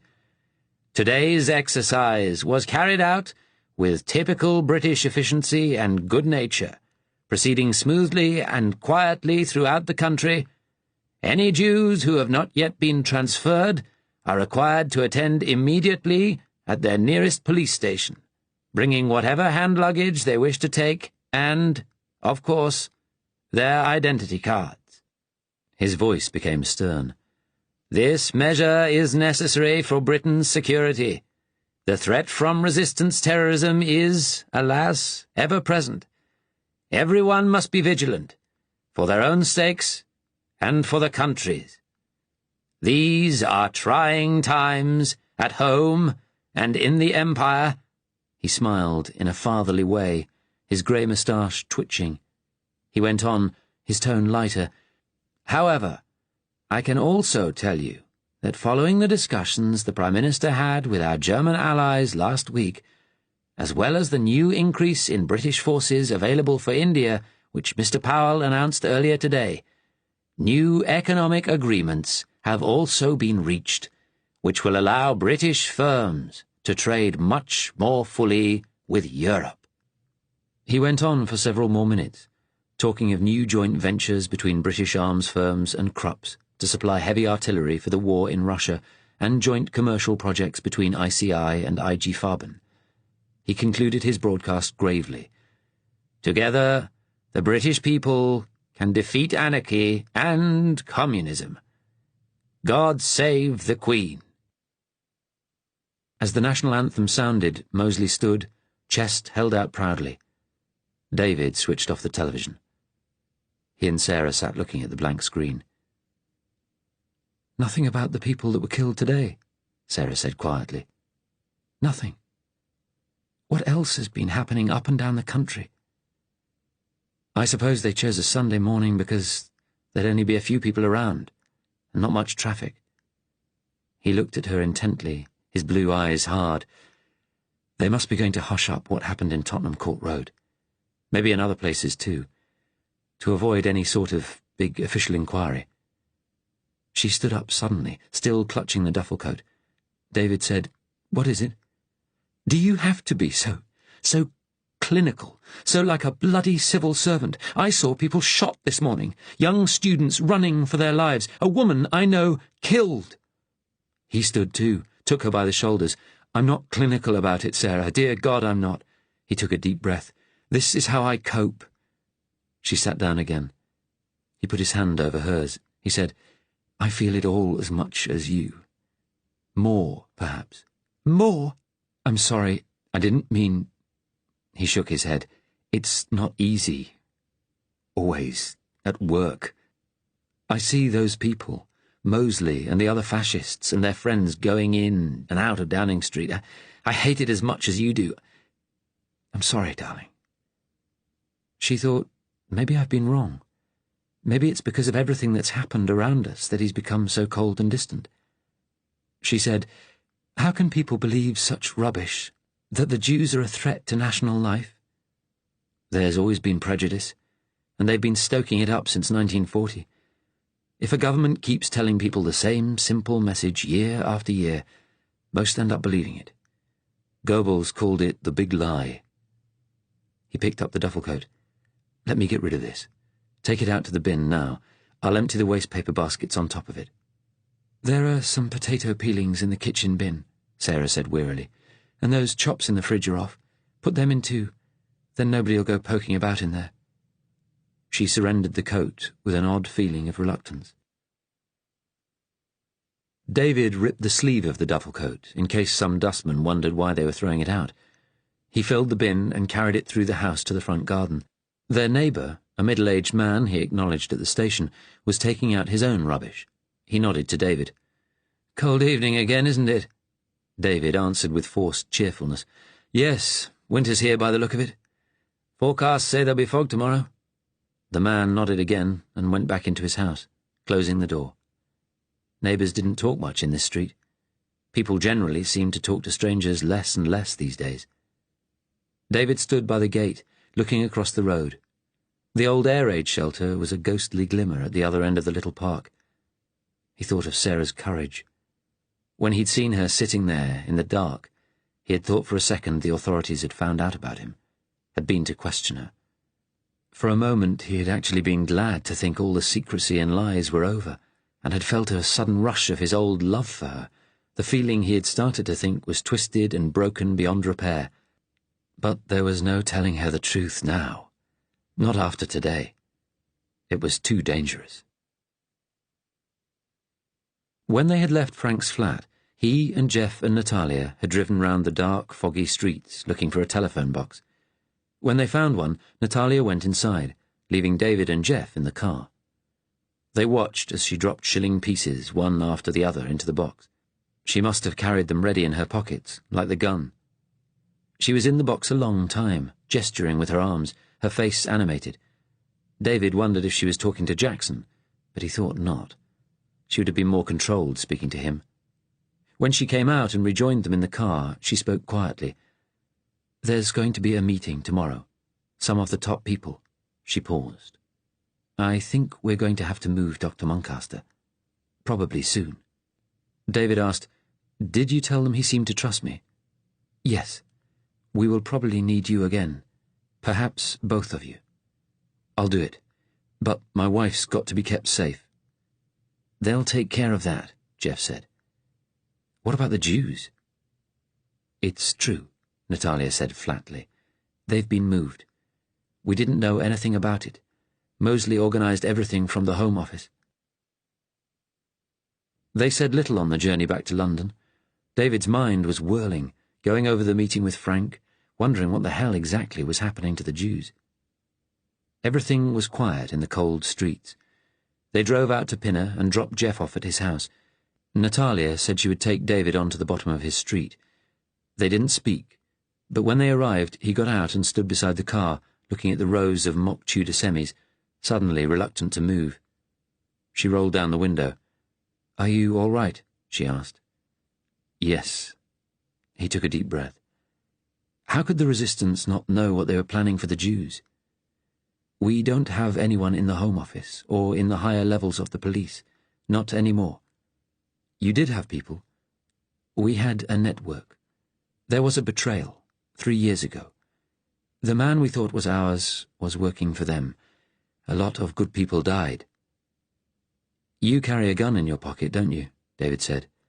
"I saw when that old man came into Frank's flat." "There are circumstances when we have to defend ourselves. You understand that?" He asked, "Would you ever use the gun on Frank?" "Only if he were about to fall into their hands."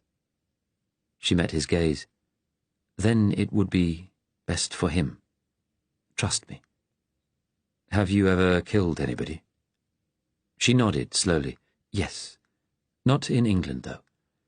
I wish it were never necessary, but sometimes it is." He sighed. "Yes. Yes, I know."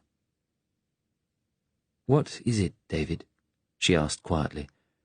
"Ever since we saw the old man in the flat, you have looked desperate. It's more than just seeing your friend in that state." He smiled sadly. "Perhaps we English aren't so good at keeping our feelings hidden after all." He shrugged. "It was hearing about what's happening to the Jews. It's upset me."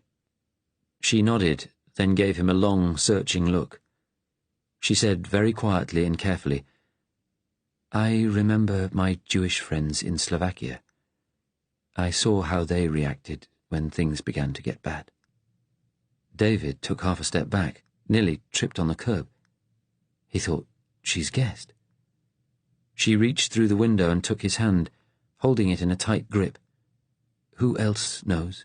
she asked. "Nobody." David's heart was throbbing violently. "Only my father.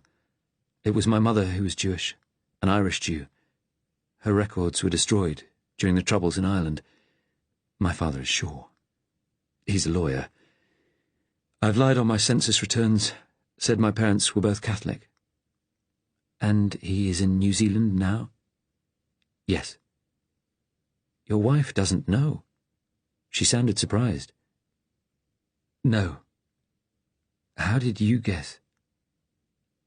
"Like I said, I have seen how people react. Some are pleased when the Jews are taken away. Some don't care or don't want to get into trouble. Some hate it. But I think only those who are themselves at risk show the fear, the sorrow I saw on your face today. And," she smiled, an unusually hesitant smile, "I often watch your face, your expression." He asked, "Will you tell them? Jackson, his people." "Our people." She hesitated. "No, I will not tell them. Though I should.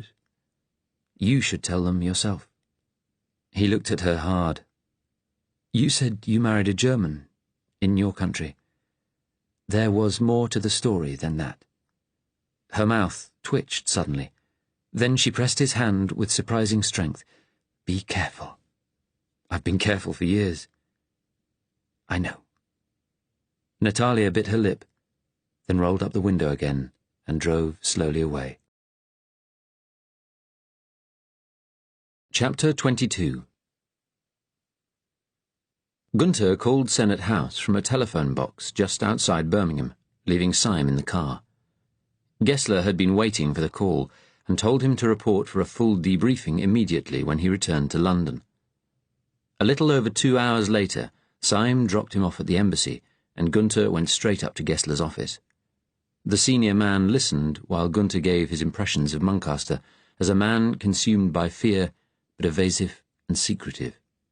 He told him, too, about Muncaster's other visitors, who had been at the flat before them and, he believed, had searched it. Gessler frowned, his black eyebrows almost meeting in the middle. He was worried. Were they resistance? I think they could be. Why else carry out a search of the flat? Gunther laid the photographs he had removed on the table and pointed. If they were university friends, they're in there. Damn it! Gessler burst out. Gunther was surprised. On Friday, he had seemed like a man who kept his emotions in check. He told Gunther to write his report, then go home and return early the following morning. Gessler himself would talk to Berlin overnight. Gunther sat in the little office he had been given along the corridor and wrote quietly and steadily in his small, neat hand. The office was bare, apart from the obligatory desk, chairs, and filing cabinets, and a wardrobe, where he kept his Gestapo uniform. He wore it seldom, thought he looked fat in it, the puffy shapelessness of his face emphasized by the uniform's clean, hard lines. He resented that Gessler looked trim in his SS uniform, though he was 10 years older. There were pictures of Hitler and Himmler on the walls, photographs of his brother and his son on his desk. The window behind the desk had a panoramic view of London, the same as Gessler's office. After an hour, he walked back to the flat, dead tired. He had something to eat and watched the news, followed by a repeat of Mosley's broadcast. It was good the British had done this at last, but Gunther wondered why now. Before going to bed, he read his son's letter again. Gunther had been to Crimea to visit Mikhail last summer. 2 days on the train, clacking through the Belarusian forests and swamps, then across the Ukrainian plains, manned concrete guard posts at every mile on the track. Mikhail had been happy to see his father again, and they had gone to the beach almost every day. His son was energetic and enthusiastic, blond and athletic. He had Hans' undisciplined enthusiasm too, and, perhaps, the beginnings of his dead twin's physical grace. Mikhail had turned 11 in October. All he had been able to do was send a present and a card. He went to bed and slept uneasily, tossing and turning. He had a confused dream of being with his brother again in the forest, the night Heydrich had addressed them by the lake. Hans was looking away from him, over the water, infinite sadness in his handsome face. He returned to the embassy at 8 the next morning. When he entered Gessler's office, the SS man was staring out of his window, down over the city. His eyes were bloodshot, and, remarkably for such a neat man, he was unshaven. He must have been up all night. There was a cold, leaden sky again today, a touch of fog in the air. Gessler waved him to a chair. He was frowning, tense with anxiety and excitement, quite different from Friday. Gunther still felt the flat sadness of the evening before in himself. He didn't try to fight it. It helped him stay distanced, objective. He noticed that the report he had prepared last night was lying on Gessler's desk, alongside the photograph of Muncaster's university group. To break the silence, he said, "The papers this morning are full of the Jews being moved. The government are congratulating themselves on a smooth operation." Gessler turned and gave him a nod and a thin smile, like a stern schoolteacher acknowledging a pupil whose work was good. "That is your line of business at home, isn't it? From what I understand, the British operation wasn't entirely without problems. And, of course," he added contemptuously, "some of the preachers are making a fuss, trying to organize protests. If only England were Catholic. The Pope knows the communists are his real enemy." "But they've all been gathered in." "Nearly all. Almost 150,000. I knew it was going to happen, of course, but unfortunately I couldn't tell you." The old self-importance was back in Gessler's voice. "The operation had to be kept very secret for it to succeed." "Of course, sir." "It was part of a larger deal between the governments. Up to now, the British have always resisted our pressure. But now," he gave a wintry smile, "we may be able to get a Jew-free Europe at last. We're talking with the French, too, about a final clear-up over there." Gunther nodded. "What's going to happen to the British Jews now?" "They'll be sent to the Isle of Wight, then out east. Hopefully soon. Arrangements are being made for their reception in Poland. Getting the Auschwitz ovens up to full capacity." He smiled again. "Beaverbrook's never been that much of an anti-Semite, but he knows what side his bread's buttered on." "He's effete and corrupt, like Laval, like Quisling. We'll need better men to build the new Europe." Gessler nodded agreement. Yes. General Franco's the only one with any real spine. He shot all his enemies at the first chance. He sighed and scratched the bald crown of his head. Then he said quietly, I spent a lot of time talking to Berlin last night. The Führer is very ill indeed. I was told he could die at any time. He leaned forward. I'm authorized to tell you this because when he does die, there will be a struggle for control. Those loyal to the SS must be ready. Gunther suddenly felt cold. Ready for what, sir? He asked. A power struggle between us and the army. Things aren't good in Russia, and we think the Russian winter offensive this year will be a big one. And there's been an outbreak of bubonic plague among our troops in the Caucasus. The army want a settlement, the Russians keeping everywhere east of Moscow and north of the Caucasus. What? With the communists, Zhukov and Khrushchev, Gunther answered bitterly, because that's what they are, however they fudge it and talk about their great patriotic war. No. SS intelligence think the army are already lining up other factions in Russia. The criminal element that's always existed under the communist state. Some of them have made money now the Russians have brought limited markets back, and some in the Russian security police, old NKVD people who made friends in our army during the Nazi-Soviet pact. It'll be a criminal state, ruling the old Russian ethnic areas. We'll be in eternal danger. He thought of his brother Hans. Is that what 5 million Germans have died for? That's why we have to be ready. In case, God forbid, the SS has to fight the army. What about the party? Gessler shook his head. Divided. Speer is with the army. Reichsführer Goebbels is the biggest party figure, now Göring's dead, and poor Rudolf Hess is in a madhouse. He's the Führer's nominated successor. He could make things go one way or the other. He's strengthening his position. That's what this deal with Beaverbrook is all about, strengthening his ties with Britain, giving them economic support we can't afford in exchange for getting rid of the Jews. Goebbels has always been totally sound on the Jews. He's wobbly on Russia, though. This could be a maneuver to link Germany to England, and through them to the US. There's talk that Stevenson might embargo trade relations with Europe. If he does, it would hit us hard. Goebbels is loyal to the Führer, but with the Führer gone... Gunther considered. With the British Jews actually deported, the Americans would have no choice but to accept that reality. They would no longer be a possible bargaining issue for them. Gessler said, if there is a battle for control of Germany, it could ripple through this embassy. He shook his head. After all our victories, I thought we can't lose, we're omnipotent. But now, we still can be, if we keep our courage, Gunther countered. SS power has been growing for 20 years. Gessler said, more to himself than Gunther, if there is a struggle and the SS lose, I suppose they can't shoot all of us. I expect we'll all be demoted and redeployed. His manner softened unexpectedly, became confidential.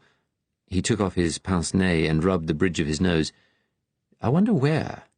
I was in Leningrad in 1942, you know, after the army cut the city off completely and starved them all to death over the winter. The Wehrmacht has never hesitated at what has to be done in Russia. Some of them will pretend to scruples if they argue for peace, but I've seen the army lads in action out there, seen how they deal with the Russians. But more and more of the senior officers have lost the spine for it. Weakness in the face of the enemy. He sat still, reflecting. I was with the first SS group into Leningrad in April, to question some of the few survivors, mostly Communist Party officials. They had what few supplies were left by then, though even they were like walking skeletons. God, the city stank. What our artillery and bombing had left of it. 3 million bodies rotting in that rubble. The corpses could be dangerous, you know, especially if there was a pile of them. They decomposed fast when the snow went. The gases would build up inside, and they'd explode. You'd hear them banging off at night. Wolves had come into forage, and there were rats everywhere. No water, no sewage. We all had to clear out again after a month. The troops were coming down with typhoid. It's all still cordoned off. At least in Moscow we took the city without a long siege, kicked the population out and put them in camps to starve quietly. The Führer wants to demolish the buildings and build a lake there when we win. But I never want to go east again. It was disgusting." He wrinkled his face with distaste, sighed, then focused on Gunther again. "I see from your file you're divorced, Hood." "Yes, sir, but I have a son in Crimea." "I have a wife, 2 daughters in Hanover. I taught physical education in a school there when I came back from the Great War. Then I joined the party. Then the SS. I did well." A little golden peasant, Gunther thought, not wanting hard times back again. "We'll win through, sir," he said quietly. Gessler slammed his hand on the desk, his mood turning in a moment. "Of course we will! None of us must doubt it!" He took a couple of deep breaths, replaced his pince-nez, then spoke calmly again. "Don't repeat anything of what I said to anyone." "Of course not, sir. Besides, it may be mostly rumours. You know what HQ is like." "Yes, sir." But Gunther still felt cold. "Now, these visitors Muncaster had," Gessler said, businesslike again. "Do you still think they could have been resistance, after sleeping on it?" "Yes, sir. It's not certain, but it is possible." "Why didn't Dr. Wilson tell you other visitors were coming?" "I think he didn't know, sir." "He'll be phoned this morning." Gessler shook his head. "If they were resistance, how would they know about Muncaster?" "The obvious answer is through the Americans. The brother will have told them all about what happened." Gessler nodded. Gunther thought, all about what? What exactly did Muncaster know? And how much did Gessler know of it? "And the old man definitely reported Muncaster as saying, 'The Germans mustn't know'?" "Yes, sir." "Given how important this could be, Berlin agrees Muncaster should be brought here and questioned. He would fold quickly, I'm sure. We would soon find out whether he actually knows anything important." Gunther said, "I think locking him in the basement and telling him a few details about what we can do should be enough." "Good. Actual interrogation of a British citizen is politically tricky. They like to keep these things in their own hands." "I know." Gessler frowned again, tapping his fingers on the desk. "And that is our problem. What I would like to do is send an SS squad into that hospital and just take him. But the orders from Berlin are that we must avoid doing anything that would cause a stir. If the British authorities realize Muncaster's importance, they may want to keep him. We don't want the British Secret Services anywhere near this. They are unreliable, full of wild adventurers. And if the resistance people are onto Muncaster too, it is vital they know nothing of our involvement. They might try to snatch or kill him first. They've had access to him already. If he has a secret the Americans don't want to get out, then why haven't they killed him yet? Maybe the Americans want him alive. Maybe the British resistance want his secret for themselves. What if these visitors come again? Dr. Wilson will be told very firmly to ring a good friend of ours in the British Home Office. He'll do it. He'll huff and puff, but he knows he could lose his job if things go wrong. Don't forget he has a relative in the health ministry. It's the Home Office that counts. Meanwhile, we need to look into the people in that university photograph, 2 of whom the old man thought he recognized, which brings me to the next issue. How did Syme do yesterday? Gunther had considered how to answer this. Very well. Took the lead in questioning Muncaster, but took cues from me. I don't think Muncaster even realized I'm foreign. Then Syme helped me get into the flat. How far do you trust him? Gunther considered. He's not an easy colleague. Bit of a chip on his shoulder about us being in charge. He's clever. He's guessed there's more to this than meets the eye. But he's fond of money and the good life, and I've told him he'll be rewarded for helping us. Gessler tapped the photograph of the group at Oxford. Would you trust him to look into this, find out the identities of the people in this picture? The names the visitors gave at the asylum were fake, of course. Yes, but I'd watch him.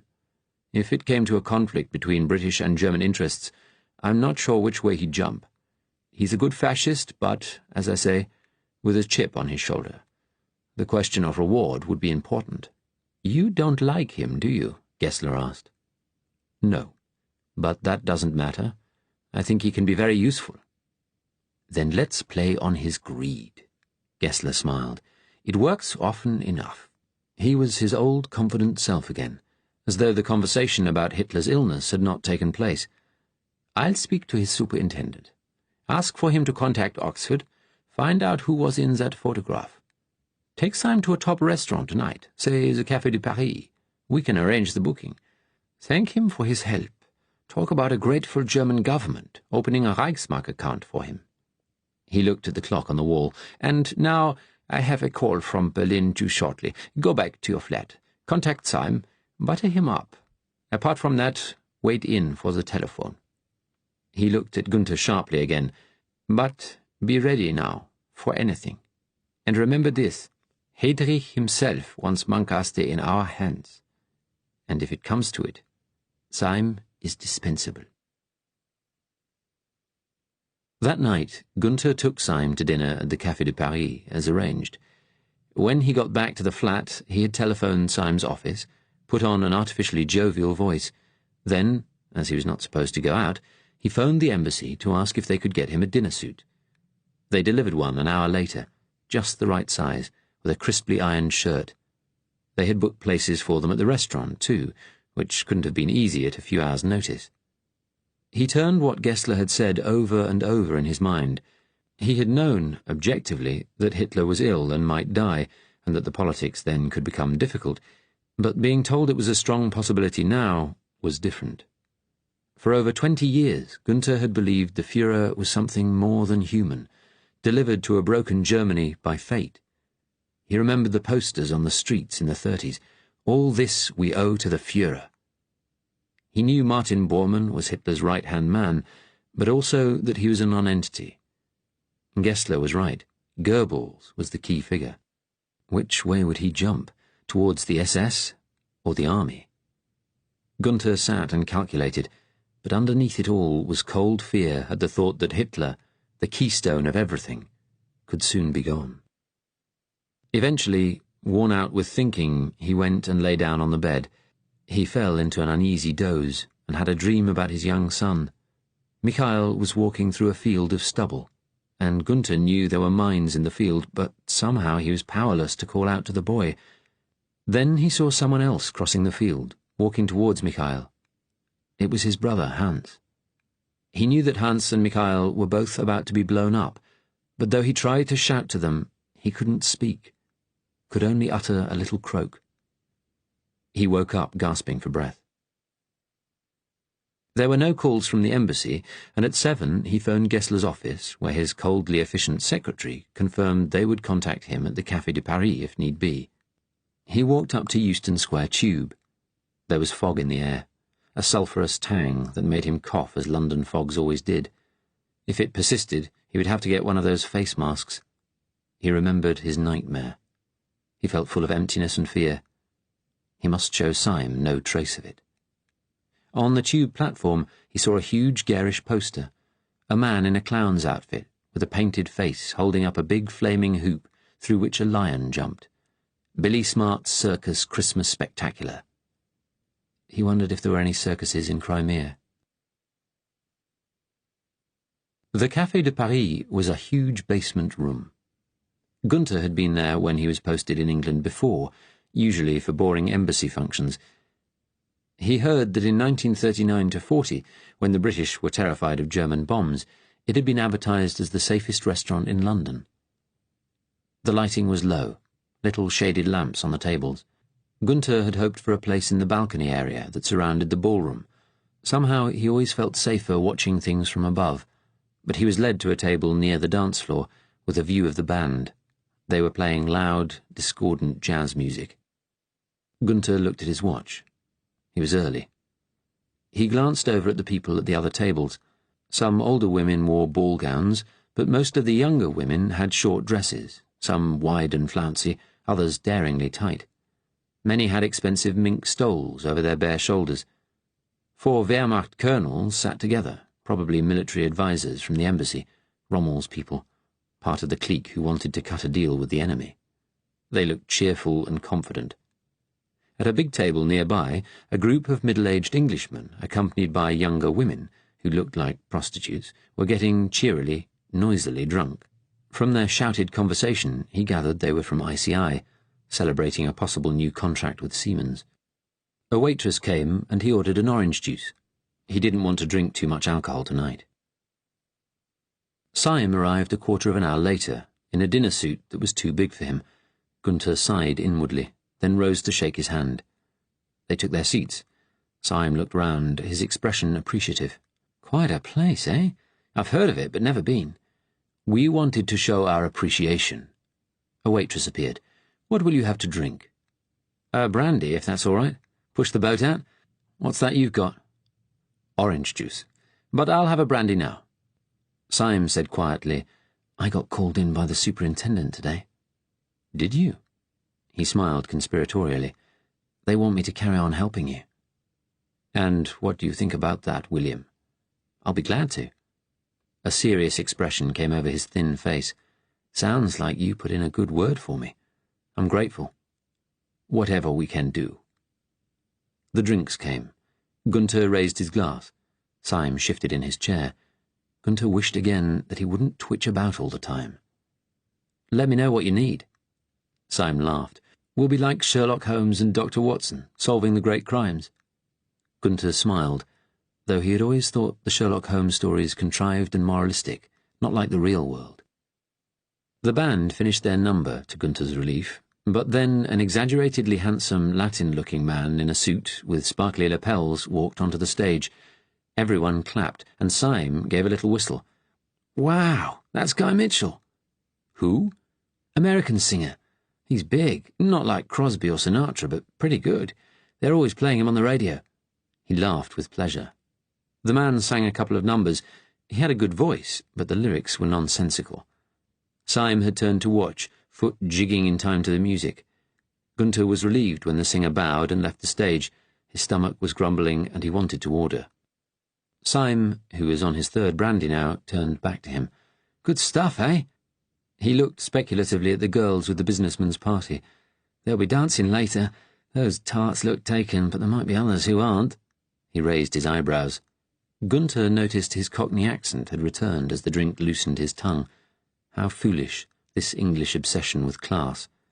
As a fascist, Syme should know it was race and nationality, not class, that mattered. He said, straight-faced, "Your voice has changed." Syme smiled sardonically. "You need to try to talk a bit posh if you're aiming to reach the top of the service. Don't drop your bleeding H's. Now, what about looking for some nice juicy tarts?" Gunther shook his head. "I don't seem to have the energy these days, and I must get up early tomorrow." A waiter came and they ordered. The food was good, but the band started again and they had to raise their voices to talk. Syme said, "Don't you like the music?" "No. It is like all the American influences I see over here, loud and brash, tuneless." Syme looked at him with amusement. "What do you prefer? German classical stuff?" Gunther shrugged. "Anything but this." "Our arts ministry is trying to encourage traditional folk music. Morris dancers, waving silly twigs around village greens, blowing penny whistles," he laughed. "I prefer something with a bit of a swing." "Negro music. I thought you didn't like blacks." Syme leaned across the table. He said seriously, "You know, mate, I like you, but you should take the chance to enjoy life a bit. Let the old juices flow." Gunther smiled ironically. "I have given my life to duty."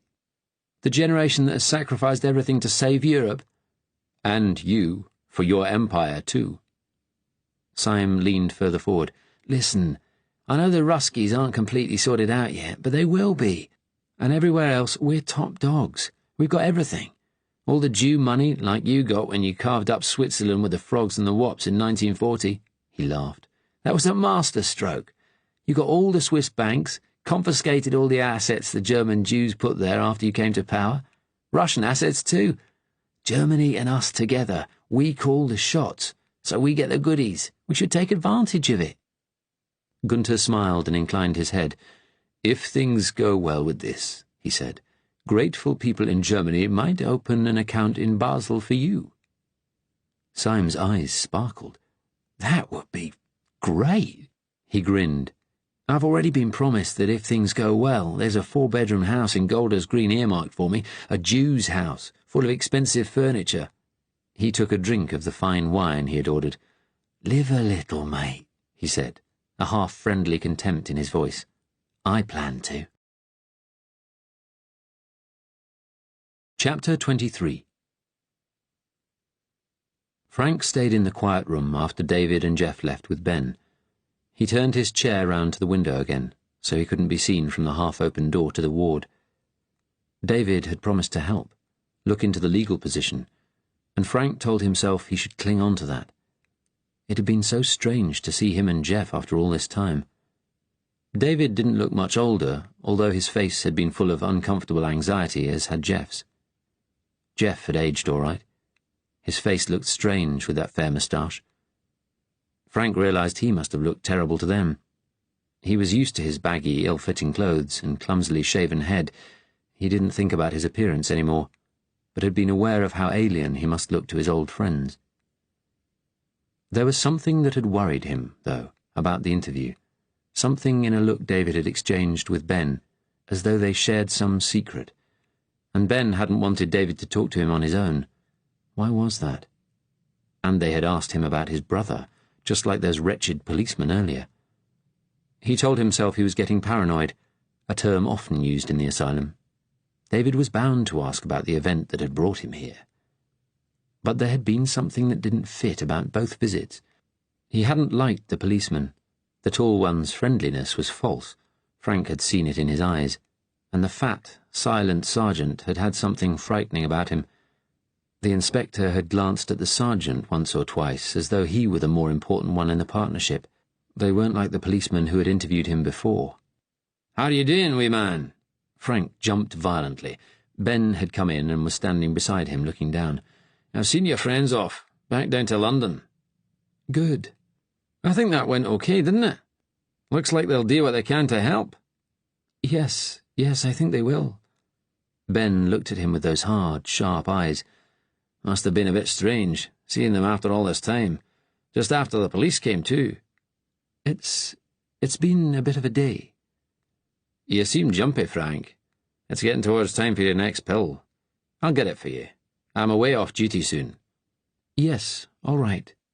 "I think it may be best not to tell Dr. Wilson or the other staff about your friends helping you to get out of here," Ben said, his voice elaborately casual. "Why not?" "Well, just for now. Let your pals find out their legal position first, so that when they talk to Dr. Wilson, they've got all their ammo ready." Although he nodded, Frank was suddenly, horribly certain that something secret was going on, something involving Ben and David and Jeff, and maybe the police too. He thought, surely David wouldn't betray me. But then why shouldn't he? What did Frank really mean to him? "Good lad," Ben said. "I'll get your pill." He went out again. Frank thought, I won't take it. I'll pretend to, but I won't. I need to think hard. I must think. He felt a stab of pain in his bad hand. He had been clutching the chair arm so tightly he had hurt it. The damaged fingers were tingling. Later, the older attendant, Sam, the one who had taken Frank to see the policeman, came to fetch him to dinner. Ben had come back and given him his pill with a glass of water. It was easy to slip it under his tongue, and then as soon as the attendant turned, to put it in his pocket. He needed to be awake, alert, not let himself be taken by surprise. "Come on, Muncaster," Sam said impatiently. "Time for dinner. Along to the dining hall." "All right." Sam led him down the corridor to the dining room. "You've had a busy day?" "Yes." "What did them coppers want?" "Just a new inspector wanting to go over the case." "That older one, fair-haired, was he English?" Frank looked at Sam, alert. "I don't know. He hardly spoke." Sam said, "I saw him in the corridor and wondered if he was German. They hold themselves stiffly, even a fat man like that, if they're soldiers or officials. I was in a German prisoner of war camp in the Great War, you know. Hard lot. Still, them's what was needed to sort out the mess Europe was in, I suppose." He looked at Frank curiously. "He didn't speak, you say?" "Hardly at all." Frank feigned disinterest. His mind was in a whirl, though. as Sam led him into the dining room with its smell of overcooked vegetables, crowded with long tables. The patients queued along the wall by the serving hatch, watched by Sam and 2 other attendants. Frank joined them, still desperately trying to fathom what might be going on. Had Edgar confessed to the American authorities about what he had let slip to Frank? But surely the Americans wouldn't involve the British, still less the Germans. "Wake up, Muncaster," Sam said. "Join the queue or the food'll be gone." Frank felt trapped, like a rat in a cage. He took a tray to the hatch and received a plate of greyish liver and soggy vegetables with lumpy mashed potatoes served from an ice cream scoop. As he turned towards the tables, a loud crash made him jump. A middle-aged, grey-haired man had turned and thrown his plate of food to the floor. The other patients looked on with mild interest. Such things often happened. A burly attendant ran across, grabbing the man's arm roughly. "Jack, what the fuck do you think you're doing?" "I won't eat this food," the patient shouted. "There's things in it, chemicals to sterilize us. I won't." "Shut up, you silly bastard. There's nothing in the food. If you don't want your dinner, you could damn well do without. Come on, back to the ward." The attendant hauled the man away, who was wailing like a child now. Frank sat opposite Patrick, a fat little man in his 30s, with a dirty black beard. He was one of those who hardly spoke, spending most of his time in the day room, staring at the television. The senior attendant said grace, gabbling quick thanks to God for the food he had provided. It was one of the hospital rules. The patients picked up their knives and forks. The knife blades were kept so blunt, and the forks had such short tines, that Frank had found them hard to use at first. He forced himself to pick at the watery mess on his plate. He thought, surely David couldn't be working with the Germans.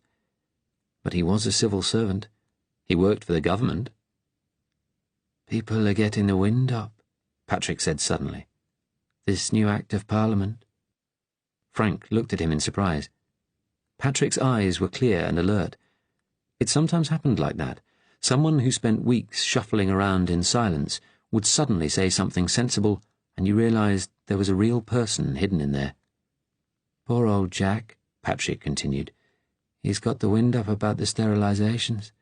Got put in here when he was 17 for fiddling about with his sister. Did you know that?" "No. He's been here ever since." "Oh, yes." And then Patrick abruptly seemed to lose interest, bending to chase a piece of rubbery liver about his plate. Frank overheard some other patients talking about the Jews being deported from the cities. Apparently there was going to be some announcement on the television, and afterwards they went to watch Mosley's broadcast in the day room. The fascist leader's calm explanation of the latest and worst thing they had done only intensified Frank's growing sense of fear. Afterwards, people sat talking listlessly about the deportations, some saying it was overdue, others that it was cruel, many not seeming really to register it. Frank crept back to the quiet room. He paced up and down. He felt worse than ever, as though ants were crawling over his skin. He thought of taking his pill after all, but he didn't. He had to be able to think. He breathed fast, on the edge of panic, his mind whirling. Was that policeman a German? Were he and Ben and David in league? If so, what were they planning to do? That night, on the ward, he was, like all the patients, given the usual double dose of Largactil to get him to sleep. Nonetheless, he woke up in the small hours, sleeping patients all around him, the night attendant reading at his lamp-lit desk. Frank thought again of suicide. If he was dead, there was no way for his secret to come out. He would not be responsible for the terrible things that might follow. He thought, I'd have defeated them. All this pain and fear will be over. I've no future anyway, apart from existing in a place like this. And if the Germans got hold of me... Another day began. Getting out of bed, dressing, being taken to breakfast. Sam was on duty again. After breakfast, the patients went back to the day room for their pills. Frank took his from Sam and again only pretended to swallow them. Sam said to him, "Dr. Wilson wants to see you at 10, Muncaster. You're to stay on the ward." In his panic, Frank nearly swallowed the pill. He managed to mumble, "What about?" "Don't know. You'll have to ask him." The patients clustered round the television in the day room. There was a Keep Fit programme on at 9. People in the world outside were crazy about Keep Fit these days. Frank had heard the patients talking about it in anticipation. There had been a preview. It was about the Butlins holiday camp's exercise classes. There would be half-bare women stretching and bending. The men, many of whom had barely seen a woman in years, smiled with anticipation as they sat down. Frank went back into the quiet room. He pushed the door almost shut. The weather was foggy again. Only grey, misty shapes visible outside the windows. What did Wilson want? Was it to begin the electric shocks? Was it to tell him the police would be taking him away? He stood looking at the big picture on the opposite wall, the stag at bay. Out of desperation, an idea came to him. With trembling steps, he walked over to it. It was very heavy, and with the limited power in his right hand, it was difficult to unhook the picture, even standing on a hard chair which he dragged across. But he managed it. His arms trembling with the effort, he carefully lowered it to the floor. He was bathed in sweat.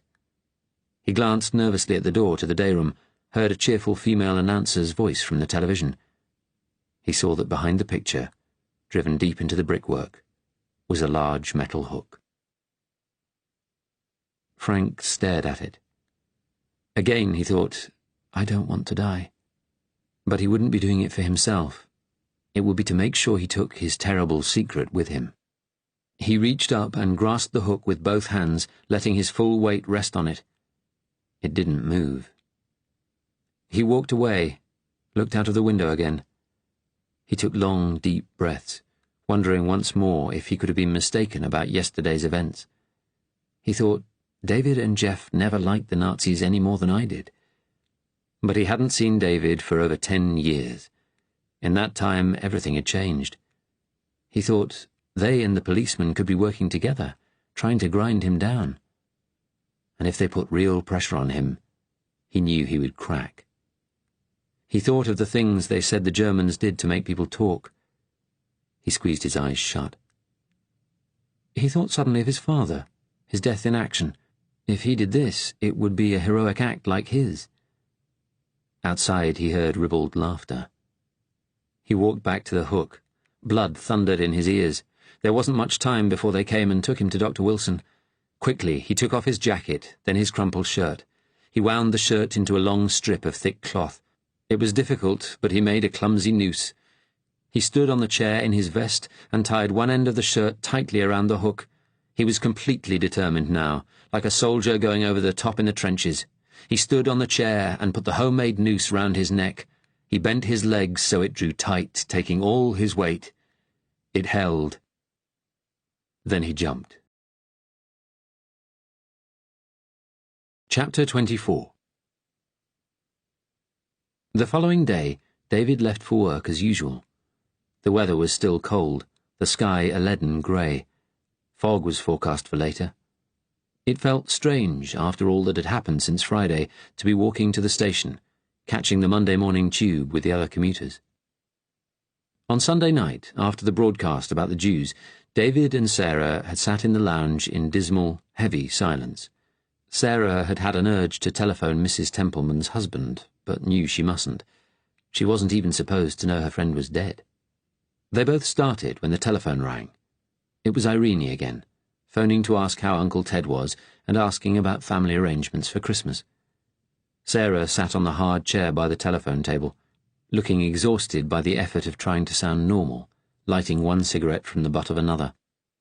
They had both been smoking like chimneys since the broadcast. The air reeked.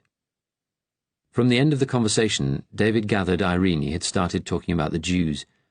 Sarah began to sound impatient. How can you possibly say they'll be kept comfortable, hauled out of their homes and marched off under guard? They'll be terrified. Eventually, Sarah said wearily, I don't think there's any point discussing it further, Irene. She banged the receiver back on the hook. If she wants reassurance over that one, she's come to the wrong bloody shop. Careful what you say. Remember Steve's black shirt chums?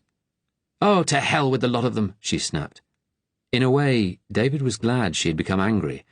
Her strength of character was reasserting itself, even if she obviously thought he was being cold, overcautious.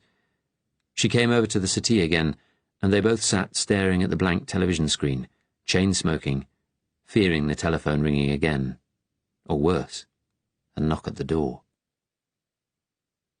Next day, they were both red-eyed from sleeplessness, but they got up wearily and started the morning routine as usual. Over breakfast, David asked Sarah if she was all right to be left alone. She was in her dressing gown, pale and washed out. "I'm supposed to phone round the toy shops this morning. I'll find an excuse to phone Friend's house as well, see if anything's being said about poor Jane." "Watch what you say." "Of course I will." "I'll phone you from a call box at lunchtime, see how you are." "Why can't you ring from the office?" "I'm just being careful." "If you use that word again, I'll scream." Travelling in on the crowded tube, strap-hanging, the previous day's events kept crowding into David's mind. Natalia had guessed his secret, the only person who ever had. She had said she wouldn't tell anyone, but her loyalties were to the resistance, not him. And what would happen now with Frank? And Sarah, he was placing her in more and more danger. People were reading the newspapers with unusual concentration. An elderly couple was talking in fierce undertones as they read. "Bastards. It's wicked, evil. Makes you ashamed to be British." They didn't seem to care about being overheard. One or two people frowned at them, but most buried themselves deeper in their papers. The train went into a tunnel, and David caught a glimpse of his reflection in the window. He looked ravaged, exhausted. He must try and pull himself together. For the first time, entering the office, he didn't feel it was a place of refuge. He had known for years that the service supported an evil government, had been irreparably contaminated by it, but it was the first time he had actually felt it, deep in his bones.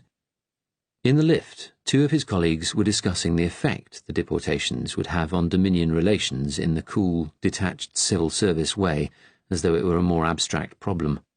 "Of course, our counter-argument will be that they've all closed doors to further Jewish immigration themselves, apart from New Zealand. They feel they've taken enough." "Yes, the pot calling the kettle black argument." "Quite. They may raise the Palestine option again." "Not going to happen, old boy. There's just too many imponderables." "Did you see there's a new resistance leaflet?" "No. Someone had scattered them on the floor of the tube on my line. Usual Churchill stuff, destroying our liberties, dividing the British people, who will be next. Plastered with V's and R's. I thought, can you call the Jews British people?" "Well, indeed. There you do have an interesting question of definition. I suppose there'll be more strikes and riots with this one." "It just gets worse all the time. I know Mosley wants reprisals, taking captured resistance people's families hostage, shooting one for every soldier and policeman killed." "The German way, eh? That's going a bit far." "Perhaps." David stared fixedly ahead as the lift clanked upwards. He wanted to punch them, break their faces. That morning it was hard to concentrate. Fortunately, there was only routine desk work to attend to. He thought of Natalia, her almond-shaped eyes looking at him from the car. You should tell them. Outside, fog settled slowly over the city. Towards noon, David got up and put the light on. At lunchtime, he went out for a swim, but first he phoned Sarah. She answered at once, her voice level, normal. "It's me, darling," he said. "Any news?" There was a tired, ragged edge to her voice. "Yes, they told me at Friend's house that Mr. Templeman had phoned to say his wife had died of a heart attack. I rang him to give my condolences. Poor man. He was trying to be brave, but you could hear his voice was about to break." "A heart attack?" David repeated incredulously. "Yes. The police called round to say she'd dropped dead outside the station at Wembley. They told him it was a heart attack. He said there'll be a post-mortem. They'll fake the result, won't they? I saw the blood." Sarah's own voice was close to breaking now. "It'll be a Home Office pathologist. It won't be the first time they've faked something." "Mr. Templeman said the funeral's next week. I want to go." Yes, of course. "Would you like me to come too?" he asked. "Why? You never met her. To make sure I don't say anything stupid." David closed his eyes. "No. To support you." Sarah sighed. "I'm sorry. Yes, please come." "Listen, this means they're going to cover it up, but they'll still be looking into what happened. We have to go on taking care." "I know. When will you be home? I'll try to get away a bit early. Do. She paused, then said, It's hard, isn't it? Yes. Yes, it's hard. He walked back to the office, huddled in his coat. Carol was in the lift, along with other people returning from lunch, the tip of her thin nose red with cold. She smiled brightly. Hello, David. Putrid weather, isn't it? It was hard to speak cheerily, conversationally. Dreadful. Hope this fog doesn't last. They say it won't. They got out on the second floor. Carol looked at him with concern. Are you all right?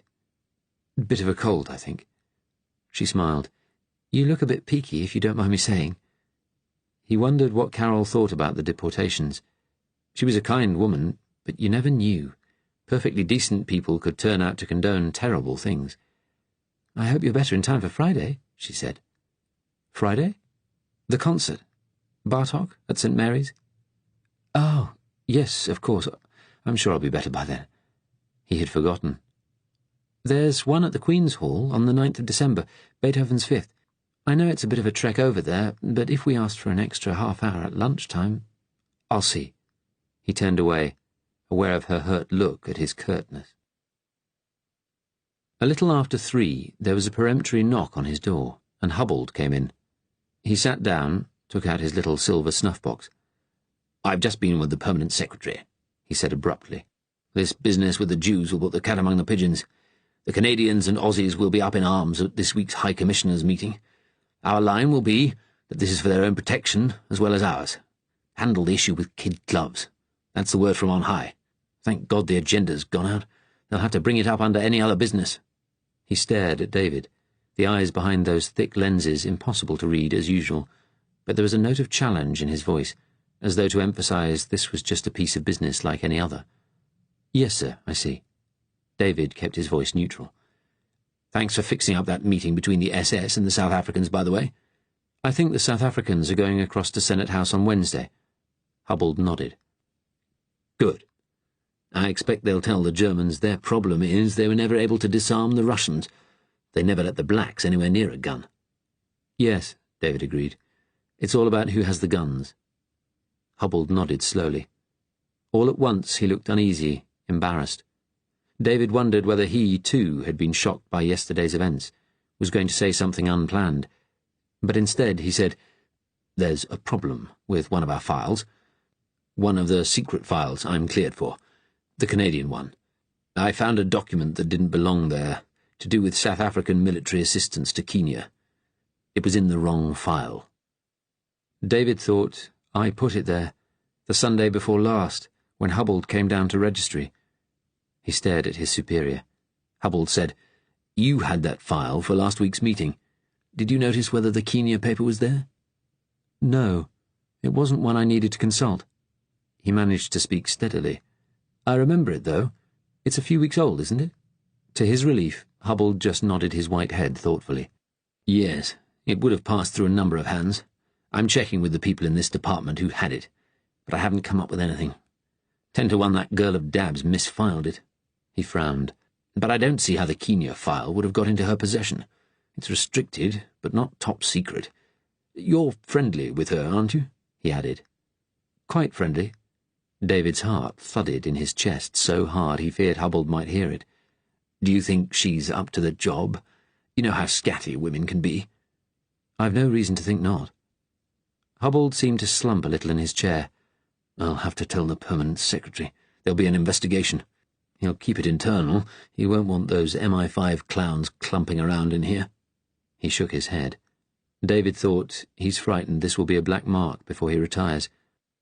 Hubbold stood up, smiled ruefully. Well, thank you. Obviously, keep this between ourselves. He went out.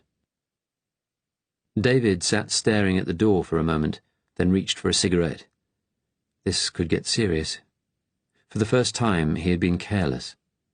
He felt danger closing all around. And Carol. What about Carol? Was he going to end up taking her to the bottom, too? He got an interdepartmental messenger to take a note to Jeff. Could he meet him after work for a drink, outside the office at 5? A reply came back, yes, certainly. When he left the building, the fog was quite thick. Cars and buses moving at a crawl, the office workers crowding out of their buildings, then quickly disappearing into the murk. He waited on the steps of the Dominion's office, and after a minute, Jeff appeared, pipe in mouth, dressed like David in dark coat and bowler hat, looking tired and, as he always did, somehow rumpled. "Let's take a turn around Trafalgar Square," David said. "I've got some news." Jeff looked at him. "So have I." They walked up Whitehall, moving slowly along with the crowd. David thought of the Jews, all those trapped, frightened people, crammed together somewhere while London commuters went home as usual. In the distance, the chimes of Big Ben sounded. In Trafalgar Square, the traffic was almost at a standstill. A news vendor on the corner called out, "Evening Standard! Railwaymen threaten new strike!" Jeff said, "Let's see if we can get across into the square. It's a bit quieter there." An old man passed them, hunched over, coughing in the sharp tang of the fog, a dreadful hacking noise. They crossed the road with care, choosing a point where the traffic had come to a halt. They passed in front of a stationary bus, the engine rattling. Passengers stared wearily out of the condensation-smeared windows. A small boy in a school cap stuck his tongue out at them cheekily. There were few people on the big concrete island in the centre of Trafalgar Square. Nelson's column was virtually invisible. They began walking round the broad circle of pavement beside the crawling traffic. Jeff said, "There's some bad news from Ben Hall at the mental hospital." "About Frank?" "Yes. We had word this afternoon that... well, he's tried to hang himself." David stopped. "Oh, God." "He didn't succeed. He tried to use a picture hook in a wall, but it wouldn't take his weight." Jeff sighed. "Let's keep walking. Frank's been taken to a room where he can't harm himself. A padded cell and a straitjacket, I'm afraid." Jeff's face twisted with distaste. "Poor bloody Frank." David took a deep breath. "What happens now?" "Frank's going to have to be got out. They want us both involved. They're looking at the practicalities. It could mean another trip to Birmingham, David, at very short notice." "Jesus." David looked at his friend. "Listen, I've a problem." He told Jeff about the paper he had misfiled. "Hubbell's going to have to set an investigation in train." "Is there anything to lead them directly to you?" "No. Several people have had the file, but we'll all be questioned. When they don't get an answer, they'll bring the security people in. Hubbell doesn't want that, but they're bound to do it before too long." Jeff halted. His pipe had gone out. He chewed on the stem. They were beside the plinth where one of the colossal bronze lions stood guarding Nelson's column. It reared up, a wall of sooty wet granite. On the other side of the pavement, the traffic was moving slowly again. Jeff said with a tight smile, "It's getting pretty difficult, isn't it?" David nodded. "Well, we always knew it might." "That's not all.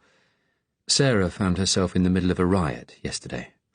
The police were leading a group of Jews away, and a few people sat down in the street in front of them. Sarah did too. Some jive boys joined in, and it got out of control." Jeff nodded. "Our people have heard the deportations hadn't gone smoothly everywhere." "It was worse than that. People were killed, including a woman Sarah knew." "Good God. Was she arrested?" "No. Some of the Jews escaped, and a couple of them helped her get away, students, but she's pretty shaken up. Her friend who was killed, her husband's been told she had a heart attack in the street. They're hushing it up. But they won't let it drop. The trail might lead to Sarah." He paused, then said, "I'm a risk now, Jeff." The wild thought had come to David, maybe the resistance could help Sarah and him to disappear, maybe get them out of the country with Frank, before his deepest secret, that he was a half-Jew, was discovered. "It's not your fault," Jeff said. "Some of it is," he answered bleakly. "Misfiling that paper." Jeff stopped and took his arm. "Stop blaming yourself for everything. That's your biggest weakness, you know that. It always has been." "What the hell are we going to do?" Jeff's face set doggedly. "Find a telephone box and tell Jackson." Chapter 25. Early on Tuesday morning, Gunther was woken by a telephone call from Gessler's office, ordering him to present himself there in person at 8. As he dressed, he hoped they could move forward now, get Muncaster safely to Senate House. He had a few minutes to spare, and he switched on the television for the news. There had been no further announcements about the Jews since Sunday. An item about the Russian war was showing. A British reporter, broadcasting from a V-3 base somewhere on the North Volga. One of the enormous rockets stood on a launching pad a little way off. There was a countdown in German, and then the V-3, belching fire from its base, shot into the sky with a low, deep rumbling. The camera followed the rocket as it became a dot and vanished. The reporter said, "This rocket is headed for a Russian town somewhere in western Siberia. Faced with such a sight, one has to ask, how can a race even as obstinate and fanatical as the Russians survive such a continual onslaught?" Gunther grimaced. He knew that however much damage the rocket might do to some Siberian city, the Russians had dispersed their war production over dozens of sites scattered across the immensity of the Siberian forests, many beyond even V-3 range. He crossed to the window and looked out. The fog had cleared overnight. On the opposite side of the street was a newsagent. Outside the door there stood a wooden figure of a little beggar boy with polio, both legs in calipers, his painted face sad. He held up a sign saying, "Please give." There was a slot in the top of his head for people's donations. Gunther had seen polio victims, dragging themselves painfully along the London streets. Far better, he thought, to end such a child's suffering with a quick, painless injection. At Senate House, Gessler was in his office. He looked angry today, spots of red in his cheeks. He glared at Gunther, then said brusquely, "That lunatic Muncaster tried to hang himself last night." "Why would he try to kill himself now? I thought he had been very quiet all the time he was there. Was it because we came? Or the other visitors, perhaps?" "Who knows why lunatics do anything?" Gessler's brow creased with fury. "Apparently he's refusing to talk at all now. Not a word. Won't even confirm the names of his visitors. I'd get it out of him soon enough. But we've got a problem with that Dr. Wilson. He's become obstinate. Our friends at the Home Office have asked him to turn Muncaster over to us, but he won't. Says he can't just transfer someone so ill for interrogation. If he is to be questioned, he wants it to be under hospital supervision." Gunther frowned. "Why is he doing this?" "British obstinacy and self-assertion, I think." "Yes, that still rears its head from time to time." "The problem is that Wilson has gone to this cousin, who works for the Junior Minister of Health, Church. He spoke to him yesterday, and he's backing Wilson." "I thought the health department was full of eugenicists now. Isn't Mary Stopes advising them on sterilizing lunatics?" "Yes, and the Duke of Westminster's in charge of the ministry. Beaverbrook put him in to show social issues aren't a priority for this government. But though he's one of us, he's stupid and old. And that department's still full of pre-war do-gooding types. Berlin are working on it, but they've told me they're going to have to be careful. It may take some days. If what we want gets Mosley's Home Office and the Health Department involved in a Whitehall turf war, the British government are going to get curious about why we want Muncaster." "And time is something we don't have." Gessler banged his fist on the desk in temper, making the pens and inkstand jump. Gunther noticed the papers on his desk were piled untidily now. Gessler was losing control of himself. "I know that, damn it! But they won't listen. They won't tell me why Muncaster is so important. They won't say what this damned secret is that he has. Can't I be trusted after all these years?" He glared at Gunther as though it were his fault. Gunther wondered if it was the frustrations of the case that were making his superior so anxious, or whether it was the worrying news from Germany he had spoken of yesterday. Gessler leaned back, bringing himself back under control. He waved a hand impatiently. "We must carry on as best we can." "Have we learned any more about Muncaster's other visitors?" "We've got identities and descriptions, but the names are false. The nurse who took them in to Muncaster says he was given the same false names. He just took them to Muncaster and left them. Apparently, he told Wilson, 'You don't question that class of people.' The porter confirmed they had what he called posh accents. Gunther shook his head wearily. He felt a spasm of contempt for Gessler's inability to keep his temper like an adult.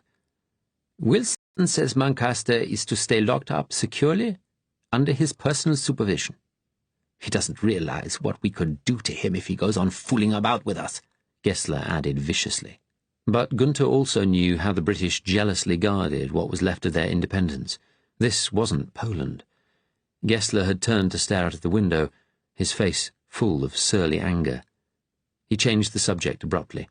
Goebbels is to make a big speech today, thanking Britain for taking the steps it has with the Jewish problem. He'll say he hopes for closer links with Britain, new developments in foreign policy. He's getting Britain on his side for the succession. I know. New developments on foreign policy. What can that mean? Talks with the Americans? The Russians? I don't know, sir, Gunther said worriedly. I wish I did. Gessler was silent for a moment. Then he asked, How did it go with Syme last night? Oh, I think he is in our pocket. Good. He said his superintendent has told him to go on working with us. He knows there will be rewards. That inducement came from me. Gessler squared his shoulders, back in control again. Right. I want you to send Syme to Oxford today. Get the names of the people in that photograph. We've got a car ready for him. He'll have to go alone. It has to be a wholly special branch inquiry. He's sweating downstairs. Brief him before he leaves. Yes, sir. And afterwards, Gunther added, it might be a good idea to have Muncaster's colleagues at Birmingham University questioned again. I know the police didn't come up with anything when they were interviewed after the accident, but perhaps Syme could dig deeper, see what he can turn up. Perhaps his Birmingham Special Branch colleagues could help. I'd want you to be in on that. Keep an eye on it. Oh, and Muncaster's mother's house in Esher. The local paper says it's on the market. Then perhaps I could go and look at it. Pretend to be a buyer. Gessler looked doubtful. A German buyer? Gunther smiled. I can pretend to be Swedish. Useful that we left them unoccupied. Syme was waiting on a leather-covered bench in the Senate House vestibule, tapping a foot on the marble floor, watching the busy comings and goings with a keen, happy interest. He had on another new suit and wore a plain tie-pin, not the one with the BUF flash. As Gunther approached, he stood up, extending a hand. What's happening?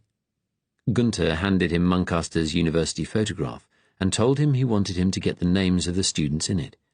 Syme seemed pleased at the prospect. I'll enjoy questioning some of those snobby academic types. Soft-soap them if you can. Tell them you're looking for Muncaster's friends to see if someone can act as his trustee. All right. Syme looked at the giant bust of Hitler, the huge swastika flag hanging from the high ceiling. So, this is where it all happens. I always wondered what it was like in here. It's like a different world. Clean, light, modern.